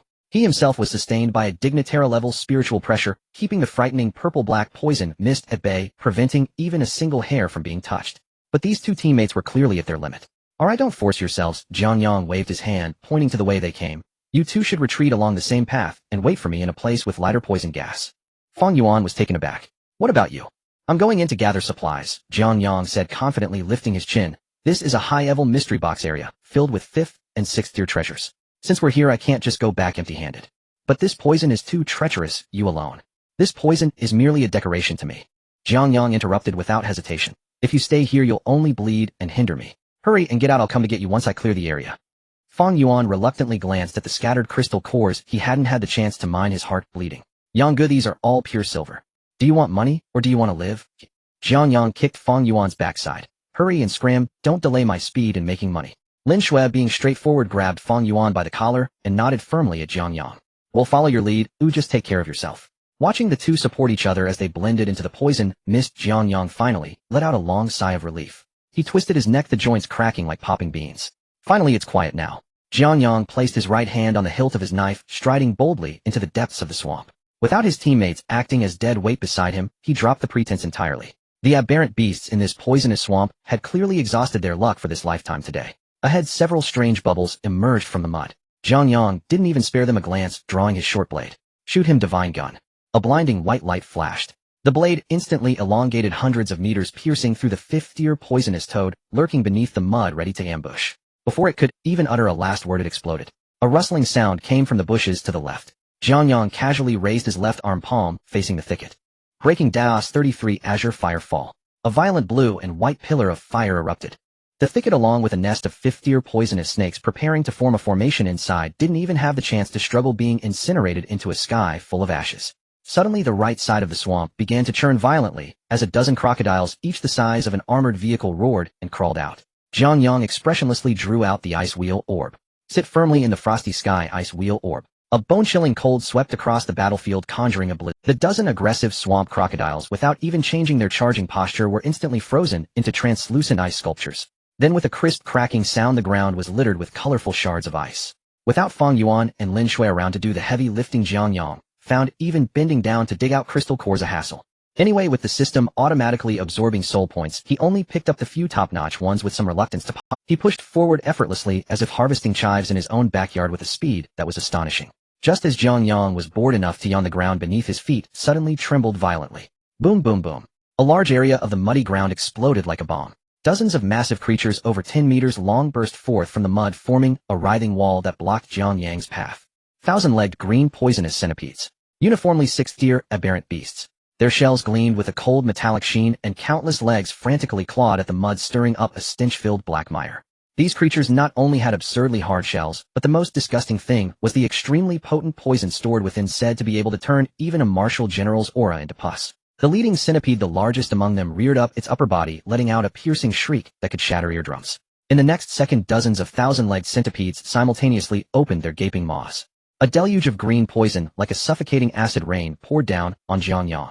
The air was filled with a pungent, acrid smell, and even the surrounding purple-black poison mist was corroded by this strong acid, emitting a sorrowful hissing sound. Faced with this unavoidable deadly poison rain, Jiang Yang gripped the hilt of his blade, not only refusing to dodge, but also shining with determination in his eyes. All flowing waves become my shield, all thunder light become my blade. Double fish principle. The blade in his hand transformed into two ancient blades, the ends of their hilts connected by a long chain, with 5 strange metal tags hanging from the chain. At this moment the poisonous rain was already pounding on his head. Jiang Yang raised the blade in his left hand, casually waving it against the poison. The surface of the blade seemed to manifest a bottomless black hole. Hiss hiss hiss. Those 6th-tier ultra-strong acids said to be able to dissolve everything were completely devoured the instant they touched the left blade. The 6th-tier aberrant beasts had gained a bit of intelligence, and upon witnessing this scene, they halted their charging bodies. Their prideful ultimate move was just eradicated like that. It wouldn't be polite to not return the favor. Jiang Yang flicked his right blade, smiling harmlessly. I'll return it double. On the chain connecting the two blades, 5 metal tags burst forth with blinding light. The poison that had just been completely devoured by the left hand surged forth like a torrential flood through the right blade, accelerated and amplified by these 5 metal tags. Double the speed, double the power. This is the ability of the double fish principle. The left-hand battle spirit blade absorbs damage and returns it exponentially through the right-hand blade. Boom. The enhanced green poison transformed into a terrifying torrent of destruction, washing back. The piercingly tragic screams tore through the swamp's tranquility. The hard shells of the 6th-tier aberrant beasts crumbled like paper when faced with their own enhanced poison. The poison saturated their bodies, directly burning through their shells along with the flesh and bones beneath, dissolving. Dozens of gigantic centipedes were frantically rolling in the venom, struggling for survival. Their massive bodies were corroded, covered in countless wounds, while the stench of green blood mixed with rotten flesh spread across the ground. In just a few seconds the swamp returned to tranquility. The entire army of imposing 6th-grade venomous centipedes was wiped out. All that remained was a pool of pus still bubbling with green froth, along with several dazzling 6th-grade crystal cores. This wave is called double happiness. Jiang Yang happily put away his double fish, sauntered over to collect the crystal cores, and casually glanced at the points flashing on his wristband. Meanwhile, outside in the central square, a crisp system notification sound suddenly rang out from the real-time leaderboard displayed on the big screen. The already leading Jiangnan City suddenly saw its score jump wildly, as if caught in a gust of wind. 5,000. 5,000. In just a few seconds, Jiangnan City's score soared from 15,000 to 65,000, breaking through that significant threshold. An extremely exaggerated, even absurd number was nailed to the first position, looking down on all others. The entire square fell into a deathly silence. The deputy director of Jiangnan City was holding a thermos cup of water when he suddenly spat out a mouthful of scalding tea all over the back of a minter in front of him. He didn't even feel the thermos hit his foot, and stood there dumbfounded. 60. 65. A minter from another province stuttered, rubbing his eyes in disbelief. How long have they been in there? Less than half a day. How could they have such high scores? Did they go fishing for explosives, eh? Zhao Di's, who's the minter from Jiangxing? No. One high school who had been so arrogant just moments ago now had all color drained from his face, trembling like a Parkinson's patient. In no way, even if they're strong, it's impossible to gain such high scores in such a short time. Zhao Di's whose was completely broken, jumping up and down while shouting in the square, his voice cracking. 50,000 points in just 10 minutes. What does that even mean? They must have slaughtered 10 6th-grade exotic beasts. Those are 6th-grade exotic beasts. Even a martial arts master would find it difficult to do so easily. The official scoring system must be malfunctioning. The deputy director, jolted back to reality by Zhao Xiao, was so delighted it felt like his back teeth might fly out. He hastily wiped his mouth with his sleeve and swaggered over to Zhao Di's whose. Old Zhao, you can eat whatever you want, but you shouldn't talk nonsense. The deputy director patted his round belly, his tone dripping with sarcasm. This is the highest level military system. How dare you say there's something wrong with the system? Why don't you go to the chief instructor right now and demand a thorough investigation? Zhao Di's whose was nearly choked up, his neck turning red as he gritted his teeth. Don't be so smug. Our Jiangxing no. One high school is in the Qian Canyon where exotic beasts are densely packed. We'll catch up in no time. Oh dear, I'm so scared. The deputy director crossed his arms and mockingly elongated his tone. Let me check. Tisk, how many points does your Jiangxing know? One high school have now. Oh, 4,500. Old Zhao, I'm not saying this, but your speed isn't cutting it. You can't even make up a fraction of our score. I think maybe your students should take a break and not waste their energy. The onlooking mentors finally couldn't hold back and burst into laughter. Zhao Di's whose was so angry that he felt dizzy, snorted coldly, and turned to leave, losing even the courage to look at the big screen. Meanwhile, in Qian Canyon, Gu Sun stood proudly crushing the head of a 4th-grade Qian wolf underfoot and extracting its crystal core with his toe. He elegantly brushed off the dust from his pants, speaking in a relaxed and contented tone. The trash in the periphery has been mostly cleared. Oh, let's prepare to go deeper and see the current scores. I estimate we've already left the second place, so far behind, they can't even see our taillights right. The sycophantic team member beside him hurriedly excitedly opened his wristband to check the real-time leaderboard. Young Master Gu is amazing, we have now reached 4,500 points absolutely. The team member's flattery got stuck in his throat. He stared at the wristband screen, his eyes nearly popping out, his expression more terrified than seeing a ghost in broad daylight. Gu Sun's brow furrowed slightly, his displeasure evident. What's wrong? Is the second place catching up? Gu. Young Master Gu. You should see for yourself. The team member trembled as he handed over the wristband. Gu Sun impatiently glanced down. Leaderboard first Jiang Yang City, 68,000 points. Leaderboard second Jingxing No. 1 High School, 4,500 points. The calm demeanor on Gu Sun's face instantly froze, then shattered into extreme distortion and gloom. He grabbed the team member by the collar, lifting him off the ground. Jiang Yang City. Gu Sun ground his teeth, his knuckles cracking. 70,000 points. Did they detonate a nuclear bomb in the toxic swamp? The team member was so frightened, he nearly wet his pants, shaking his head wildly. I don't know, Young Master Gu, the points jumped too strangely. What kind of monsters did they kill in there? Bang! Gu Sun slammed the team member down onto the ground, staring at the painfully glaring 68,000 on the wristband, feeling as if his pride was being rubbed into the dirt. Good, very good. Gu Sun laughed in fury, his voice sounding like a demon crawling out of hell. Jiang Yang, huh? I want to see just how far you can take this. He suddenly drew his weapon, turning to glare into the depths of the canyon, his eyes bloodshot. Advance at full speed, don't worry about formation. If we encounter a group of exotic beasts, lure them all out for me. But young master, there are 5th grade exotic beasts ahead. If they go berserk, we could lose our lives. I told you to shut up. Gu Sun kicked a nearby exotic beast's corpse to smithereens, his face contorted. Today the top spot can only belong to me, Gu Sun. The atmosphere inside and outside the arena was pushed to a boiling point because of this exaggerated score. And deep within the storm center of the toxic swamp, Jiang Yang was crouched by a large mud pit, happily counting the 6th grade crystal cores he had just collected, humming an unknown off-key tune. Indeed, you need to book the entire venue to improve efficiency. Jiang Yang stuffed the crystal cores into his pockets, clapped his hands, stood up, and cast his gaze toward the denser purple-black toxic mist ahead. Where's the next batch of big goods? Just as he finished speaking, a terrifying roar erupted from deep within the mine. The sound wave swept in like a physical force, violently dispersing the thick purple-black toxic mist around, creating a large vacuum area. Jiang Yang did not retreat. Instead, his eyes lit up with excitement. He gripped the hilt of his blade at his waist, a broad smile spreading across his face. Oh, looks like the first place big brother is personally delivering a big gift.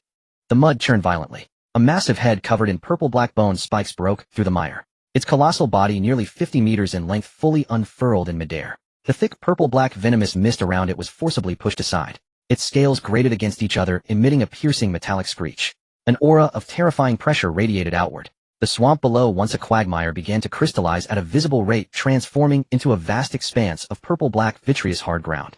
A 7th-rank mutated venomous flood dragon.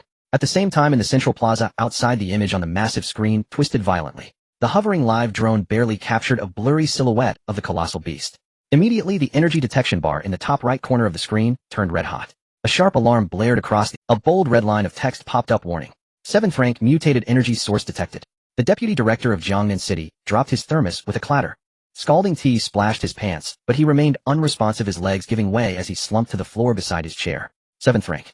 And mutated. The deputy director stammered, his face drained of all color. Beside him, Zhao Dezhu, the mentor from the capital's first high school, who had been sulking, nearly jumped out of his skin. Ha ha ha. Zhao Dezhu pointed at the screen, laughing, uncontrollably, spittle flying. Karma, this is karma. He turned and unleashed a torrent of words at the deputy director on the floor. Old Sue, what did I tell you? Trouble, isn't it? A 7th-rank mutated venomous flood dragon. Even a Marshal Marquis would have a tough time with this thing. That kid Jiang Yang from your Jiang Yang City is definitely done for this time. The deputy director trembled with rage and pointed at Zhao Dezhu, cursing him loudly. Zhao, are you even human? There are students in there. So what? The competition rules are clear, life and death. Zhao Dezhu crossed his arms, smugness written all over his face. Who told him to charge into a dead end? Serves him right. Not far away at the judge's table, the military chief instructor abruptly stood up. Lock onto the coordinates immediately. The chief instructor shouted into the communication microphone, his expression grim.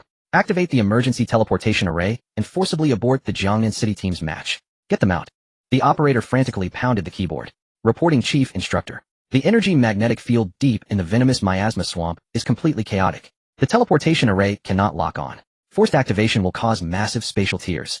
The chief instructor slammed his palm onto the table, shattering it into pieces. Zoom in the drone feed. Let me see that kid's current state. After the chief instructor's shout, the image on the screen rapidly enlarged. It clearly showed Jiang Yang standing still, not only refusing to flee, but even sheathing his twin blades. This move stunned everyone present. What is he doing? Giving up? He's putting away his weapons. He's just waiting. Zhao Dezhu seized the opportunity to continue his taunts. Smart kid, he knows he can't escape, so he's not even struggling. Old Su, get ready to collect the corpse of your prized seedling. The deputy director stared at the screen, clenching his jaw in silence, but his fist trembled. Deep in the venomous miasma swamp, Jiang Yang looked up at the massive creature that blotted out the sky before him. System, how many soul points is this thing worth? He asked in his mind. The system remained silent. Jiang Yang clicked his tongue. TCH stingy. But with this size and entrance effect, it's gotta be worth at least a few thousand points. He picked his ear, then with a flick of his wrist he sheathed the formidable Shuangyuli. Against a big guy like you it's not quite enough. Jiang Yang twisted his neck, his joints cracking audibly. The Shuangyuli in its sheath was replaced by a Tang saber covered in nix, its handle wrapped in blackened cloth. No gear was drawn. Facing a 7th-rank overlord that even a martial marquis would retreat from, Jiang Yang didn't flee. Instead, a fervent gleam blazed in his eyes. He held no gear in one hand as the blood within him began to flow faster. The peak-level spiritual pressure of a seated officer was unleashed without reservation.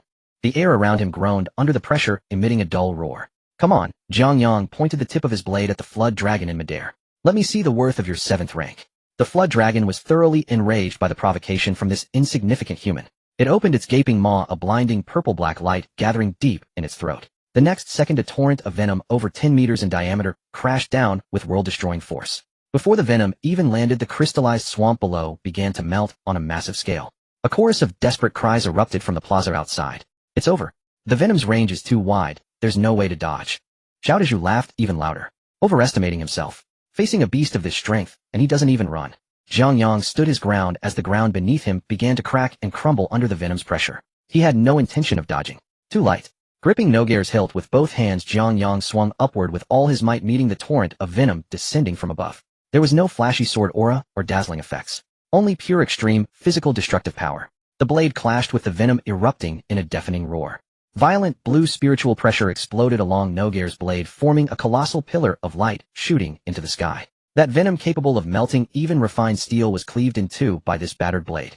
The purple-black venom rolled back on both sides, carving two bottomless pits into the ground beside Jiang Yang. The sizzling sound of acid corroding the earth echoed through the sky. Jiang Yang stood upright, holding the blade in one hand, not a single strand of hair touched by the venom. The plaza outside fell into dead silence. Zhao Dezhu's smile froze on his face, his eyes nearly bulging out. Thighs is impossible. Zhao Dezhu stumbled back, knocking over his chair. That was 7th rank venom. How could a student possibly cleave through it? Heaton. The deputy director leaped up from the floor and slapped his thigh. Huh. Well, cleave. He pointed at Zhao Dezhu's nose. Old Zhao, what was that nonsense you were spouting? No remains. Open your dog eyes wide and see who's left without remains. On the screen, Jiang Yang stomped the ground, causing it to cave in. Flash step. His figure vanished instantly. When he reappeared, Jiang Yang had already reversed the torrent of venom, braving the splashing poison, and arrived directly above the flood dragon's massive head. Get down. Jiang Yang swung Nogare with both hands, the blade whistling as it slammed viciously into the flood dragon's skull. The flood dragon let out a pained roar. The immense sonic boom caused the surrounding purple-black venomous mist to churn violently. The thick purple-black bone plate on its crown was smashed open by Nogare, leaving a half-meter-long crack. Green blood gushed out, scorching large craters into the ground. This 7th rank overlord was thrown into a complete frenzy. Having ruled this venomous miasma swamp for so many years, it had never suffered such a loss. It thrashed its head, its colossal body writhing wildly in midair. Then the rows of purple-black bone spikes, several meters long on its back, detached in unison. These bone spikes glowed with a sinister light. They shifted direction in midair, transforming into a hail of venomous flying swords hurtling toward Jiang Yang in a relentless barrage. Each spike tore through the air with a piercing shriek. In that instant, every possible escape route was completely sealed off, leaving no blind spot to evade. At the same time, the flood dragon opened its maw wide, revealing rows of densely packed fangs, and snapped its jaws shut toward Jiang Yang in midair. The sky was filled with purple-black bone spikes that blocked all avenues of escape. Above him loomed the poisonous serpent's gaping maw, its countless fangs glimmering with a green light. In such a situation, even a martial master would surely meet their end. Yet Jiang Yang did not even blink. Instead, he grinned widely, his laughter growing louder. Ha! Now this is exhilarating. A violent blue spiritual pressure erupted around him, forcefully creating a vacuum in the midst of the rain of poisonous spikes. In the next moment, there was a dull thud. The air beneath Jiang Yang's feet exploded, and he transformed into a blur that the eye could scarcely follow, disregarding the lethal poisonous spikes as he charged towards the serpent's massive mouth. He gripped the tattered hilt of his blade tightly. Shatter for me. With a wild swing of his arm, he unleashed an overwhelming force of pure physical destruction, striking the serpent's fangs with a ferocious blow.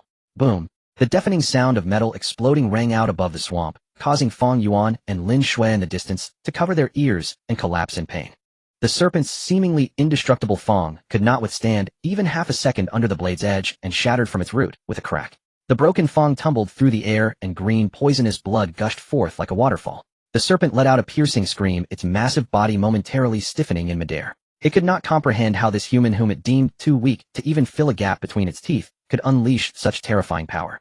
But Jiang Yang gave it no time to think. Once his combative instincts were ignited, he transformed into a complete mad. What are you running from? Come at me. Jiang Yang lightly tapped the air, activating his instant step and leaping high into the sky. With a shriek that tore through the air, he slashed down onto the serpent's forehead. The purple-black skull armor exploded on the spot, shards flying everywhere. Is this all you've got to be a king? Jiang Yang kicked at the serpent's wound and leaped again with renewed force. The serpent, writhing in pain, thrashed violently, its 50-meter-long body turning into a deadly meat grinder, carving deep trenches in the surrounding marsh. Yet Jiang Yang was relentless. Each instant step he took resulted in a heavier attack. Bang! He smashed through the left side of its armor. He'll make you spit it out. Bang! He severed the right bone spike. He'll make you stab recklessly. The two engaged in a brutal melee midair. To be precise, it was a one-sided beating. Every strike Jiang Yang made carried the weight of 1,000 pounds, shattering the defenses of this 7th-tier overlord. The serpent lost all sense of direction, its massive body crashing chaotically through the swamp, unable to discern east from west, emitting desperate cries of despair. In the distance, Fang Yuan and Lin Shui huddled in a corner, watching the fantastical battle unfold in the air. Fang Yuan swallowed hard and pinched Lin Shui's arm. Does it hurt? Lin Shui kicked Fang Yuan away. You pinch yourself. Fang Yuan rubbed his arm, his face blank. Lin Shui, I can't be dreaming, right? That's a 7th-tier mutated poisonous serpent. Even martial masters would avoid it. What is Brother Yang doing? Making dumpling filling. Lin Shui took a deep breath, suppressing her shock. Stop talking nonsense and retreat quickly. This commotion is too great. Meanwhile, at the central square outside, the images on the large screen had turned into a flurry of snowflakes due to interference from the high-energy magnetic field. However, the energy detection bar in the upper right corner was still clearly visible. This was a system newly developed by the military, capable of providing real-time feedback on the state of high-energy creatures in the arena. Just a minute ago, the red energy bar representing the 7th-tier mutated poisonous serpent was at full capacity, a deep crimson indicating immense pressure. But now this red column was plummeting at an exaggerated speed.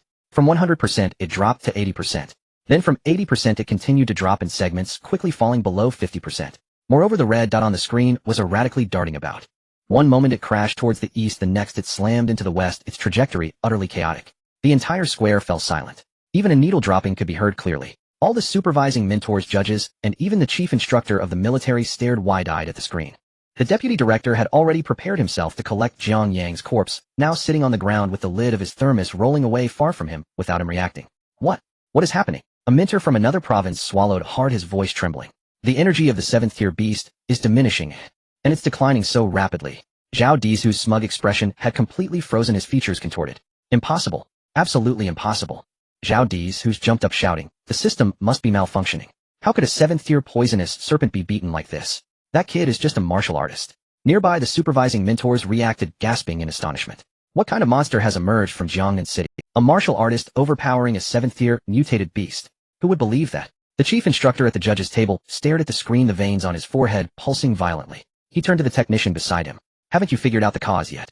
Can the image be restored? The technician was sweating profusely as he pounded on the keyboard, his hands trembling. Report to the chief instructor, the magnetic interference is too strong. Meanwhile, deep in the toxic swamp, the battle had entered a fever pitch. The poisonous serpent had come to a grim realization.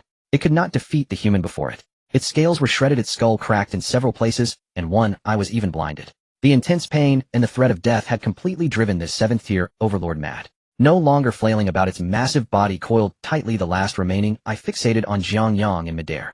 It knew it could not survive, but it wanted to drag this wretched human down to hell with it. Then the serpent's muscles began to convulse. The once flowing green poisonous blood began to flow backward. The purple-black toxic mist within a few kilometers was being drawn towards the serpent's body in a frenzy. Its abdomen swelled visibly, the skin stretched to near transparency, filled with destructive, violent energy. A pressure 10 times more formidable than before exploded outward. In the distance, Fang Yuan and Lin Shui were forced down into the muddy water by this pressure, even breathing becoming incredibly difficult. It's going to self-destruct. Fang Yuan shouted desperately. The self-detonation of a 7th-tier beast was no less powerful than a small nuclear bomb. Once it exploded, the marshland within a 10-mile radius would turn into a dead zone with no living creature surviving. Jiang Yang hovered in the air, his brow slightly raised. The pure destructive power of the blade was indeed formidable, but facing an impending energy detonation, mere slashing would be futile. Even if he were to turn its head into mush now, that violent energy would still erupt. The serpent's abdomen had swollen to its limit, glaring purple light radiating from within. Jiang Yang sighed, flipping his wrist and sheathing the tattered blade back at his waist. What a hassle, I wanted to play a bit longer. Jiang Yang sheathed the wild blade. The abdomen of the poisonous serpent had swollen to its limit, its purple-black toxic light piercing through its skin, distorting the surrounding space with its violent energy. With a thought, Jiang Yang transformed the wild blade in his hand into an ice-blue dagger. If physical means won't work, then let's change the approach. He drew the blade from its sheath. Sit still in the frost sky, ice wheel pill. The celestial phenomena changed abruptly. Thick black clouds gathered above the swamp, originally shrouded in purple-black toxic mist. The temperature plummeted sharply. Large snowflakes began to condense in the air. The energy within the poisonous serpent about to explode came to a sudden halt in the face of this chill. It discovered in terror that the flow of blood within its body had slowed. Even the destructive self-explosive energy seemed to be frozen inside, unable to detonate at all. Jiang Yang held the dagger with one hand, pointing its tip at the poisonous serpent. A massive ice dragon roared forth from the blade, opening its mouth wide and swallowing the gigantic serpent whole. 1,000-year ice prison. Below the swamp, dozens of thick ice pillars rose from the ground, sealing the poisonous serpent within. The frigid air spread wildly.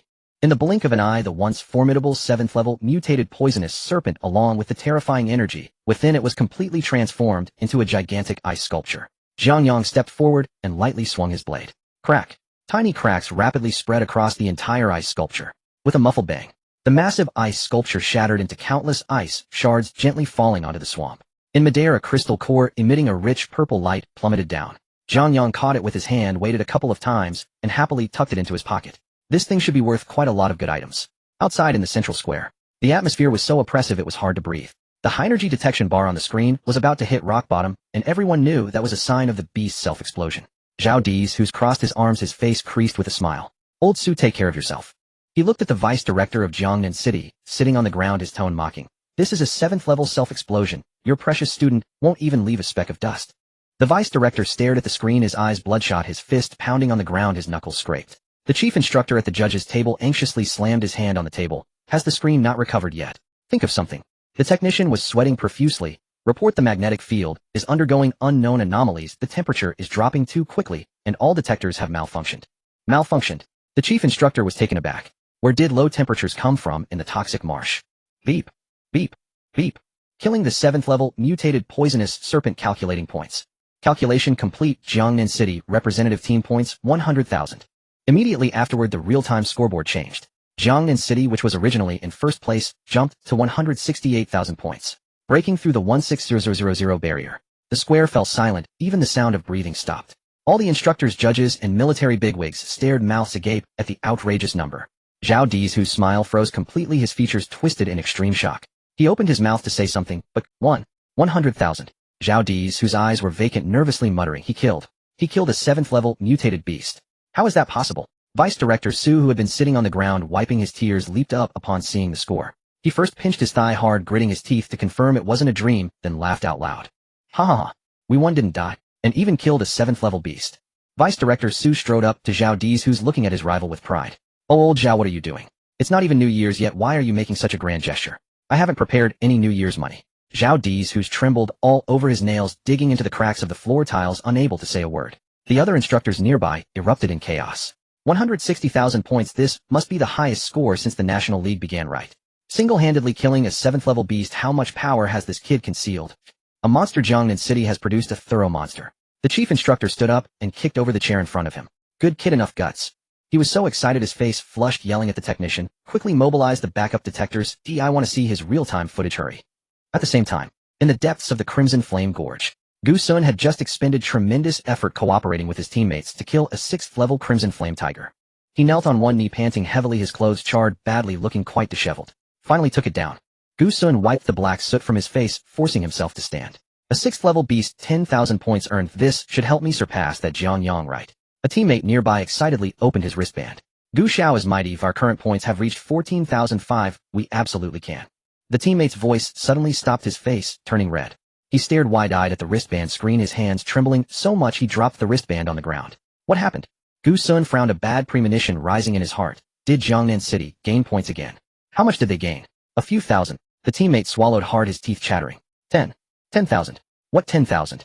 Gu Sun didn't hear clearly. He raised his hand to check his wristband. When he saw that glaring number on the scoreboard, he stood frozen in place. First place, Jiangnan City 168,000 points. Second place, Jingxing High School 14500 points. Gu Sun felt a buzzing in his head, all his pride and confidence crushed in that moment. 168,000 points. This is no longer a matter of surpassing, this is literally grinding them into the ground, and after that stepping on them twice. The system reported. The teammates spoke with a cry, they killed a 7th level beast gaining a one-time bonus of 100,000 points. Gu Sun's face twisted, he smashed the wristband against the rock wall, shattering it to pieces. What is Jiang Yang? He's just a civilian waste, how could he kill a 7th level beast? Why? He vented his frustration and jealousy in the canyon, drawing his sword, and hacking wildly at the nearby. The teammates exchanged glances, none daring to step forward to advise him, all feeling a deep sense of helplessness. In the face of such a crushing defeat, they had lost even the courage to chase. In the toxic marsh, the sky full of frost gradually dissipated. The once muddy and toxic swamp had transformed into a crystal-clear ice field. Fang Yuan and Lin Shui crawled out from the ice, shards shivering from the cold. Damn! I'm frozen to death. Fang Yuan rubbed his arms, his teeth chattering. Brother Yang, what was that back there? How many blades do you have hidden? Lin Shui was even more shocked, speechless. She looked at the ice crystals covering the ground, and then at the young man holding the 7th level crystal core, feeling as if all her years of martial arts knowledge had been eaten by a dog. Beep. The wristbands of the 3 individuals vibrated simultaneously. Emergency notice, due to an unknown anomaly in the magnetic field of the competition arena, the military's high-energy detection system is temporarily down. All contestants are advised to ensure their safety. If you encounter an unbeatable high-level aberrant beast, do not hesitate to press the wristband's emergency button immediately. Repeating. Fang Yuan looked at the notice and swallowed hard. Is the monitoring down? Then do our scores still count? Of course they do, why wouldn't they? Jiang Yang pointed to the bright numbers in the upper right corner of his wristband. 168,000 points, firmly securing the first position. He paid no mind to the announcement.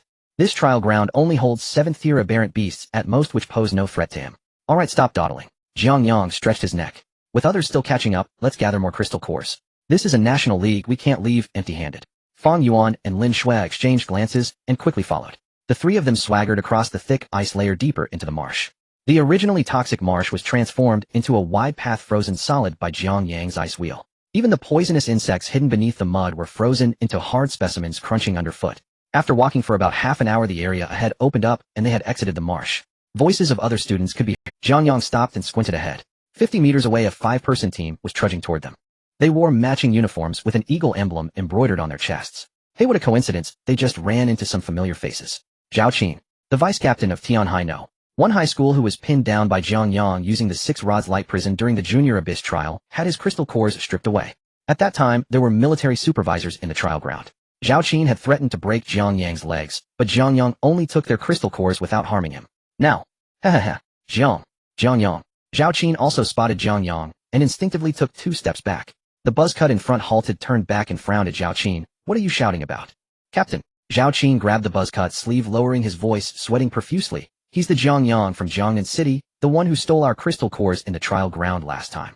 The buzzcut named He Xiao is the newly appointed captain of Tianhai No. One high school for this league, a genuine 8th-tier martial artist. He Xiao turned his head and scrutinized Jiang Yang from head to toe. His aura was stable and his spiritual pressure was weak to the point of being laughable. At most he was a 3rd-tier martial artist. He Xiao scoffed and shrugged off Zhao Qin's hand. Zhao Qin, you really are regressing. You let a 3rd-tier martial artist scare you into this state. You've embarrassed Tianhai No. One high school completely. No, captain, listen to me. He really is strange. Zhao Qin stomped his feet anxiously. The last time Jiang Yang held him down, he had no room to resist. Shut up. He Xiao glared at him. I'm an 8th-tier martial artist, what is he? After that He Xiao strode toward Jiang Yang, stood in place watching He Xiao approach, a bright grin spreading across his face. Oh, isn't this Zhao Qin? Jiang Yang rubbed his hands, completely ignoring the fears He Xiao, and greeted Zhao Qin behind him. So did you not bring enough goods from the trial ground last time, and come here to deliver gifts again? Zhao Qin's face turned pale with anger, hiding behind, without daring to make a sound. He Xiao stopped 3 meters in front of Jiang Yang, sneering, as the aura of an 8th-tier martial artist erupted. So you are Jiang Yang. He Xiao lifted his chin, looking down at Jiang Yang through his nostrils. Jiang Yang dug in his ears and replied, who are you? I'm He Xiao, captain of Tianhai No. One high school. He Xiao cracked his knuckles, the joints popping loudly. I've heard you were quite arrogant last time, stealing from our Tianhai No. One high school. Since we've run into each other today, let's settle both new and old scores. Fang Yuan tugged at Jiang Yang's sleeve from behind, mumbling quietly. Yang, who is this big idiot? Didn't he see the scoreboard when he came out? Lin Shui also looked at He Xiao with a dumbfounded expression. The military's detection system had just failed, but the scoreboard was still visible. With 168,000 points, Jiangnan City was firmly at the top. Did He Xiao have water in his brain, or was he seeking death by coming to mess with Jiang Yang? He Xiao indeed had not looked at the scoreboard. Their Tianhai No. One high school had landed in a remote area, and he had been busy dealing with those disgusting poisonous insects. After barely fighting his way out, they had encountered this strange weather. Stop talking nonsense. He Xiao waved his hand impatiently. Hand over all the crystal cores on you, then crush your wristbands and roll out. I'm in a good mood today, so I won't hold it against you. Jiang Yang chuckled. He turned to Feng Yuan and said, did you hear that? They want to rob us. Feng Yuan stifled laughter, his shoulders shaking. I heard it. In this day and age, some people are really eager to deliver their heads. He Xiao was infuriated by the two, who completely disregarded him. As an 8th-tier martial artist, a genius who walked with pride in Tianhai City, when had it come to a 3rd-tier martial artist mocking him, seeking death. He Xiao roared, and the ice layer beneath him exploded. He lunged forward, a fist aimed directly at Jiang Yang's face. An 8th-tier martial artist's full-force strike created a visible shockwave around his fist. Zhao Qin behind him shut his eyes in fear. It's over. Their captain is done for. Jiang Yang's gaze turned cold. This guy was coming in with the intent to cripple. Binding technique no. 61. Jiang Yang's lips moved as he uttered a few words. 6 rods light prison. Boom. 6 brilliant beams of light appeared from thin air, locking He Xiao in from 6 different directions. He Xiao felt his body become heavy, crashing into an unseen wall, coming to a sudden stop midair. He maintained his punching stance, every muscle in his body tensed, blood and cheese surging violently, yet he couldn't eat. What the hell is this thing? He Xiao's eyes widened, struggling desperately, his face turning red and the veins on his neck bulging. But the 6 beams of light were as if welded to him, not budging an inch. Jiang Yang leisurely lowered his hand, walked up to He Xiao, and patted his cheek. So you're an 8th-tier martial artist. Jiang Yang smiled at him. You've got quite the temper. He Xiao gritted his teeth. What kind of sorcery did you use? If you have guts, let me go, let's duel. Sorcery. Jiang Yang slapped him across the face, the crisp sound echoing across the icy plains. Smack.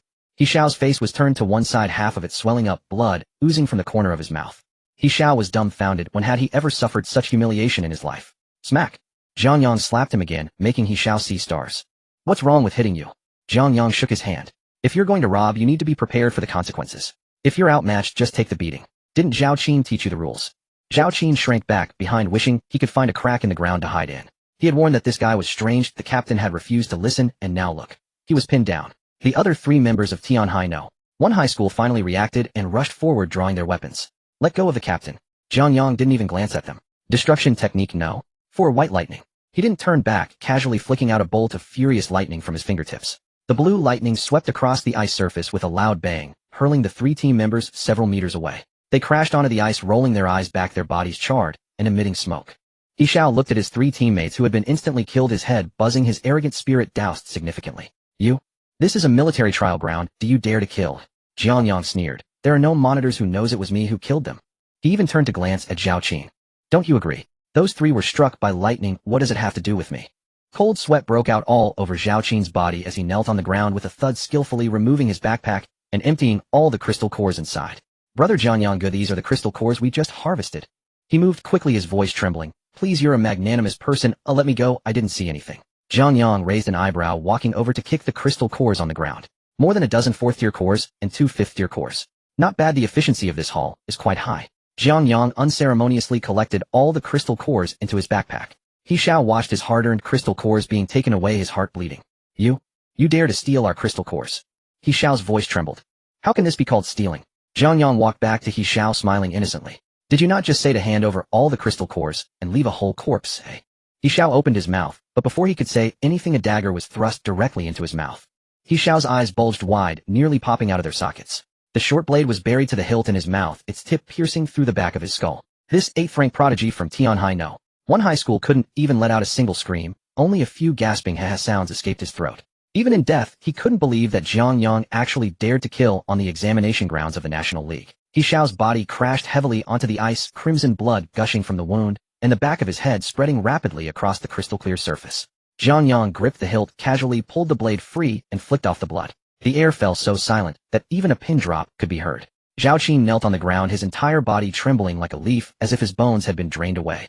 A foul stench of urine emanated from his crotch. That was an 8th-rank martial artist, a top-tier genius from Tianhai No. 1 high school, slaughtered as easily as a chicken. Jiang Yang turned his gaze to Zhao Qin. Oh! Zhao Qin shrieked, frantically slapping the ice with both hands. Don't kill me, brother Jiang, Master Jiang. Don't kill me, I didn't see anything, I really didn't see anything. He shouted, banging his head against the ice. In a few strikes his forehead was scraped, raw blood smearing his face. Jiang Yang leisurely sheathed his knife and walked over to Zhao Qin. You're quite an interesting fellow. Jiang Yang crouched down and patted Zhao Qin's cheek. When your team leader was about to kill me, you stayed quiet in the back. Now it's your turn. Why are you screaming so loudly? Master Jiang, I tried to talk the captain out of it. I have information, vital information. Zhao Qin stammered in terror, tears and snot mingling. Spare my worthless life. Jiang Yang raised an eyebrow. Oh, what information could buy your life? Chen Hao and Zhao Meng Su Wanqing. Zhao Qin yelled out the three names, terrified that his head would be separated from his body if he was even a second slower.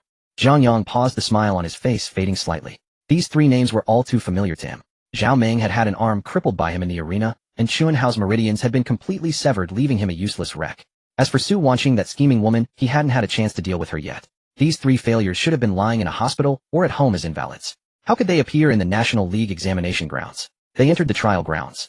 Jiang Yang's tone was flat, revealing no emotion. Zhao Qin nodded frantically like a chick pecking at rice. They're in all of them. The Chun and Zhao families paid a fortune and pulled strings to sneak them into other teams from Tianhai. Jiang Yang stroked his chin. These wealthy folks sure knew how to spend big. Even such severe injuries were healed, and now they were in the National League. Where are they now? Jiang Yang stood up, looking down at Zhao Qin. Zhao Qin swallowed hard and quickly confessed. Near the withered bone forest in the Crimson Flame Canyon. Before our Tianhai no. One team entered. We checked coordinates. Their team drew the withered bone forest right next to Gu Sun's examination zone. Jiang Yang pulled out his wristband and checked the map. The Crimson Flame Canyon was northeast of the toxic marsh, separated by a buffer zone. At his current speed, it would take at most half a day to get there. All right, this information is worth something. Jiang Yang nodded. Hearing this, Zhao Qin felt as if he had been granted a pardon. His entire body went limp on the ice as he gasped for air. Then, Master Jiang, can I go?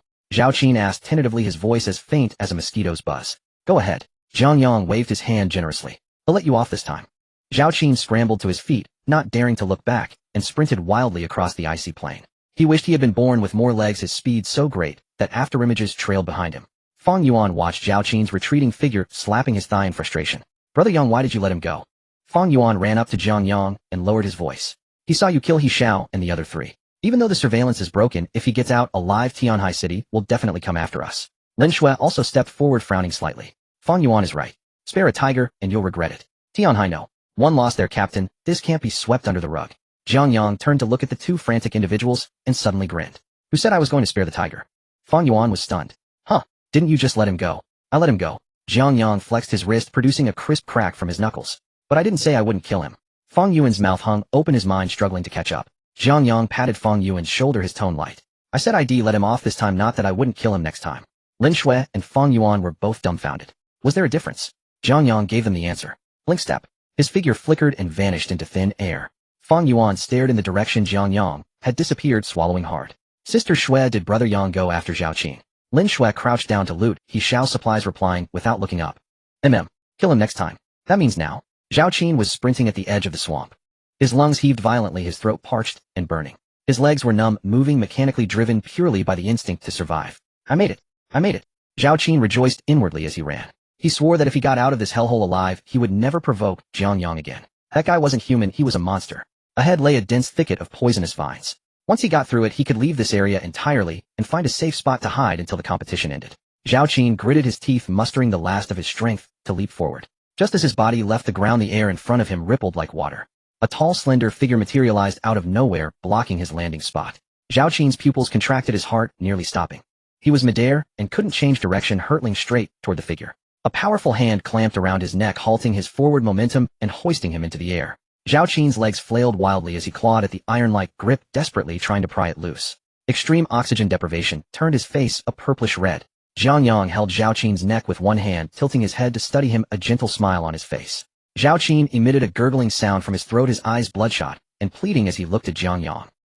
You promised to let me go. He forced out through clenched teeth. Yeah, I promised to let you go. Jiang Yang shrugged, his tone utterly candid. He grinned at Zhao Qin, gradually tightening his grip. I let you off last time, but this is our second meeting. Zhao Qin gripped Jiang Yang's wrist with both hands, his legs flailing wildly in the air. The lack of oxygen turned his face the color of a pig's liver, and his throat emitted a sound like a broken wind instrument. Jiang Yi. Zhao Qin desperately squeezed out the distorted syllables, his eyes bulging with blood. Don't kill me. My uncle is with the Spiritual Anomaly Bureau in Tianhai City. If you kill me, you won't be able to get out. Jiang Yang tilted his head slightly, a warm smile on his face. Your uncle works at the Spiritual Anomaly Bureau. Zhao Qin nodded with difficulty, thinking Jiang Yang was afraid, a glimmer of hope flashing in his eyes. That's good. With a formal position, they can reimburse some funeral expenses for you in the future. Zhao Qin's pupils dilated sharply. Jiang Yang applied more force. Crack. The sound of a neck breaking was crisp and pleasant. Zhao Qin's struggles came to an abrupt halt, his limbs going limp like noodles and his head tilted at an odd angle. Jiang Yang released his grip, and the corpse fell into a thicket of poisonous vines, snapping several dry branches. With no surveillance around who would pamper you, he crouched down and began to search skillfully. Zhao Qin was quite plump, with 2 fifth-tier crystal cores hidden in his inner pocket along with a metal badge representing his identity as the deputy captain of Tianhai No. 1 High School. Jiang Yang stuffed the crystal cores into his pocket, weighed the metal badge in his hand for a moment, and casually tossed it into a nearby mud pit. He even kindly dug a hole to bury the body. I truly am a good person. In a flash he left behind only a small mound. At the edge of the poisonous swamp, Fang Yuan was squatting on the ground counting the crystal cores that he Xiao had exploded, murmuring to himself. Yang guess speed is too slow, how can it take so long to chase a waste? A faint burst of air sounded. Jiang Yang appeared behind Fang Yuan out of thin air, and kicked him playfully. Stop mumbling, let's continue. 2 fifth-tier crystal cores glowing with a purple light arced through the air and landed in Fang Yuan's arms. He fumbled to catch them, and upon closer inspection, he gasped in surprise. 5th tier. Yanga, where did you get these? I picked them off that Zhao guy, Jiang Yang said as he walked aside and took a sip from his water bottle. This kid is still not honest, secretly stashing away money. Lin Shui walked over, glancing around Jiang Yang. There were no bloodstains nor any signs of a struggle. Did you take? Am I supposed to keep him for the new year? Jiang Yang handed the water bottle to Fang Yuan. Just cleaned up a bit of garbage to avoid having to look at it every day, it's annoying. Fang Yuan stuffed the crystal cores into his backpack and gave a thumbs up. Awesome, it's still my Yang. These bastards wanted to waste us in the junior exam, and now they think they can rob us. They brought this on themselves. Alright, enough flattery here. Jiang Yang glanced at the map on his wristband. Our points are enough to secure first place, but the next plan needs to change. Lin Shui immediately sensed the hidden meaning in Jiang Yang's words. Changing the plan. Where are you planning to go? Jiang Yang pointed to a red area on the northeast side of the map. Qian Gorge. Lin Shui frowned tightly. This was no trivial matter. This area was an examination site for the national competition, although the surveillance was currently down, the various forces were intricately intertwined. If someone sees them, they would have to be locked up in the Spiritual Anomaly Bureau.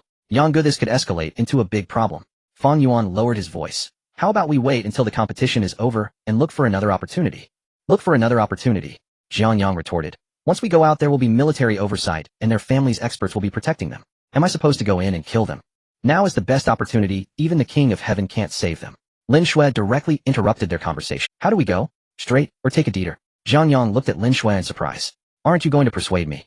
Lin Shui adjusted the straps of her backpack. Can we persuade you? You've made up your mind, when do you ever change it?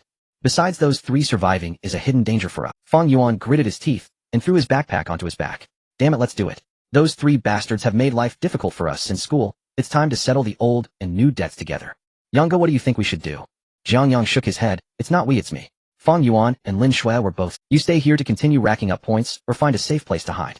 Jiang Yang pointed to the icy expanse ahead. I will go to Qian Gorge. If I go fast, I can be back in half a day. No way. Fang Yuan panicked. Yang, that's not considerate. How can you just throw yourself in alone? What can you do? Be their punching bag.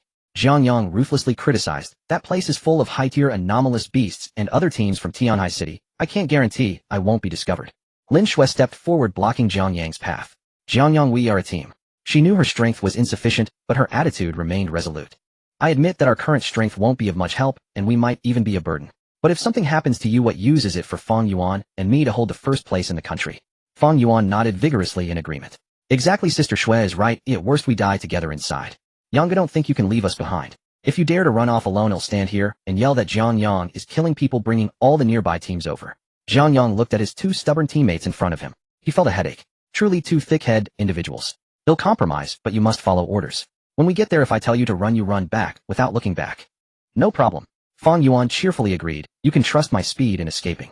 The 3 of them organized their gear and quickly moved northeast along the icy path Jiang Yang had created. The further they walked towards Qian Gorge, the higher the surrounding temperature rose. The swamp's humidity was gradually replaced by a dry heat wave, and the muddy ground transformed into hard reddish-brown rocks. After more than 2 hours of travel, the 3 had completely left the toxic swamp. Ahead appeared a continuous red mountain range with cracks covering the surface of the mountains and dark red magma flowing subtly within. We're at the edge of Qian Gorge. Jiang Yang stopped and reminded the 2 behind him.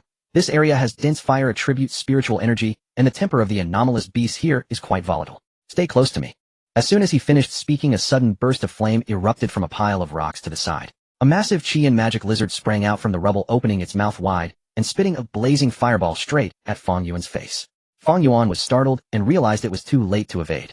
4th path of destruction, White Thunder.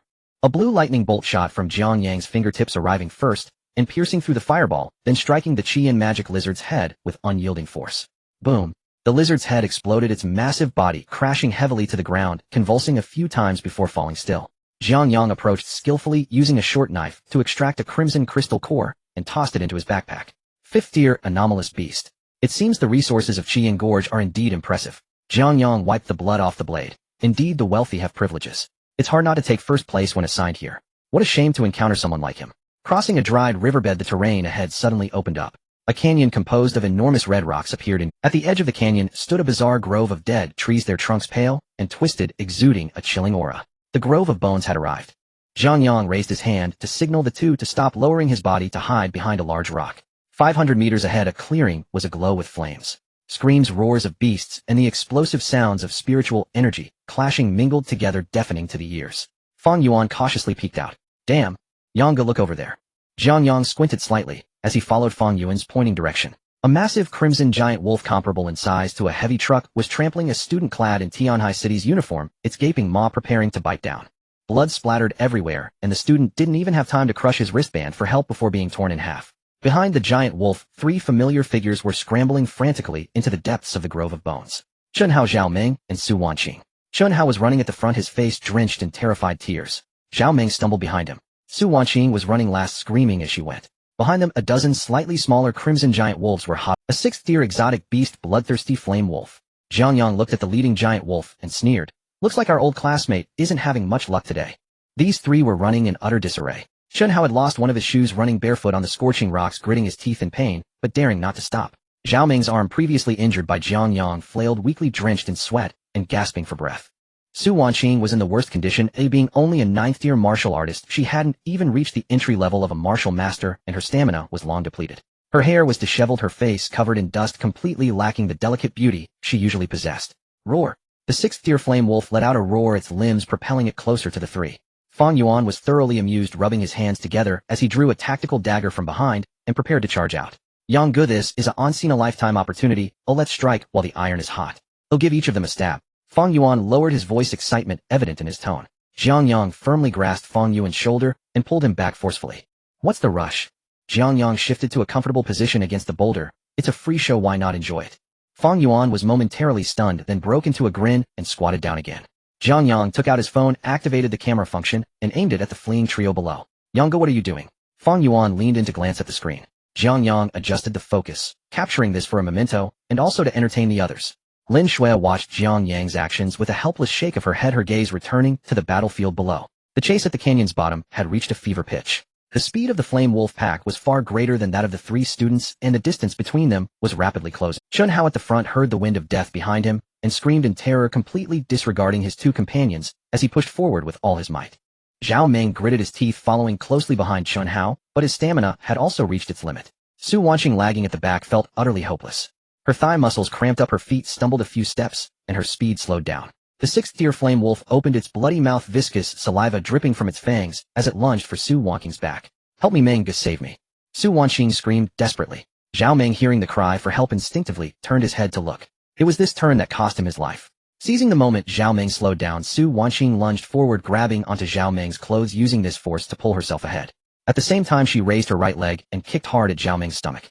Zhao Meng, already drained of energy, lost his balance and fell forward heavily to the ground. Before he could rise, Su Wanqing had stepped on his shoulder, using that leverage to leap forward, increasing the distance between herself and the flame wolf. Wanqing, you! Zhao Meng's eyes widened in disbelief. Before he could finish speaking, the flame wolf had already pounced on him. The sharp fangs bit through Zhao Meng's neck. Crack! Blood gushed forth, the sounds of chewing and bones breaking echoing through the canyon. Zhao Meng didn't even have the chance to let out a final scream before being torn to shreds. Behind the boulder, Fang Yuan gasped, his eyes wide. Damn, that's brutal, isn't it? Fang Yuan swallowed hard, usually acting all innocent, but at a critical moment using a companion as a shield. Lin Shui's brows knitted tightly together, her face filled with disgust. Disgusting, she coldly uttered. Jiang Yang chuckled softly at the scene on his phone screen, saving the footage and tucking his phone away. Did you see that? This is what is called the most venomous woman's heart. Jiang Yang patted Fang Yuan on the back of the head. Stay away from such women in the future, or you won't even know how you died. Fang Yuan looked at Jiang Yang with a peculiar expression, recalling that this venomous woman was his ex-girlfriend. Zhao Meng's death bought Chunhao and Su Wanqing some precious time. Chunhao heard the commotion and glanced back. When he saw the horrific scene of the flame wolf tearing apart Zhao Meng and Su Wanqing's hideous face, he shivered all over. Fear consumed his rationality, Instead of stopping to save anyone, Shunpo unleashed previously dormant potential, his speed increasing further. Shunpo, wait for me. Su Wanxing cried, desperately chasing from behind, her voice laced with tears. Shunpo paid her no mind, running deeper into the grove of bones without looking back. Alright, it's time. The moment is just right now. Jiang Yang stood up, stretched, and shook his wrist. Fang Yuan and Lin Shui exchanged glances, both seeing anticipation in each other's eyes. Jiang Yang grasped the hilt of his knife, slowly drawing out the tattered-looking blade. He held the knife and walked around the boulder, leisurely descending the slope. In the canyon, Su Wanxing's energy was entirely exhausted, her legs buckling as she collapsed to the ground. She gasped for breath, her chest heaving violently, despairingly watching the approaching flame wolf. Shunpo, save me. She reached out towards the direction Shunpo had fled, her voice barely audible. Shunpo had already run dozens of meters away. Hearing Su Wanxing's voice, he didn't pause for a moment, running even harder. What a joke. If Xiao Meng had been betrayed, he certainly wouldn't return to his death. The sixth-tier flame wolf let out a low growl and approached Su Wanxing with an elegant stride. It did not rush to attack, instead gazing down at its prey, seemingly relishing her fear. Su Wanxing trembled all over, her hands frantically searching the ground as she attempted to retreat. Don't eat me. Don't eat me. The lead wolf opened its mouth, revealing sharp fangs ready to savor its feast. At that moment, a lazy voice came from the side. Hey dog over there, how about you let these two go for me? Su Wanxing was stunned. Shunpo heard the voice and also stopped, turning his head abruptly. The flame wolf turned its head, letting out a hostile roar. Jiang Yang walked over, carrying a wild blade, stepping on the scattered stones. His pace was slow, even somewhat casual, but with each step the pressure of his spiritual energy increased. The air around them became thick, the heat waves pushed aside by an invisible force. Su Wanxing looked at the familiar face, her mind going blank. Jiang Yang. She could hardly believe her eyes. Shunpo looked like he had seen a ghost, his legs trembling uncontrollably. How did you end up here? Shunpo shrieked, his voice cracking. Jiang Yang stopped less than 10 meters from the flame wolf.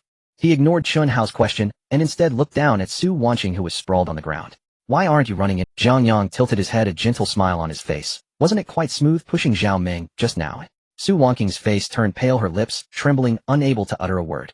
If Jiang Yang revealed her involvement in harming their teammate, even if she didn't enter the Spirit Bureau, no university would want her. With that thought, resentment filled her eyes, wishing the sixth-tier flame wolf would devour Jiang Yang whole.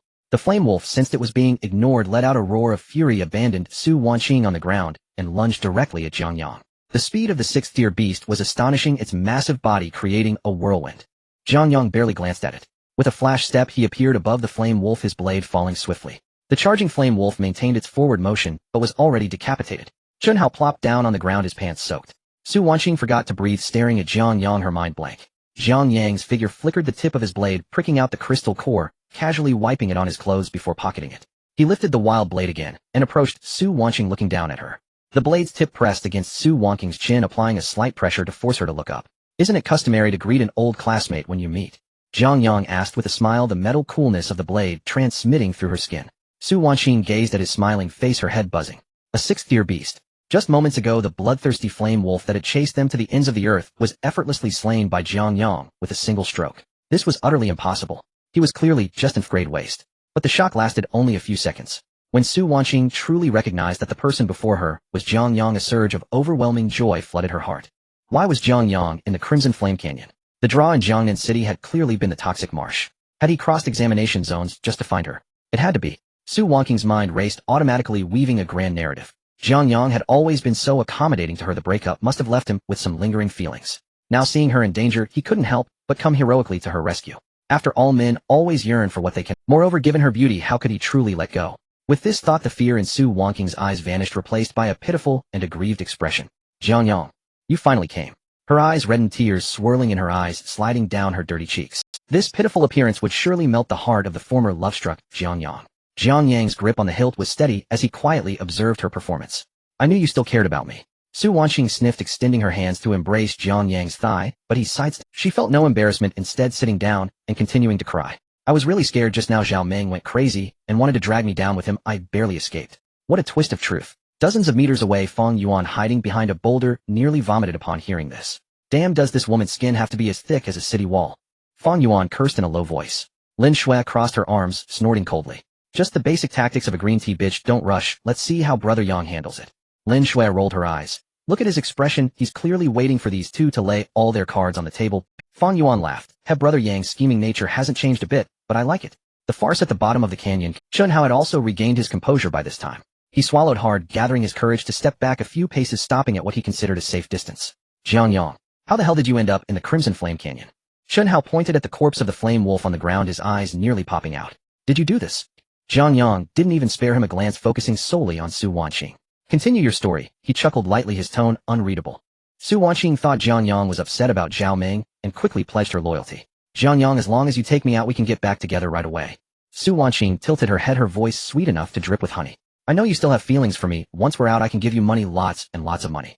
In her view, no matter how strong Jiang Yang was, he was just a poor kid without a background. With beauty and money combined, he would surely be unable to resist this temptation. Seeing that Jiang Yang showed no signs of attacking, Shunpo thought Jiang Yang was indeed swayed by Su Wanqing's offer, and his confidence grew. He straightened his tattered clothes, forcing an air of aloofness and swaggering over. Jiang Yang, there were some misunderstandings at school before. Shunpo coughed a couple of times, clearing his throat and adopting a condescending pose. But since you've come all this way to rescue us, I suppose you mean well. Let's do this. We'll wipe the slate clean regarding the injury you caused me before. Shunpo felt more and more justified, his back straightening.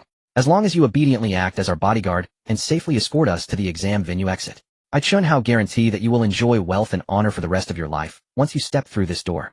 I can even have my dad use his connections to get you into the Tianhai City Spirit Bureau, giving you a formal position. That's better than being an unsupported wanderer outside, right?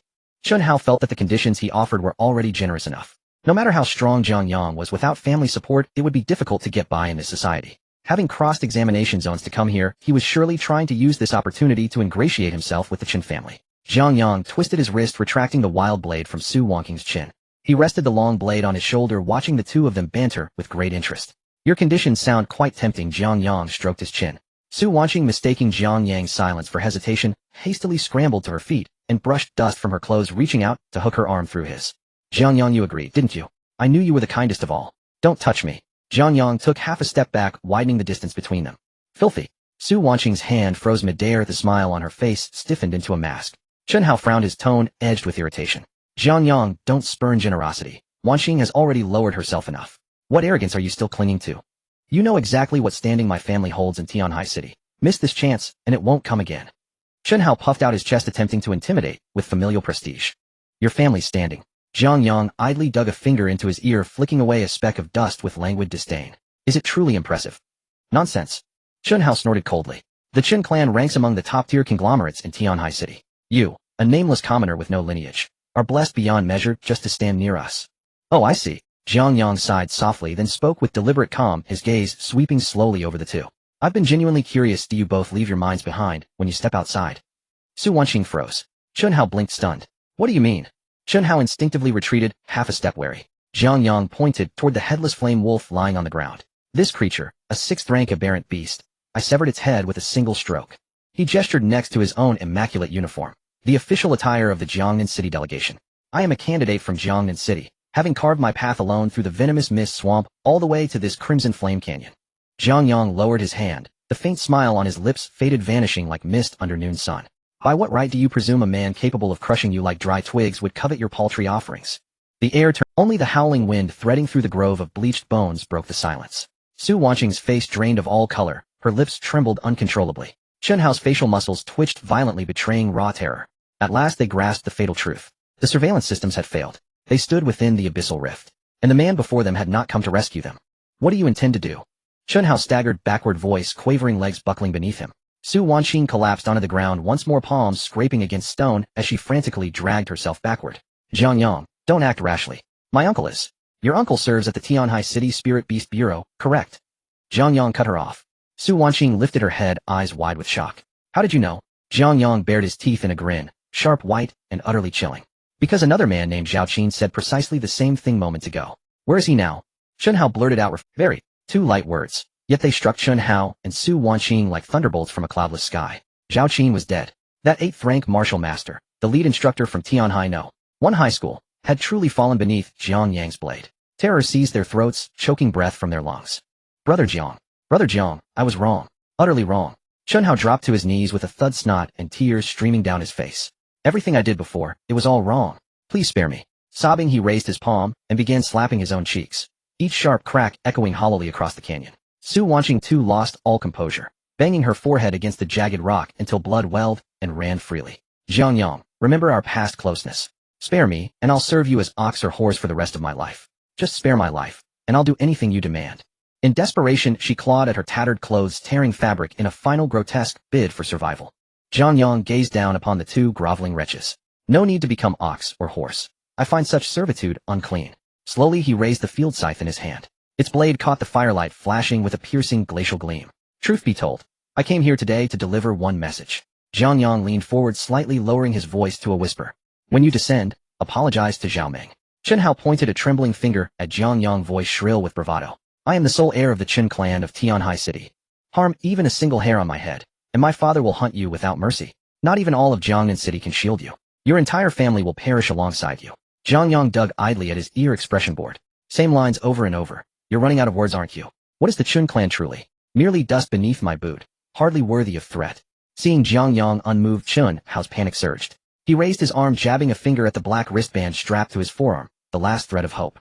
Don't forget, this is the national tournament. Surveillance devices blanket every inch of the exam grounds. Tens of thousands watch live on the plaza screens. Even the chief instructor observes from above.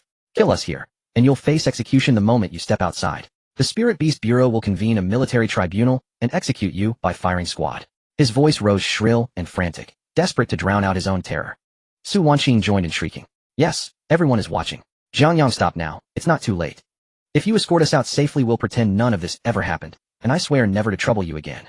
Behind a massive boulder, Fang Yuan curled his lip in contempt, his expression that of someone watching fools stumble blindly into a pit. These two haven't grasped reality, not even now. Lin Shui merely scoffed, refusing even to glance their way. Jiang Yang reached into his pocket and withdrew several small metallic components. He tossed them carelessly. Clack! They landed at Chen Hao's feet, cold, sharp, and unmistakable. Chen Hao looked down, and his pupils contracted violently. There lay the shattered core of his wristband, the tracking chip and microtransmitter pulverized beyond repair. Wires snapped clean, circuits obliterated. What did you do? Chen Hao stammered. Jiang Yang rose, brushing dust from his palms. Let me offer one final. A 7th-rank mutated venomous dragon emerged deep within the venomous mist swamp, triggering a catastrophic magnetic surge. Every surveillance node and teleportation array across the entire trial grounds collapsed 30 minutes ago. In other words, this place is now a sealed abyss. No cry reaches heaven, no plea stirs earth. Not even those tens of thousands in the plaza can witness what unfolds here. Not even the celestial sovereign himself could save you. Those words struck Chen Hao and Su Wanqing like a hammer blow, shattering their last ember of hope. Su Wanqing shattered completely. She clutched her head and screamed, a raw animal wail, then scrambled, rolling and crawling into the depths of the grove of bleached bones. Su Wanqing shattered completely. She clutched her head and screamed, a raw animal wail, then scrambled, rolling and crawling into the depths of the grove of bleached bones. Help! Help! Murder! Chen Hao lunged instinctively to grab her, but his fingers closed on empty air. He erupted in fury, wretched whore. Jiang Yang chuckled low, waving lazily toward Lin Shui and Fang Yuan, then dismissed the fool entirely. Chen Hao stood rooted, knees trembling uncontrollably. As Jiang Yang advanced, fear in Chen Hao's chest crested, then broke. Beyond terror lay madness. I'll die fight. His eyes burned crimson, a guttural roar tore from his throat. He bit down hard on his tongue, using the searing pain to force every last drop of qi and blood into desperate final motion. His first-rank martial cultivator strength strained to its absolute limit. Skin flushed scarlet, with surging vital energy. Lightning crackled across his fists as he launched his last defiant assault. Chen Hao's eyes were bloodshot, with lightning flashing wildly between his hands. He squeezed the blood and energy of a first-tier martial artist to the limit, roaring as he lunged at Jiang Yang. Jiang Yang didn't even lift his eyelids. He casually waved the tattered wild blade in his hand forward. There were no unnecessary movements, just a simple slash. Poochie! A muffled sound echoed. Chen Hao maintained his forward posture, his body abruptly snapping into two midair. The lightning extinguished and blood mixed with internal organs splattered across the ground. Su Wanqing let out a pig-like scream, tumbling backward in panic. With a loud bang, she crashed into a fleshy body. Fang Yuan tossed a tactical dagger in his hand, grinning as he blocked her escape route. On the other side, Lin Shui held two short blades, sealing off the other path. Su Wanqing knelt on the ground with a thud, her head hitting the gravel with a loud bang. Spare me, Lin Shui, Fang Yuan, we are classmates. I beg you to let me live. Seeing the two remain unmoved, Su Wanqing, bloodied, turned to Jiang Yang, who was approaching. She suddenly tore open her already torn collar, revealing a large expanse of skin. Jiang Yang, look at me. I can do anything as long as you spare my life. From now on, I will be yours. Jiang Yang frowned tightly, his face filled with disdain. He raised his leg and kicked directly at Su Wanqing's heart. She flew backwards, spitting a mouthful of fresh blood in midair. Before she could hit the ground, Lin Shui's figure flashed, and followed her short blades swiftly slicing across her throat. Su Wanqing clutched her bleeding neck, convulsing on the ground, before falling completely still. Fang Yuan jumped in agitation. Hey, Lin Shui, you're not following the rules. It's agreed that this head belongs to me, why are you stealing it? Lin Shui rolled her eyes, flicking off the blood from her short blade. Who told you to be so slow? Fang Yuan muttered as he walked over, skillfully searching through Chen Hao and Su Wanking's bodies pulling out 2 bulging crystal core bags. These two are quite plump, they've accumulated a lot of crystal cores. Lin Shui exchanged a glance with him, both of them understanding perfectly. During Jiang Yang's pursuit, if he truly wanted to kill Su Wanqing, she wouldn't have had a chance to run 10 steps. Why had he been playing cat and mouse with her all this time? The surveillance in the Abyss trial grounds was down, and Jiang Yang had taken out several elites from Tianhai City in one go. This was quite the damning evidence. If Lin Shui and Feng Yuan didn't get their hands dirty and provide a token of loyalty, how could Jiang Yang trust them completely? Nobody would entrust their lives to someone else's moral standards. Now it was perfect. Everyone had seen blood and became bound together like grasshoppers on the same rope. Once they were out, nobody would dare to say a word. Jiang Yang watched the two skillfully looting the corpses, a satisfied smile curling at the corners of his mouth. These two teammates were sharp-witted and ruthless. Jiang Yang slung the wild blade over his shoulder, saying, "All right, time to wrap things up. Come out, you've been watching for so long, aren't you tired?" Clap, clap, clap. The crisp sound of applause came from behind a rock several meters away on the right. Wonderful, truly spectacular. A voice filled with mockery and arrogance rang out. 5 figures emerged from behind the rock. The leader, a young man, wore a flashy silver-white uniform from the capital's No. 1 high school, his silver hair particularly striking in the firelight. The #1 genius of the capital, Gu Sun. Behind him followed 4 fully armed team members, all 5th-tier martial artists gripping various weapons and subtly forming a semi-encircled stance. Feng Yuan and Lin Shui instantly tensed up, their weapons crossed over their chests as their blood and energy began to circulate. Gu Sun fiddled with a 6th-tier crystal core in his hand, his gaze sweeping over the field of corpses before finally settling on Jiang Yang. No wonder there was such a commotion at the edge of the Qi Yin Canyon earlier. I thought it was some high-level exotic beast acting up. Gu Sun grinned widely, his smile exceptionally wild. I never expected to witness such a performance. Jiang Yang stood still, ignoring him. Gu Sun, seeing Jiang Yang's silence, felt pleased, thinking he had completely grasped the situation. The Jiangnan City representative team brutally slaughtering candidates. Gu Sun counted off one by one. Jiang Yang, you have some guts. I think I might even like you a little. Hey, when did they arrive? Feng Yuan leaned closer to Jiang Yang, lowering his voice. Jiang Yang remained silent. He had noticed these people hiding behind the rocks long ago. He had not acted earlier because he wanted to see what these people planned to do. Gu Sun took a couple of steps forward, raising his chin and adopting a judge's posture. Weren't you quite arrogant? Why are you silent now? Lost your tone? What do you want to express? Jiang Yang finally spoke, his tone flat. This attitude irritated Gu Sun. He hated it most when others acted calm in front of him. Keep pretending, go on pretend. Gu Sun pointed to the communicator on his wrist. The surveillance equipment is indeed down, but have you forgotten that a mental-type awakener can record images? A tall, thin boy behind Gu Sun cooperatively held up a transparent crystal stone, glowing softly. The scenes of you killing people are all stored in this stone. Gu Sun's smile grew even more brazen, as if he had Jiang Yang by the throat. As long as I leave this examination area and hand this crystal over to the chief instructor, you and your 2 accomplices will be completely finished. You'll face a military tribunal, and your families will bear the disgrace for a lifetime. Lin Shui's fingers gripped the short blade tightly, her knuckles turning white. Feng Yuan was sweating profusely, staring at the memory crystal in the hand of the tall, thin boy. So what? Jiang Yang countered. Gu Sun was stunned. He had expected Jiang Yang to kneel and beg for mercy, to cry, and plead at the very least to show panic. But Jiang Yang's reaction was too calm. So, Gu Sun gritted his teeth, laying his cards on the table. If you want to live, it's simple. Hand over all the crystal cores on you, and follow me. I'll ensure your safety. As long as you obediently act as my dogs, I'll get you into the best Longhu Academy along with endless resources. Gu Sun believed his offer was exceedingly generous. The Gu family taking them in was a blessing for them, and everyone knew how this deal was supposed to go. After hearing this, Jiang Yang turned to Feng Yuan. Did you understand what he said? Feng Yuan swallowed hard and nodded. Is he a bit out of his mind? Jiang Yang pointed at his own head. Feng Yuan dared not respond. Gu Sun's expression darkened as he lost patience. Jiang Yang, don't push your luck. Do you really think I wouldn't dare to hand over the crystal? Gu Sun waved his hand, and the 4 team members behind him simultaneously drew their weapons. Jiang Yang took down the wild blade from his shoulder, pressing the blade against the searing rock. If you want to hand it over, then go ahead. Oh, what does it have to do with me? Jiang Yang lifted his head, his gaze passing over Gu Sun to fixate on the tall, thin boy holding the crystal. However, since you've come all this way to deliver a package, it would seem rude not to accept it. The words "not very polite" lingered in the air. Jiang Yang had already vanished from sight. Gu Sun's smug expression froze, his mouth slightly agape, completely unable to process what had just happened. The tall, slender teammate standing to his left was holding a memory crystal, his face filled with mockery. In the next moment, Jiang Yang had appeared behind him, gripping his hair, his neck tilted backward. The worn and tattered blade of the wild sun grazed his neck. The slender figure didn't even have time to scream, his body sliding lifelessly to the ground. The memory crystal slipped from his hand. Jiang Yang caught the glowing crystal steadily with his left hand finger. With a bang, a crisp sound of explosion rang out, reducing it to powder. The powder trickled down through Jiang Yang's fingers, landing on the dry, barren rocks. The entire process took less than 2 seconds. Even the wind in the bone forest ceased.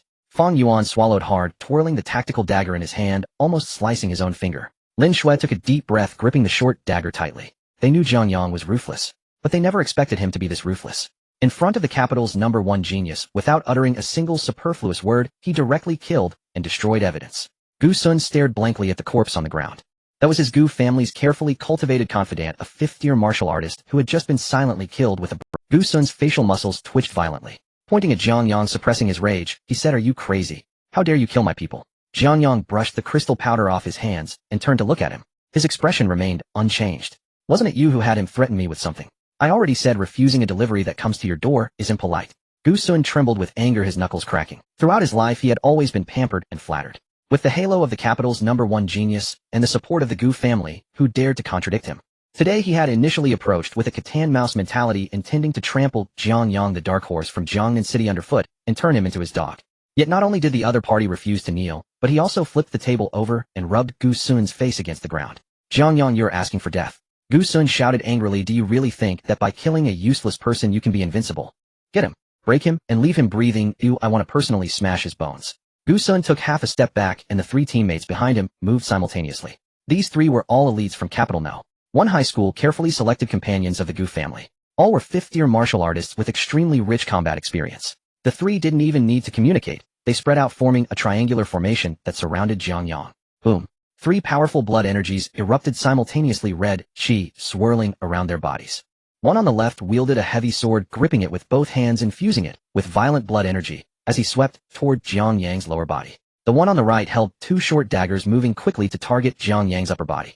The person directly in front was the most robust, summoning an ice spear aimed directly at Jiang Yang's heart. The 3 paths were completely sealed, and their escape route was thoroughly cut off. Seeing this, Fang Yuan shouted anxiously, "Brother Yang, be careful." As he spoke, he pressed his hands to the ground, activating his illusion ability in an attempt to trap the 3. Lin Shui grabbed him, saying, "Don't create trouble." Fang Yuan panicked, but those are 3 fifth-tier martial artists, and they also have a combined attack formation. Brother Yang is alone.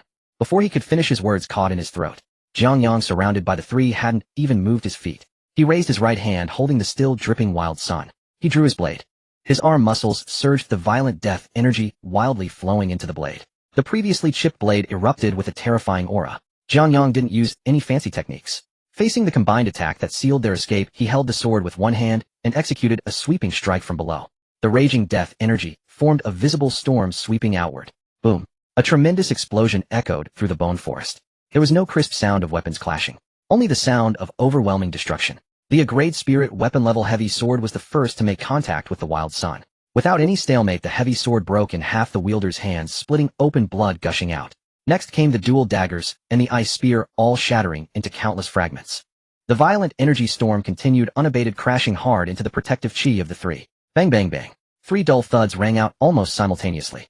The protective chi, which the fifth-tier martial artists took pride in, was as fragile as a sheet of paper, crumbling instantly under the slash of the wild sun. The 3 meticulously trained killers of the Gu family simultaneously spat out large mouthfuls of blood. Their bodies uncontrollably flew backward, tracing 3 parabolic arcs in the air, crashing heavily onto the rocks several meters away. The rocks were smashed into a large pit, debris raining down. The 3 lay collapsed in the rubble, their chests caved in, blood spraying everywhere, lacking even the strength to struggle before losing consciousness. They were killed in an instant. A thorough and complete instant kill. Fang Yuan stood with his mouth agape, the short dagger in his hand dropping to the ground with a clatter. Lin Shui was also stunned. She knew Jiang Yang was strong, killing 5th-tier exotic beasts in the poison marsh with a single strike. But exotic beasts were still exotic beasts. These 3 were fully armed, coordinated 5th-tier martial artists. In front of Jiang Yang, they couldn't even withstand a single move. Was this really the so-called useless person who awakened in 5th grade artifact system? Gu Sun stood frozen, his expression reaching an extreme. Shock, disbelief, and incredulity transformed into deep apprehension. Did his 3 subordinates just get wasted like this? These were 3 fifth-tier martial artists. In other schools they were considered geniuses. Even he himself, at the peak of the 9th tier, would have to exert considerable effort to deal with all 3 at once. What gave Jiang Yang the power to kill them with one strike? Moreover, there was no blood energy fluctuation from Jiang Yang. What was that strange energy? Jiang Yang shook off the wild sun, hoisting it onto his shoulder, and leisurely walked up to Gu Sun. "Is this all the trash you brought with you? You still want me to be your dog? Do you think you deserve it?" Gu Sun gritted his teeth, his eyes bloodshot with rage. "Jiang Yang, do you really think you've won?" He ripped off the flashy silver-white uniform, revealing a tight black combat suit underneath. The blood energy of the 9th tier erupted without reservation. The air around distorted due to the high-intensity energy fluctuations. The debris on the ground was lifted by the shockwave and ground into powder in midair. Today I will show you that the foundation of the Gu family in the capital is beyond what a bumpkin like you can imagine. Gu Sun raised his right hand and brushed against the ring on his left index finger. A blinding purple light burst forth from the spatial ring and landed in his palm. It was a tunterlong halberd. The entire weapon was a dark purple color covered in intricate energy patterns. As soon as it appeared, the air was filled with a burnt smell. Violent purple lightning coiled around the halberd, crackling. Fang Yuan, standing dozens of meters away, felt every hair on his body stand on end with waves of pain coursing through his skin. Scrayed spirit weapon. Fang Yuan exclaimed in shock. Lin Shue's expression changed dramatically. And Scrayed spirit weapon could only be fully utilized by a master of the martial marquis level. Each was worth a fortune, impossible to buy on the market, only available from top-tier conglomerates and prestigious families. How could Gu Sun, a 9th-tier martial artist, carry an Scrayed spirit weapon while still being a tier away from a martial general? At least you have some knowledge. Gu Sun gripped the halberd with both hands, the purple lightning spreading up his arms. He was enveloped in lightning, his momentum rising sharply, almost touching the threshold of a martial general. This purple lightning wild dragon has claimed countless high-tier exotic beasts as its victims. Jiang Yang, forcing me to use it means you won't die in vain today. Gu Sun shook his hands, and a thick bolt of lightning shot from the tip of the halberd, obliterating a massive rock several meters away into dust. He glared at Jiang Yang with a sinister look. Do you think you can run rampant relying on brute strength? In the face of true foundation, you are nothing. Ready to say your last words? Jiang Yang stood still, watching Gu Sun, posturing, unable to hold back a sigh. He sheathed the wild sun. Flipping his palm, he drew out 2 unusual twin daggers connected by chains. Why are you so verbose? Gu Sun gripped the Fangtian Huaji tightly, the lightning on the purple lightning rampage becoming increasingly blinding. The surrounding air was scorched by the high-intensity energy, emitting crackling explosive sounds. Fang Yuan pulled Lin Shui back, repeatedly, the fat on his face trembling. Yang, something's not right with this thing. Fang Yuan shouted at the top of his lungs. Lin Shui clenched the short dagger with both hands, her knuckles turning white. The lightning condensing on the long halberd was too violent. Just a graze would certainly be unbearable. Gu Sun wore a wild grin, reveling in the thrill of power. Jiang Yang, dying beneath and strength spirit weapon, at least you can say you had some face. He raised the halberd high, striking down fiercely. In midair, a lightning pillar as thick as a barrel formed out of nowhere, hurtling towards Jiang Yang with destructive force. The violent thunder illuminated the entire withered bone forest in a stark white. Jiang Yang stood still, merely lightly placing the knife in his left hand in front of him. There was no deafening explosion, no energy-surging shockwave. The violent lightning pillar, capable of obliterating a 9th-tier martial artist, vanished the moment it touched the blade. Not even a spark was produced. It was as if a drop of water had fallen into the ocean, silent and unnoticed. Gu Sun's manic grin froze. He rubbed his eyes hard, thinking he was hallucinating. Where's the lightning? Such a massive bolt. Jiang Yang flicked the chain in his hand, the blade of his knife flipping over, aimed at the front, where Gu Sun stood. You really have a poor memory.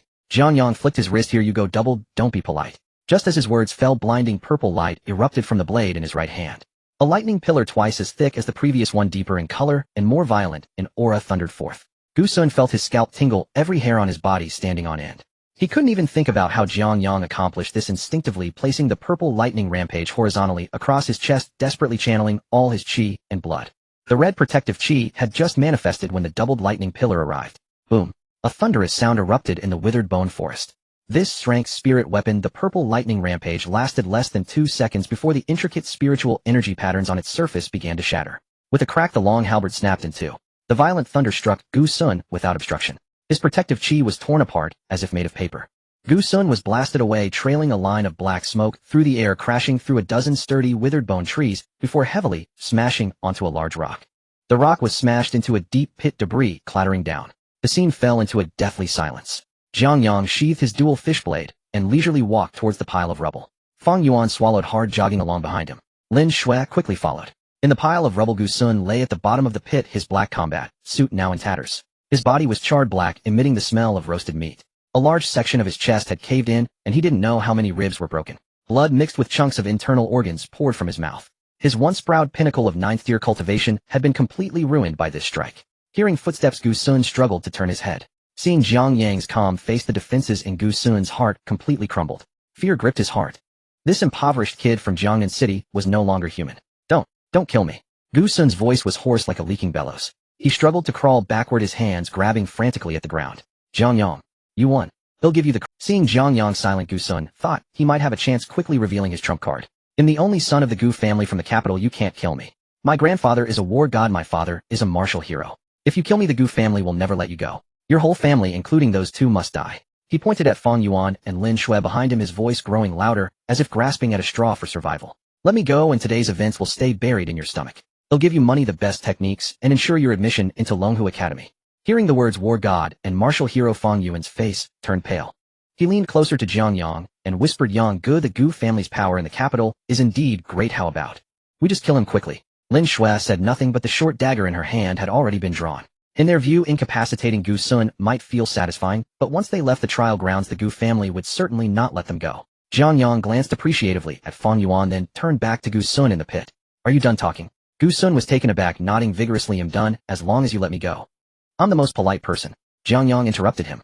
You came all this way to deliver your head. Ooh, I won't disappoint you. Jiang Yang raised his hand, showing no hesitation, and swung down the knife. The sound of the blade cutting through bone echoed particularly clearly in the withered bone forest. Gu Sun's head rolled away, coming to a stop at Fang Yuan's feet. The expression on that face still carried the hopes and shock that had not yet dissipated. Fang Yuan jumped back in fright, and Lin Shui gasped in shock. He really killed him. The number one genius from the capital, the young master of the Gu family, was slaughtered by Jiang Yang, as if he were a chicken. Jiang Yang shook off the blood on his blade and sheathed it. He jumped down into the pit, searching through Gu Sun's headless corpse. Yang Gu. Fang Yuan stuttered, if this gets found out, who will investigate? Jiang Yang didn't even look up. He died in Qiyin Gorge. We are examinees from the poison marsh. What does it have to do with us? Fang Yuan opened his mouth, realizing he couldn't refute. Lin Shui walked over and glanced at the corpse on the ground. He must have a lot of good stuff on him. Of course. Jiang Yang pulled a silver ring from Gu Sun's finger. A spatial ring. This item is worth a fortune on the market, and you can't buy it, even if you have money. Jiang Yang probed his spiritual energy inside, and raised an eyebrow. This kid really is loaded. The ring contains several sixth-tier crystal cores, and a few bottles of high-grade qi and blood potions. Time to wrap up. Jiang Yang pocketed the ring, and turned to the three unconscious fifth-tier martial artists. Take care of these three, as well leave no survivors. Fang Yuan and Lin Shui exchanged glances, and without hesitation, they moved to act. After a few muffled sounds, the three Gu family assassins breathed their last. Along with the backpacks on their bodies, all were thoroughly looted by Fang Yuan. Once the battlefield was cleared of spoils, Fang Yuan counted the number of crystal cores, his face breaking into a beaming smile. Yang Gu, we hit the jackpot. Just the crystal cores from these people add up to several thousand points. Oh, our points have already surpassed 2,000. First place in this national competition is secured. Lin Shui, while cleaning her short dagger, wasn't as optimistic. Don't get too happy too soon. With Gu Sun dead, the Gu family will surely go mad. Once the trial is over, everyone will be under strict investigation. Jiang Yang waved his hand dismissively. Let's deal with the outside matters later. He glanced at the surrounding withered bone forest. That last doubled lightning pillar was too loud. It would definitely attract others to investigate. The three of them cleaned up the battlefield, turned Gu Sun and the others' bodies to ash, and returned to the poison marsh. Crack, crack, crack. A vast expanse of white frost surged wildly across the muddy marshland. The purple-black toxic miasma was frozen by the extreme cold, transforming into a rain of ice crystals. Jiang Yang stood on a raised rock, holding the ice will pill in one hand. The cold air emanating from the blade turned the surrounding area into a glacier spanning hundreds of meters. Dozens of sixth-tier human-faced spiders were frozen into transparent ice cubes before they could even complete their escape. Fang Yuan swung the tactical dagger in his hand and struck fiercely at the ice sculpture. The ice sculpture shattered into countless ice fragments, and a sixth-tier crystal core radiating a faint glow rolled out. Fang Yuan hurriedly picked it up, huffed to clean it, and stuffed it into the sack on his back. Brother Yang, this is no trial at all, Fang Yuan panted while smashing the ice blocks. This is clearly one-sided slaughter. I've never had such a smooth experience even when stocking up at the supermarket. Lin Shui adeptly peeled rare materials from the bodies of the beasts nearby. Shut up and get to work, don't waste time. There's a group of sixth-tier beasts ahead. Jiang Yang sheathed the ice will pill, sat on a clean rock, and drank water while watching the two of them busy at work. The numbers on the score ring on his wrist were fluctuating wildly. A week later, in the external plaza, the numbers on the huge electronic screen pierced the eyes of all the supervising teachers. First place, Jiangnan City's representative team score, 315600. Second place, Jingqing One High School representative team score, 68000. Third place, Modu affiliated school representative team score, 4200. 311,000 points. This number hung at the top, creating a cliff-like gap from the teams behind. The entire plaza fell into a hushed silence. After so many years of national competitions, no one had ever witnessed such an outrageous score. In the past, breaking 10,000 points was something only the top geniuses could achieve. These three students from Jiangnan City had directly tripled the historical record. Vice Director Su held a stainless steel thermos, his face wrinkled with a smile. He took a wide stance, swaggering in front of the representative teams from various cities, before finally stopping in front of the resting area of Jingqing One High School. Vice Director Su sipped his goji berry tea and cleared his throat. Old Zhao, is your equipment at Jingqing One High School broken? Zhao Diz, who sat in his chair, his face pale. Vice Director Su persisted, leaning in to point at the big screen. Look, this score hasn't budged for an entire week. Young Master Gu is the top genius of Jingxing with peak 9th tier strength. How could he possibly have earned nothing? Is it possible the score ring malfunctioned and didn't record? Why don't you report it to the chief instructor? Zhao Dizhu stood up and kicked his chair over. You Su, stop trying to disgust people, Zhao Dizhu pointed at Vice Director Su. In a place like the toxic miasma marsh, it's all low-tier beasts. What skill is it for you guys from Jiang Yang City to score points by picking up scraps? Vice Director Su smirked. What's wrong with low-tier beasts? Those are still legitimate points. If your young Master Gu is so capable, why doesn't he also pick up some scraps? Young Master Gu has high aspirations. Zhao Dizhu gritted his teeth and held firm. There are 7th tier lord-level beasts deep in the Qian Canyon. Young Master Gu must be leading the team to hunt the lords. Hunting lords requires time to set traps. Once they slay the lord, their score will surpass yours. Several supervising teachers from other cities nodded in agreement upon hearing this. This explanation was quite reasonable. While both were 7th tier beasts, the points for lord-level beasts were 5 times that of ordinary 7th tier beasts. If Gu Sun indeed killed a 7th tier lord, he could certainly turn the tables immediately. Vice Director Su snorted. Fine, let's wait and see. Despite saying this, Zhao Dizhu felt a sense of trepidation in his heart. Surely if Gu Sun went to kill the lord, he would inevitably kill a few low-tier beasts along the way, right? How could it be that for a full 7 days not a single point was earned? A sense of foreboding spread within Zhao Dizhu. Not only was Jingxing No. 1 high school in a panic, but the supervising teachers from Tianhai City were also anxiously pacing around. Something's off. He Xiao and their scores have also stopped. A teacher from Tianhai City wiped the sweat from his forehead. Could it be that they've encountered a beast tide? Days passed. Finally, the Abyss trial welcomed its last day. Countdown 00000. The enormous teleportation array in the center of the plaza emitted a deep rumble. Blinding white light shot into the sky. Everyone stood up staring at the teleportation exit. The chief instructor holding the roster shouted from the edge of the array. Medical team, get ready, come out one by one. The first batch of students was teleported out. The team from Modu affiliated school went in with 5 members, but only 3 came out. The team leader had a broken arm covered in blood and collapsed unconscious as soon as he landed. Next came the teams from other cities. The scene was grim. Almost all the students who emerged were severely injured, some even missing half their bodies from beast bites hanging on by a thread. The medical team rushed back and forth, various healing abilities flashing. Vice Director Su tightened his grip on the thermos, his neck craning as he desperately searched for Jiang Yang City's presence in the crowd. The array lit up again. 3 figures strolled out leisurely.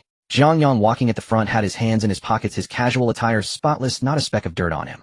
Lin Shui followed behind, holding 2 short daggers, her expression calm.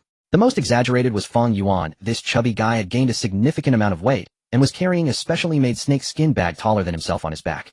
The bag was stuffed to the brim, making a clinking sound of crystal cores colliding as he walked. The entire audience fell silent for a few seconds. While others emerged half dead, did these 3 really just go shopping? Vice Director Su threw the thermos aside and charged over. Good boy, I knew you could do it. He hugged Feng Yuan tightly. You weren't hurt, were you? Huh. Feng Yuan dropped the bag to the ground, creating a shallow pit.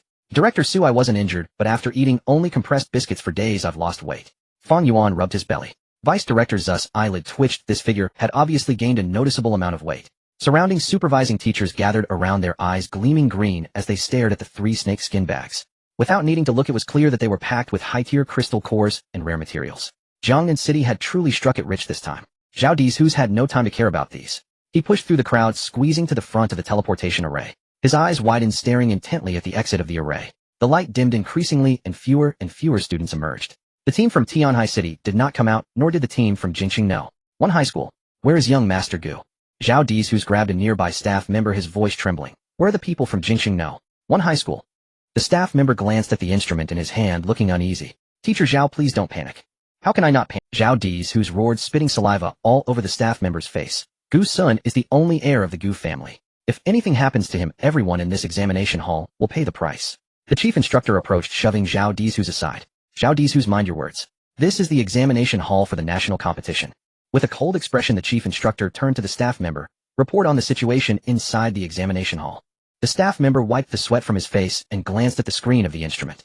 Chief instructor, the life sign detector has completed its scan of the examination hall. There are no human life signals left in the examination hall. Zhao Dizhu was stunned. He opened his mouth, but couldn't make a sound. What do you mean? Zhao Dizhu snatched the instrument from the staff member. What do you mean there are no human life signals? Young Master Gu carries a spatial teleportation talisman. Even if he encounters danger, he can retreat at any time. The chief instructor took back the instrument, looking at the empty red dots on the screen, his brow furrowed. The energy of the teleportation array has been exhausted and is about to shut down. As soon as the chief instructor's words fell, the enormous array in the center of the plaza emitted a hum, and the blinding white light extinguished. Only the array patterns remained on the ground with no further movement. Zhao Dizhu's legs went weak, and he collapsed to the ground. It's over. It's all over. Gu Sun did not come out. The number one genius of Jingqing cultivated by the Gu family with all their resources died in the examination hall. If this news reaches Jingqing, the entire Gu family would be turned upside down. The teleportation array's radiance completely vanished, leaving only a ground covered in dim patterns. Zhao Dezhu sat on the ground stunned for a few seconds before suddenly leaping up. His eyes were bloodshot, his features twisted in a grotesque manner, and he scanned the crowd like a mad dog. Finally, he fixed his gaze on Jiang Yang and the three bystanders. It was you. Zhao Dezhu's trembling finger pointed at Jiang Yang, his voice shrill and breaking. You killed young Master Gu. The other representatives from the city who had been whispering fell silent instantly. Everyone's gaze converged sharply on Jiang Yang. Before Jiang Yang could speak, Deputy Director Su stepped forward, blocking Jiang Yang. Boom. A fierce wave of vitality from the Martial Marquis level erupted from Deputy Director Su, causing the surrounding air to vibrate. He usually smiled like a Methriyao Buddha, but at this moment his face was filled with menace and the thermos in his hand had been crushed into a lump of iron. Zhao Dezhu, stop talking nonsense. Deputy Director Su pointed at Zhao Dezhu and scolded loudly. If you can't accept defeat, just say so. What kind of skill is it to bite indiscriminately? Gu Sun, a peak 9th stage, led a team of elite 5th stages, died in the examination room because he was useless. What? Just because someone from your Beijing city no. One died, you want to drag our students from Jiangnan city down with you? Deputy Director Zu's words were merciless, directly tearing Zhao Dezhu's face down to the ground. The teachers from Modu-affiliated high school and Tianhai City, who were nearby, couldn't help but wince. This was too harsh, directly targeting the lungs. Zhao Dezhu trembled with anger, pointing at Deputy Director Su. You are spouting nonsense. Young Master Gu had an great spirit weapon. The beasts in the Red Flame Canyon couldn't possibly harm him. It must have been this kid's treachery. Shut up.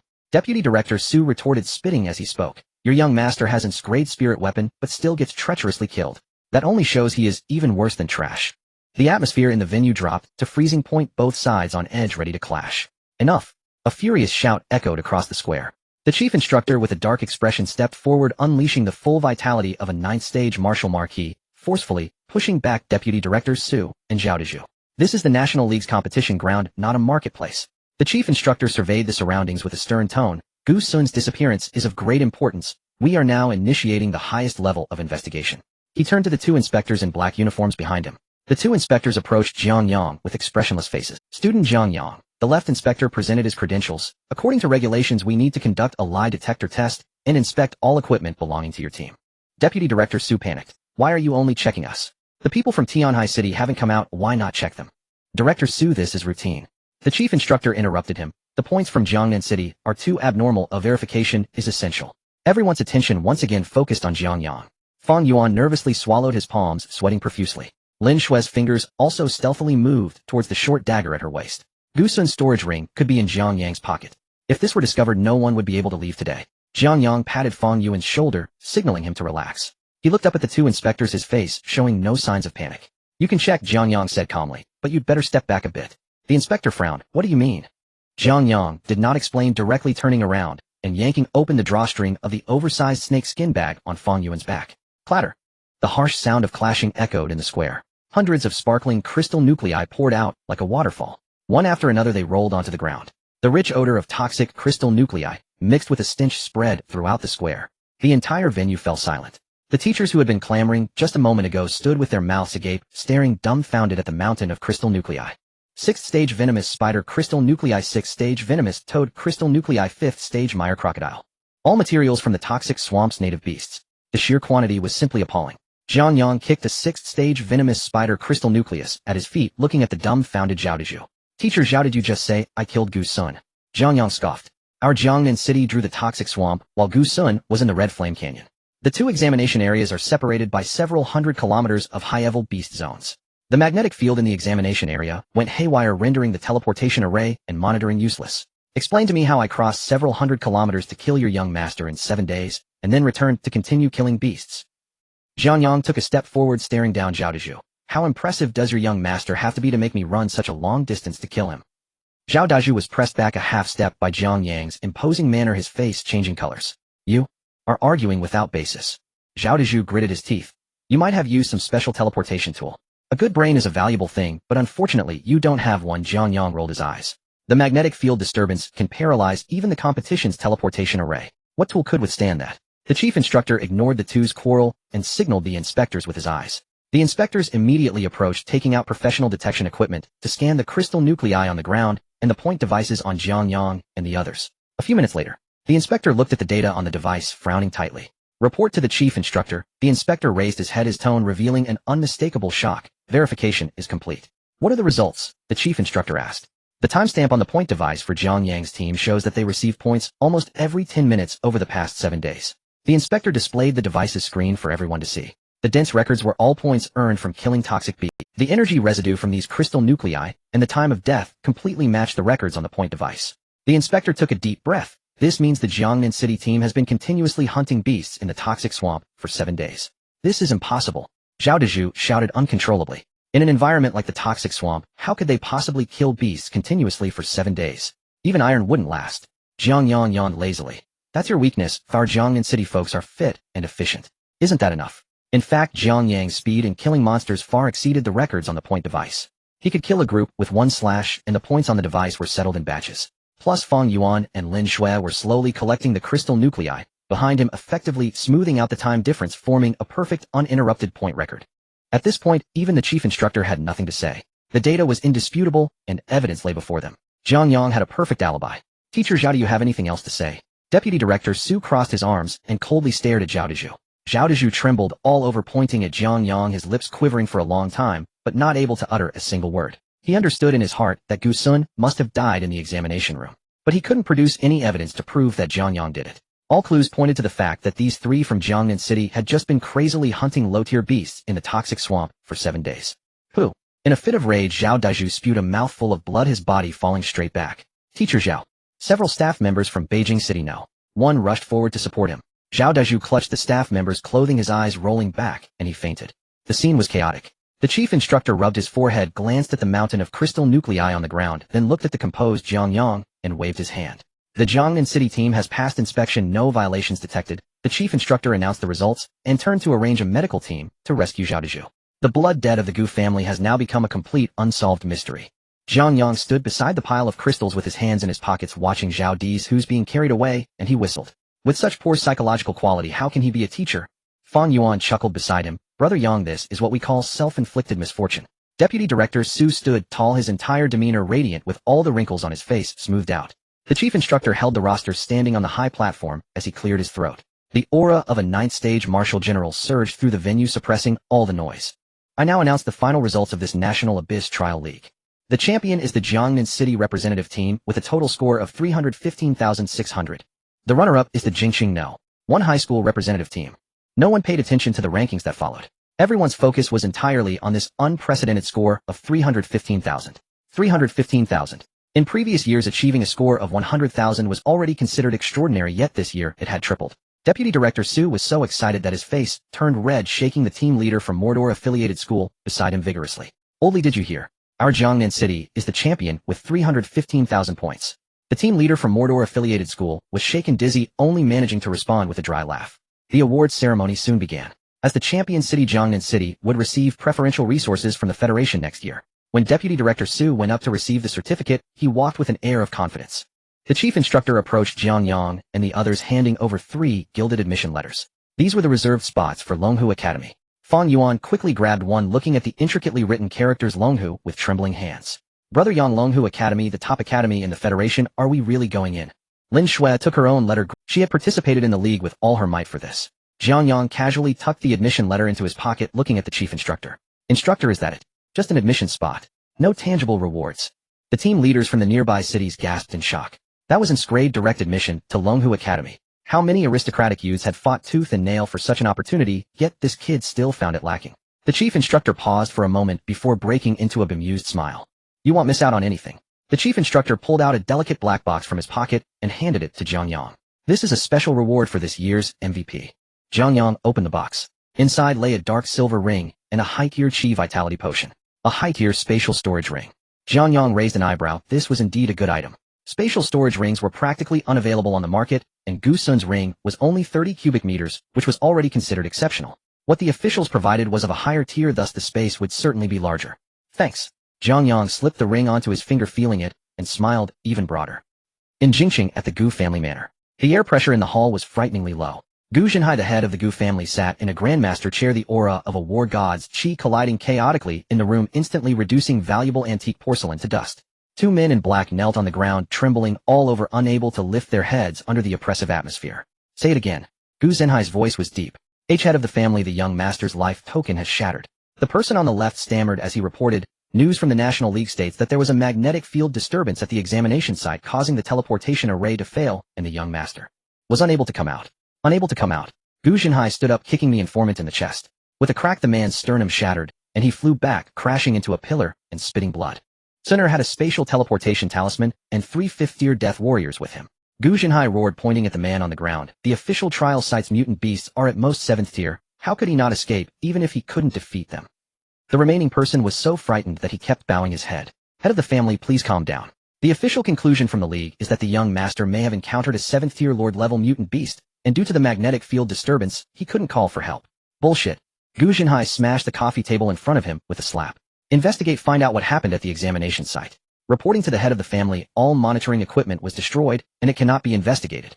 The informant steeled his courage to say, however, this time the Jiangnan City representative team scored 315,000 points, placing first overall. And that kid named Jiang Yang, he had a conflict with the young master before the match. Jiang Yang. Gu Zhenhai paused. Yes, he injured the young master's bodyguard at that time, but the officials reviewed Jiang Yang's score records and said they had been in the toxic marsh, providing perfect alibis. Gu Zhenhai let out a cold laugh. Perfect alibi. 315,000 points. 3 mud-legged kids from Jiangnan City can score 315,000. Gu Zhenhai did not believe this explanation at all. He did not need evidence, nor did he care about any alibi. Gu Sun was dead, and someone had to pay the price. Since this Jiang Yang had a grudge against Gu Sun and behaved so suspiciously, he was the prime suspect.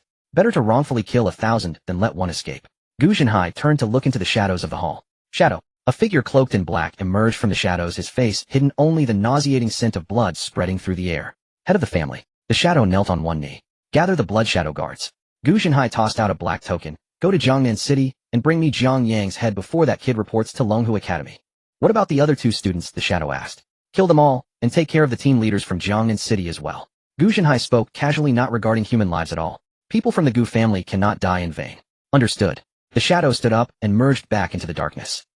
In Jiangnan City at the train station, a maglev train slowly arrived. Deputy Director Su walked at the front holding the National League Championship trophy, unable to stop grinning.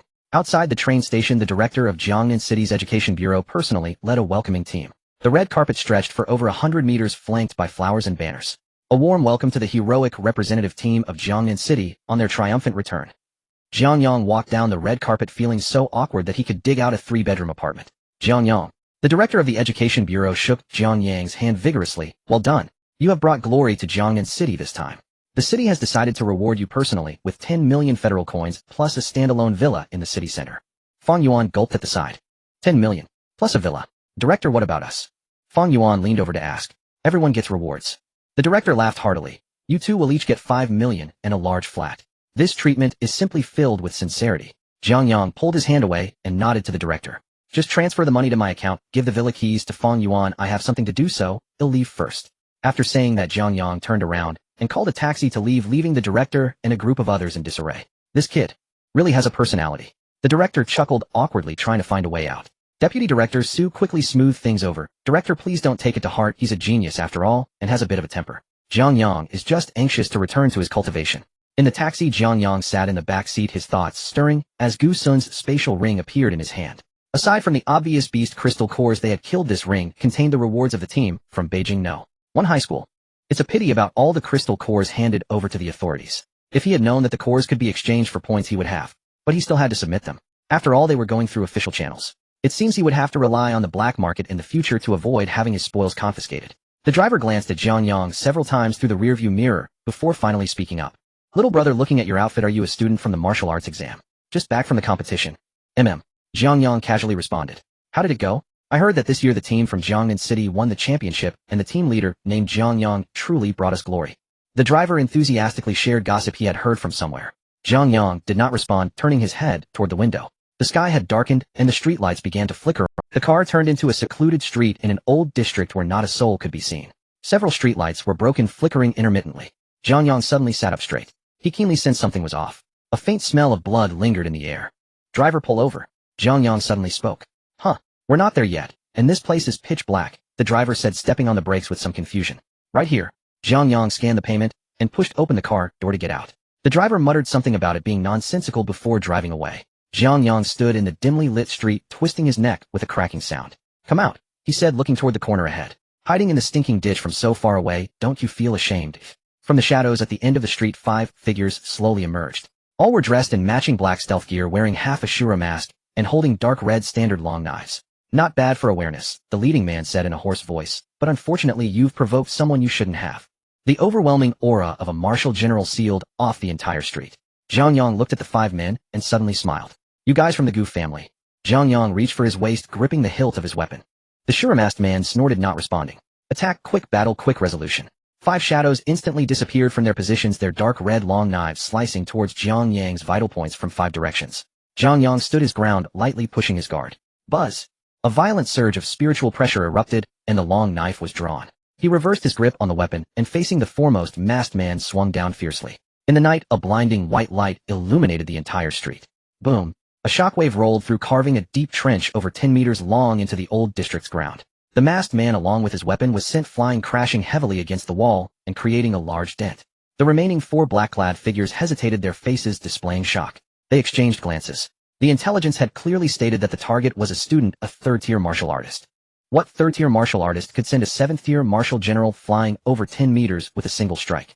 Jiang Yang flicked the weapon and took a step forward. Next, formation. The 4 of them quickly positioned themselves in 4 directions, dark red energy erupting from their bodies, merging into a single entity. The 4 symbols, slaughter formation. Their long knives intertwined into an impenetrable web, carrying the unique pressure of a high-tier martial general descending upon him. Jiang Yang stood at the very center of the knife web, not even raising an eyelid. Just as the web was about to shred him to pieces, his figure suddenly blurred. Instant step. All 4 attacks missed simultaneously. The dark red blade energy smashed into the ground, creating a massive pit, with debris flying everywhere. Where is he? The lead black-clad man's pupils shrank sharply, cold sweat breaking out on his back. The 4 immediately stood back to back, alert for any movement around them. How could he be so fast? What kind of body technique is this? Look above. A light, airy voice came from. The 4 looked up. Jiang Yang held his weapon in one hand, the violent spiritual pressure pouring out along the blade. Clang, clang, clang, clang. For crisp sounds of metal breaking resonated in unison. The dark red long knives of the Blood Shadow guards were effortlessly severed by Jiang Yang's weapon. The broken blades flew into the air, clattering down to the ground. The black-clad men were completely dumbfounded. These were specially crafted weapons made by the Gu family at great expense, and yet they were easily cut through by a shabby knife. Jiang Yang did not give them time to react. With a flick of his wrist, his weapon swept out with terrifying destructive power. The 2 closest black-clad men didn't even have time to scream. The violent spiritual pressure directly sliced through their upper bodies and lower bodies, separated, blood gushing out, splattering everywhere. 2 mutilated corpses cracked. One of the black-clad men was still clinging to life, dragging his half-severed body across the ground, emitting desperate. The remaining 2 realized they were no match and exchanged glances. Run! Without hesitation, the 2 black-clad men turned and dashed in opposite directions. You came all this way, why run? Jiang Yang stood still, raising his right hand, his index finger pointing at one of them. Destruction path, 4th form, white thunder. A bolt of blue-white lightning burst forth from his fingertip, tearing through the night. Crack! The lightning pierced through the man's skull, emerging from his forehead. The communication talisman fell to the ground as the man collapsed lifeless, with wisps of black smoke rising from the back of his head. Jiang Yang retracted his hand and vanished again. The last black-clad man was desperately running forward when he suddenly felt a heaviness in his chest. His body uncontrollably flew backward, crashing heavily against the wall before sliding down to the ground. A foot pressed down on his chest. Jiang Yang looked down at him from above, applying pressure with his weapon's tip against his throat. You Gu family members really have high efficiency, Jiang Yang said casually. I just got out of the car, and you followed, right? The masked man stared at Jiang Yang, his chest heaving violently. What level of cultivation are you? Now it's my turn to ask you. Jiang Yang exerted force with his foot, directly breaking 2 of the man's ribs. Crack! The masked man groaned in pain. How many of you came? Besides you useless ones, who else is in Jiangnan City? Jiang Yang used the tip of his weapon to pry off the man's mask. Beneath it was an unremarkable face, gasping in pain. You can't survive after offending the Gu family. The masked man gritted his teeth, his tone laced with despair. Jiangnan City can't protect you, nor can the Longhu Academy. The head of the family has already declared that your head is to be offered as a sacrifice to the young master. Jiang Yang curled his lips. You talk too much. I ask you, who else is in Jiangnan City? The masked man suddenly began to laugh, blood spilling from his mouth. Your whole family, your friends, that fat guy, that girl with the dagger, all of them will die. Hearing this, Jiang Yang's smile vanished. Threatening me with my friends. You chose the wrong script. Jiang Yang pressed down, and his weapon cleanly severed the masked man's right arm.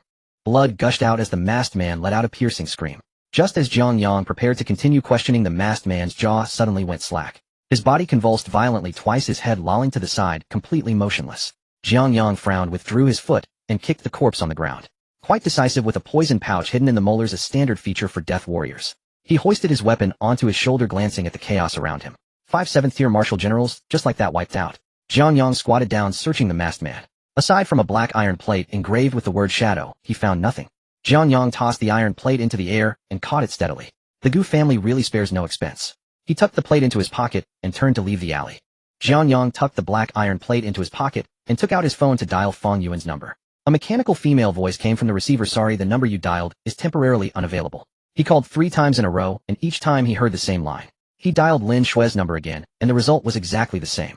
Although the old city area was remote, it shouldn't have been without signal. Jiang Yang stared at the red X signal bar on his phone screen, and the casual look on his face completely vanished. He tightened his grip on the iron plate, his fingers exerting force.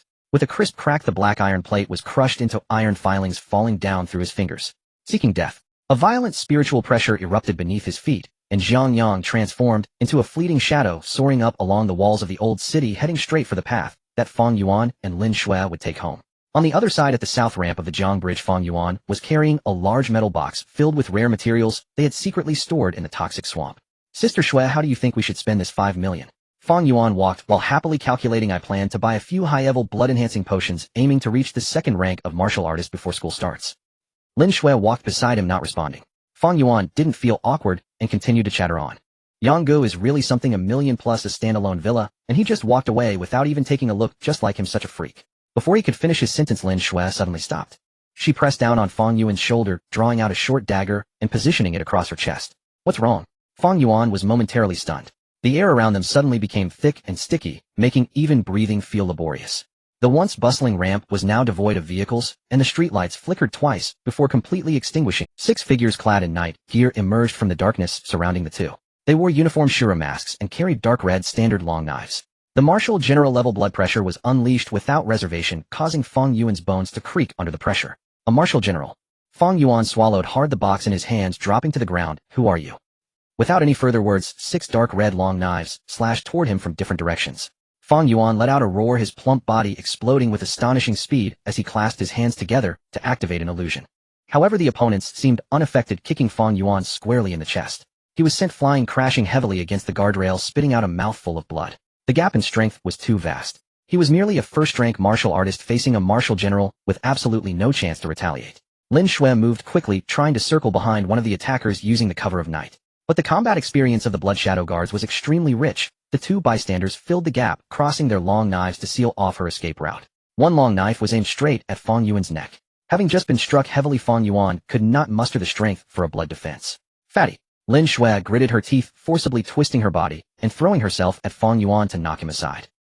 The dark red long knife pierced through Lin Shue's left shoulder, staining her clothing with blood. Lin Shue let out a muffled groan and thrust her dagger towards the opponent's face, but the opponent easily dodged by tilting their head, then kicked her in the abdomen.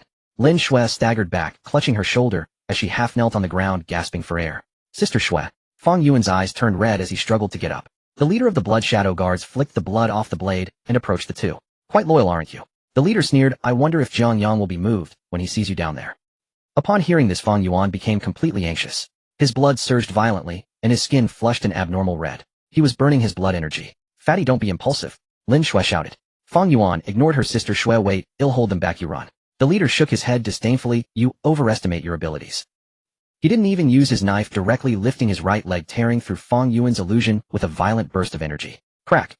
Fang Yuan's protective energy shattered, several ribs snapped simultaneously, and he was sent flying again, rolling on the ground for several circles before finally coming to a stop, unable to get up.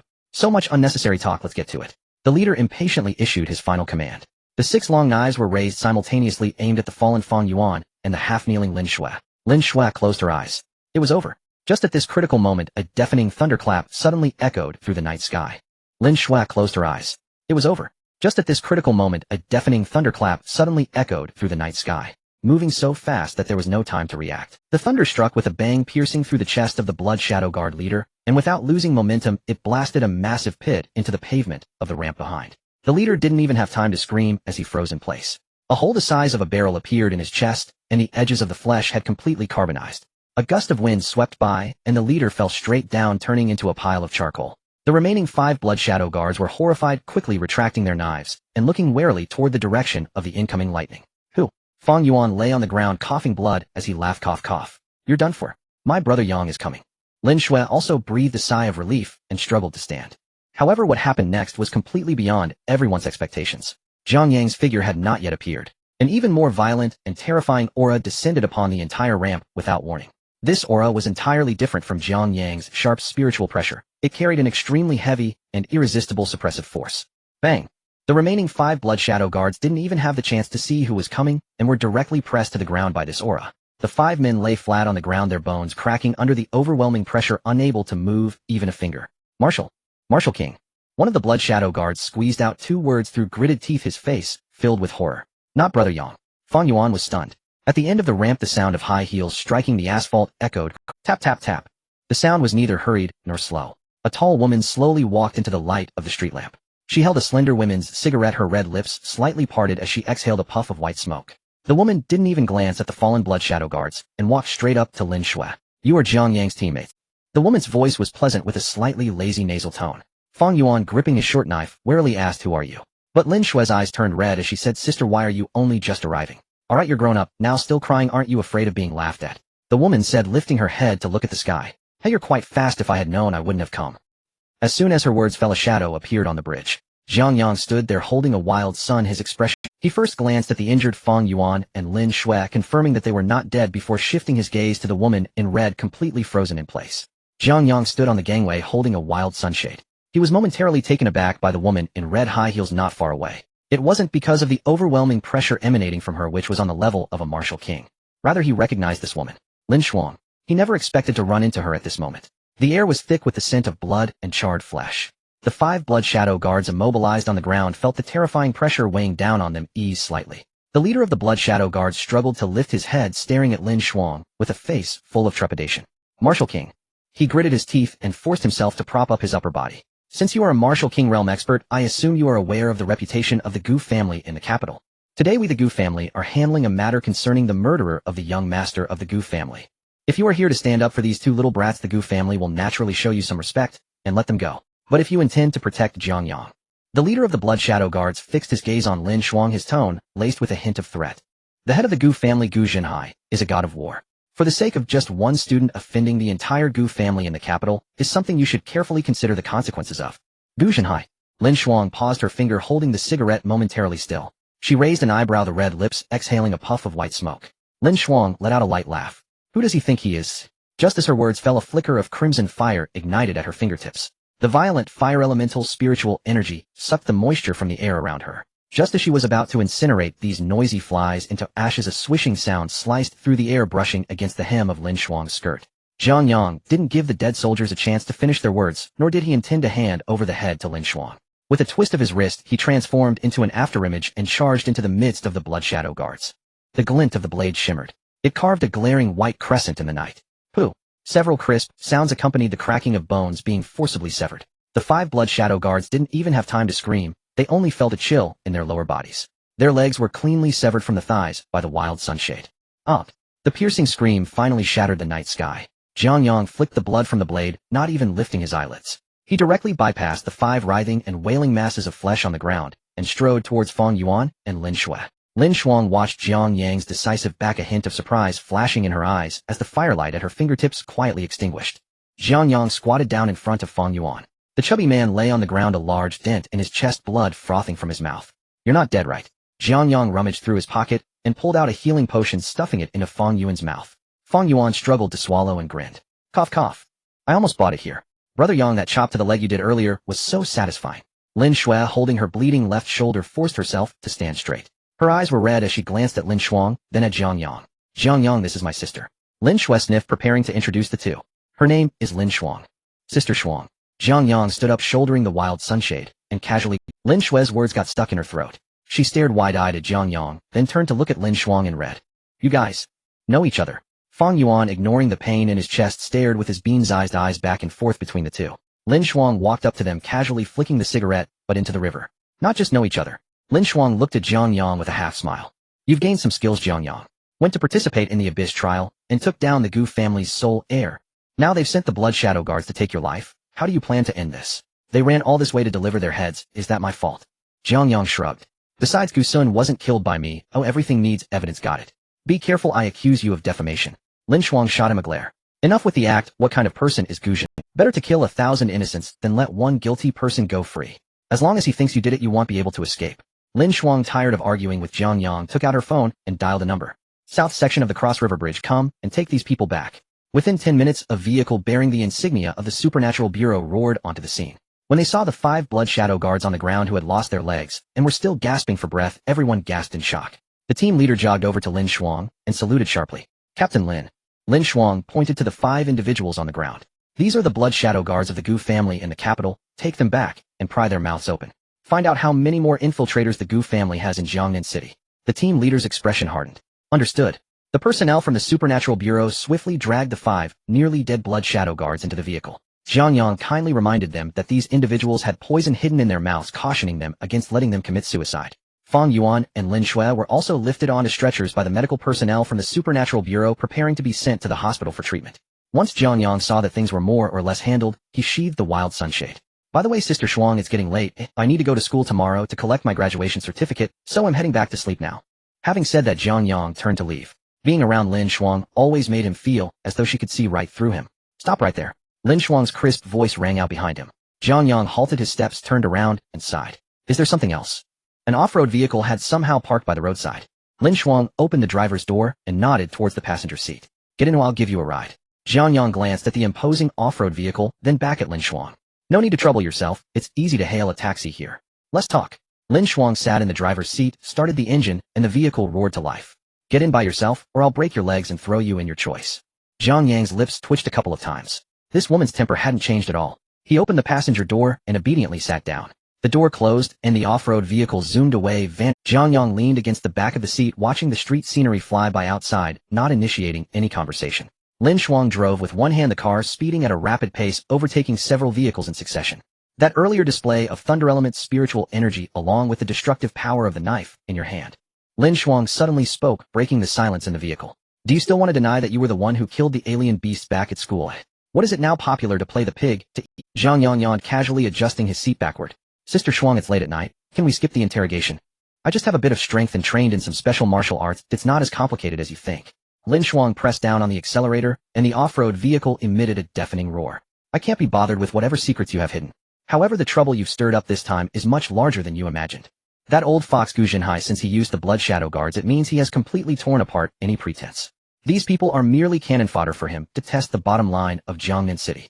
Lin Shuang turned her head, giving Jiang Yang a deep look. Hurry up and report to the Longhu Academy. Once you're in school, they won't dare to touch you. Jiang Yang returned home. The house as usual was empty, and the air was filled with a stale odor from several days of no ventilation. The familiar combat boots were missing from the shoe rack at the entrance.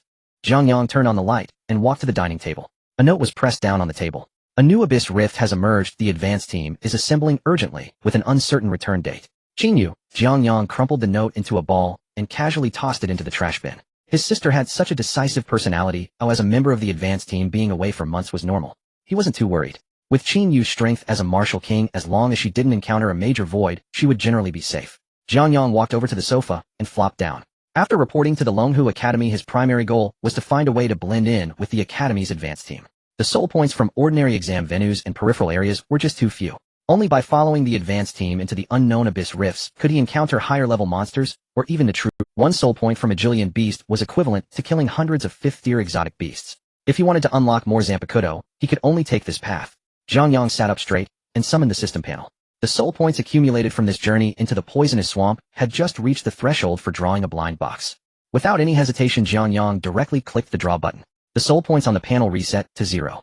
A black blind box appeared in the void and began to shake violently. A blinding purple light exploded in his mind. A short knife with an extremely bizarre design slowly appeared in Jiang Yang's hand. The hilt was dark golden, and 3 small bronze bells hung from the guard. What was most eye-catching was the blade. The blade was curved, and at the guard was a chubby baby face with closed eyes exuding an indescribable malevolence. Hikishizai, the Zanpakutō of the captain of the 12th Division, Nimyu Karatsuchi. The moment Jiang Yang grasped the hilt, a massive stream of information surged into his mind. The abilities of this knife were very special. As long as a target was cut by its blade, even if it was just a minor scratch, the strange fluctuations emitted by the blade would sever the enemy's motor nerves. In simple terms, those who were hit would immediately become paralyzed, unable to move even a finger. More horrifyingly, it only severed motor nerves while completely preserving pain sensation. The enemy would feel the agony of being dismembered while fully conscious, like meat on a chopping block. In addition, in its initial release state, It could emit a potent toxic gas. What a great item. Jiang Yang casually twirled the knife, and the bells on the guard rang with a crisp sound. This was definitely a top-tier tool for assassination and silencing.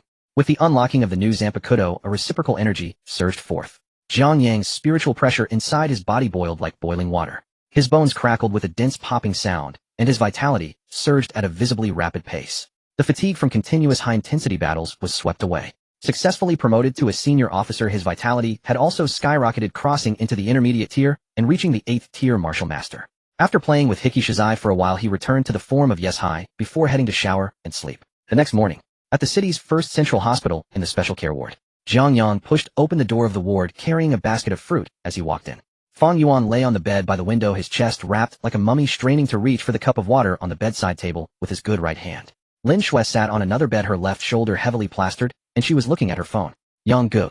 Fang Yuan exclaimed excitedly upon seeing Jiang Yang almost leaping from the bed only to pull a fractured rib and grimace in pain. Lin Shui also put down her phone and looked up to greet him. Jiang Yang pulled a chair and sat between the two beds, casually handing the cup of water to Fang Yuan. You're recovering quickly, full of energy. Fang Yuan gulped down a large mouthful of water, his face flushed, and he slammed the cup back on the table. Yang Gu, do you know who came just now? Who? Jiang Yang took out an apple and began peeling it. Deputy Director. Fang Yuan slammed his hand on the bed in anger. He brought 2 leaders from the municipal bureau, saying that the higher-ups have intervened in last night's incident. The bodies of those 5 Blood Shadow guards were disposed of overnight, and it was publicly stated that we were attacked by roaming high-tier exotic beasts.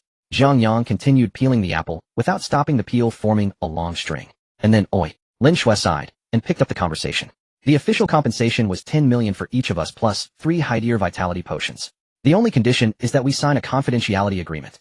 This matter ends here, and no one is allowed to mention the Gu family, even half a word, let alone investigate further. Fang Yuan began to grumble indignantly. Damn it, Gu Sun tried to kill us at the exam site, and now that we are out, his family sent assassins to eliminate us. Every move is aimed at taking our lives. Now they think tossing us some money and giving us some medicine will let this matter slide.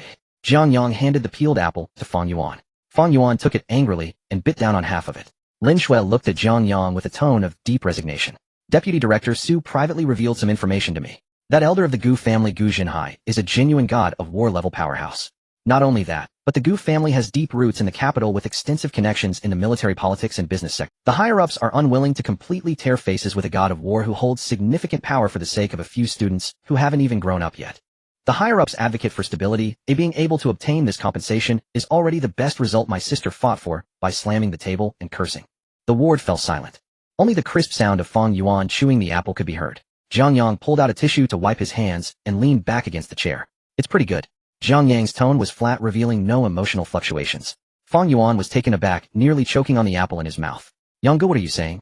Jiang Yang spread his hands and spoke as if it were natural. I mean, this deal is quite worthwhile. You two suffered some minor injuries and received money and high-tier potions in exchange. You've achieved financial freedom. Where can you find such a good deal that falls from the sky? Lin Shui frowned, staring in disbelief at Jiang Yang's face. Jiang Yang, are you serious? Jiang Yang stood up and patted Fang Yuan on the uninjured shoulder. You can't win against the strong. It's not shameful to bow your head. Take the money, recover from your injuries, and in a few days we'll go happily report to Longhu Academy. God of War, we truly can't afford to provoke right now.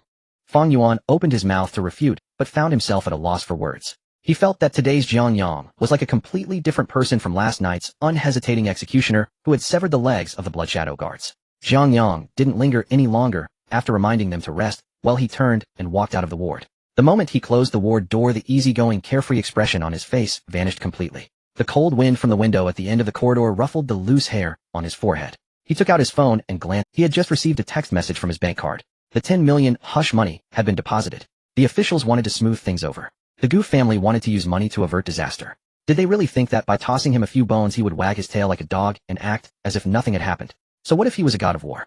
I dared to overturn the throne of the void. Oh, why would I care about a mere human god of war? Jiang Yang's phone rang, and he glanced at the number. Hello, Jiang Yang. The voice of Deputy Director Su came through, weary and tinged with guilt. Good to hear you received the money. Jiang Yang, I know this has been hard on you, but given the current situation, Director Su, could you do me a small favor? Jiang Yang directly interrupted the other person. The person on the other end paused for a moment. What do you want? Jiang Yang put one hand in his pocket and turned toward the elevator. Help me investigate who from the Gu family is at Longhu Academy. Deputy Director Su was taken aback for a moment before slowly replying. I'll send you the information shortly. Jiang Yang leaned against the sofa and opened the document sent by Deputy Director Su.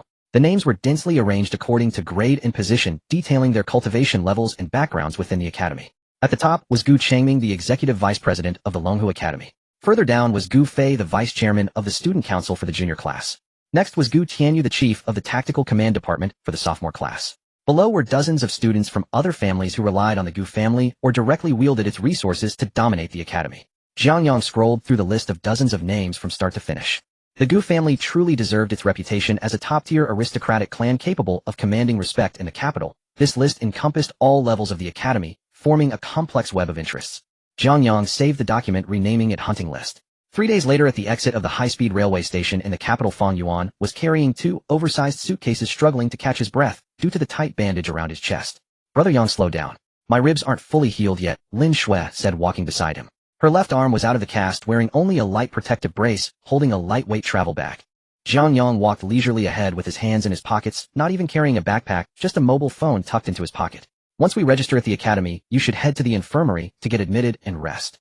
After exiting the high-speed railway station, the three took a taxi straight to Longhu Academy. As the top martial arts institution in the country, the main gate of Longhu Academy was built like a small military fortress.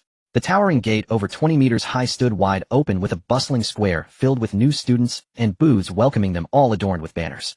No wonder it's Longhu Academy. Compared to this, our no. One high school in Jiang Yang City is nothing but a village store, Fang Yuan exclaimed, looking up in awe. The three navigated through the crowd, finding the registration area for new students. Behind the desk sat a burly upperclassman with a buzz cut, casually lounging with his legs crossed, furiously tapping on his phone while cursing under his breath.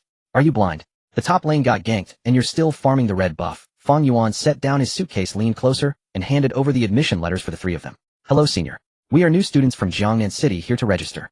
Without even looking up, the buzz-cut student impatiently extended his left hand, pinching the admission letter between 2 fingers. He glanced at the 3 characters for Jiang Yang City and tossed it back onto the table. There's a box next to you with access cards. Help yourselves. Fang Yuan was momentarily taken aback and leaned over to peek at the box beside the desk. He casually took out 3 cards and glanced at the writing on them. Building 13 in the West District. Fang Yuan turned to look at the academy layout displayed in the square and searched for the West District. After searching for a long time, he finally found Building 13 in the corner of the map, right next to the 4 characters garbage disposal plant. Fang Yuan's expression changed. Senior, this dormitory location can't be right. I heard new students are uniformly arranged in the new dormitory in the South District. Building 13 doesn't even count as a dormitory area. The buzzcut student finally finished his game, flinging his phone onto the desk. He looked Fang Yuan up and down with a scoff. The South District dorms are full. You're stuck with Building 13. If you don't like it, sleep on the streets. Lin Shui stepped forward, suppressing her anger. Even if the dorms are full, what about the new student resource packs? The admission letter clearly states that uniforms and basic health potions will be distributed upon registration. The buzzcut student dug in his ear and spat to the side. They're gone. Fang Yuan pointed at the several bulging black backpacks under the table. Aren't there still several down there?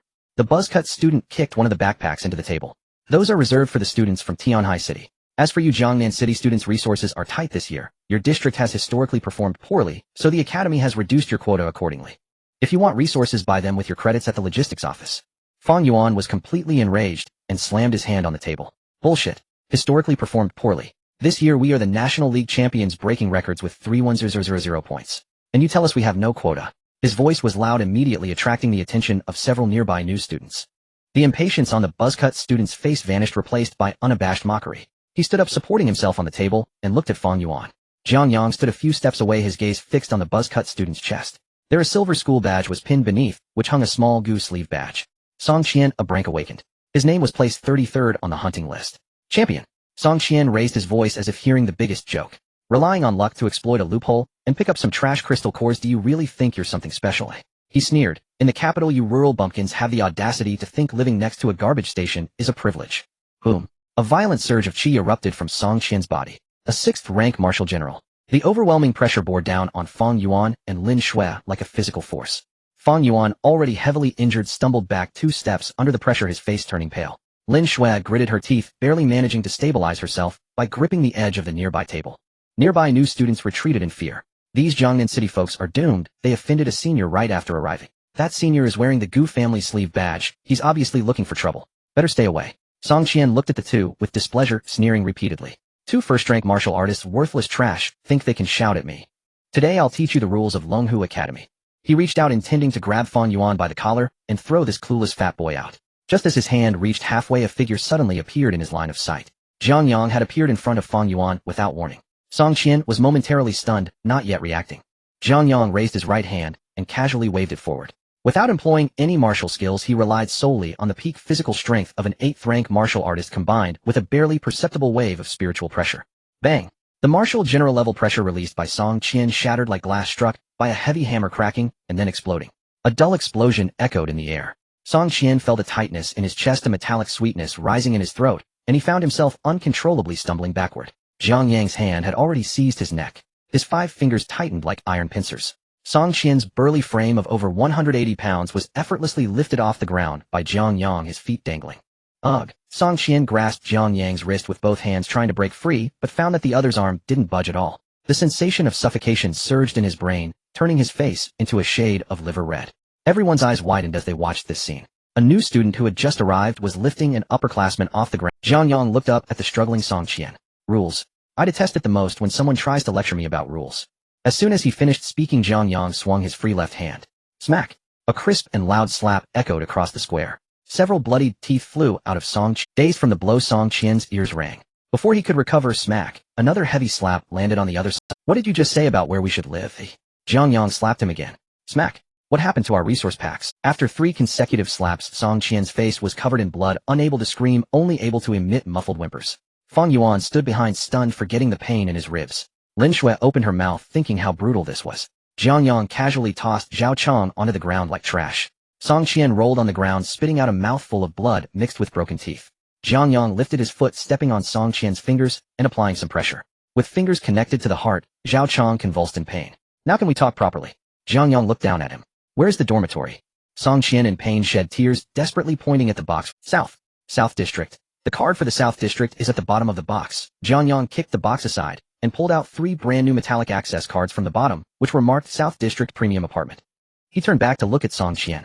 Song Qian trembled as he dragged 3 heavy black backpacks from under the table. Jiang Yang nodded in satisfaction, signaling Feng Yuan and Lin Shui to take the items. Just then a commotion suddenly erupted at the edge of the crowd. The on-looking new students parted like a tide, creating 5 or 6 upperclassmen dressed in black uniforms strode over. The leading boy was tall with shoulder-length hair and a gloomy expression that seemed ready to drip water. Without exception, they wore the Gu badge on their chests. New students, you're quite bold. The long-haired boy cracked his neck, the joints making a cracking sound. Who gave you the courage to touch anyone from the Gu family? Gu Hai stopped in front of Jiang Yang. 5 or 6 older students wearing Gu family insignias immediately spread out, encircling Jiang Yang and his companions. Someone in the crowd recognized the long-haired boy's identity. It's Gu Hai, a key figure in the Tactical Command Department, who reportedly just broke through to the 7th rank Marshal General last month. He belongs to the direct lineage of the Gu family. These 3 new students from Jiangnan City are done for. They've gotten themselves into trouble right after enrolling. This isn't just trouble, it's courting death. Offending the Gu family at Longhu Academy means you won't even be allowed into the cafeteria later on.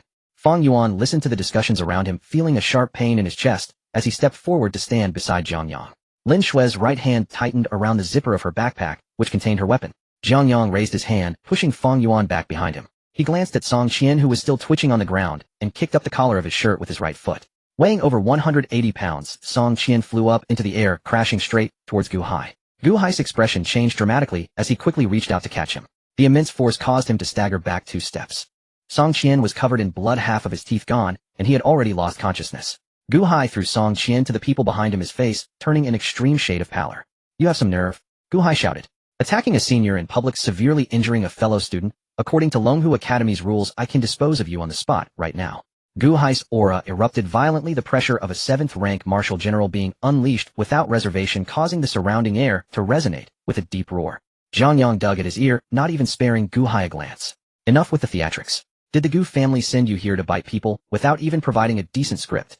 Seizing resource packs, assigning us to garbage dorms, forcing me to act, and then you old dogs jump in to play the moral high ground and impose sanctions. Jiang Yang stepped forward, pointing at the badge on Gu Hai's chest. You're Gu Hai, right? If you want to cripple me, just do it directly. Coming up with so many lame excuses makes me embarrassed for you. At this, the square fell silent. All the new students stared wide-eyed, questioning whether they had heard incorrectly. A newly arrived student was cursing at a second-year 7th rank martial general to his face. Gu Hai trembled with rage, his facial muscles twitching violently. He was considered a genius at Longhu Academy, yet he had never encountered such an arrogant new student. You're looking for death. Gu Hai bellowed, his right foot stomping the ground as the marble tiles shattered. He leaped into the air, his violent essence coalescing into a ferocious tiger's phantom above him. Accompanied by the deafening roar of the tiger, his fist cut through the air with a piercing scream, heading straight for Jiang Yang's face. The onlooking new students were terrified and began to retreat. If that punch landed solidly, it could blow his head apart. Fang Yuan and Lin Shui were alarmed, realizing it was too late to intervene. Jiang Yang stood still, his hands still buried in his pockets, showing no intention of drawing the tattered long knife at his waist. Just as the phantom tiger was about to engulf him, Jiang Yang's right foot moved slightly. Instant step. His body vanished from the spot. Gu Hai's punch met only air, the ferocious force crashing into the empty space. Before Gu Hai could react, a shrill whistle pierced the air. Jiang Yang appeared at Gu Hai's left side, his right hand clenched into a fist as he struck out. Boom. The phantom of the essence wailed, shattering into countless glowing specks. Gu Hai let out a miserable cry, losing his balance and flying backward, crashing through 3 welcoming booths before landing heavily in the flower bed at the edge of the square. Gu Hai spat out a mouthful of blood, struggling several times while clutching his chest before finally managing to get up. He stared in horror at Jiang Yang in the distance, his hands and feet feeling icy. The intel stated that this kid was merely a waste who had lucked into a good opportunity. But the power behind that punch. He wiped the blood from his mouth, replacing it with a righteous expression. Good. Very good, Gu Hai exclaimed.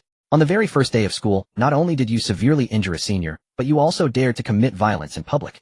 Longhu Academy strictly prohibits students from fighting privately. Violators will be expelled immediately. Jiang Yang, just wait to be taken away by the enforcement team. The surrounding new students exchanged sympathetic glances. It's over. This is completely over. So what if you win? Being expelled for violating school rules would ruin your life. The Gu family is taking the initiative. If they can't win, they'll use the school rules to pressure you. How shameless. Fang Yuan was infuriated, shouting, do you even have any shame? You were the ones who started it, and now that you can't win, you're bringing up school rules. Gu Hai sneered, repeatedly ignoring Fang Yuan and staring dead at Jiang Yang. What? Afraid to speak? If you're scared of being expelled, there are other ways to resolve this. Gu Hai deliberately paused, raising his voice. Longhu Academy has a rule: if students have irreconcilable grievances, they can apply to go up to the death arena. Sign the death contract, each to their own fate, and the academy will not pursue the matter. Jiang Yang, if you have guts, come up to the arena. Do you dare? Gu Hai calculated in his heart. Although Jiang Yang possessed strong physical power, he was merely a new student, and his combat experience couldn't possibly match his own. He had only succeeded by surprise just now. Moreover, in the arena, he could use the trump cards bestowed by the Gu family without hesitation, even employing spiritual weapons. Most importantly, as long as Jiang Yang agreed to go up to the arena, anyone could challenge him. Life and death would no longer be in his hands. Gu Hai fixed his gaze on Jiang Yang, waiting for his response. The square was silent, all eyes focused on Jiang Yang. Jiang Yang lowered his head, seemingly deep in thought. After a few seconds, he raised his head, a radiant smile spreading across his face. Death arena? Signing a death contract. Let me ask one thing: if I kill someone, I won't be held responsible, right? Jiang Yang fired off 3 questions in succession. Gu Hai thought Jiang Yang was afraid and proudly lifted his chin. That's right, what are you scared? Jiang Yang sighed, but inwardly, he was overjoyed. Just when he was worried about the many rules of Longhu Academy and the long list of names making it tedious to deal with them one by one, he didn't expect the Gu family to be so considerate, even arranging the process for collecting the corpses. Jiang Yang extended his right hand, beckoning to Gu Hai with his finger. All right, clean your neck and wait for me. Don't forget to prepare the death contract and call all the fighters from the Gu family. Killing one by one is too time-consuming. I'm in a hurry to go back to the dormitory to sleep. The crowd erupted in astonishment. Everyone felt Jiang Yang had lost his mind. A new student actually volunteered to go up to the death arena and challenge everyone from the Gu family. Gu Hai was also amused by Jiang Yang's arrogance. Could you have guts? This afternoon at 3 o'clock Central Combat Arena, whoever doesn't come is a grandson. Gu Hai waved his hand, taking his subordinates, and carrying the unconscious Song Qian, retreating from the crowd. The show was over, and the onlooking new students gradually dispersed, each wearing an expression that couldn't hide their excitement. A record-breaking National League champion was about to challenge the second-rank martial generals on his first day of school. This was undoubtedly the most explosive news in Longhu Academy's history. Fang Yuan sidled up to Jiang Yang, his face pinched with worry as he tugged at his hair. Bro Yang, you were too impulsive. That bastard dared to propose a life and death arena. He must have a trump card. We've just arrived and haven't even figured out the academy's ins and outs. This is like walking into a trap. Lin Shui nodded, her tone grave. My sister told me the Gu family has a batch of trained assassins within the academy specifically to deal with those who don't comply. This Gu Hai is likely one of them. Jiang Yang picked up his backpack from the ground and tossed it to Fang Yuan. Enough, it's nothing serious. Let's head back to the dorm first and drop off our things. Even if they hadn't come looking for me today, I would have sought them out. Just as Jiang Yang and the other two made their way toward the South District apartments. News of a freshman challenging a sophomore martial artist and signing a life or death contract spread through the campus forum at a terrifying speed, engulfing the entire Dragon Tiger Academy. The campus, silent after a long holiday, instantly erupted into chaos. At the top floor of the Dragon Tiger Academy's administrative building, in the spacious vice dean's office, sandalwood incense curled lazily through the air. Gu Changming sat upright behind a rosewood desk, listening to his secretary's report from across the room. Gu Hai is already processing the approval for the life and death arena. That freshman named Jiang Yang not only accepted but also declared he would challenge everyone in the Gu family. The secretary adjusted his gold-rimmed glasses, a hint of disdain in his voice. Gu Changming let out a scoff, dismissing Jiang Yang entirely. A league champion with 3-1-0 points. It seems he's let it go to his head, leaving him unable to tell north from south. The old man mentioned that this kid has something strange about him, likely connected to Gu Sun's death. Gu Changming leaned back in his chair, tapping his fingers lightly on the desk. Since he's asking for death, let's grant his wish. Go inform Gu Fei to take his men to the training grounds this afternoon and keep watch. If Gu Hai fails, have Gu Fei step in directly. The secretary hesitated, letting young Master Gu Fei handle it. He's the vice president of the Junior Student Council, a peak 9th rank martial artist, half a step into the marquee realm. Isn't that overkill for a freshman? Gu Changming let out a cold laugh. Even a lion must use its full strength when I want this kid to become a corpse by today. At 2:30 in the afternoon, with half an hour left before the life and death arena, the stands around the central training ground were packed with a sea of spectators. Not only freshmen, but many sophomores and juniors had also come to witness the spectacle. At the center of the arena, Gu Hai stood in a black combat suit, eyes closed in meditation, gripping a long blade that gleamed with a cold light. In a blind spot at the front row of the stands, several people in instructor uniforms huddled together, whispering. Only I heard this kid is a prospect your tactical command department has its eye on. Nonsense. A freshman this arrogant. I wouldn't dare take him on. What if one day he decides to fight me? The Gu family has really gone all out this time, even bringing Gu Fei to oversee things. This kid's in trouble. Just as the crowd buzzed with discussion, a commotion stirred at the entrance of the training ground. The crowd parted to form a path. Jiang Yang, yawning, shuffled and wearing a pair of slippers of battered Tang, sword dangling from his hand. Fang Yuan and Lin Shui followed behind, each holding a half-finished cup of milk tea. With this look and demeanor, he seemed like an old man out for a stroll after just waking up. Gu Hai opened his eyes, and seeing Jiang Yang's nonchalant attitude, felt a surge of fury. Jiang Yang, get up here and meet your death. Jiang Yang walked to the edge of the arena, kicked off his slippers, and jumped up barefoot. Ignoring Gu Hai's taunts, he turned his gaze to the front row, where a young man sat wearing a badge with the character Gu on his chest. You must be Gu Fei, right? Jiang Yang raised the wild blade in his hand, pointing its tip at him. Don't waste time with him. Both of you come at me together. Gu Hai watched Jiang Yang's slovenly demeanor, the veins on his temples throbbing. This was too damned arrogant. Gu Fei naturally wouldn't step onto the stage. This was a life-and-death arena, not a street brawl.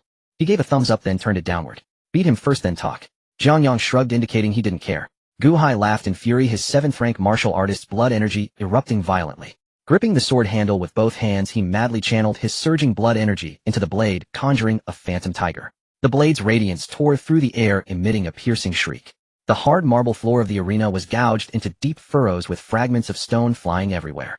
Students in the stands instinctively shut their eyes, dreading the sight of blood and flesh splattering. Jiang Yang stood still. As the web of blades threatened to mince him, the tip of his right foot lightly tapped the ground. Flash step. Jiang Yang's figure vanished into thin air. Over a dozen sword strikes all missed, slamming viciously into the arena's energy shield, causing it to ripple violently. Gu Hai was stunned. This move again.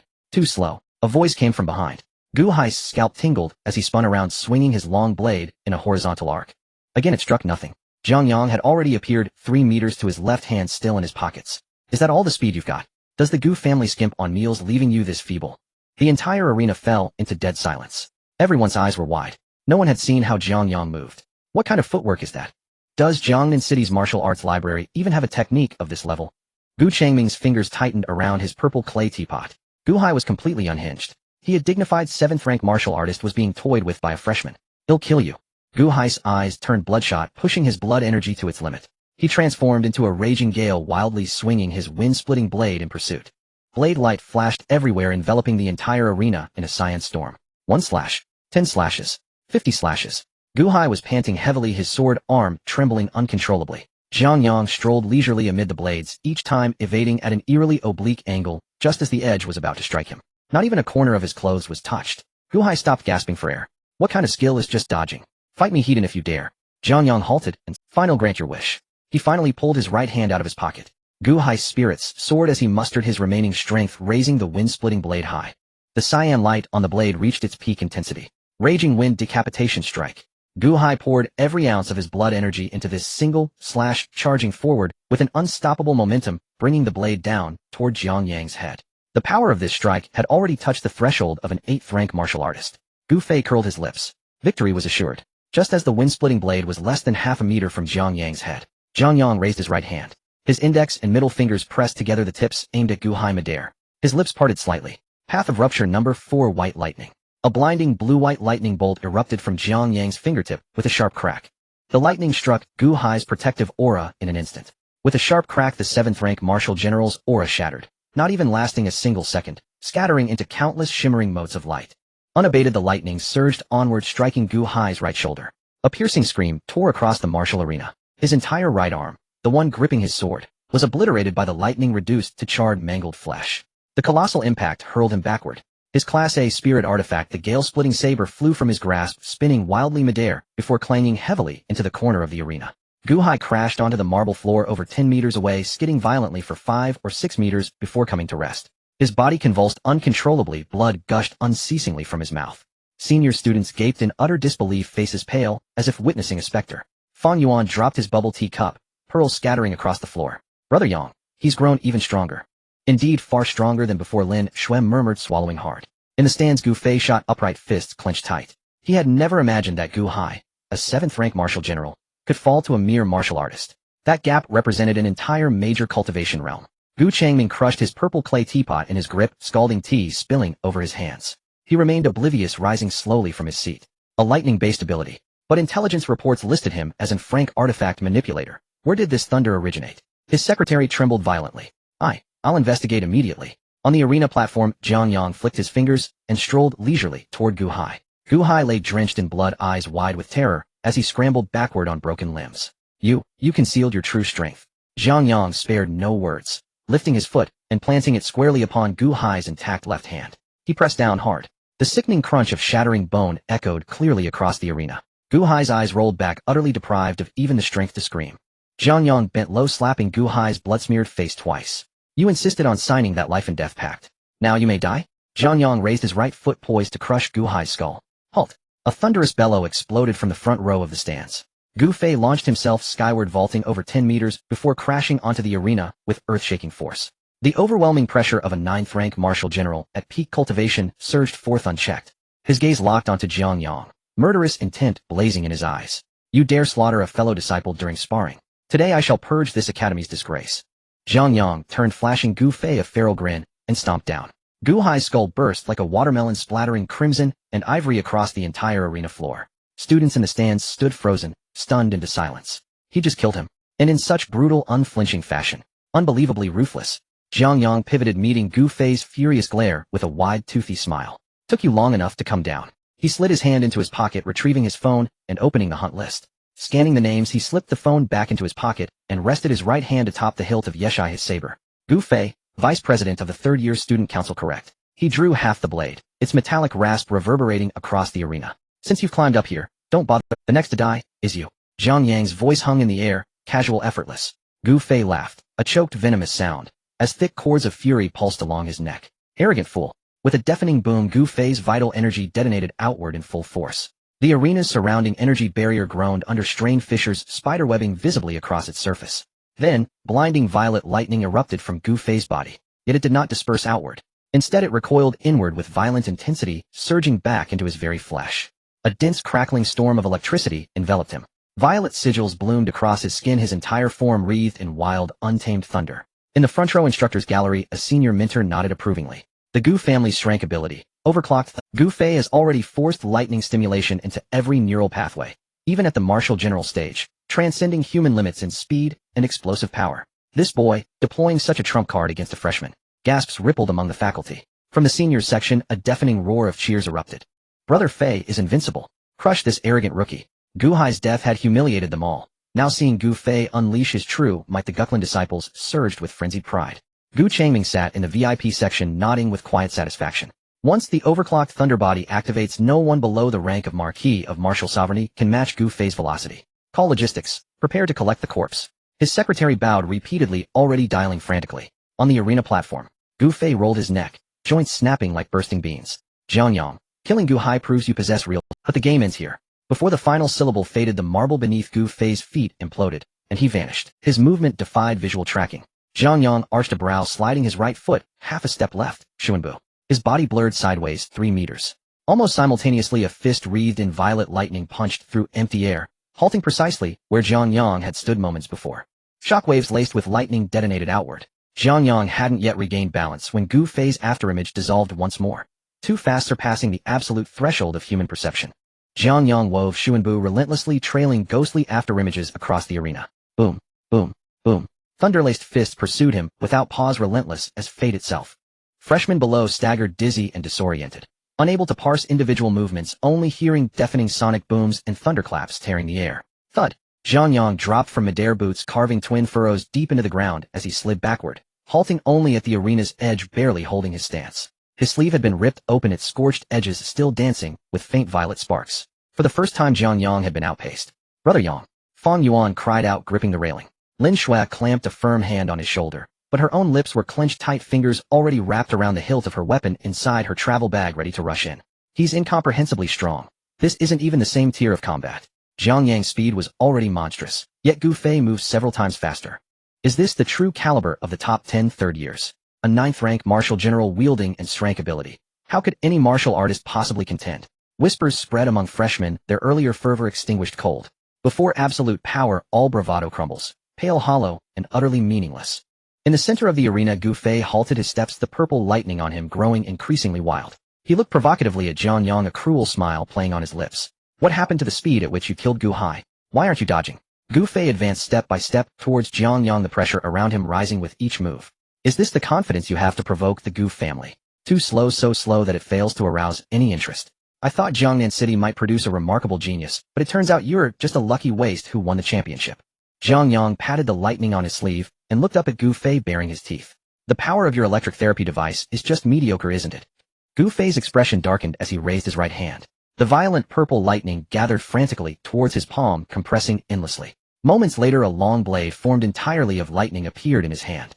The air around the blade twisted violently due to the intense heat. In your next life, remember to keep your eyes wide open when you're reborn.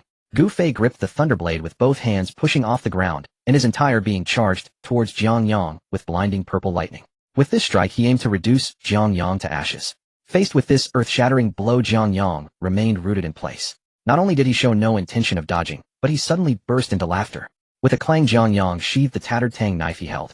This action left everyone in the audience dumbfounded. Are you giving up resistance? Gu Fei was taken aback, but his movements did not pause for a second, and the thunderblade surged forward with even greater ferocity. Just as the thunderblade was less than 10 meters away from Jiang Yang, he gripped the hilt at his waist with his other hand. Whoosh! A uniquely shaped short knife was drawn out.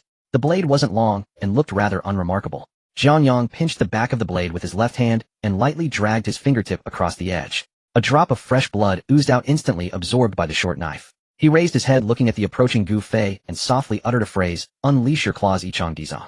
The moment his words fell, a chilling aura descended upon the arena without warning.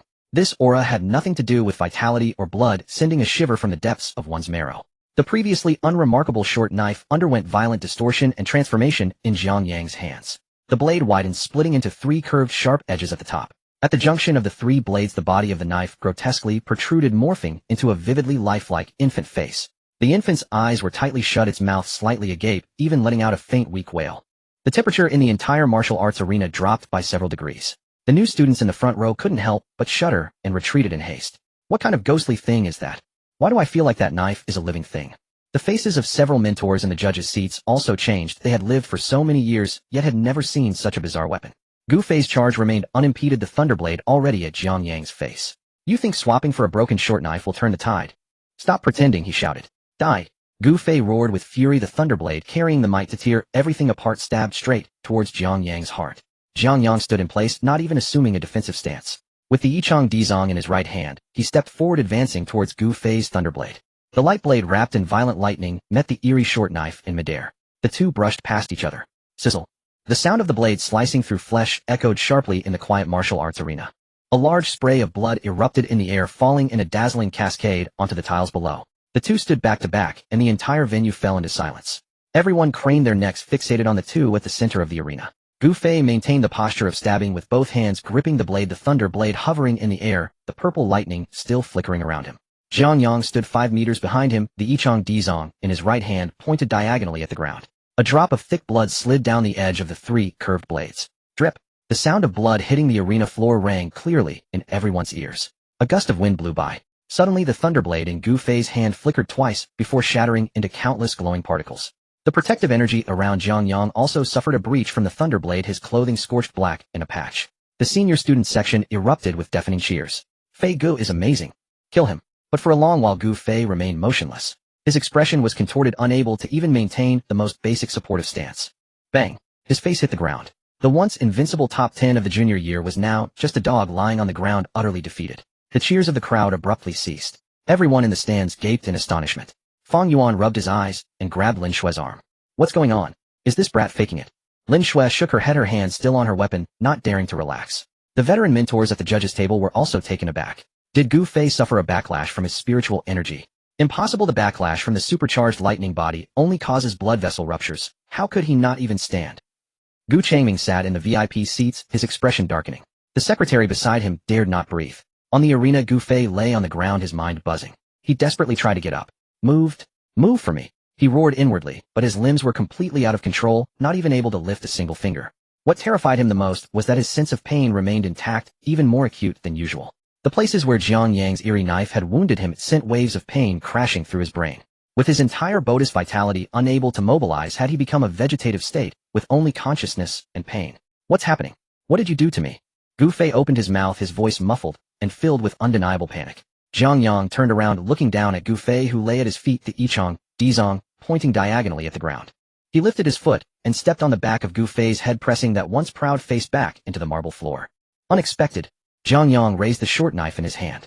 The ability of this knife is very simple. As long as it nicks the skin, the toxins can sever all motor nerve signals emitted from the brain.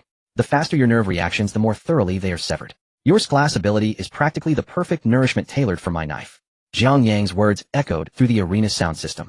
The new students in the stands gasped in shock. A weapon that specifically severs nerve signals. Just a scratch could leave someone paralyzed. What kind of perverse ability is this?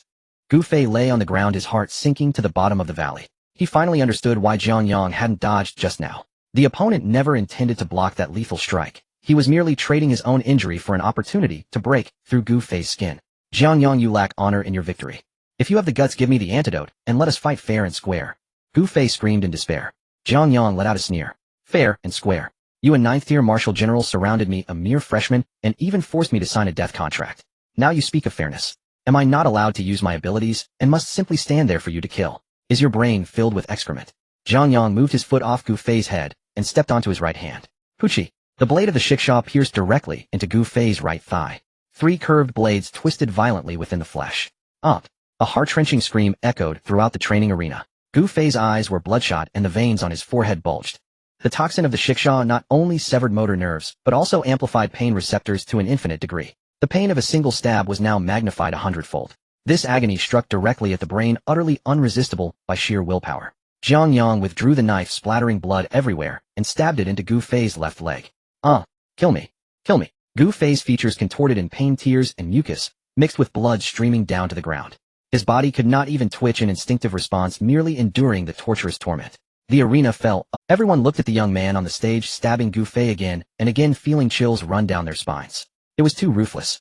This was no longer a life-and-death contest, it was outright slaughter. The disciples of the Gu family in the old student stands were so frightened that none dared to speak up. In the VIP section, Gu Changming smashed the solid wooden table in front of him into splinters with a slap. He stood up, unleashing the full pressure of a 9th-tier martial king. Jiang Yang, stop it. Gu Changming's voice, laced with explosive vitality, shook the entire training arena. In the arena, we only need to determine a victor. If you dare kill him, my Gu family will never let you go. Gu Fei was a core disciple heavily nurtured by the Gu family, a genius expected to break through to martial king before 30. If he fell to a freshman, he as the deputy dean would have no way to explain it to the family. On the stage, Jiang Yang paused. He pulled the shiksha from Gu Fei's shoulder, shaking off the blood from the blade. Gu Fei lay in a pool of blood, gasping for air, his eyes finally filled with a glimmer of hope for survival. The deputy dean had intervened. There was hope for him. Jiang Yang turned his head, looking toward the VIP section, locking eyes with the furious Gu Changming from dozens of meters away. Jiang Yang suddenly grinned, revealing a mouthful of white teeth. Old man, it is you who must sign the death contract. Once on this stage, life and death are left to fate. You tell me to stop, and I will stop. He withdrew his smile, tightened his grip on the shiksha, and plunged it straight into the ground beside Gu Fei. Puchi. The blade pierced Gu Fei's throat, exiting through the back of his neck and nailing him to the stage. Gu Fei's eyes widened, a choking sound escaping his throat as a torrent of blood mixed with bubbles surged from his mouth. Moments later, he was utterly still. The freshmen were so terrified that they even held their breath. He truly killed him. In front of the deputy dean of the Gu family, he had slaughtered the Gu family's top genius of the 3rd year. This is a disaster waiting to happen. Fang Yuan swallowed hard, his voice trembling. Shui Jie, should we make a run for it? Lin Shui remained silent, her palms already slick with sweat. Gu Changming stood frozen as he watched Gu Fei nailed to the stage. Then a terrifying pressure erupted violently. The raging pressure slammed against the energy shield of the stage, shattering it with a thunderous explosion. Little beast, I will have your life. Gu Changming's eyes turned red, his figure transforming into a fleeting shadow as he leapt down from the high VIP section. The raging pressure slammed against the energy shield of the stage, shattering it with a thunderous explosion. Little beast, I will have your life.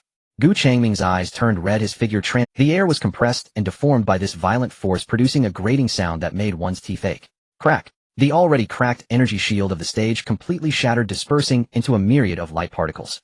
With the shield gone, this terrifying weight swept over the entire spectator stance. The students in the front rows bore the brunt, their chests caving in as they spat out blood, their bodies flying back and knocking over several rows of seats. The old students desperately urged their chi to resist, but still found it hard to stand upright. Fang Yuan grasped the railing, his knees crashing heavily onto the concrete floor, bones cracking under the pressure.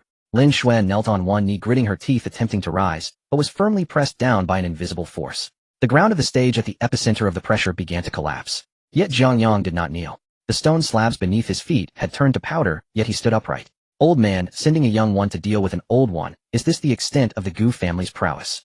He grinned, revealing blood-stained teeth, and tightened his grip on the shiksha. The long-restrained death god's spiritual pressure erupted violently. A blue light surged from within him, forcefully tearing a rift in the martial king's pressure. A violent wind whipped around him, causing his clothes to rustle and his short hair to dance wildly. This spiritual pressure was unlike the vitality of a martial artist, bearing an eerie fluctuation that sent chills down one's soul. Gu Changming, suspended in midair, changed his expression drastically. This kid's power is abnormal. This is not vitality. It is not even the fire object system ability indicated in his intelligence. How could an 8th-tier martial artist just enrolled withstand the pressure of a martial king? Gu Changming's heart surged with stormy waves as his killing intent soared to its peak. This one must not be spared. Even if it meant bearing the stigma of violating school rules today, he had to completely eradicate him here. Little beast, die for me. Gu Changming bellowed angrily, his right hand suddenly pressing down in midair. The surrounding air seemed to be sucked dry. A massive blood-red palm of spiritual energy coalesced in the air. Sonic booms erupted one after another as the blood-red giant palm descended upon Jiang Yang with terrifying might. The mentors in the stands all stood up. Has Gu Changming gone insane? Is he using blood-slaughtering hands against a student? Stop him quickly. Several mentors attempted to intervene, but it was already too late. The speed of the blood-red giant palm's descent was beyond comprehension. Facing this lethal strike, Jiang Yang had no intention of dodging. Nor could he evade it. He raised his head, meeting the blood-red giant palm heat. His right hand tightened around the handle of the shiksha. All the death god's spiritual pressure within him was poured unreservedly into the blade. The infant face of the tusked earth god twisted grotesquely, emitting a piercing shriek. 3 curved blades trembled wildly. As long as I break a bit of your skin, I'll send you off today, old turtle. Jiang Yang roared, his legs bending as he crushed it. He surged forward instead of retreating, charging toward the descending blood-red giant palm. With both hands gripping the blade, he struck upward with all his might. 2 completely different energies clashed violently in midair. The blue spiritual pressure fiercely bit down on the blood-red aura. Jiang Yang felt a surge of intense pain in his arms, as if his bones were about to snap. Yet he gritted his teeth, refusing to back down. Open up for me. Jiang Yang's throat emitted a desperate roar, and the spiritual pressure surged once more. Boom. The blue blade light collided with the blood-red aura of the giant palm in midair. The blinding light caused everyone to instinctively close their eyes. A visible wave of violent shock spread outward. The marble tiles on the arena were lifted inch by inch, turning into a cloud of ash. The deafening roar drowned out all sounds in the training ground. Dust filled the air. The entire arena fell into a brief silence. Everyone forgot to breathe. Fang Yuan lay on the ground, desperately lifting his head to look toward the center of the arena. Brother Yang. As the dust gradually settled, the arena had completely vanished. Only a massive, deep pit remained. In the center of the pit, Jiang Yang's legs were completely sunk into the soil. His upper body was torn, revealing robust muscles. With both hands gripping the tusked earth god, he maintained a chopping stance. His palms had split open, blood flowing down the hilt, dripping onto the ground. He gasped for breath, yet he did not fall. The blood-red aura of the giant palm dissipated into the air. Gu Changming stood at the edge of the pit, unharmed. Though Jiang Yang's strike had split his attack, it ultimately failed to injure his true self, let alone break the skin. The gap in their realms was too vast. Tisk, such thick skin.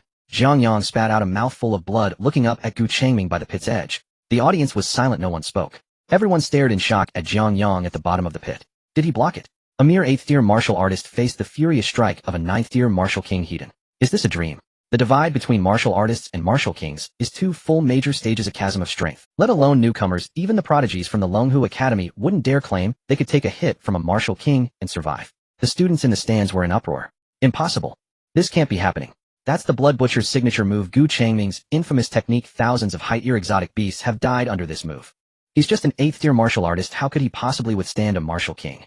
I must be blind, I must be blind. The older students from Longhu Academy were left in utter disbelief. The few old fellows in the mentor seats exchanged glances, each seeing a look of disbelief on the other's face. How? How did he do it? That blue energy is definitely not mere blood energy. This kid is a monster. Gu Changming stood by the pit, his facial muscles twitching wildly. He stared fiercely at Jiang Yang. Though he hadn't used all his strength, he had exerted 70% of his cultivation. He thought he could crush this kid into a pulp. Yet the opponent not only survived, but could even mock him. What a disgrace. Such a humiliation. A dignified 9th-tier martial king, a core member of the Gu family, and the vice president of the Longhu Academy. To be blocked by an 8th-tier martial artist from delivering a fatal blow. If this news spreads, Gu Changming would become the laughingstock of the entire capital. Good.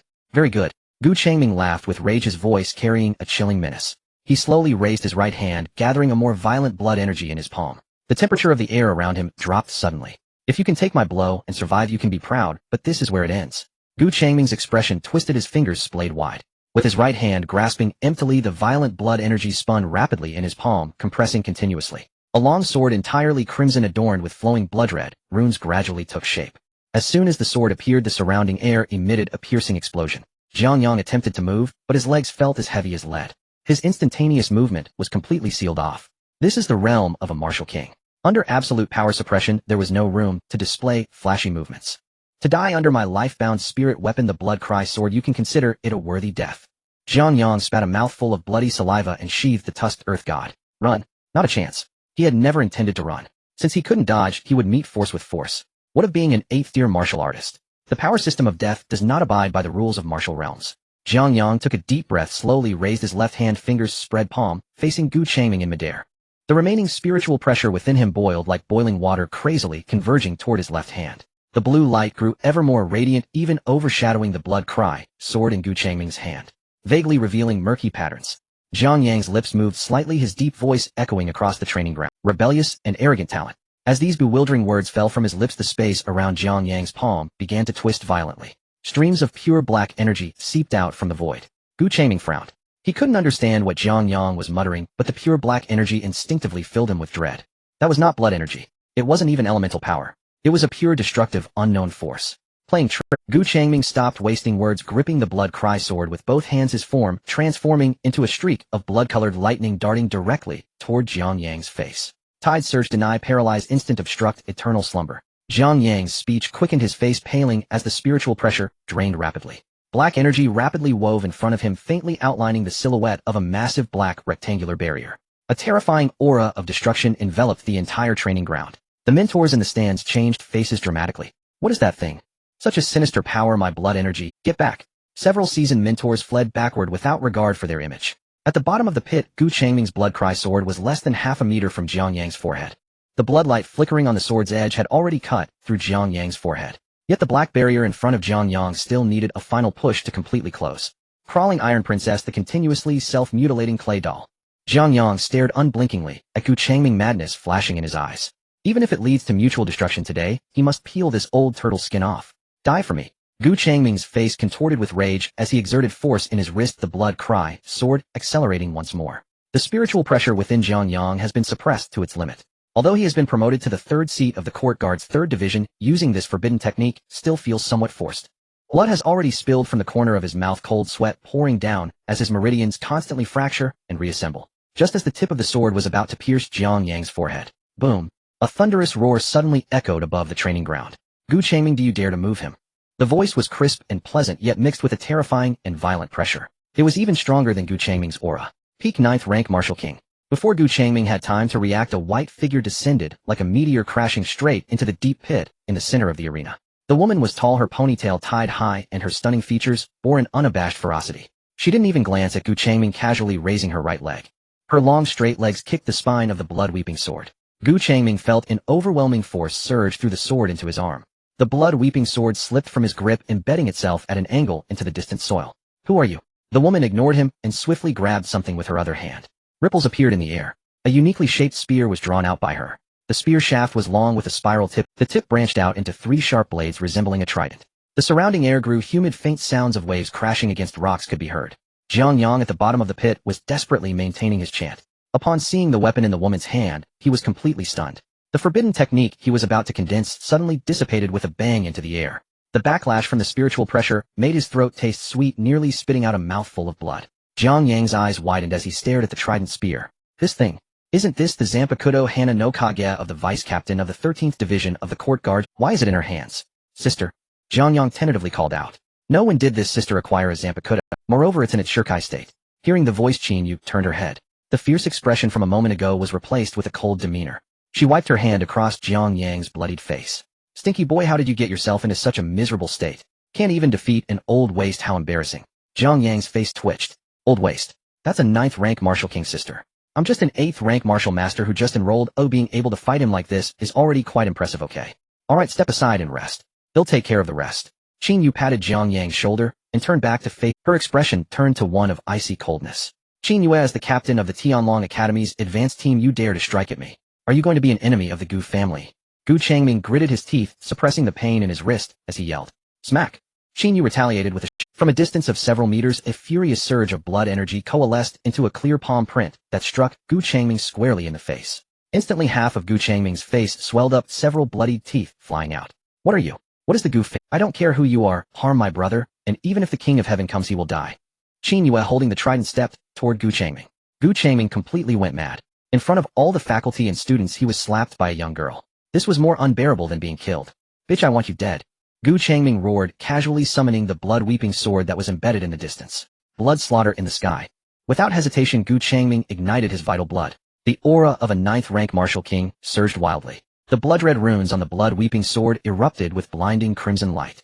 A blood-red sword energy several dozen meters long tore through the air, carrying the might to destroy the heavens, slashing down towards Chin-yu. Gu Changming put all his strength into this strike. The students in the stands were terrified, scrambling toward the exits. Run! This old lunatic is going to destroy the training ground. Facing the terrifying sword energy capable of leveling half the arena, Chin-yu stood her ground, without dodging her wrist flipping. The Hana no Kage in her hand spun beautifully in the air. Reverse the water's Hana no Kage. With Chin-yu's low shout, a torrent of water materialized from thin air above the training ground. The water surged furiously, forming a thick water tornado that coiled around the blades of the trident. Break! Holding her spear with one hand, Chin-yu faced the descending blood-red sword energy and casually struck forward. Boom! The water tornado collided violently with the blood-red sword energy. There was no stalemate. No equal forces. It was a complete one-sided crushing. The violent torrents shredded the blood-red sword energy, maintaining their momentum as they slammed down on Gu Changming's blood-weeping sword. Crack. Boom. The blood-weeping sword, reputed to be an S-rank spiritual weapon, indestructible, displayed countless cracks on its surface under the impact of Hana no Kage. Immediately afterward, it shattered into countless iron shards. Impossible. Gu Changming's eyes nearly bulged out. That was his life's spiritual weapon, nurtured for over 10 years. It shattered just like that. There was no time for him to react. A tremendous backlash force slammed into his chest. Puff! A mouthful of blood mixed with internal organs was spat out. He flew out like a cannonball, crossing over half the training ground and crashing heavily into the wall at the highest point of the spectator area. Boom! The hard wall was smashed through, creating a human-sized hole. Gu Changming was wedged in the bricks, his bones shattered, lying there like a lump of mud, unaware of life or death. The entire venue fell silent. Everyone was petrified in place, jaws dropped to the ground. This was Gu Changming, the vice president of the Tianlong Academy, core combat power of the Gu family in the capital, a legitimate 9th rank martial king. He was just taken down by a single strike. Even his life weapon was smashed to pieces. What kind of monster is this woman? The old men in the teachers' seats gulped, their legs trembling. One strike. A martial king was killed in seconds, and an S-rank spiritual weapon was destroyed. Fang Yuan gaped, tugging at Lin Shue's sleeve beside him. Sister Shue. Does Yang have such a fierce sister? This thigh is thicker than Yang. Lin Shui remained silent, simply gazing at the white silhouette, her face filled with shock. In the center of the arena, Chin Yu held her long spear, shaking off the water stains nonchalantly. She turned around, not even glancing at the half-dead Gu Changming in the wall hole. Her beautiful face bore unabashed arrogance, her gaze sweeping across the entire venue. Her voice was not loud, yet it clearly reached everyone's ears. Listen carefully, my name is Chin Yu. Today, as long as I'm here, even the King of Heaven cannot touch a single hair on my... Anyone who disagrees can come find me anytime. No one in the entire arena dared to breathe. Satisfied, Chin Yu withdrew her gaze and walked over to Jiang Yang. Let's go, stinky boy, I'll take you out for a meal. Jiang Yang looked at his sister, and then at the familiar-looking Hana no Kage. His mind was a chaotic mess. Sister, where did you get this weapon? Chin Yu casually glanced over. I got it from the abyss. Let's go, I'll explain later. Jiang Yang's eyelids twitched. From the abyss? What on earth is happening in this world? Outside the Longhu Academy, there was a low-key high-end private restaurant. Jiang Yang sat in a chair with his upper body bare, exuding a relaxed demeanor. The remains of his shirt had long been shredded into rags on the training grounds, and now his chest and arms were covered in dried bloodstains with the flesh around his tiger mouth flayed, presenting a gruesome sight. Qin Yu tossed the menu onto the table, causing the waiter to retreat in trepidation, not daring to lift his head. Just moments ago this young lady had barged in wielding a dripping trident, nearly scaring the hall manager into a panic. Qin Yu pulled out a small glass vial and casually tossed it over. "Drink this." Jiang Yang fumbled to catch it. The vial contained a viscous golden liquid, and as soon as the cork was removed, a rich aura of life flooded into his nostrils. One whiff of the scent made Jiang Yang feel as if the fatigue from overexerting his spiritual pressure had dissipated considerably. Without any hesitation, he tilted his head back and gulped down the golden potion. The liquid slid down his throat, transforming into a warm current that surged throughout his limbs. The meridians within his body, which had ruptured from forcibly chanting forbidden techniques, actually began to heat up. A wave of intense itchiness spread from the depths of his marrow. Jiang Yang lowered his head. It was visibly apparent that the flesh around his tiger mouth was rapidly writhing and healing, leaving no scar behind. In less than 3 minutes, his severely injured body completely restored to its peak state. Even the circulation speed of his qi and blood improved slightly. The healing effect of this item was simply more astounding than the infamous recovery potion of the 4th Division. It was no wonder that the leader of the Longhu Academy's advanced team had access to such top-tier resources. "Sister, do you have any more of this potion? Can you get me 2 more bottles?" Jiang Yang grinned, shamelessly leaning in. Qin Yu rolled her eyes. The Life Spring Purification Liquid 1 bottle is sold for over 100 million on the black market, but it's not easy to find. You might as well dream. Jiang Yang gasped. Over 100 million. He had worked tirelessly to earn a reward of 10 million for a national competition. This woman had casually tossed out a small. Jiang Yang settled into his chair, his gaze involuntarily falling on Qin Yu's weapon. It had a long handle with the end shaped like a spiral cone and 3 sharp blades branching out at the top. No matter how he looked at it, this was clearly Shiba Hain's Zanpakutō Retsuzan. Moreover, it was in its Shurkai state. But why was this sword appearing in this world? And Qin Yu was treating it as a weapon. "Sister," Jiang Yang pointed to the corner, "this weapon of yours is quite special." Qin Yu took a sip from her teacup. "Curious." Jiang Yang nodded fervently. Qin Yu set her teacup down, her previously relaxed demeanor gradually transforming into an unprecedented seriousness. "Half a month ago I led the advance team to conduct a reconnaissance mission in the unknown abyss. There we discovered a spatial rift that had never been marked before." Jiang Yang perked up, holding his breath. The authorities had always kept information about the unknown abyss confidential. Ordinary people only knew that it was the origin of exotic beasts and a high-risk area for human warriors to explore and hunt. The rift was highly unstable. My team couldn't enter, only I managed to squeeze in. Qin Yu lightly tapped her finger. Behind the rift was a massive, ancient battlefield. The sky was a grayish or devoid of sun or moon. There I could sense no qi or blood power. The air was filled with a very bizarre and oppressive energy. Jiang Yang's eyelids flickered. Oppressive energy. That was definitely spiritual pressure. Qin Yu continued. The ground was littered with all kinds of weapons. Broken blades, rusty swords, and many oddly shaped armaments. The oppressive force was strong. I had only ventured less than a few hundred meters into the periphery when I felt it difficult to breathe, my body nearly crushed by that unknown energy. Qin Yu paused for a moment and pointed at the Retsuzan in the corner. "This long spear is what I picked up there." At the time it was embedded in a small mountain made of bones, and half a piece of black tattered clothing was hanging from the handle. Black tattered clothing.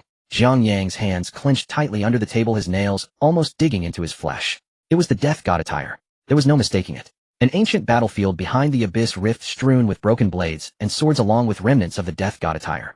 Jiang Yang's mind buzzed. A wildly insane speculation took shape in his mind. His system was not the only way to acquire the powers. That so-called ancient battlefield was very likely the remnants of the Soul Society. It could even be the ruins left behind after the 13 court guards battled some terrifying existence. The Retsuzan that Qin Yu brought back was merely an insignificant trophy from that battlefield. If he could enter that place. An abundance of Zanpakutō, a treasure trove of Shinigami relics. What was a death trap for others was for Jiang Yang an inexhaustible super treasure vault. He suppressed his racing heart, feigning a shocked expression. Is it really that extraordinary? Even you can't withstand the energy there. Qin Yu snorted coldly. Stop trying to impress me with your bravado. The blue energy you used in the arena today, along with that dagger that can paralyze someone, bore a striking resemblance to the aura from the Abyss Rift. Jiang Yang's heart skipped a beat. The woman's intuition was alarmingly accurate. Qin Yu did not press further. Everyone has their secrets, but if you don't want to share, I won't force you. But until you have sufficient strength, it's best to keep your tail tucked away. Qin Yu picked up a piece of braised meat and popped it into her mouth, changing the subject. Although I took care of that old man Gu Changming today, the Gu family is not so easily dealt with.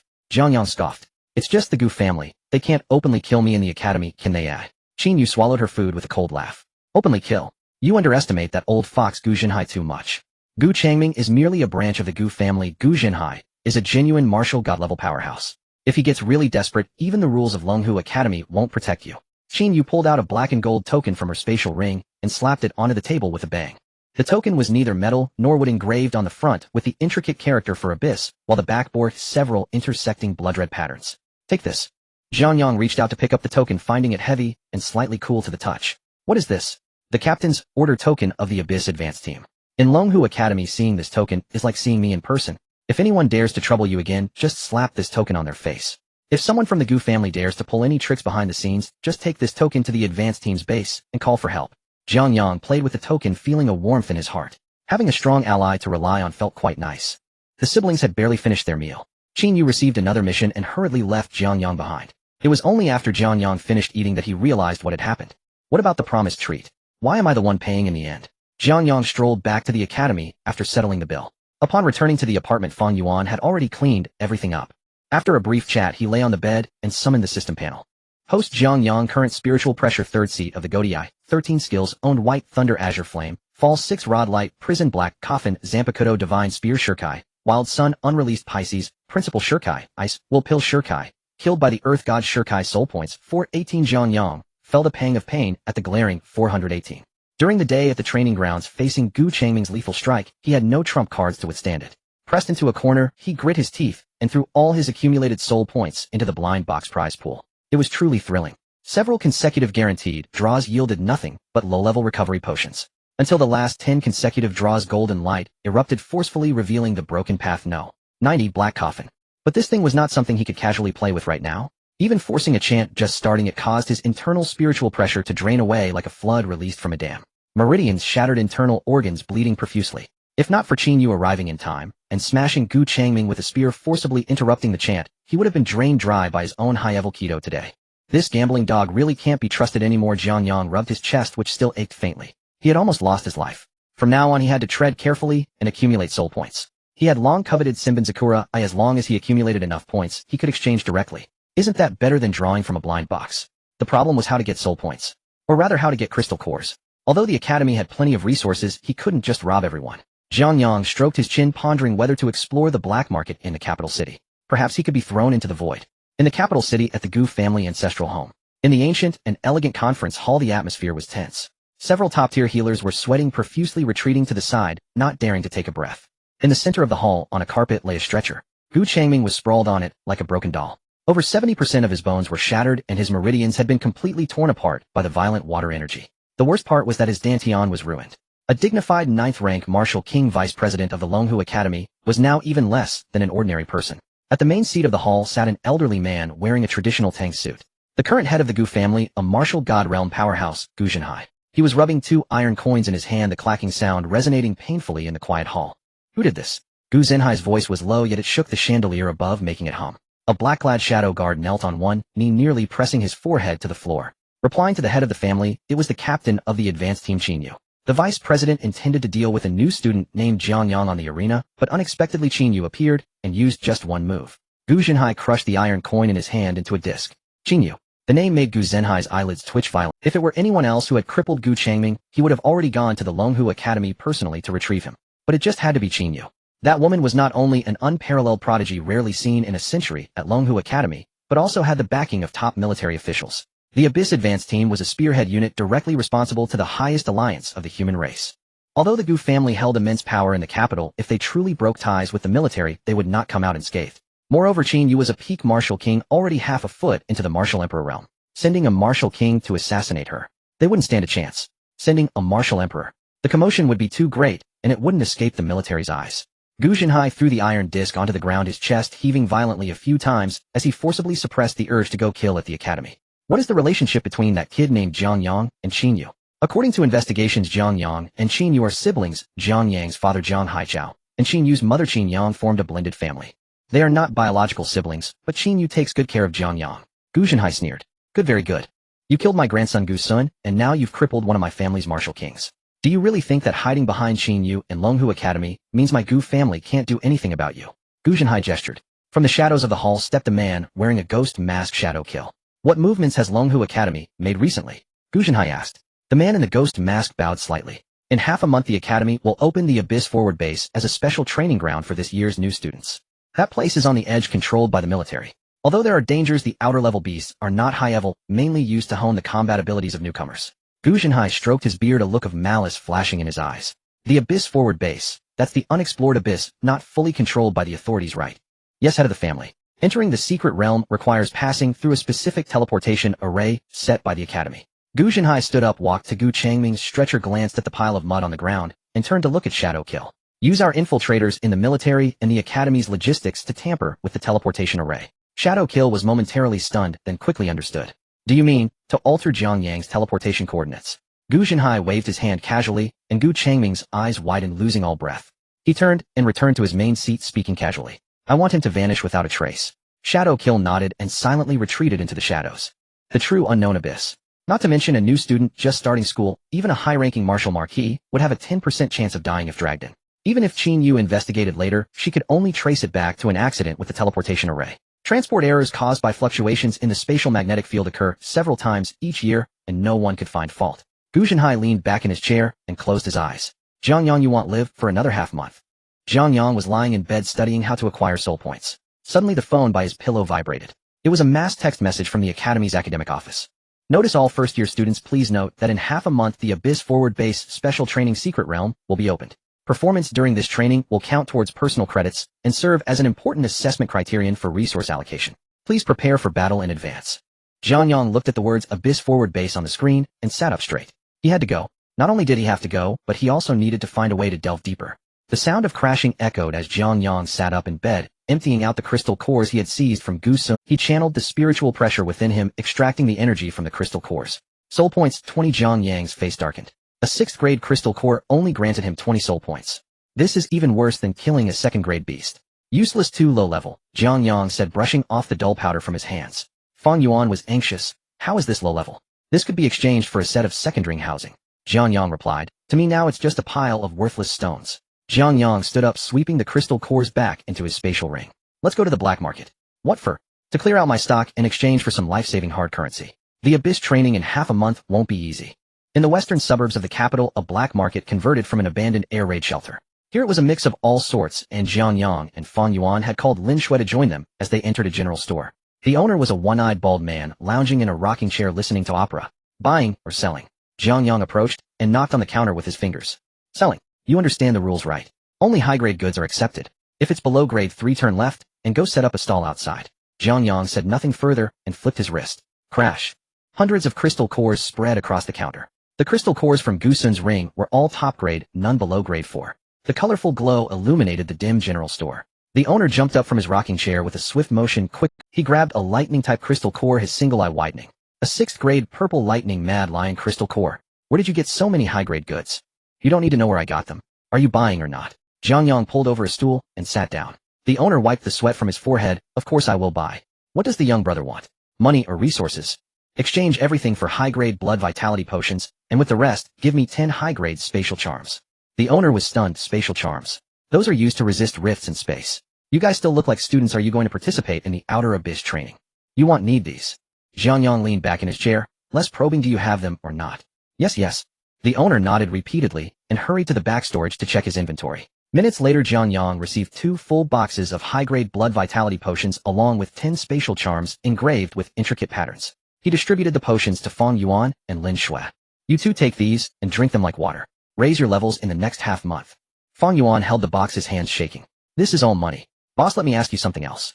Jiang Yang fiddled with a spatial charm. Young brother, feel free to ask. For this big transaction, the information is free. Jiang Yang lowered his voice. Do you know of an abyss where the sky is a reddish gray, the air is filled with an oppressive energy, and the ground is littered with broken swords and knives? The smile on the owner's face vanished. He hurried to the door, peeking left and right, and pulled down the rolling door half. Young brother, why are you asking about this? The owner lowered his voice, trembling. Out of curiosity. The owner swallowed hard and pointed above. That is a top-secret restricted area classified as SSS level by the military. Codename S01 Abyss, also known as the Fallen God Ruins. That place is not meant for humans. A few years ago, the military sent 3 martial emperors to survey it, but within 10 minutes of entering, all 3 of their life jade tokens shattered. There are no beasts inside, only a terrifying pressure that could crush bones with scrap metal scattered everywhere. It's very simple. The owner leaned in closer. Let me give you some advice. Don't be curious about that place. Even martial emperors would become fertilizer after entering. Jiang Yang nodded, casually tossing a high-grade crystal core onto the table as a tip, and turned to signal Fang Yuan and Lin Shui to leave. As they stepped out of the general store, Jiang Yang lowered his hood. His heart raced. S01 Abyss.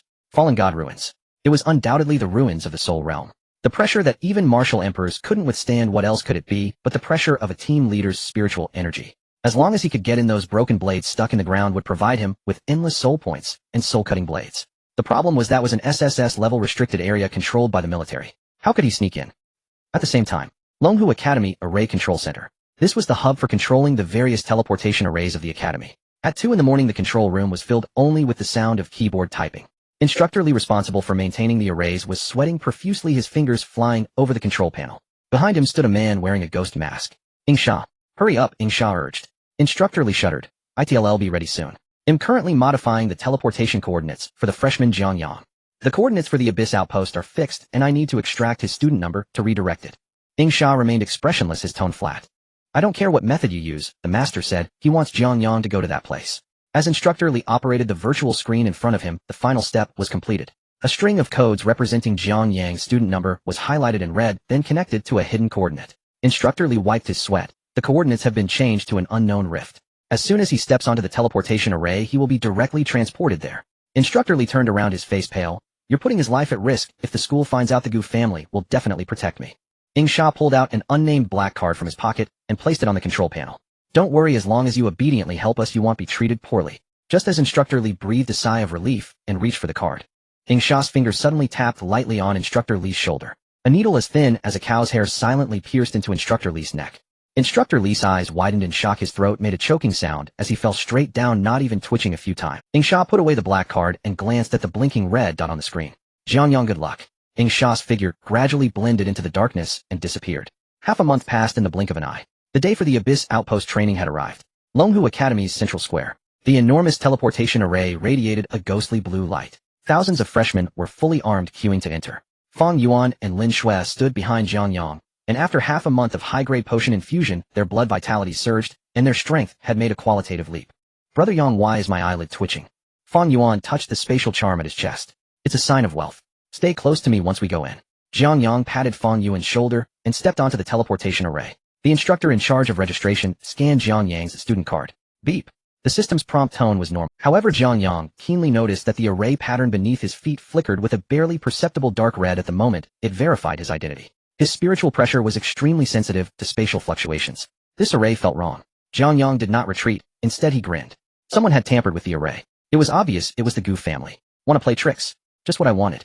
But the power of space erupted, and a strong sense of weightlessness hit him. Blue light shot up into the sky, and the surrounding scenery twisted instantaneously. Jiang Yang crushed the spatial charm in his pocket, and amidst the raging spatial turbulence, a gray sky suddenly enlarged before his eyes.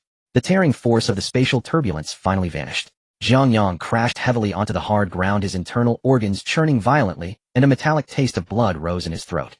He supported himself with one hand, rolling to dissipate the impact, half kneeling on the ground, while gasping for breath. Shaking off the dust from his body, Jiang Yang raised his head to look around. The sky was a sickly shade of gray, devoid of sun and clouds.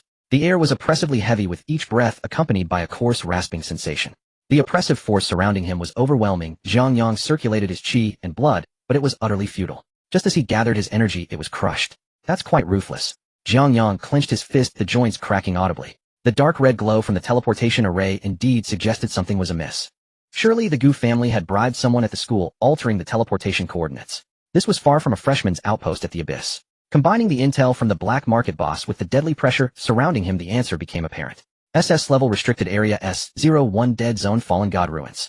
A death zone where even high-tier martial emperors would not survive 10 minutes. Jiang Yang took a deep breath, choosing to communicate with the death spirit pressure within him, instead of mobilizing his qi and blood. The spirit pressure that had been dormant within him suddenly surged violently. The terrifying energy suppressing his qi and blood in the surrounding air flooded into Jiang Yang's pores. There was no tearing sensation, no rejection. The gray-red energy was directly assimilated and absorbed by the death spirit pressure. Jiang Yang even felt his spirit pressure limit rising at a visibly rapid pace. I wonder how many places like this exist. Did my sister find the twist flower here? Jiang Yang stood up, brushing the dirt off. While others entered this danger zone, for him, it was entirely a treasure trove. The energy here was essentially high-concentration spirit particles which the qi and blood martial arts system could not adapt to, but the death system thrived. Jiang Yang took a step forward, scanning the desolate expanse. On the red-hardened ground, countless rusty iron scraps were haphazardly embedded. Some were left with only the handles, while others were broken into two pieces, their blades covered in nicks and dark red rust. It was impossible to see the end. Jiang Yang approached the nearest broken blade and halted. The fabric wrapped around the hilt had already weathered, crumbling to dust with a gentle touch. He reached out to grasp the hilt and yanked it upward with force. Clang! A faint metallic tremor resonated. The moment the broken blade detached from the ground, the entire sword transformed into dots of blue spirit light, streaming up Jiang Yang's arm and directly into his body. A crisp electronic voice echoed in his mind. Detected broken shallow strike absorbed, gained soul points 500. Jiang Yang stood frozen in place. He looked at his empty right hand and checked the system panel. Originally he had only 418 soul points, but now it had risen to 918. 500 points. Jiang Yang swallowed hard. Outside he would earn only 500 soul points for killing a 5th-tier exotic beast. Now just by pulling a piece of scrap iron from the ground, he got 500. These scattered pieces were hardly mere scrap metal. This was essentially gold. Jiang Yang's breathing quickened. He turned to look at another broken blade embedded in the ground 10 meters away. He stepped forward. Instant step. Jiang Yang's figure vanished from his spot, reappearing directly in front of that broken blade. He drew both blades simultaneously, pulling outward. Detected broken shallow strike absorbed, gained soul points 500. Detected broken shallow strike absorbed, gained soul points 500. The system's notification tone was crisp and pleasant. Jiang Yang was ecstatic.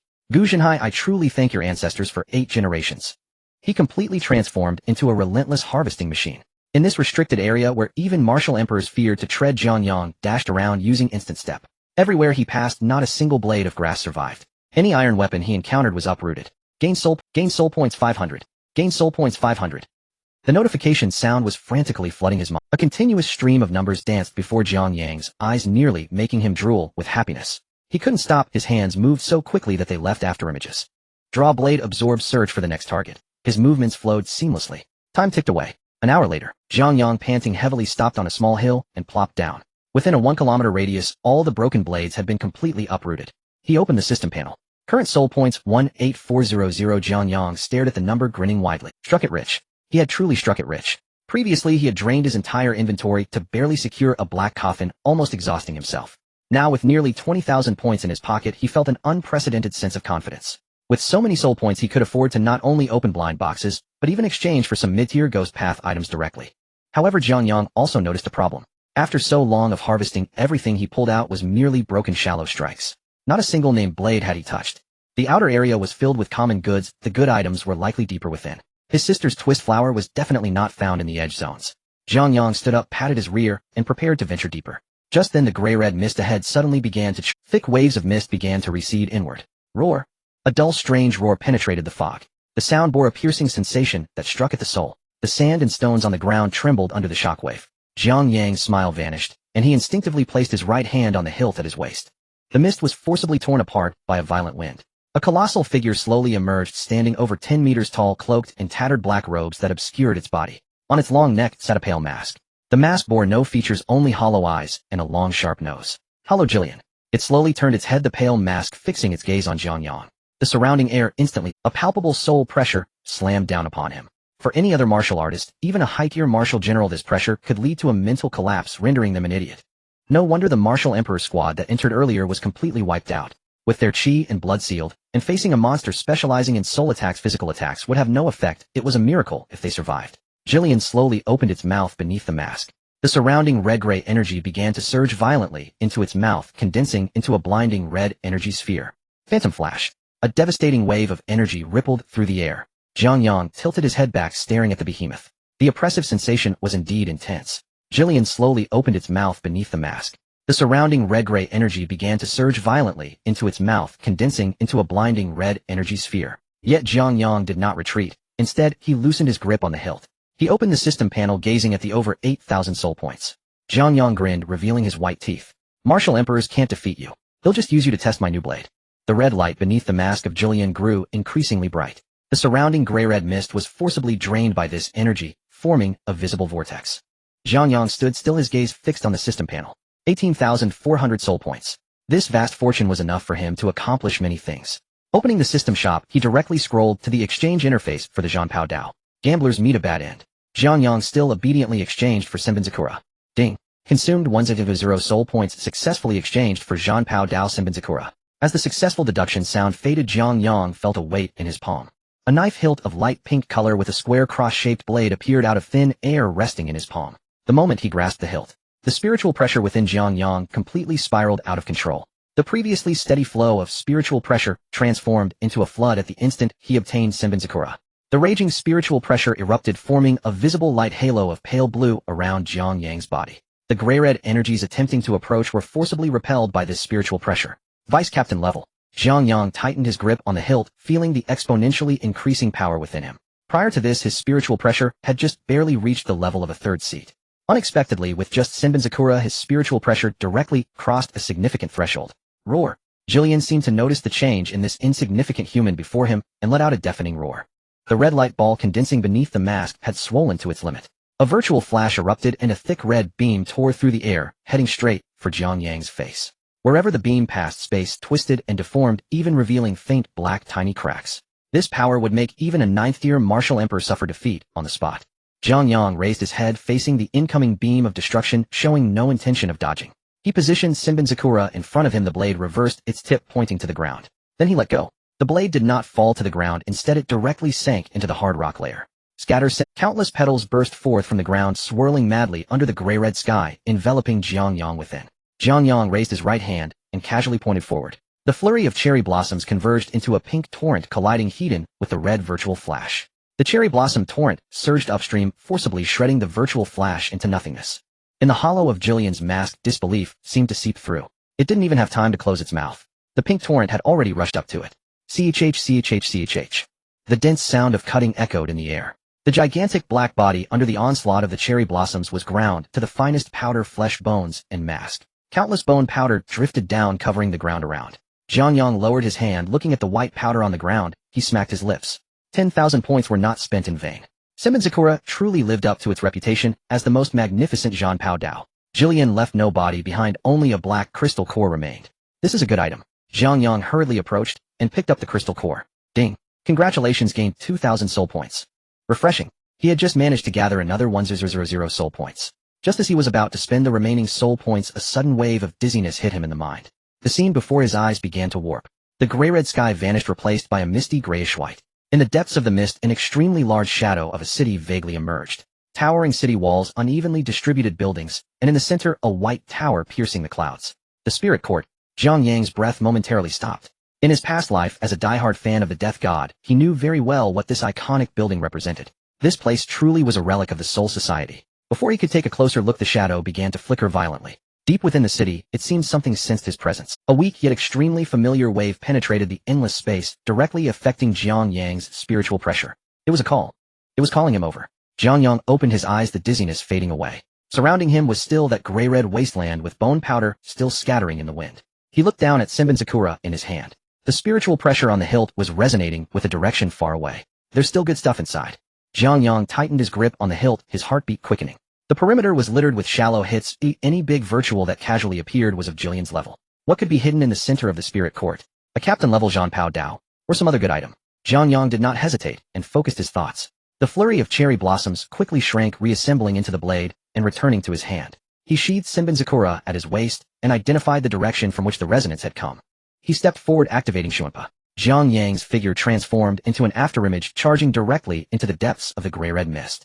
The news of Gu Changming being incapacitated had been completely sealed.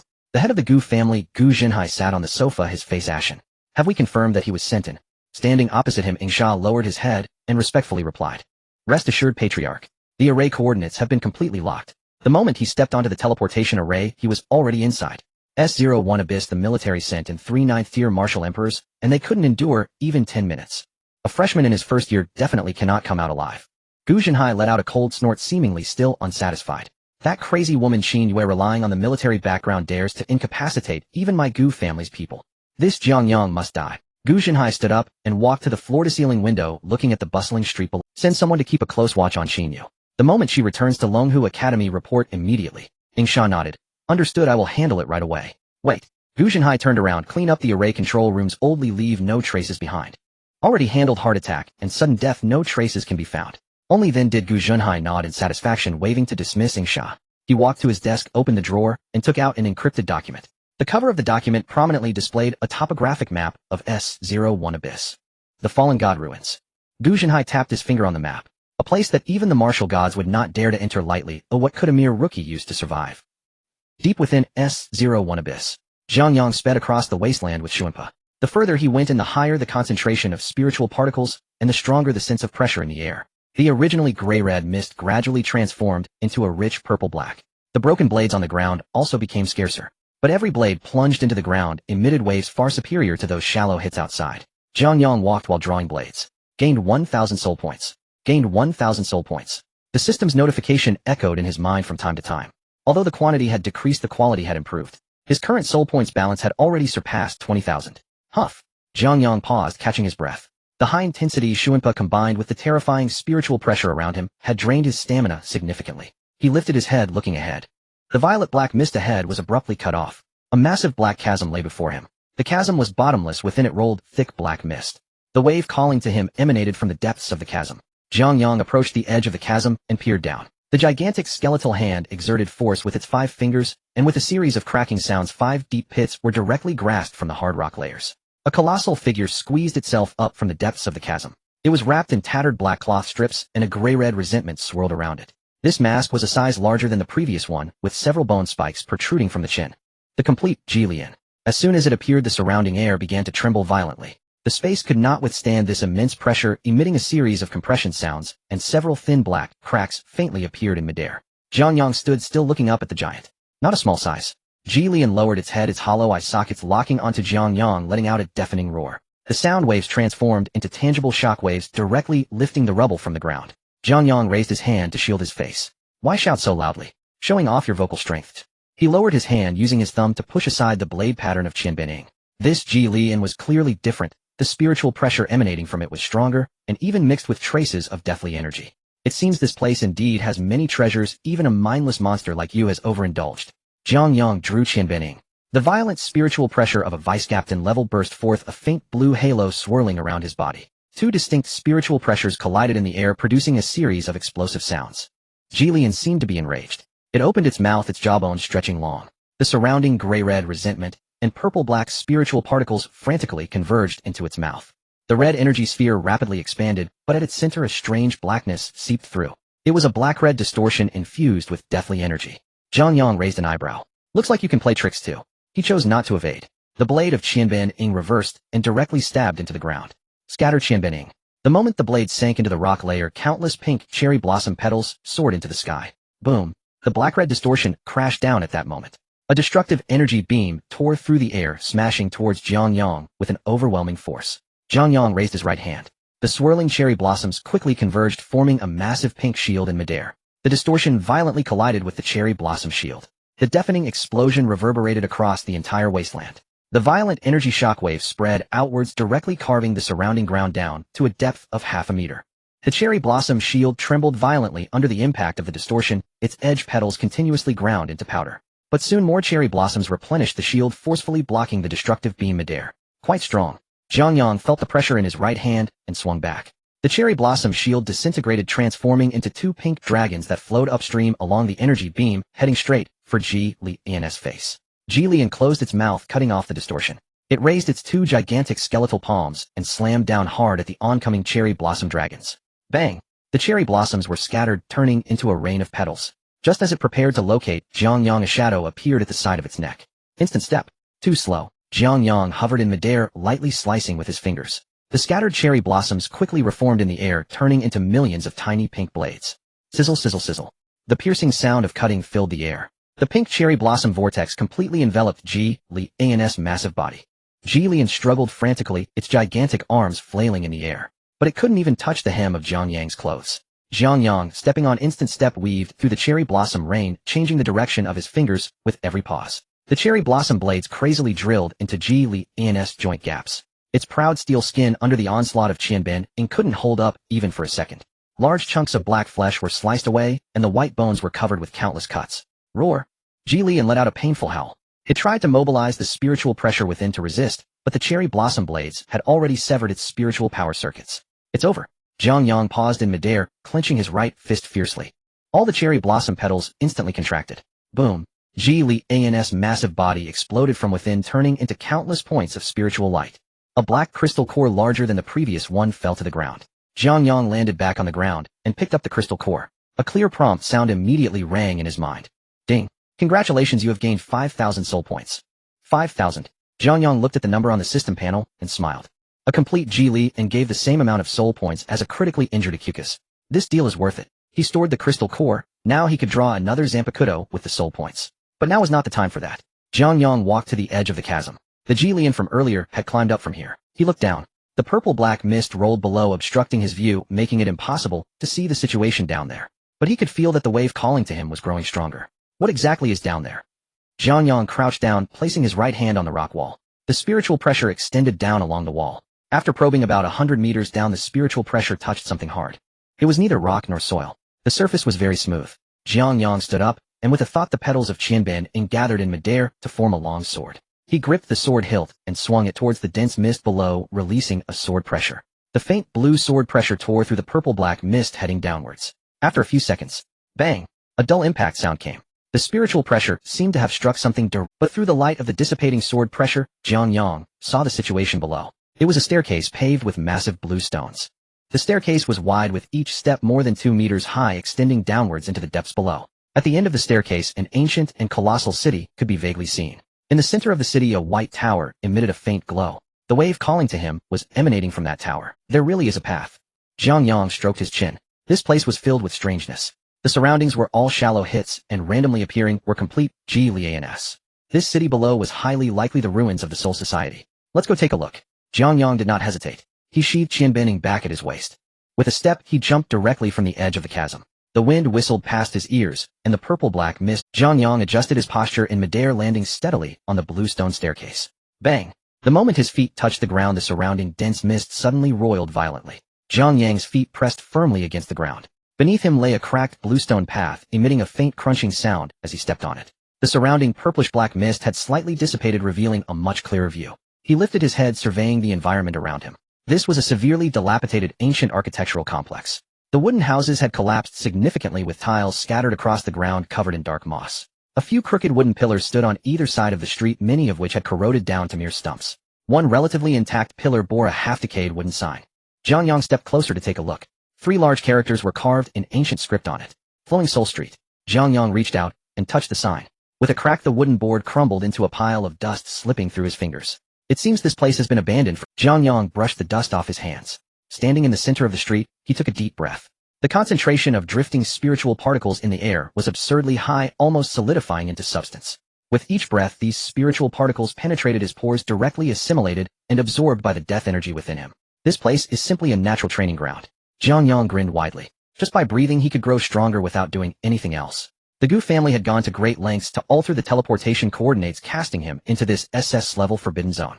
Their intention was to use him as a pawn for murder, ensuring he would die without a trace. Instead, through a twist of fate, they had directly sent him to the joyful abode of death energy. Old Gu, oh old Gu, this move of yours has truly brought me immense fortune. Before Jiang Yang could revel in his good luck, a sudden flurry of rustling sounds erupted from the surrounding ruins. Rustle, rustle. It sounded as though countless feet were crawling across the ground. In the darkness, pairs of crimson eyes began to glow. Jiang Yang looked down at himself. As a living human radiating a robust vitality, he had intruded into this realm filled with resentment and spiritual energy, a land of the deceased. It was akin to tossing a bloodied piece of fresh meat into a pack of hungry wolves. From the shadows of the ruins, bizarre low-level phantoms crawled out. Some resembled vastly enlarged spiders, while others had multiple heads, their white bony masks glaringly distinct in the dim light. There were far too many. In front, behind, to the left, and right on the rooftops and walls. The entire flowing Soul Street was completely blocked off. Moreover, a dull thumping sound echoed from the depths of the thick fog. Thud, thud. The ground trembled rhythmically. 5 massive black figures squeezed through the decaying houses, peering out. These were the Jillians. 5 of them in total. They formed a line, their hollow eye sockets fixed on Jiang Yang, the bone spikes on their jaws glinting ominously. Surrounded by over 100 low-level phantoms, and 5 Jillians, any 9th-tier martial emperor standing here would likely feel their scalp tingle. Yet Jiang Yang not only didn't retreat, instead he rubbed his hands together in excitement. I was just worried about where to find you to accumulate soul points. He drew out the Qianban from his waist. With the blade pointed downward, he released it. The long knife fell vertically, embedding itself into the hard blue stone. Scattered Qianban. The ground shook beneath his feet. Pink cherry blossom petals surged forth. This time the number of petals was extraordinarily large. In this environment of high spiritual concentration, the power of Qianban was greatly amplified. The coverage area multiplied several times. What had originally been a stream of pink flowers transformed into a vast sea of pink blossoms. Jiang Yang stood in the midst of the flower sea, raising a finger pointing forward. Go. The flower sea surged forward. The dozens of low-level phantoms at the forefront didn't even have time to scream before being engulfed by the pink tide. Sizzle, sizzle, sizzle. The dense sound of cutting resonated throughout the street. The petals sliced through steel skin and shredded bones. White bone dust swirled in the air as if a heavy snow had fallen upon flowing Soul Street. The system's notification began to ring furiously in Jiang Yang's mind. Ding. Congratulations, you've gained 100 soul points. Ding. Congratulations, you've gained 100 soul points. Ding. Congratulations, you've gained 150 soul points. The notifications melded into a cacophony nearly overwhelming Jiang Yang's ears. Yet he was utterly unconcerned. His finger changed direction once more. The pink flower sea split into 5, transforming into 5 robust cherry blossom dragons racing toward the 5 Jillians. One of the Jillians roared, opening its mouth as dark red energy rapidly coalesced within. Jiang Yang swung his hand back. One cherry blossom dragon accelerated and poured into its gaping mouth. The enormous black body froze. The energy within its mouth had yet to be unleashed before it was torn apart from the inside by the cherry blossoms. Moments later, the Jillian's body exploded from within. Bone dust rained down like confetti. Ding. Congratulations, you've gained 5,000 soul points. The other 4 Jillians, upon witnessing this, turned to flee. But here on the narrow streets of flowing Soul Street, their massive forms could not maneuver. The cherry blossom dragons had already ensnared their bodies. A pink whirlwind rose up, engulfing all of them.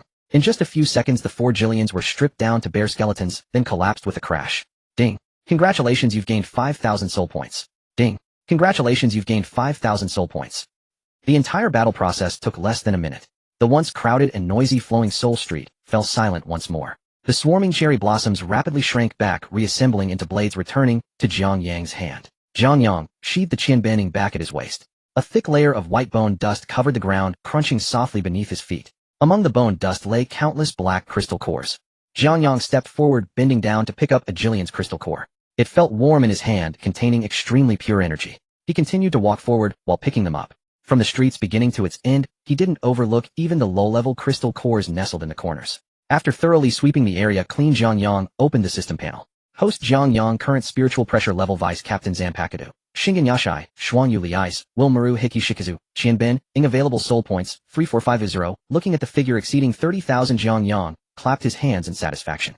This deal is incredibly profitable. The 10,000 points spent to exchange for Qianben Ing had not only been fully replenished, but had tripled.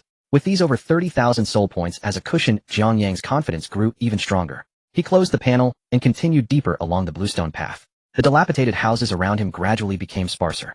The bluestone beneath his feet also became wider and flatter.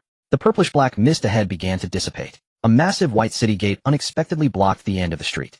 Towering into the clouds, its top was completely. 2 heavy white stone doors stood tightly closed, their surfaces covered in traces of age and deep sword and knife marks. Above the city gate at the lintel, 2 powerful characters were prominently carved. White Path. Jiang Yang halted his steps. One of the 4 great gates of the Jingling Court, the West Gate, White Path Gate. I've finally arrived. Jiang Yang stood beneath the towering white stone gate of Baidao, sect gazing upward. The deep scratches etched into the door bore the weight of countless years. The sounds from beyond the door could not be concealed. Heavy labored breaths echoed faintly through the thick stone slabs, accompanied by subtle tremors reverberating through the ground. This creature's size was definitely formidable. The aura it emitted, a fusion of hollow and death god energies, far surpassed that of the previously encountered Jillian. Hiding behind the door, panting like that, hardly a hospitable greeting. Jiang Yang dismissed the idea of searching for any mechanisms. Instead, he reached behind his waist, replacing his Senbonzakura with Yes Hai. A furious spiritual pressure at the deputy captain level surged from his body. The pale blue aura spread from his grasping arm, enveloping the entire worn blade. Jiang Yang gripped the hilt with both hands, legs slightly bent. The bluestone beneath his feet cracked along 2 lines. Open the door, he uttered sharply. With a sudden surge of strength from his waist, he swung Yes Hai down fiercely against the white stone gate. The raging spiritual pressure poured out along the blade. Boom! A deafening explosion erupted at the end of Luhan Street. The ancient Baidao gate, standing for untold years, was cleaved open in the middle by a massive fissure spanning over 10 meters. Debris and dust shot up into the sky. Before the haze could clear, a thunderous roar shattered the silence from within the. A massive hand covered in long black hair reached out from the fissure, gripping the edge of the stone door. Soon after, a second, applying force simultaneously accompanied by a grating screech, the heavy stone door was forcibly pried open. A mutated giant over 10 meters tall squeezed through. The beast wore tattered black death god armor with a gaping hole in the chest. Its face was partially concealed by a white bone mask, revealing a lower jaw full of sharp fangs. It dragged 2 enormous mountain-splitting axes as large as door panels. The blades were stained with dark brown blood. Each step it took caused the ground to tremble violently. Its imposing size surpassed even the Jillian encountered before. Most alarming was the terrifying spiritual pressure radiating from its body. The giant lowered its head, the single eye unmasked, glaring fiercely at Jiang Yang. Intruder! Die! It bellowed, a guttural, wind-leaking roar. Muscles in its right arm bulged fiercely as it swung the massive axe overhead, aiming to cleave Jiang Yang's head. The axe sliced through the air, emitting a piercing whistle. A terrifying wind pressure hit first. The blue stone beneath Jiang Yang's feet couldn't withstand the force and shattered explosively. Debris struck nearby walls, leaving deep craters. An ordinary 9th-rank martial king would have been pinned immobile by such wind pressure alone. Yet Jiang Yang did not retreat. Instead, he stepped forward toward the descending axe. Testing strength, huh? Jiang Yang drew a deep breath, channeling deputy captain-level spiritual pressure fiercely into yes high. The pale blue glow on the blade was compressed to its peak. Come, he shouted, striking upward with a mighty slash. Yes high and the giant's axe collided brutally midair. Clang! The metallic clash roared through the skies. Centered on their point of contact, a visible shockwave exploded. Within dozens of meters, ruined buildings were flattened by the blast. Dust swirled wildly as the giant's massive... It felt as if its axe had struck an immovable iron mountain rather than flesh. The tremendous recoil surged through the axe handle and into its entire body. The muscles of its thick arms ruptured, black blood spurting forth. The axe blade was chipped, leaving a fist-sized gap. With such feeble strength, you dare guard this gate? Jiang Yang's voice pierced through the dust. He shook yes high and stomped hard on the ground. Bang! The earth exploded into a large pit. Jiang Yang vanished in a blur. Before the mutated giant could react, its vision darkened overhead. Jiang Yang had already appeared directly above it. Down, he commanded, raising his right leg high, and with a sharp slicing sound delivered a crushing downward kick onto the giant's mask. Crack! The hard-bone mask split along several seams. The towering mutant, over 10 meters tall, could not withstand the tremendous force, its knees buckling as it collapsed to the ground. The giant's axes slipped from its grasp, clattering to either side. Before it could recover, Jiang Yang landed and twisted his waist powerfully. His right fist, infused with pale blue spiritual pressure, struck squarely into the giant's abdomen. Thud! The punch was immense and forceful, crushing the giant's vast body like a shriveled shrimp. The tremendous force penetrated through its body, bursting out from the back. Losing control, the giant was flung backward, tumbling over a dozen times along the ground, carving a long, deep trench before crashing violently into a stone pillar behind Baidao Gate. The pillar shattered, burying most of its body. Jiang Yang stood firm, twirling his blade elegantly. Don't play dead, get up and continue fighting. Rattling sounds emerged from the rubble as the mutated giant struggled to crawl out. Clutching its belly, its massive frame trembled like a sieve. The punch had shattered the giant's entire spiritual pressure circuit. Its single eye no longer held ferocity, only though dim-witted, the monster's instincts remained. It understood that if the fight continued, this human would surely beat it to death. The mutated giant dragged its grievously wounded body to Jiang Yang's feet, then collapsed onto its knees with a thud. Not fighting anymore. Jiang Yang arched an eyebrow. The giant nodded repeatedly, fearful Jiang Yang might Not fighting anymore. Jiang Yang arched an eyebrow. The giant nodded repeatedly, fearful Jiang Yang might reconsider, and hurriedly crawled to the side of Baidao Gate. It stretched out both hands, pushing open the remaining stone door completely. The scene beyond the gate lay exposed unreservedly before Jiang Yang. A vast architectural complex shrouded in grayish-eyed mist. Towering white walls stretched endlessly to both sides. The style was ancient and solemn, though mostly in ruins. The grandeur of former times was still apparent. The concentration of spiritual particles in the air was so thick it seemed to dissolve everything. Each breath drew abundant spiritual particles through the pores, automatically converting into death god's spiritual pressure. Jiang Yang stepped over the threshold of Baidao Gate. With a casual swing of Yeshai, he ended the monster's dignity. From the first clash, he sensed this creature must have once been a steadfast Bankai. In the original chronicles, it had guarded for 300 years without a single intrusion before being defeated by He Chiyihu. It was unknown why it had become a hollow. A once death god deserved a dignified death, not to be transformed into a monster. Jiang Yang stepped onto the bluestone pavement at the outer perimeter of Siriidii, crossing the shattered white path gate. The air here had nearly coalesced into tangible substance, thick, viscous, demanding effort even to draw breath. The concentration of spiritual particles far surpassed that of Rakangai by more than one order of magnitude. Jiang Yang deliberately slowed his pace, allowing the high-purity spiritual energy to flood into his pores unimpeded. His inner Shinigami spiritual pressure ravenously devoured this influx. Both his vital energy and spiritual pressure surged upward in tandem, and a profound, bone-deep euphoria washed over him. So intense he shuddered involuntarily. Rows of collapsed wooden houses lined both sides of the street. Their architectural style suggested former squad barracks, dwellings for ordinary Shinigami. Most structures had long since surrendered to time's corrosion, only blackened foundations and fractured timber pillars remained. Jiang Yang selected a relatively intact house at random and entered. A gaping hole gaped in the roof, casting a stark beam of light directly onto the dust-laden floor. Scattered in the corner lay several broken Zanpakutō. Jiang Yang approached and grasped one hilt. A chime rang out, twice, announcing soul point rewards. The shattered blades crumbled instantly into ash. He brushed dust from his hands and proceeded deeper into the ruin. Inside a half-buried wooden cabinet, he discovered a black lacquered box. Kicking open its lid, he found 3 translucent stones nestled within, each softly luminous. Jiang Yang picked up one stone and weighed it thoughtfully in his palm. Its energy was astonishingly pure, devoid of the volatile impurities found in monstrous spirit cores. Spiritual particle crystal. He tightened his fist and crushed it. A sharp crack echoed as refined spiritual energy surged up his arm, flooding his limbs and marrow. The oppressive, deep-seated ache within his soul vanished, instantly replaced by an unprecedented sense of wholeness. His recently attained lieutenant-level spiritual pressure rose once more, subtly yet unmistakably. A grin spread across Jiang Yang's face. Old Gu, you've truly delivered me straight into it. He crushed and absorbed the remaining 2 crystals. Under this torrent of pristine energy, both his physical body and soul grew sturdier, more resilient. Just as he prepared to search the next squad barracks, a piercing, tearing sound split the sky overhead, scree, and the dull crimson heavens ripped open, revealing a jagged black fissure. A spiritual pressure far exceeding that of a Jillian poured forth, a tempestuous, overwhelming force that repelled the dense ambient spiritual particles outward, carving a vacuum in its wake. Jiang Yang raised his gaze. A dark silhouette plummeted from the Garganta, striking the street dozens of meters away with a thunderous boom. The ground collapsed inward, hurling shards of bluestone in every direction. Before the dust settled, a pungent wave of blood filled the air. Jiang Yang flicked his wrist. Yeshai materialized in his hand. From the crater rose a brittle, grating sound, the grinding of bone on bone.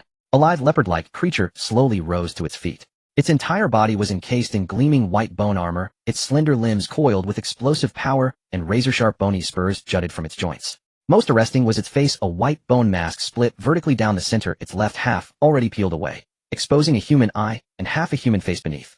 A hollow of Arankar rank. Jiang Yang's brow lifted slightly. This was no ordinary Ajuchas. The Ajuchas he'd encountered earlier in the human world had torn through space with desperate, weakened force, its power reduced to a fraction, further suppressed by the world's natural laws. This one was utterly different. It stood at peak strength, and was actively evolving toward Arankar status. Its fluctuating spiritual pressure even brushed against the threshold of captain-class power. The leopard-shaped hollow shook dust from its frame. That lone human eye locked unerringly onto Jiang Yang, and a low, guttural growl rumbled from its throat. Living flesh. It uttered the words haltingly. Shinigami scent, delicious. Jiang Yang tightened his grip on the blade, and smirked coldly. Delicious. You haven't brushed your teeth. Don't come out stinking up the place. Before the final syllable faded, the leopard hollow vanished from sight. Incredibly fast. Jiang Yang's pulse spiked. His lieutenant-level spiritual pressure erupted fully, as instinct drove him backward in a flash step. Shoo! 3 streaks of frosty light sliced past his nose. Where he'd stood moments before lingered only a the hollow's claws shredded the afterimage, and cleaved cleanly through the rear half wall behind it, reducing it to rubble. Jiang Yang halted 15 meters away and glanced down at his chest. 3 parallel gashes rent his outer robe, tiny beads of blood welled along his skin. At this speed, even his flash step was insufficient. Relying solely on Lieutenant-tier spiritual pressure proved inadequate against an Ajuchas verging on Arankar transformation. The leopard hollow turned, extended its long tongue, and licked blood from its claws. Too slow. It rasped mockingly, crouching low, coiling like a spring ready to launch. Without hesitation, Jiang Yang summoned his system interface. Current available soul points, 34650. System, open shop. Navigate to movement techniques. A cascade of options unfolded before his eyes. His gaze swept swiftly across the list, and fixed upon a single entry, Fusion Advanced Evasion Technique exclusive to the Stealth Force. When activated, leaves behind clothing or afterimages to mislead foes, while the user instantly relocates beyond the attack's range. Cost 200 soul points. Confirm purchase. Ding. 200 soul points deducted. Fusion acquired successfully. 20,000 points vanished, but a vast, intricate corpus of footwork knowledge flooded Jiang Yang's mind, integrating seamlessly. His muscles memorized the patterns instantly. The moment the system chime faded, the leopard hollow moved again, faster still. Not even a sonic boom preceded its arrival, it simply appeared before Jiang Yang. Its razor-sharp bone claws lashed toward his throat. Die! It shrieked, a shrill, ear-splitting cry, as the claws pierced his neck and twisted violently. No blood sprayed. No bone snapped. The sensation was all wrong. The hollow looked down, and saw its claws gripping not flesh but empty air. It froze, brief confusion flashing across its human eye. Where is he? Then, Jiang Yang's voice resonated from directly above it. Devoid of inflection, yet chillingly absolute. The tone sent an inexplicable tremor through the near Arankar, faintly swirling turbid crests, unrestrained defiant talent. Tide surge, negation, paralysis, instant obstructing, eternal slumber. The hollow tilted its head upward. Jiang Yang hovered midair, clad only in a white underrobe. His right hand extended levelly, fingertips aimed precisely at the beast below. Torrents of turbulent black spiritual particles swirled violently around him, distorting the very fabric of space. Crawling iron princess, mud-made puppet endlessly wounding itself. His incantation continued, unhurried and inexorable. At last the Ajuchas sensed true lethality. Every hair on its body bristled, its hind legs bent, preparing to launch into flight. Converge, rebound, extend to the earth. Know now your own futility. Jiang Yang gazed down upon it calm and commanding, uttering the final words. 809. 90.